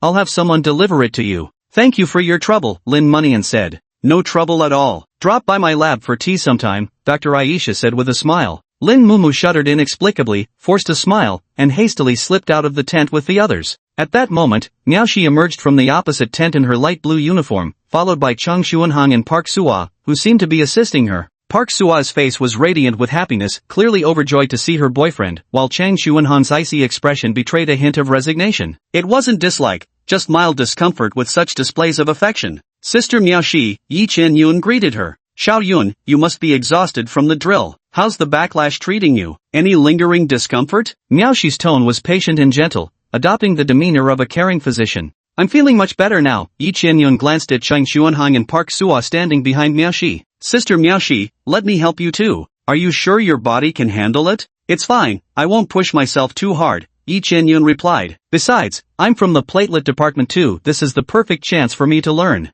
I see. Alright then, you can go change in that tent over there first. Miaoshi pointed to a tent in the distance. Okay, Yi Chen-yun replied, then walked straight toward the tent. Hey, what are you standing around for? Park Shoya sidled up to Lin Munan and nudged his waist with her elbow. Ha! Lin Munan scratched his head. You're so dense, Park Suwa said with exasperation. The girl has already gone over there, and you're not going to accompany her? Are you really planning to go back and sleep instead?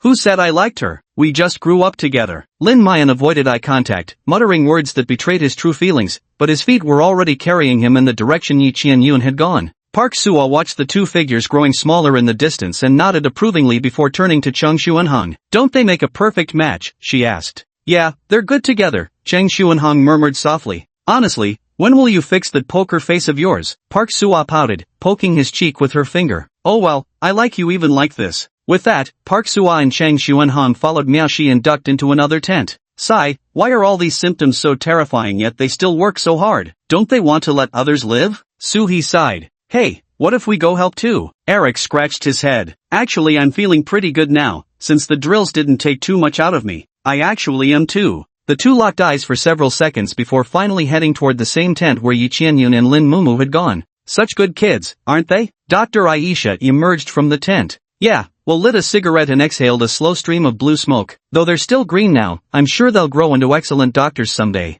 Well, do you really think Lin Munio is that simple? Dr. Aisha asked with rare seriousness. You mean, he still has great potential? Potential is unquestionable, but that's not what I'm referring to, Dr. Aisha said slowly. Well, how much do you think we truly understand about the Nosoi virus? Will froze, he had never considered that question before. To put it bluntly, I may well be the person who knows the Nosoi virus best in this world, yet I believe I've barely grasped even 10% of it, said Dr. Aisha. Even if we mobilized the entire hospital's resources to treat a single patient in the incubation period from the very beginning, we still couldn't extend that incubation period to 3 years, let alone ensure they become an infected rather than a deranged patient zero afterward. I've reviewed Lin Munian's final combat footage. Based on my assessment, the secrets he carries go far beyond what's visible on the surface, Dr. Aisha said meaningfully. Perhaps he'll become the most crucial key to our understanding of the Nosoi virus. That's precisely why I've always wanted him as my test subject, Dr. Aisha continued. Is an infected with a 3-year incubation period truly just a case of prolonged symptom usage? There must be more to it.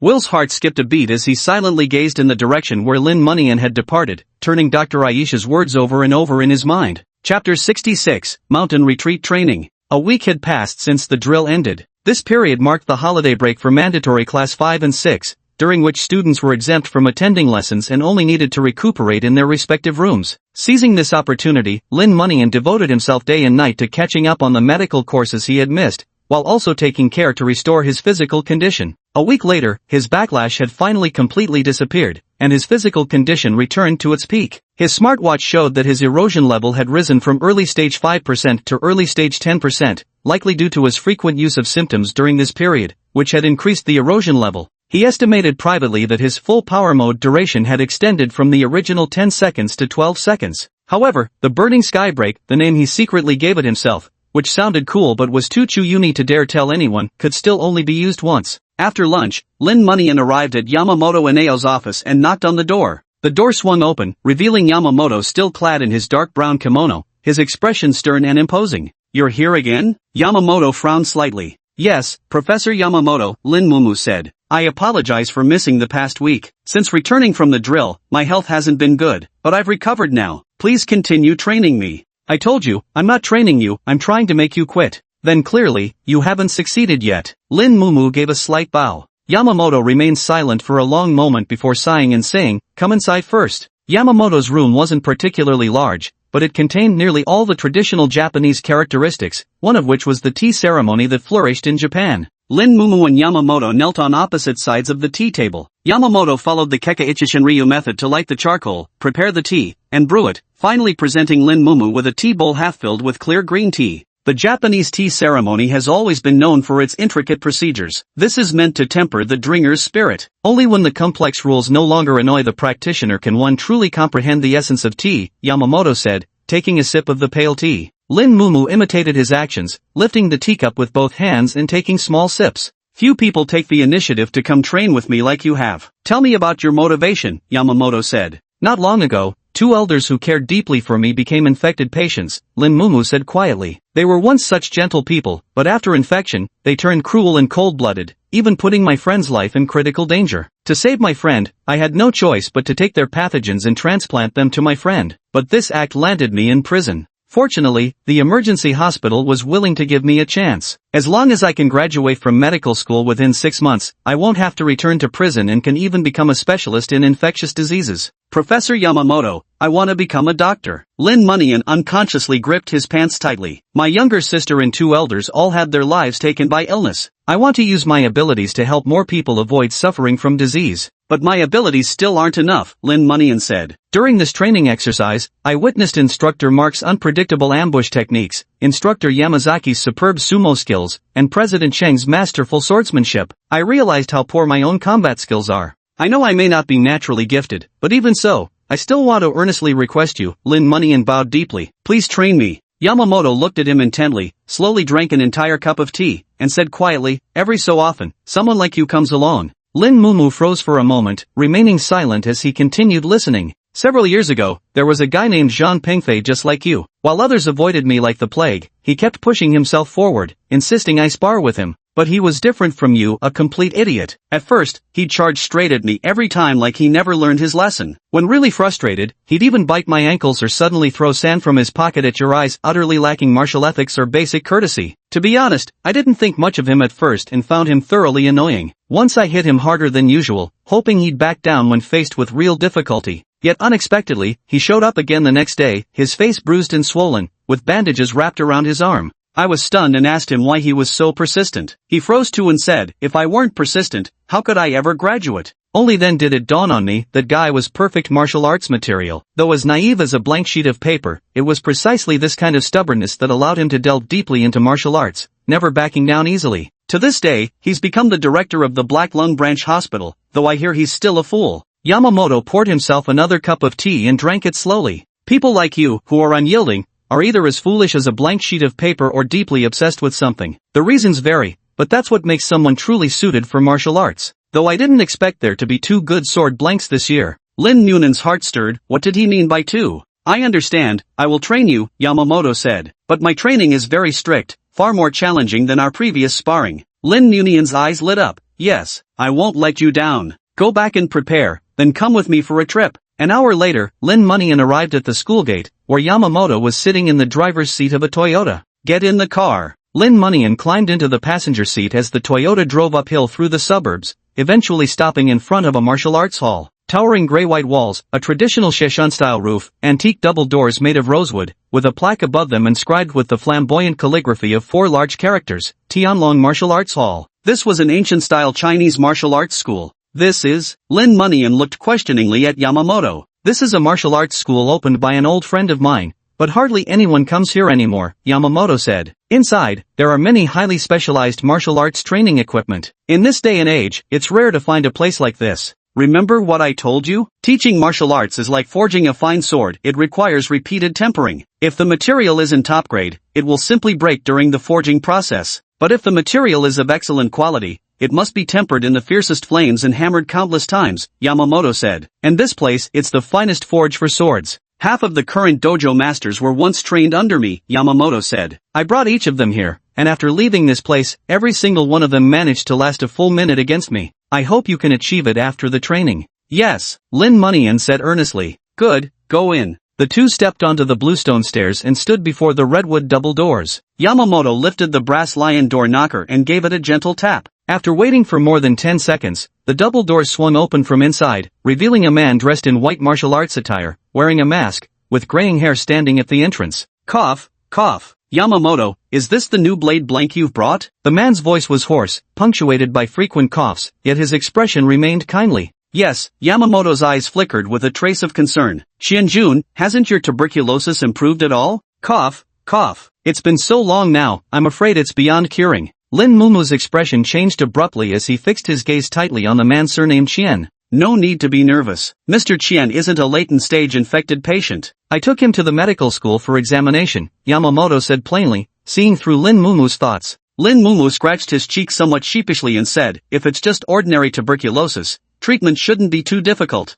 Mine is drug-resistant tuberculosis. It's particularly troublesome to treat. The treatment costs alone are hundreds of times more expensive than regular TB. Mr. Qian chuckled with an air of nonchalance. Lin Mumu was taken aback, then his expression darkened. Beyond the epidemic disease, there are many other formidable illnesses in this world, each bringing immense suffering to patients, slowly eroding their lives with despair as deep as an abyss. A pang of sorrow struck Lin Mumu's heart, and for no particular reason, he recalled a line from the movie Dying to Survive. They just want to live. What's wrong with that? I'm sorry, Mr. Qian, Lin Mumu apologized sincerely. Don't worry, I recently had a friend bring me a folk remedy. They say it's very effective, claims to cure all kinds of ailments. Mr. Qian joked. I really like students from your Nidos Medical School. You're all pillars of the future, Mr. Qian smiled. My son was also a medical student once. He's graduated now. In fact, he was your senior. So you're my senior's father, Lin Mumu smiled slightly. I'll be counting on your guidance over the next few days. Don't mention it, come on in. Chapter 67, The Dragon Warrior. Beyond the martial arts school's gate lay an open courtyard. A gentle breeze rustled through the wutong tree leaves, accompanied by wisps of white mist, creating an atmosphere of timeless elegance. The bluestone-paved floor bore mottled marks, likely left by the forceful stomps of past practitioners. One could almost envision those vigorous figures training here. Crossing the courtyard, the group arrived before another set of redwood double doors. From behind them came a symphony of complex sounds, wood knocking, gears turning, and metal clashing. Lin Mumu's heart tightened. He thought to himself, why would a martial arts school have such chaotic noise? Shouldn't it be like in Fist of Fury, with a group of muscular men in black training uniforms, squatting in horse stances, shouting ha, ha, ha, in unison? Cough, cough, cough. Xiao Chang came early this morning and has been practicing non-stop without taking a break, Mr. Qian said. Xiao Chang? Lin Mumu's heart stirred. Associating it with Yamamoto's mention of the second sword embryo, he faintly guessed who that might refer to. Mr. Qian placed his hands on the double doors and gently pushed. The doors slowly swung open. Creak. Upon seeing the scene behind the door, Lin Moneyan was stunned. Just as he had imagined, there was a man in black martial arts attire behind the door, but that was the only part that matched his expectations. It was a full-fledged mechanical training room. Pendulums, wooden dummies, balance beams, an overwhelming array of mechanisms nearly covered the entire space, leaving scarcely any room to stand. Yet the man moved like a butterfly flitting through flowers, now bending low, now flipping backward, as every attacking mechanism merely grazed the hem of his clothes, graceful as a startled swan. The most unbelievable part was that the man had actually blindfolded himself with a black silk ribbon. Lin Moneyan gaped in astonishment, suddenly recalling the training hall in the Jade Palace from Kung Fu Panda, where Pa had suffered excruciating torment. Before becoming the Dragon Warrior, Pa had been taken by Master Shifu to that mechanism-filled training hall, where all manner of contraptions pummeled him black and blue, leaving half his fur singed. This training room before me shares a remarkable resemblance with that other one, tinged with the hues of magical realism. The mechanisms gradually slowed down. The sound of gears turning ceased. The man in black wiped the sweat from his forehead and removed the black satin blindfold covering his eyes. Chang Xuanhong, of course it was Chang Xuanhong. Who else but him would be obsessive enough to train blindfolded in such an exaggerated training room? At that moment, he was slightly out of breath, yet his expression remained as indifferent as ever, as if he hadn't just been using a training room full of intricate mechanisms, but rather an ordinary treadmill found in any gym. Dragon Warrior, please accept my bow. Lin Mumian forcibly suppressed the impulse to clasp his hands and bow and salute. This is the training room that more than half of the hospital directors have visited, Yamamoto said. Originally, no one could use such a training room, but with your reflexes and physical abilities far surpassing ordinary people as plague bearers, that's a different story. After my son became a plague bearer, I renovated this training room into its current state. Every year when he comes home on vacation, he trains in this very room, Mr. Qian said. Your training here will be simple. For the next month, you'll live here, mornings spent training alone in this room, afternoons spent in combat practice with me. This continues until you can last a full minute against me, Yamamoto said. Anyway, the academy's courses are mostly self-study. If you can't handle it on your own, then forget about graduating in half a year. If you're scared now, there's still time to back out, Yamamoto said, looking at Lin Munio. Lin Munio took a deep breath and strode into the training room with the determination of one marching to their doom. Good. Chang Xuanhong will teach you the specifics. Practice well, Yamamoto said before turning to leave with Mr. Qian. You're here too. Chang Xuanhong looked at Lin Munin, his tone always so calm. Yes, President, Lin Munin said respectfully. For the coming period, I'll be in your care. Chang Xuanhong nodded and said, first, I'll demonstrate it completely for you. Watch carefully. He walked to a supporting pillar where there was a mechanism lever. He pulled the lever down, then tied a silk ribbon over his eyes and stood at the very center of the mechanism. The gears turned, the mechanisms whirred, as pendulums and wooden dummies attacked Chang Xuanhong from every treacherous angle. Chang Xuanhong stood as immovable as a sturdy pine, not budging until the mechanisms were less than half a meter away. Then, with leaps or backbends, he dodged every assault, moving like a ballet dancer on a tightrope. Lin Mumu watched with bated breath, repeatedly on the verge of shouting a warning only to be stunned the next second by Chang Xuanhong's performance. It was as if he had activated a dodge cheat. No matter how hopeless the angle of attack, he always evaded danger. Crystal beads of sweat scattered into the air, only to be shattered instantly by the mechanisms. Lin Mumu watched Chang Xuanhong's performance as if admiring a master's dance, his expression filled with awe and reverence. 10 minutes later, the mechanism stopped again, and Chang Xuanhong removed the ribbon and walked toward him. Did you understand it? Lin Mumu stared into Chang Xuanhong's clear eyes, his lips twitching. Seriously, bro? He thought. Could any normal person actually follow those moves of yours? Or are you just trying to crush my confidence to boost your sales? Fine, I'll buy whatever you're selling. I don't really understand, Lin Mumu admitted honestly. It's alright, everyone feels that way at first. You'll get the hang of it after some practice, Chang Xuanhong said. Give it a try, I'll set the difficulty to the lowest setting for you. Lin Mumu took a deep breath to calm his turbulent emotions, then walked to the center of the mechanism and stood firm. Chang Xuanhong approached the main pillar, adjusted the difficulty control lever beside the mechanism to its lowest setting, and forcefully pulled down the activation handle. The mechanism slowly activated. Lin Mumiao slightly bent his knees and arched his back, his eyes darting cautiously left and right as he carefully observed the movement of the contraption. A swinging pendulum? I'll duck. Wooden dummy? I'll dodge. What the hell just hit me from the ground? Wait. Why is the pendulum coming back? Wooden dummy, hold on a second. The continuous wails emanating from the training room startled the wild sparrows perched on the treetops of the deep mountains, sending them fluttering into the sky with chirping cries. In the side room, Yamamoto and Mr. Qian sat facing each other across a tea table, sipping freshly brewed green tea while listening to the unending screams from the training hall. It's been a long time since we've heard such agonized wails, Yamamoto said with a smile. Thinking back, that lad John Pengfei screamed just as miserably back then. Indeed, what nostalgia, Mr. Qian sighed. Young Cheng conquered the most difficult mechanism shortly after arriving. I almost began doubting whether my maintenance had been inadequate all these years, causing the mechanisms to rust. The two exchanged a smile, raised their ceramic teacups, and drained them in one gulp.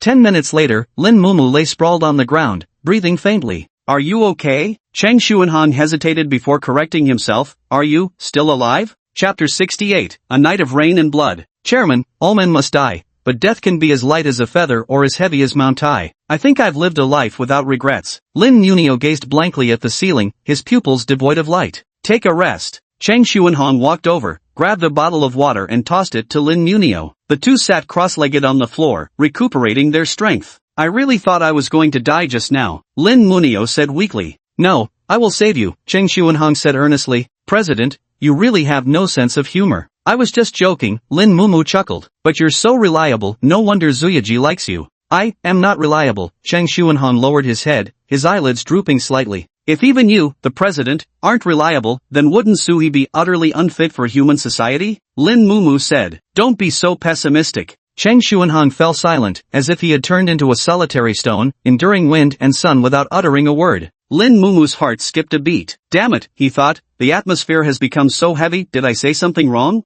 President, why are you practicing with your eyes covered? Is the mechanism's difficulty not challenging enough anymore? Lin Mumu broke the silence, trying to lighten the awkward mood. No, Chang Xuanhong said quietly. I have a reason why I must fight with my eyes closed. The reason you have to fight with your eyes closed? Lin Munian was taken aback. Lin Munian, why do you want to join the emergency department? Chang Xuanhong abruptly changed the subject. Lin Munian suddenly grew serious. I want to find a cure for the epidemic transformation disease. Is that so? That's good. Probably most people in the academy share the same goal as you. Chang Xuanhong said softly, but I'm different from all of you. I am here to kill a man. Lin Mumu's heart jolted with shock as he turned to Chang Xuanhong in stunned bewilderment. 8 years ago, my parents passed away. Chang Xuanhong murmured wistfully, recalling that night filled with bloodshed and despair. As a child, someone nicknamed Chang Xuanhong Little Lip Man because his parents ran a traditional martial arts school already quite rare in that era, and having grown up immersed in that environment, he had mastered impressive martial skills. Their family's martial arts school taught numerous disciplines, bare-handed combat, staff techniques, spear methods,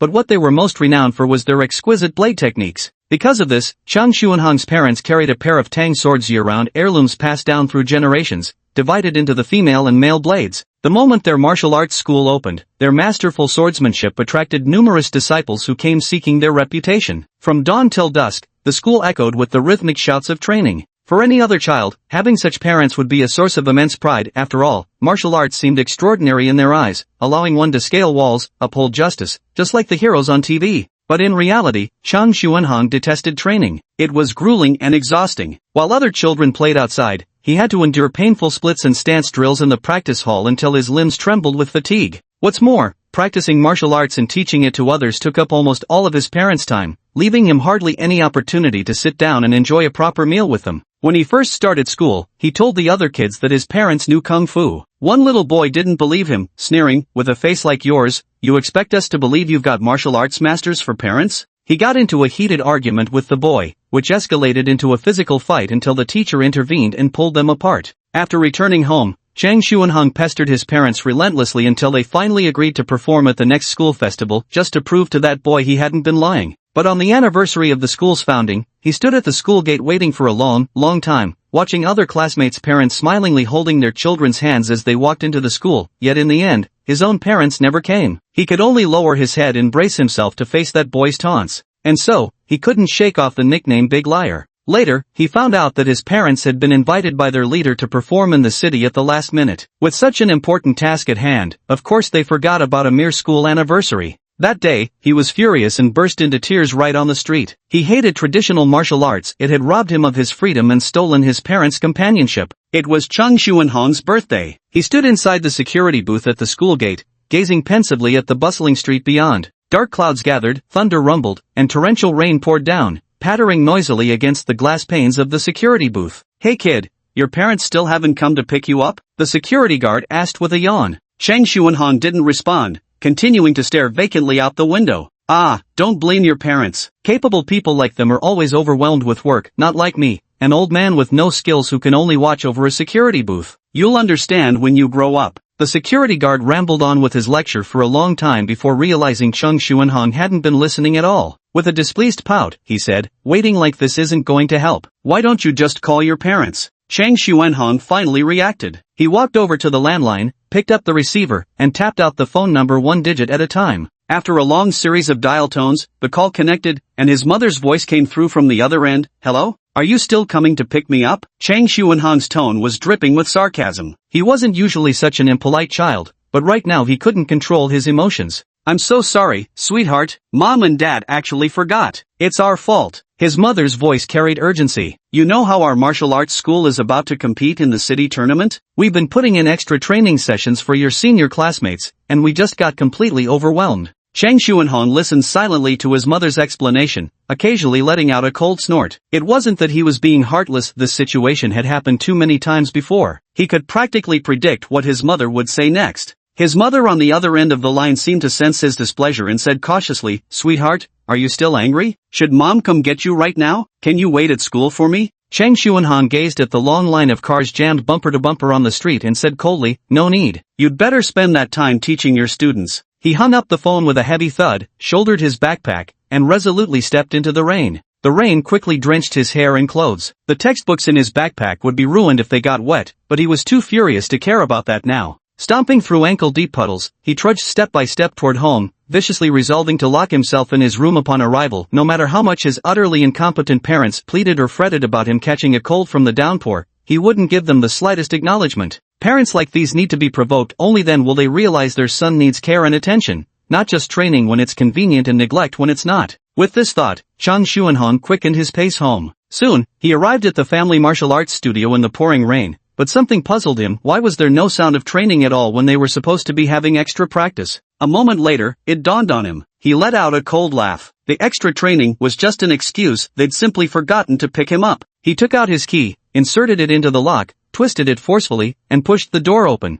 He took off his backpack and was about to fling it aside when the scene before him made him freeze. The foot that had stepped over the threshold hovered in mid-air, forgotten there for a long moment. Chapter 69, Destiny. The once simple and somewhat shabby training room now looked resplendent and luxurious, filled with music and revelry. Against the backdrop of inkwash mountain scenery, behind the drawn red curtains, a group of unfamiliar Peking opera performers were vigorously staging a spectacular play, their melodious singing resonating throughout the theater. Adorned with bold makeup and dressed in elaborate costumes embroidered with dragons, phoenixes, pythons, flowers, and other intricate patterns, they carried majestic military flags on their backs. Their formations shifted continuously, creating a dazzling display of splendor. The actors on stage performed with great effort, yet the wooden chairs arranged below remained empty. The lively spectacle on stage stood in stark contrast to the desolate silence of the audience-less hall. Chang Xuanhong froze. From the very first second he saw the performance, he was completely captivated, not even stopping to wonder why such a Peking opera had suddenly appeared in his home. Dazed, he took a seat in the very front row, right in the center chair. Peking opera has never been popular among the young, with its singing styles particularly obscure and hard to understand. Yet, for some reason, Chang Xuanhong not only comprehended it completely at this moment but also found himself deeply moved. This was the renowned Peking opera masterpiece Farewell My Concubine by the great master Mei Lanfang, depicting the conflict between Chu and Han during the late Qin dynasty. Xian Yu, ignoring advice, insisted on sending troops, only to fall into Han Xian's ambush at Jiuli Mountain. Overwhelmed by despair, Xian Yu returned to his tent to drink and sing mournfully with his beloved concubine, Yu Ji. She danced gracefully inside the tent and, to free Xian Yu from worries, ultimately drew her sword and took her own life. Xian Yu fought fiercely to break through the encirclement and fled to the Wu River, but in the end, he couldn't escape. Feeling ashamed to face his people back home, he committed suicide by the Wu River. The Peking opera had now reached its final scene, urging the monarch to drink and listen to Yu's song. After singing her last line, Consort Yu drew her sword and slit her throat, blood gushing forth. Witnessing this scene, Chang Xuanhong involuntarily shed tears. He didn't understand why he was crying. He shouldn't have been able to comprehend such a profound plot, nor should he have empathized with the tragic fate of Consort Yu as an unfortunate woman. Yet, an inexplicable sorrow overwhelmed him. Consort Yu lay motionless on the ground as crimson petals of the poppy fell like rain, gradually covering her lifeless body. The poppy's flower language symbolizes loyalty and devotion. Legend has it that these flowers embody Consort Yu's unwavering spirit. Now, with her passing, they withered away, leaving behind a scene of haunting beauty. The drama continued to unfold. Xian Yu raised his head and let out a long cry to the heavens, fleeing with his remaining defeated troops all the way to the Wu River. In the end, he abandoned escape, and after all his subordinates had perished, he drew his long blade and slashed it across his throat, staining the sky with blood. The sorrow and the singing reached its peak as Xian Yu's blood seeped into the floor, blossoming into clusters of pink flowers. Those were Xian Yu chrysanthemums, said to be the incarnation of the conqueror of Western Chu. Now they carpeted the entire stage, gradually intertwining with the petals of the nearby Yumeiren flowers that buried his beloved Yu Ji, as if the departed lovers had once again joined hands. Chang Xuanhong's heart clenched violently once more. Once again, he couldn't fathom the tragic sorrow of Xiangyu, a heroic figure forced to his end by cruel fate, yet his own heart overflowed with grief. The performance concluded, the drums and gongs fell silent, and the curtain slowly descended. The splendid stage dissolved like ink dispersing in clear water,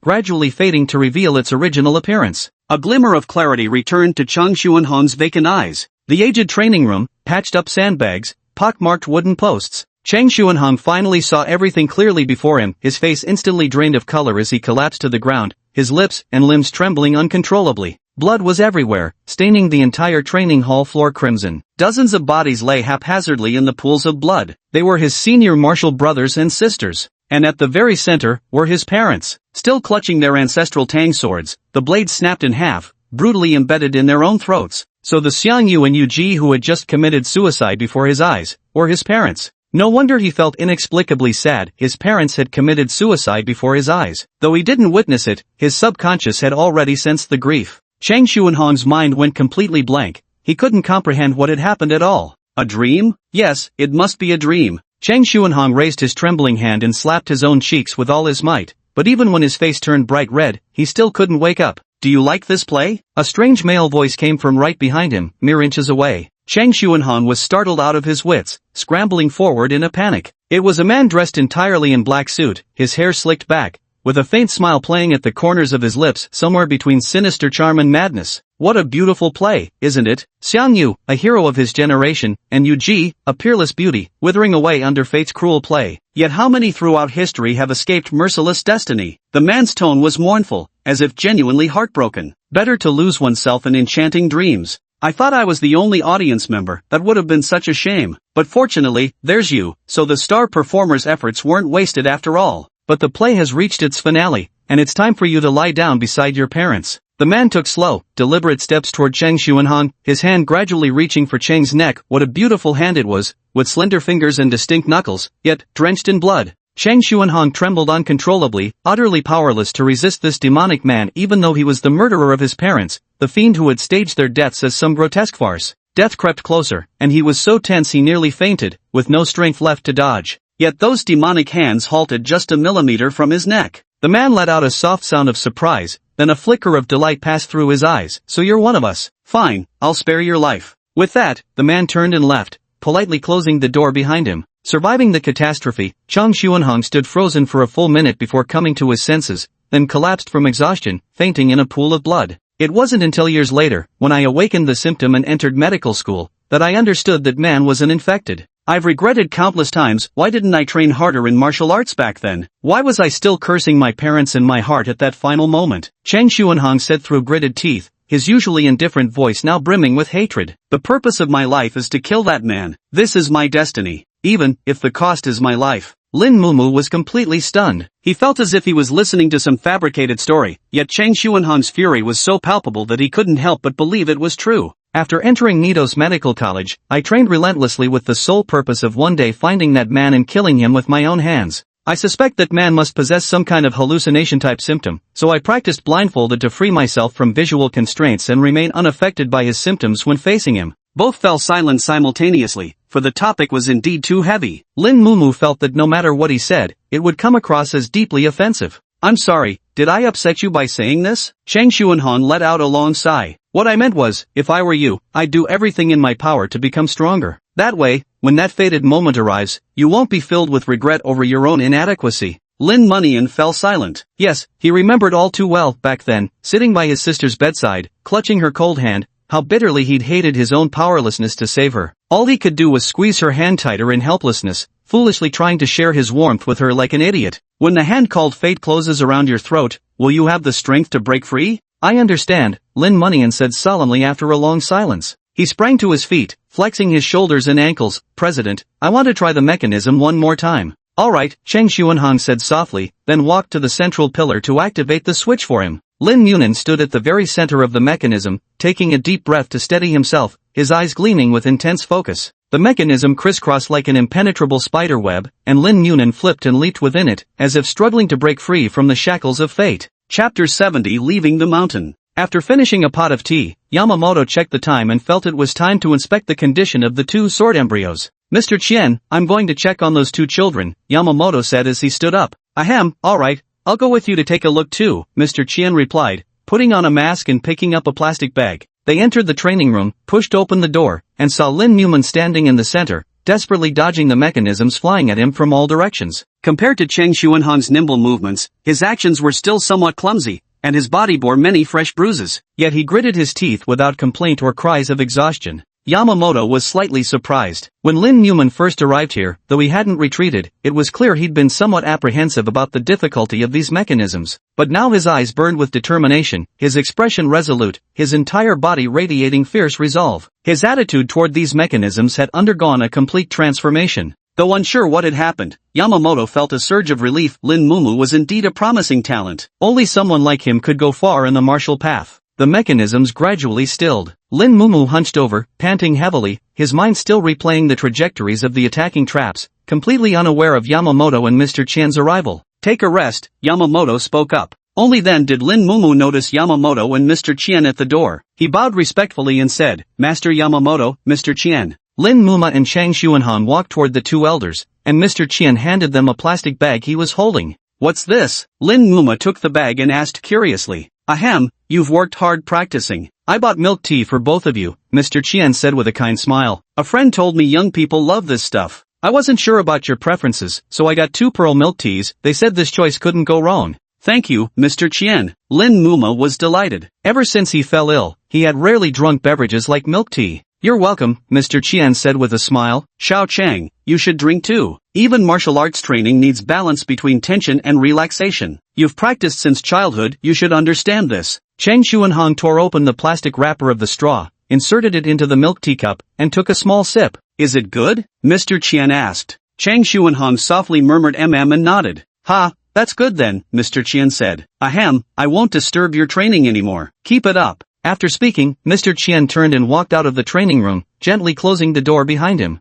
How's the practice going? Yamamoto asked. Sigh, even the lowest difficulty level left me battered and bruised. Lin Mumu replied helplessly yet honestly. It's okay, take your time, Yamamoto said. Come on, let's spar and see how much you've improved. Yes. 10 minutes later, Lin Munan lay on the ground, panting heavily. 15 seconds, that's decent progress compared to last time, Yamamoto said. But still not good enough. Lin Munan let out a dry chuckle. Only when he was free from his symptoms and sparring with Yamamoto could he clearly see his own shortcomings, deflating his occasional arrogance completely. Keep practicing, and if there's anything you don't understand, let Cheng Jun guide you. With that, Yamamoto leisurely walked away. Lin Munian sat up with a pout, then turned to look at Cheng Xuanhong silently practicing his slashes nearby. President, I heard you can last a full minute against Teacher Yamamoto with your eyes closed, is that true? Yes. Can you teach me the trick? Cheng Xuanhong sheathed the bronze tang sword on his back and walked over to sit beside him. Professor Yamamoto's martial arts foundation is profound. It's not something that can be bridged by mere tricks, Cheng Xuanhong said softly. Ah, I know I shouldn't slack off, Lin Mumu said,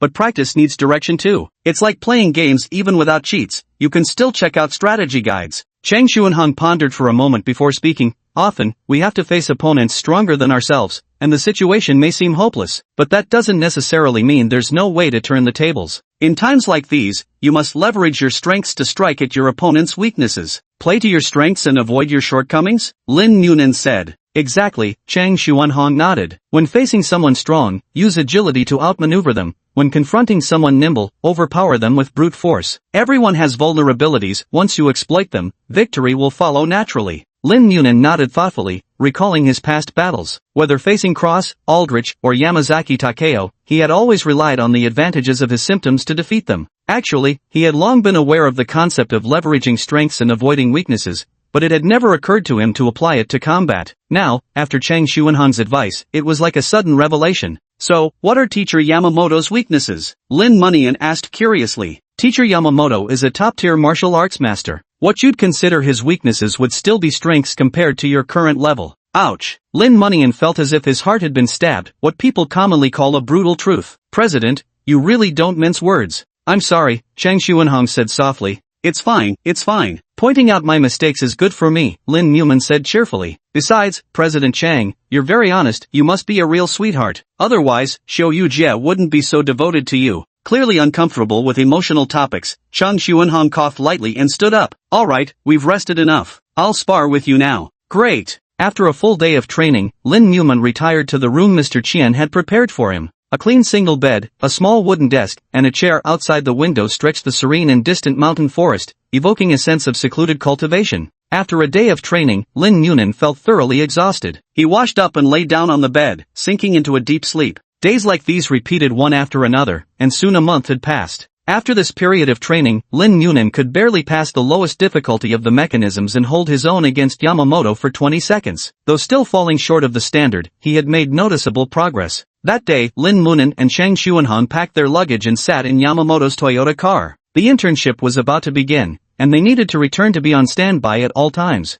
Be careful on the road. Mr. Qian stood outside the car, smiling warmly at the two young men inside. We're off, Mr. Qian. Please take care of your health, Lin Munan said. We'll come visit again after our internship. Alright, be extra careful during your internship. My son mentioned you'll be dealing with actual infected patients. A trace of concern flickered across Mr. Qian's face. Yes, but this is the path we must take, Lin Mumu said. Very well, then. I'll wait for your return here in these remote mountains. The car window rolled up as the Toyota slowly started moving, leaving Tianlong Martial Arts Academy behind. Chapter 71, A Busy Schedule. By the time Lin Munan returned to his dormitory, it was already 10 o'clock at night. After tidying up his belongings, he sat down at his desk to catch up on his studies. Through relentless studying, forgetting even to eat and sleep, he had finally managed to cover half a semester's worth of coursework. However, to graduate within half a year, this was clearly insufficient, so he needed to seize every possible moment to study. Just then, his phone, placed nearby, rang. Lin Munan picked it up and saw that it was a call from his mother. His gaze instantly softened. Ever since coming to medical school, he had kept in touch with his parents, and their care always helped relieve the stress from his studies. He picked up his phone and pressed the call button. Hello, Mom? Son, your dad and I just closed up shop and suddenly missed you, so we called. Hope we're not disturbing you? His mother's voice was as gentle as a spring breeze. Mom's not here, I just got back to the dorm and am resting now, Lin Mumu said softly. That's good. How's your studies lately? Xiaoyun's parents mentioned you went on a training exercise recently? Why didn't you tell us? Were you hurt? Lin Mumu gave a hollow laugh. Matters involving combat exercises would only worry his parents, so he hadn't told them. No injuries at all. In fact, I performed really well and even won an award from the academy. It's good that you're not hurt. Your father and I saw on the news recently that a university basketball team captain in your city went missing and hasn't been found for days. Yang Hui said, tell us about what's been happening lately. Lin Monyan recounted recent events to his parents at a leisurely pace, including the strange drill instructors, the perpetually expressionless student council president, the eccentric Su He and Eric. Mr. and Mrs. Lin listened quietly, feeling deeply comforted. Although studying at Nido's medical college meant facing danger at any time, hearing that their son had made so many friends and seemed to be living happily left them with no other desires. How is Xiaoyun doing lately? Yang Hui suddenly changed the subject to ask. Oh, Xiaoyun is doing just fine. Lin Munan was a bit confused, not understanding why his parents suddenly brought up Yi Qianyun. Son, since you two grew up together and are now away from home, you should take care of each other more, especially you. Make sure to check in on her more often, Lin Jianqing suddenly said. For example, you could invite her out to eat sometimes. Oh, we often eat together. We go to the cafeteria right after class, Lin Munan replied with a simple, honest laugh. Ah, Lin Jianqing sighed, as if frustrated by his son's lack of understanding. What I mean is, you could take her to a nicer restaurant on weekends. If you're short on money, just tell me. Ha, oh, okay. Lin Munan scratched his head and replied absent-mindedly. Just then, the dormitory doorbell rang. Lin Munan, still holding his phone, hurried to open the door, revealing Yi Qianyun standing outside with a resentful expression. Xiao Miao, why didn't you tell me when you got back? Yi Qianyun complained. I only found out because Zuyaji told me you and President Cheng had returned. Sorry. Things have been so hectic since I got back that I didn't have time to let you know. At that moment, Lin's parents on the other end of the phone held their breath and silently listened to the conversation between the two young people. What's wrong? Calling so late at night, is something the matter? Lin Munan said. Yi Qianyun suddenly felt a bit angry. Whenever she faced this clueless straight guy Lin Munan, 9 times out of 10 she'd be driven mad. Pouting, she said, can't I come to you if there's nothing wrong? Fine, I won't come anymore then. Of course, come on in. Lin Monyan stepped aside to make way. Seeing Lin Monyan finally flustered, Yi Qianyun was satisfied, tilting her delicate chin up as she strode through the doorway. I came to deliver the gene extract for you, Yi Qianyun said. The package arrived when you weren't in the dorm, so I signed for it. Is that so? Thank you, Miss Yi Qianyun. How thoughtful and considerate of you. Lin Monyan grinned obsequiously. Good that you know. Yi Qianyun said. By the way, why are you holding up your phone like that? Oh, because I'm on a call with my parents, Lin Munin replied guilelessly, waving the phone to show Qianyun the active call screen. Yi Qianyun's face instantly paled, her lips trembling slightly as she stammered nervously, Uncle and Auntie, good evening. Good evening Xiaoyun, Yang Hui responded, her voice brimming with obvious delight. Auntie and Uncle. I came to see Xiaomiao to bring him something. Yi Qianyun began explaining incoherently, her mind already blank. Auntie and Uncle already know, alright then, we won't disturb you anymore. You youngsters can have your own fun. Yang Hui said, then hung up the phone with lightning speed, leaving only the dial tone behind. Yi Qianyun's beautiful eyes widened and her willow leaf brows arched as she pinched Lin Mumiao's arm fiercely. This clueless, stupid straight guy, making a call without warning, letting his parents know she came to his room so late at night, and saying all those embarrassing Sundara things, they're definitely going to misunderstand now. What's even more infuriating is that this big idiot wore a completely clueless and aggrieved expression, utterly unaware of what mistake he had made. Humph. Yi Qianyun angrily tossed her head and left his room, slamming the door behind her. Lin Munian stared blankly at the closed door for a long while before finally muttering helplessly, sigh, what a moody little girl. Whatever, I won't argue with her. He sat down at the table and picked up the gene extract Yi Qianyun had brought, examining it carefully. This was an emerald green potion, contained within a gene spiral-shaped glass tube, which itself was housed inside a cylindrical glass vial that also served as a syringe. Before leaving the training grounds, Will had already explained how to use the genetic extract simply injected into a vein in the arm. Lin Munuo rolled up his sleeve, disinfected his arm with a cotton swab and iodine, then twisted out the syringe's needle and inserted it into his upper arm. The genetic extract was slowly injected into his body, bringing a dull, aching sensation to his arm. After the injection, Lin Munio felt his heart racing and blood pressure rising, a sensation eerily similar to when he first awakened his symptom. The power within him surged violently. Half an hour later, the strange sensation gradually subsided. Lin Munio raised his smartwatch to check his erosion level. The erosion level had increased from early stage 10% to early stage 20%. Not only did the usable duration of his symptoms significantly extend, but the full power mode's operational time also increased to 20 seconds. Most importantly, his ultimate move, though embarrassingly Chinibu-esque, named Sky Burning Break, could now be used twice in succession. After confirming his current combat capabilities, Lin Munin nodded in satisfaction and closed his watch. He got up and headed to the bathroom,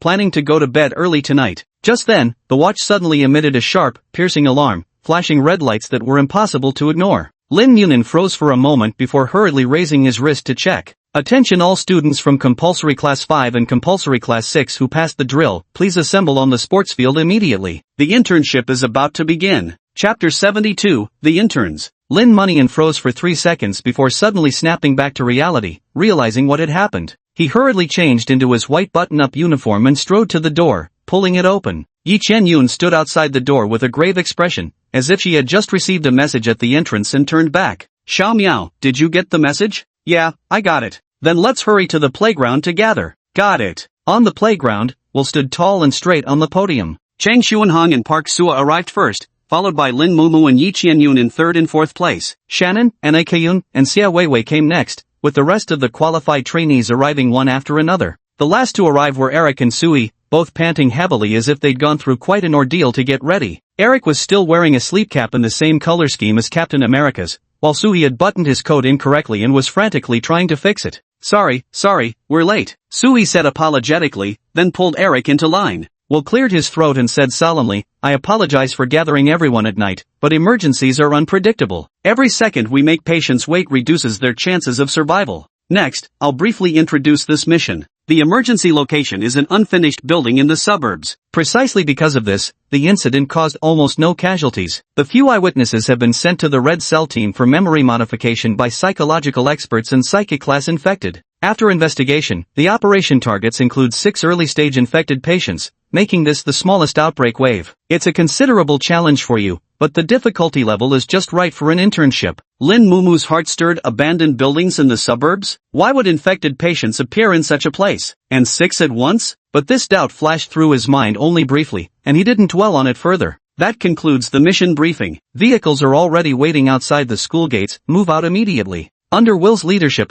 all 29 trainees swiftly arrived at the school gate. A small white bus stood parked by the roadside, its body emblazoned with a large caduceus symbol, its rooftop red and blue warning lights flashing blindingly to clear surrounding pedestrians and vehicles. One by one, the group boarded the vehicle. As the doors closed, the bus abruptly accelerated with a piercing siren wail from its emergency lights. An oppressive silence filled the bus. The night already carried its own melancholy weight, and now facing the legendary infected patients, most occupants felt their chests tighten with tension and dread. "Humph," Aldrich sneered disdainfully, crossing his arms. "What's there to be afraid of? Just kill any infected patients we meet, then go back to sleep. Such a trivial matter and you're all acting like cowards." "What do you mean kill? We're supposed to be curing patients," Suhi muttered under his breath. "TCH. To put it bluntly, our job is to beat those monsters senseless with symptoms until their pathogens shatter." "What's wrong with calling it killing?" Aldrich said coldly. Suhi hunched his shoulders, not daring to look at Aldrich, and turned to Lin Munin instead. "Brother Lin, you and the president are the only ones here who fought infected patients. Can you tell us what they look like?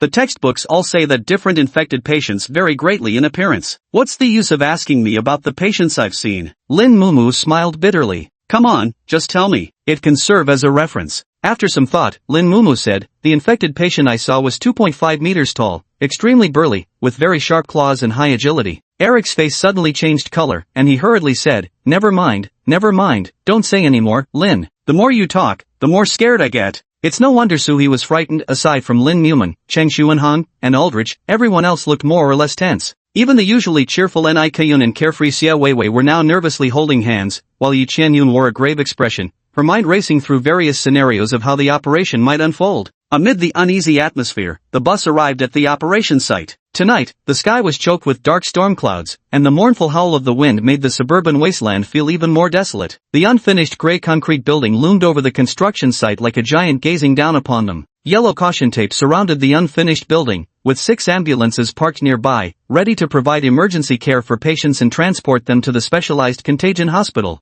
Lin Mumu stared at the abandoned structure for a long time, his emotions slightly complicated. The scene of Grandpa Li and Grandma Xiao screaming at him that night remained vivid in his mind. After many days, he was finally about to face contagion patients again, but his mindset was now completely different from before. He had grown stronger. He no longer feared contagion patients. Now, he was a doctor who had come to save the lives of contagion patients. "Hurry up and let us in. The sooner we finish, the sooner we can go back to sleep." Aldrich cracked his knuckles loudly, looking eager to get started. Lin Munio sighed softly. It seemed not everyone held compassion for the infected patients. He glanced silently at Will, who remained deaf to Aldrich's words, as if treating the infected patients like monsters to be slaughtered was an entirely correct notion. Yet so far, every licensed doctor Lin Munio had met had shown nothing but sympathy for the infected patients. What exactly was Will thinking? Lin Munian couldn't quite figure it out. But that wasn't the most pressing matter at hand. "Before we proceed, does anyone have any questions?" Will asked. No one spoke. They were all trainees who had passed the drills. Even though their hearts were filled with unease, they already knew exactly what should and shouldn't be done. Will nodded and said, "If there are no questions, let's go in now." The interns pulled up the caution tape, ducked beneath it into the cordoned-off area, and headed straight for the entrance of the unfinished building. Since it was an abandoned construction site, the building had almost no lighting installed. Combined with the overcast night, the stairwell was pitch black, making it impossible to see even a hand in front of one's face. Several beams of white flashlight light pierced through the darkness. The group maintained a tactical formation as they cautiously ascended the stairs to the second floor, their eyes scanning the surroundings for any suspicious movement. Lin Munian clenched his fist tightly, the symptoms within him poised to erupt at a moment's notice, ready to handle any sudden developments. The intern team moved slowly according to the map, gradually exploring every area of this floor. At that moment, a series of rapid yet faint footsteps came from behind the team, sounding utterly eerie in this deathly silent environment. Chapter 73, Lin Mumu's Doubts. Everyone whirled around abruptly, multiple flashlight beams sweeping toward the rear simultaneously, instantly illuminating that empty space as bright as daylight. The mottled and pitted concrete floor, construction dust, and slightly rusted steel frames, nothing else remained. Did you just hear something?" Sui's voice trembled slightly. Though he currently exuded an air of cowardice, no one mocked him, as everyone felt at least somewhat tense. Meow. A black cat emerged from behind the concrete pillar, tilting its head curiously as it observed the grim-faced interns. It licked its paw, then flopped onto the ground, exposing its belly. Just a cat, the boulder weighing on everyone's hearts finally lifted. "Oh, it's just a cat. Scared me half to death," Sui exhaled in relief, crouching down and beckoning to the feline. Come here, let Big Brother Su pet you." The kitten was remarkably human-savvy, showing no fear of people whatsoever. Instead, it gave a soft meow and trotted over to Suhi with light, tapping footsteps. Lin Mumu shook his head in exasperation and reached out to pat Sui's shoulder. They were still interns, and patients were suffering while waiting for rescue. This was no time to play with kittens. At that moment, a fierce wind brushed past everyone's faces as a white shadow suddenly darted horizontally across from 3 meters away.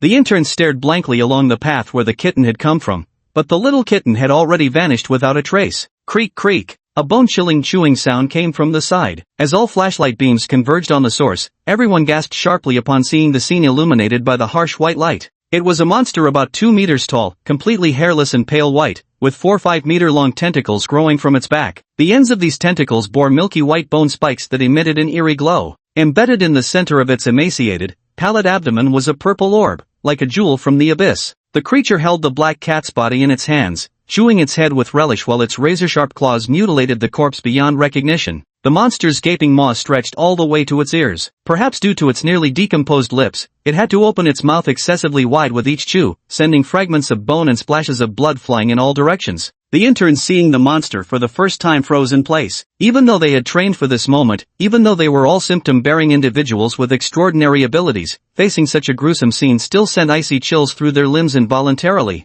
Even though the current victim of the monster's hunt was merely a black cat. The monster turned its head to gaze at the group, its pale gray pupils suddenly contracting. The tentacles on its back writhed excitedly in chaotic frenzy, as if performing some grotesque dance. The interns certainly knew what was happening. The mutated monsters after infection particularly craved raw flesh and blood, especially that of the infected, as it allowed their corruption levels to rise rapidly. And at this moment, they were the juiciest dinner in the monster's eyes. The monster let out a shrill screech, its 4 tentacles suddenly elongating as 4 bone spikes shot toward the interns with a whistling sound. Only then did someone finally shout, "Quick, quick, block it." But everyone was already panicking. Should we follow protocol and announce our identities first? No, it's too late for that now. Should we organize a defensive formation first? No, there's no time for that either. The interns suddenly panicked. Before coming here, most of them had held pity for the infected patients. But when truly facing the infected patients and seeing the monstrous, ferocious appearance of those hulking creatures, the fragile and pitiable image of the patients in their hearts suddenly collapsed. All their skills seemed useless now.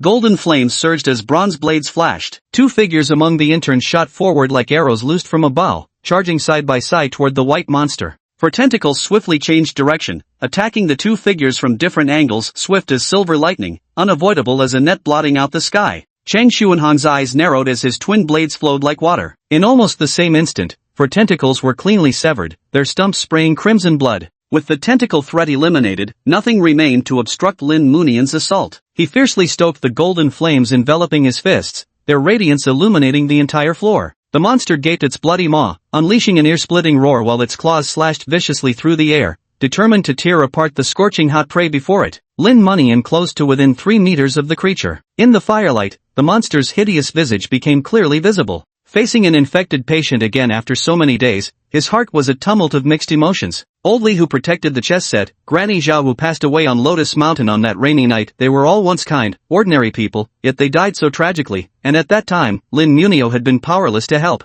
Surely, the patient before him had also once been an ordinary person yearning for happiness, perhaps dreaming of starting a family, building a career, or striking it rich, or maybe just longing for the simple warmth of a wife and children by his side. Now, however, the torment of illness had twisted him into a violent monster. The patient's earth-shaking roar echoed through the abandoned building, yet Lin Munio detected a faint note of sorrow within it. "Are you crying too?" A flicker of sorrow passed between Lin Mumu's brows, but his movements never faltered. The training in the mechanical practice room had served him well. With just 2 clawed attacks, they couldn't even graze the hem of his clothes. In the name of Hippocrates, preparatory physician Lin Mumu hereby administers emergency treatment to the patient. Lin Mumu loudly declared his identity while crouching to evade the claw strike. Twisting his hips with the momentum, his blazing fist shot like a rocket toward the orb in the creature's abdomen. The monster was struck head-on, letting out a hissing wail as its body was sent flying backward. It smashed through 2 concrete pillars before finally coming to a stop, collapsing onto its back. The orb in its abdomen had already shattered into fragments, and its 2-meter-tall body began to rot away, revealing a humanoid form within.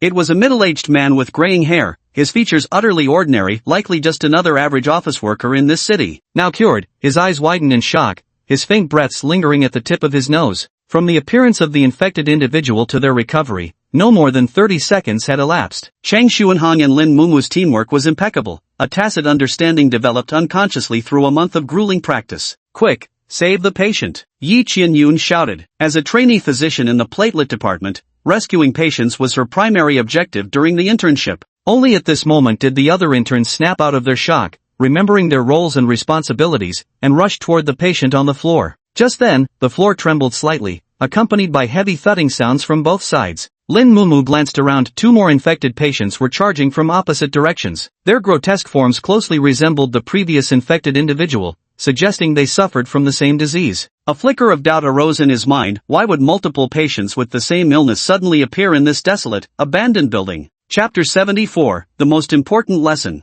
Yet the question vanished as quickly as it came. The situation was critical now, leaving him no time to ponder. Lin Munian clenched his fists and charged toward the monster on his left, golden flames already gathering at his fingertips, dispelling the darkness across half the floor. He darted and rolled with the agility of a flame spirit, deftly evading the attacking tentacles. At one point, 4 tentacles struck at him simultaneously. He dodged backward as 4 bone spikes concentrated their impact where his feet had just been. With lightning reflexes, he stomped down on all 4 bone spikes, then gripped the tentacles with both hands, gradually pulling the monster toward himself. Provoked by such defiance from its prey, the monster flew into a complete rage. Its 2 muscular, pallid legs alternately kicked off the ground in furious charges while its razor-sharp claws slashed through the air. Lin Mumu showed no fear at the sight, his eyes locked onto the monster before him as flames flickered within his pupils. After a brief moment, he too began to sprint forward. Meanwhile, on the other side, Chang Xuanhan's bronze dagger in his left hand softened like liquid, absorbed into his palm before being reshaped into 4 short daggers that reappeared in his grasp.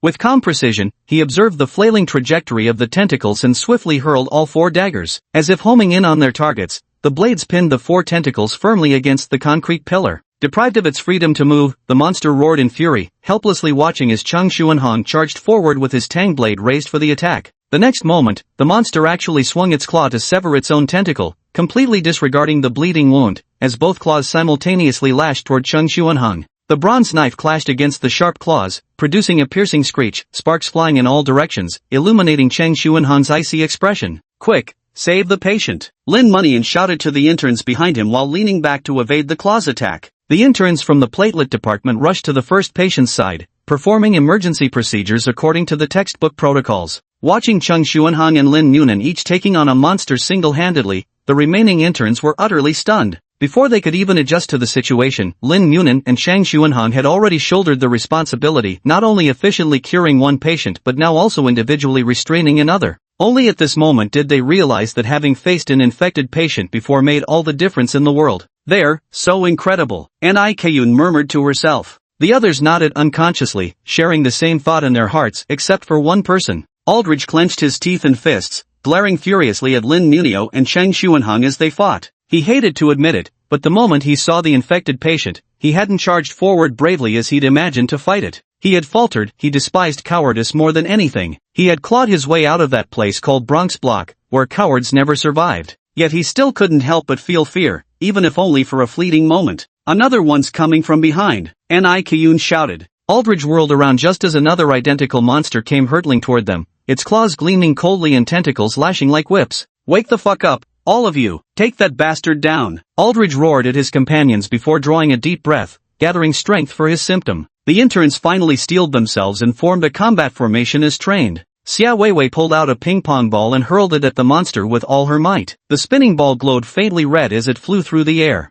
The monster reacted as if seeing the most delicious feast, its legs propelling it straight toward the ping-pong ball with murderous gleam flashing in its pupils. It slashed the ball into pieces with its claws, momentarily sating the killing lust in its eyes, only to be blasted meters away by a devastating sonic wave in the next instant. The monster collapsed to the ground, twitching as it tried to push itself up with its limbs. At that moment, a beam of violet light laced with ultraviolet rays precisely scorched its pathogen. As the ultraviolet radiation gradually destroyed the pathogen, the monster slumped lifelessly to the floor. Aldrich charged toward the monster, his eyes blazing with fury. This creature before him was the very thing that had filled him with dread. Now, he would destroy it completely. Only then could he free himself from fear forever, crushing every obstacle in his path that had always been his way. Yet when he reached the monster and raised his hand to deliver the final symptom, he froze in place. By now, the monster's body had rotted away more than halfway, revealing the patient's true form. It was a young woman with black hair, appearing barely over 18 years old. Her smooth dark locks were now matted together with mucus and blood. Even lying amidst rotting flesh and filthy blood, one could tell the woman was quite beautiful, with particularly captivating large, lively eyes. Yet those beautiful eyes now brimmed with sheer terror, as if the woman had just awakened from an endless nightmare, her emotions on the verge of complete collapse. Perhaps because of her youth, her condition was slightly better than that middle-aged patient. She even had enough strength to speak in the faintest whisper. Her voice was as thin as a thread. "Save me." Aldrich was completely stunned. He had come here to kill those damned monsters, to blast the symptoms into fragments, then step over their corpses one by one to become a doctor and live a happy life. But the woman before him was so fragile, her gaze so terrified. She was no monster at all, just a pitiful person stricken by illness. Aldrich stood frozen in place, utterly at a loss. Though his nature was vile, he had never actively harmed those weaker than himself. Since enrolling, he had always sneered at the compassion shown by those around him. In his eyes, those grotesque beings were no longer human, they were merely irrational, hideous, and powerful creatures, akin to zombies, not worth sparing. Having grown up watching zombie films, he firmly believed that those who showed mercy to the undead usually met grim fates. Yet when he saw the patient's eyes bulging with terror, their entire body trembling as they pleaded for help, it struck him like a thunderbolt. Is this what a monster truly is? Something so pitiful? Leave it to me, Aldrich. The speaker was Park Sua, who gently patted his shoulder before kneeling beside the patient. She placed both hands on the patient's chest and activated her symptom ability. Aldrich stumbled dazedly to a concrete pillar and slumped down, lowering his head in silent gloom, lost in unreadable thoughts. Not what you expected, is it? Will approached him and murmured softly. Aldrich didn't answer, remaining silently seated as he watched the other interns stop the young woman's bleeding and examine her wounds, his gaze complex. Are you thinking that monsters should be terrifyingly powerful things that ought to be completely destroyed by you, yet why do they appear so pitiful? Will said. You feel lost. Your formidable strength was meant for defeating opponents, but when the opponent is this fragile, how can you bring yourself to strike? Aldrich wordlessly looked at Will, having to admit he was absolutely right. He was now utterly lost in confusion. Congratulations, you've passed the most important lesson for medical students, having compassion for patients, Will said with a smile, turning to look at Lin Munian and Chang Xuanheng who were in the midst of battle. The ones you admire are like that too, you know. Shut up, Aldrich muttered under his breath, silently watching Lin Munio in the distance. The blazing firelight illuminated Lin Munio's profile, revealing a faint trace of sorrow on his face. Chapter 75, Getting into the Groove. Lin Munio threw a powerful punch at the monster's arm, sending it staggering backward. He was about to press his advantage when a bone-chilling cold shot up his spine to his brain. The instincts honed in the training room screamed warnings at full force. He quickly crouched down as razor-sharp bone spikes sliced through the air just above his head, severing a few strands of his white hair. Lin Munian panted slightly, frowning as he stared at the monster before him. The monster leaned forward, fingers twitching slightly, while four tentacles writhed like twisted snakes, their movements erratic. The bone spikes at the ends of the tentacles resembled viper fangs, exuding a sinister, murderous intent. I have to admit, the monster's tentacles are truly difficult to deal with. Not only do they have a wide attack range, but their angles of attack are also extremely tricky. The slightest carelessness could result in serious injury. Although Lin Munian wasn't in danger of being defeated, he couldn't cure the monster in a short time either, leaving the situation at a stalemate. While he still had access to the more powerful full power mode and the devastatingly destructive Skyburner strike, using them could very well endanger the patient's life, so he couldn't employ them recklessly. The top priority now was to deal with the monster's tentacles first. Just as Lin Muneo was pondering his next move, he heard two sets of hurried footsteps approaching from behind. Brother Lin, we're here to help. Suhi stood beside Lin Muneo. Sorry, Lin. I panicked for a moment back there, but rest assured your hero has fully returned. Eric cracked his shoulder joints. Lin Muneo smiled faintly. He had always trusted his team members, and they truly hadn't let him down.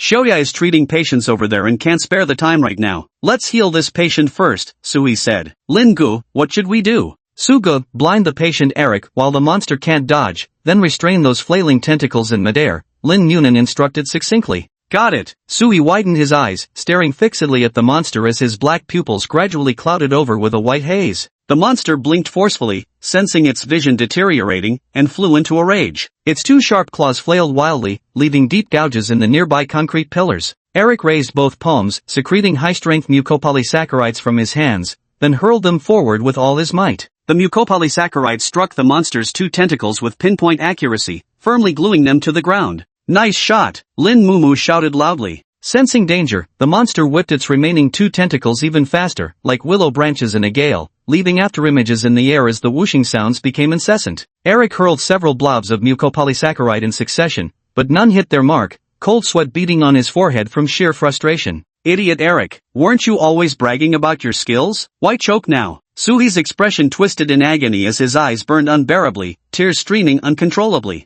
Just hold on a little longer. Eric kept throwing the mucopolysaccharide, yet the target remained elusive. The tentacle's movements were simply too bizarre and swift for him to react in time. I can't hold on any longer. Suhi roared. At this moment, Lin Mumian kicked off the ground and charged fiercely toward the monster, trailing long ribbons of white steam in the air, his fists burning like scorching suns. Be careful, brother Lin, Suhi shouted. His symptoms had reached their limit. One eye was already shut, while the other could barely open a sliver. The monster's vision gradually recovered, and it caught sight of Lin Mumian, radiant as the blazing sun. With a roar, it lashed out with two tentacles, aiming to strike him down. Lin Mumian dodged sideways with calm precision. The tentacles whizzed past his ears, leaving deep gashes in the ground where they struck. With 4 tentacles, Lin Mumian could still manage, but now that they've been reduced to 2, they can no longer hinder his assault. At this moment, it was as if he had returned to that mechanical training room. Every movement of the monster's muscles was like the turning of gears, dictating the motion of its tentacles. Lin Mumian could use these clues to predict their trajectory. With a powerful leap, he executed a graceful front flip midair as the 2 tentacles swept beneath him, their bone spikes carving out chilling arcs of light. This leap closed the distance between Lin Mumian and the monster, finally putting it within his striking range. His right fist swung fiercely, sending scorching flames straight toward the creature's face. The monster raised its claws to shield its vulnerable face, but in doing so, exposed the pathogen on its abdomen to attack. As Lin Mumian landed, he seized the opening and punched the pathogen, shattering it with a sound like breaking glass. The monster's body stiffened, staggered back a few steps, then collapsed heavily, sending up a cloud of dust. You've worked hard. Yi Qianyun rushed over with the first aid kit, kneeling beside the patient to quickly assess the situation before administering an adrenaline injection. Watching his childhood friend work with such dedication, Lin Mumu smiled knowingly. His battles would no longer result in patients' deaths, not with outstanding hematologists like Yi Qianyun and Park Suwa by his side. Holy shit, brother Lin, what was that move just now? You've been secretly training in Qingdong, haven't you? Suhi exclaimed dramatically. Exactly. Your movements were just like Black Widow's. Eric's eyes sparkled with excitement. It's nothing,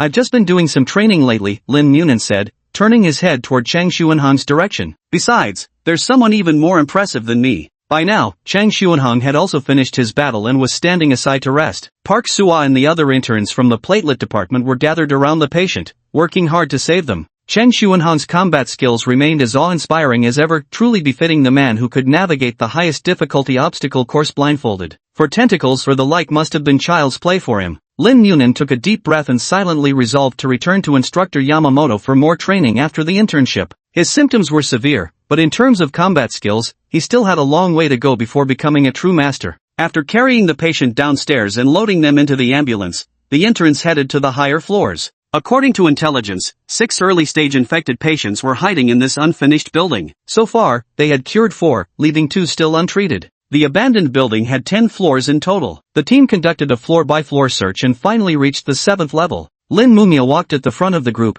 vigilantly scanning their surroundings while pondering the unanswered questions he hadn't had time to consider earlier. This unfinished building was located in a remote, desolate suburban area. Finding even 1 infected patient here would be unusual, let alone 6. Yet not only were there 6 patients here, they were all suffering from the same illness. No matter how he thought about it, something felt off. Xiao Miao, what's wrong? Yi Qianyun noticed Lin Mumia's unease and asked softly. Xiao Yun, don't you think there's something off about this internship? Lin Mumian asked. What do you mean? Yi Qianyun asked. This internship. Look, what's that? Lin Mumian's words were abruptly cut off by Suhi's startled cry.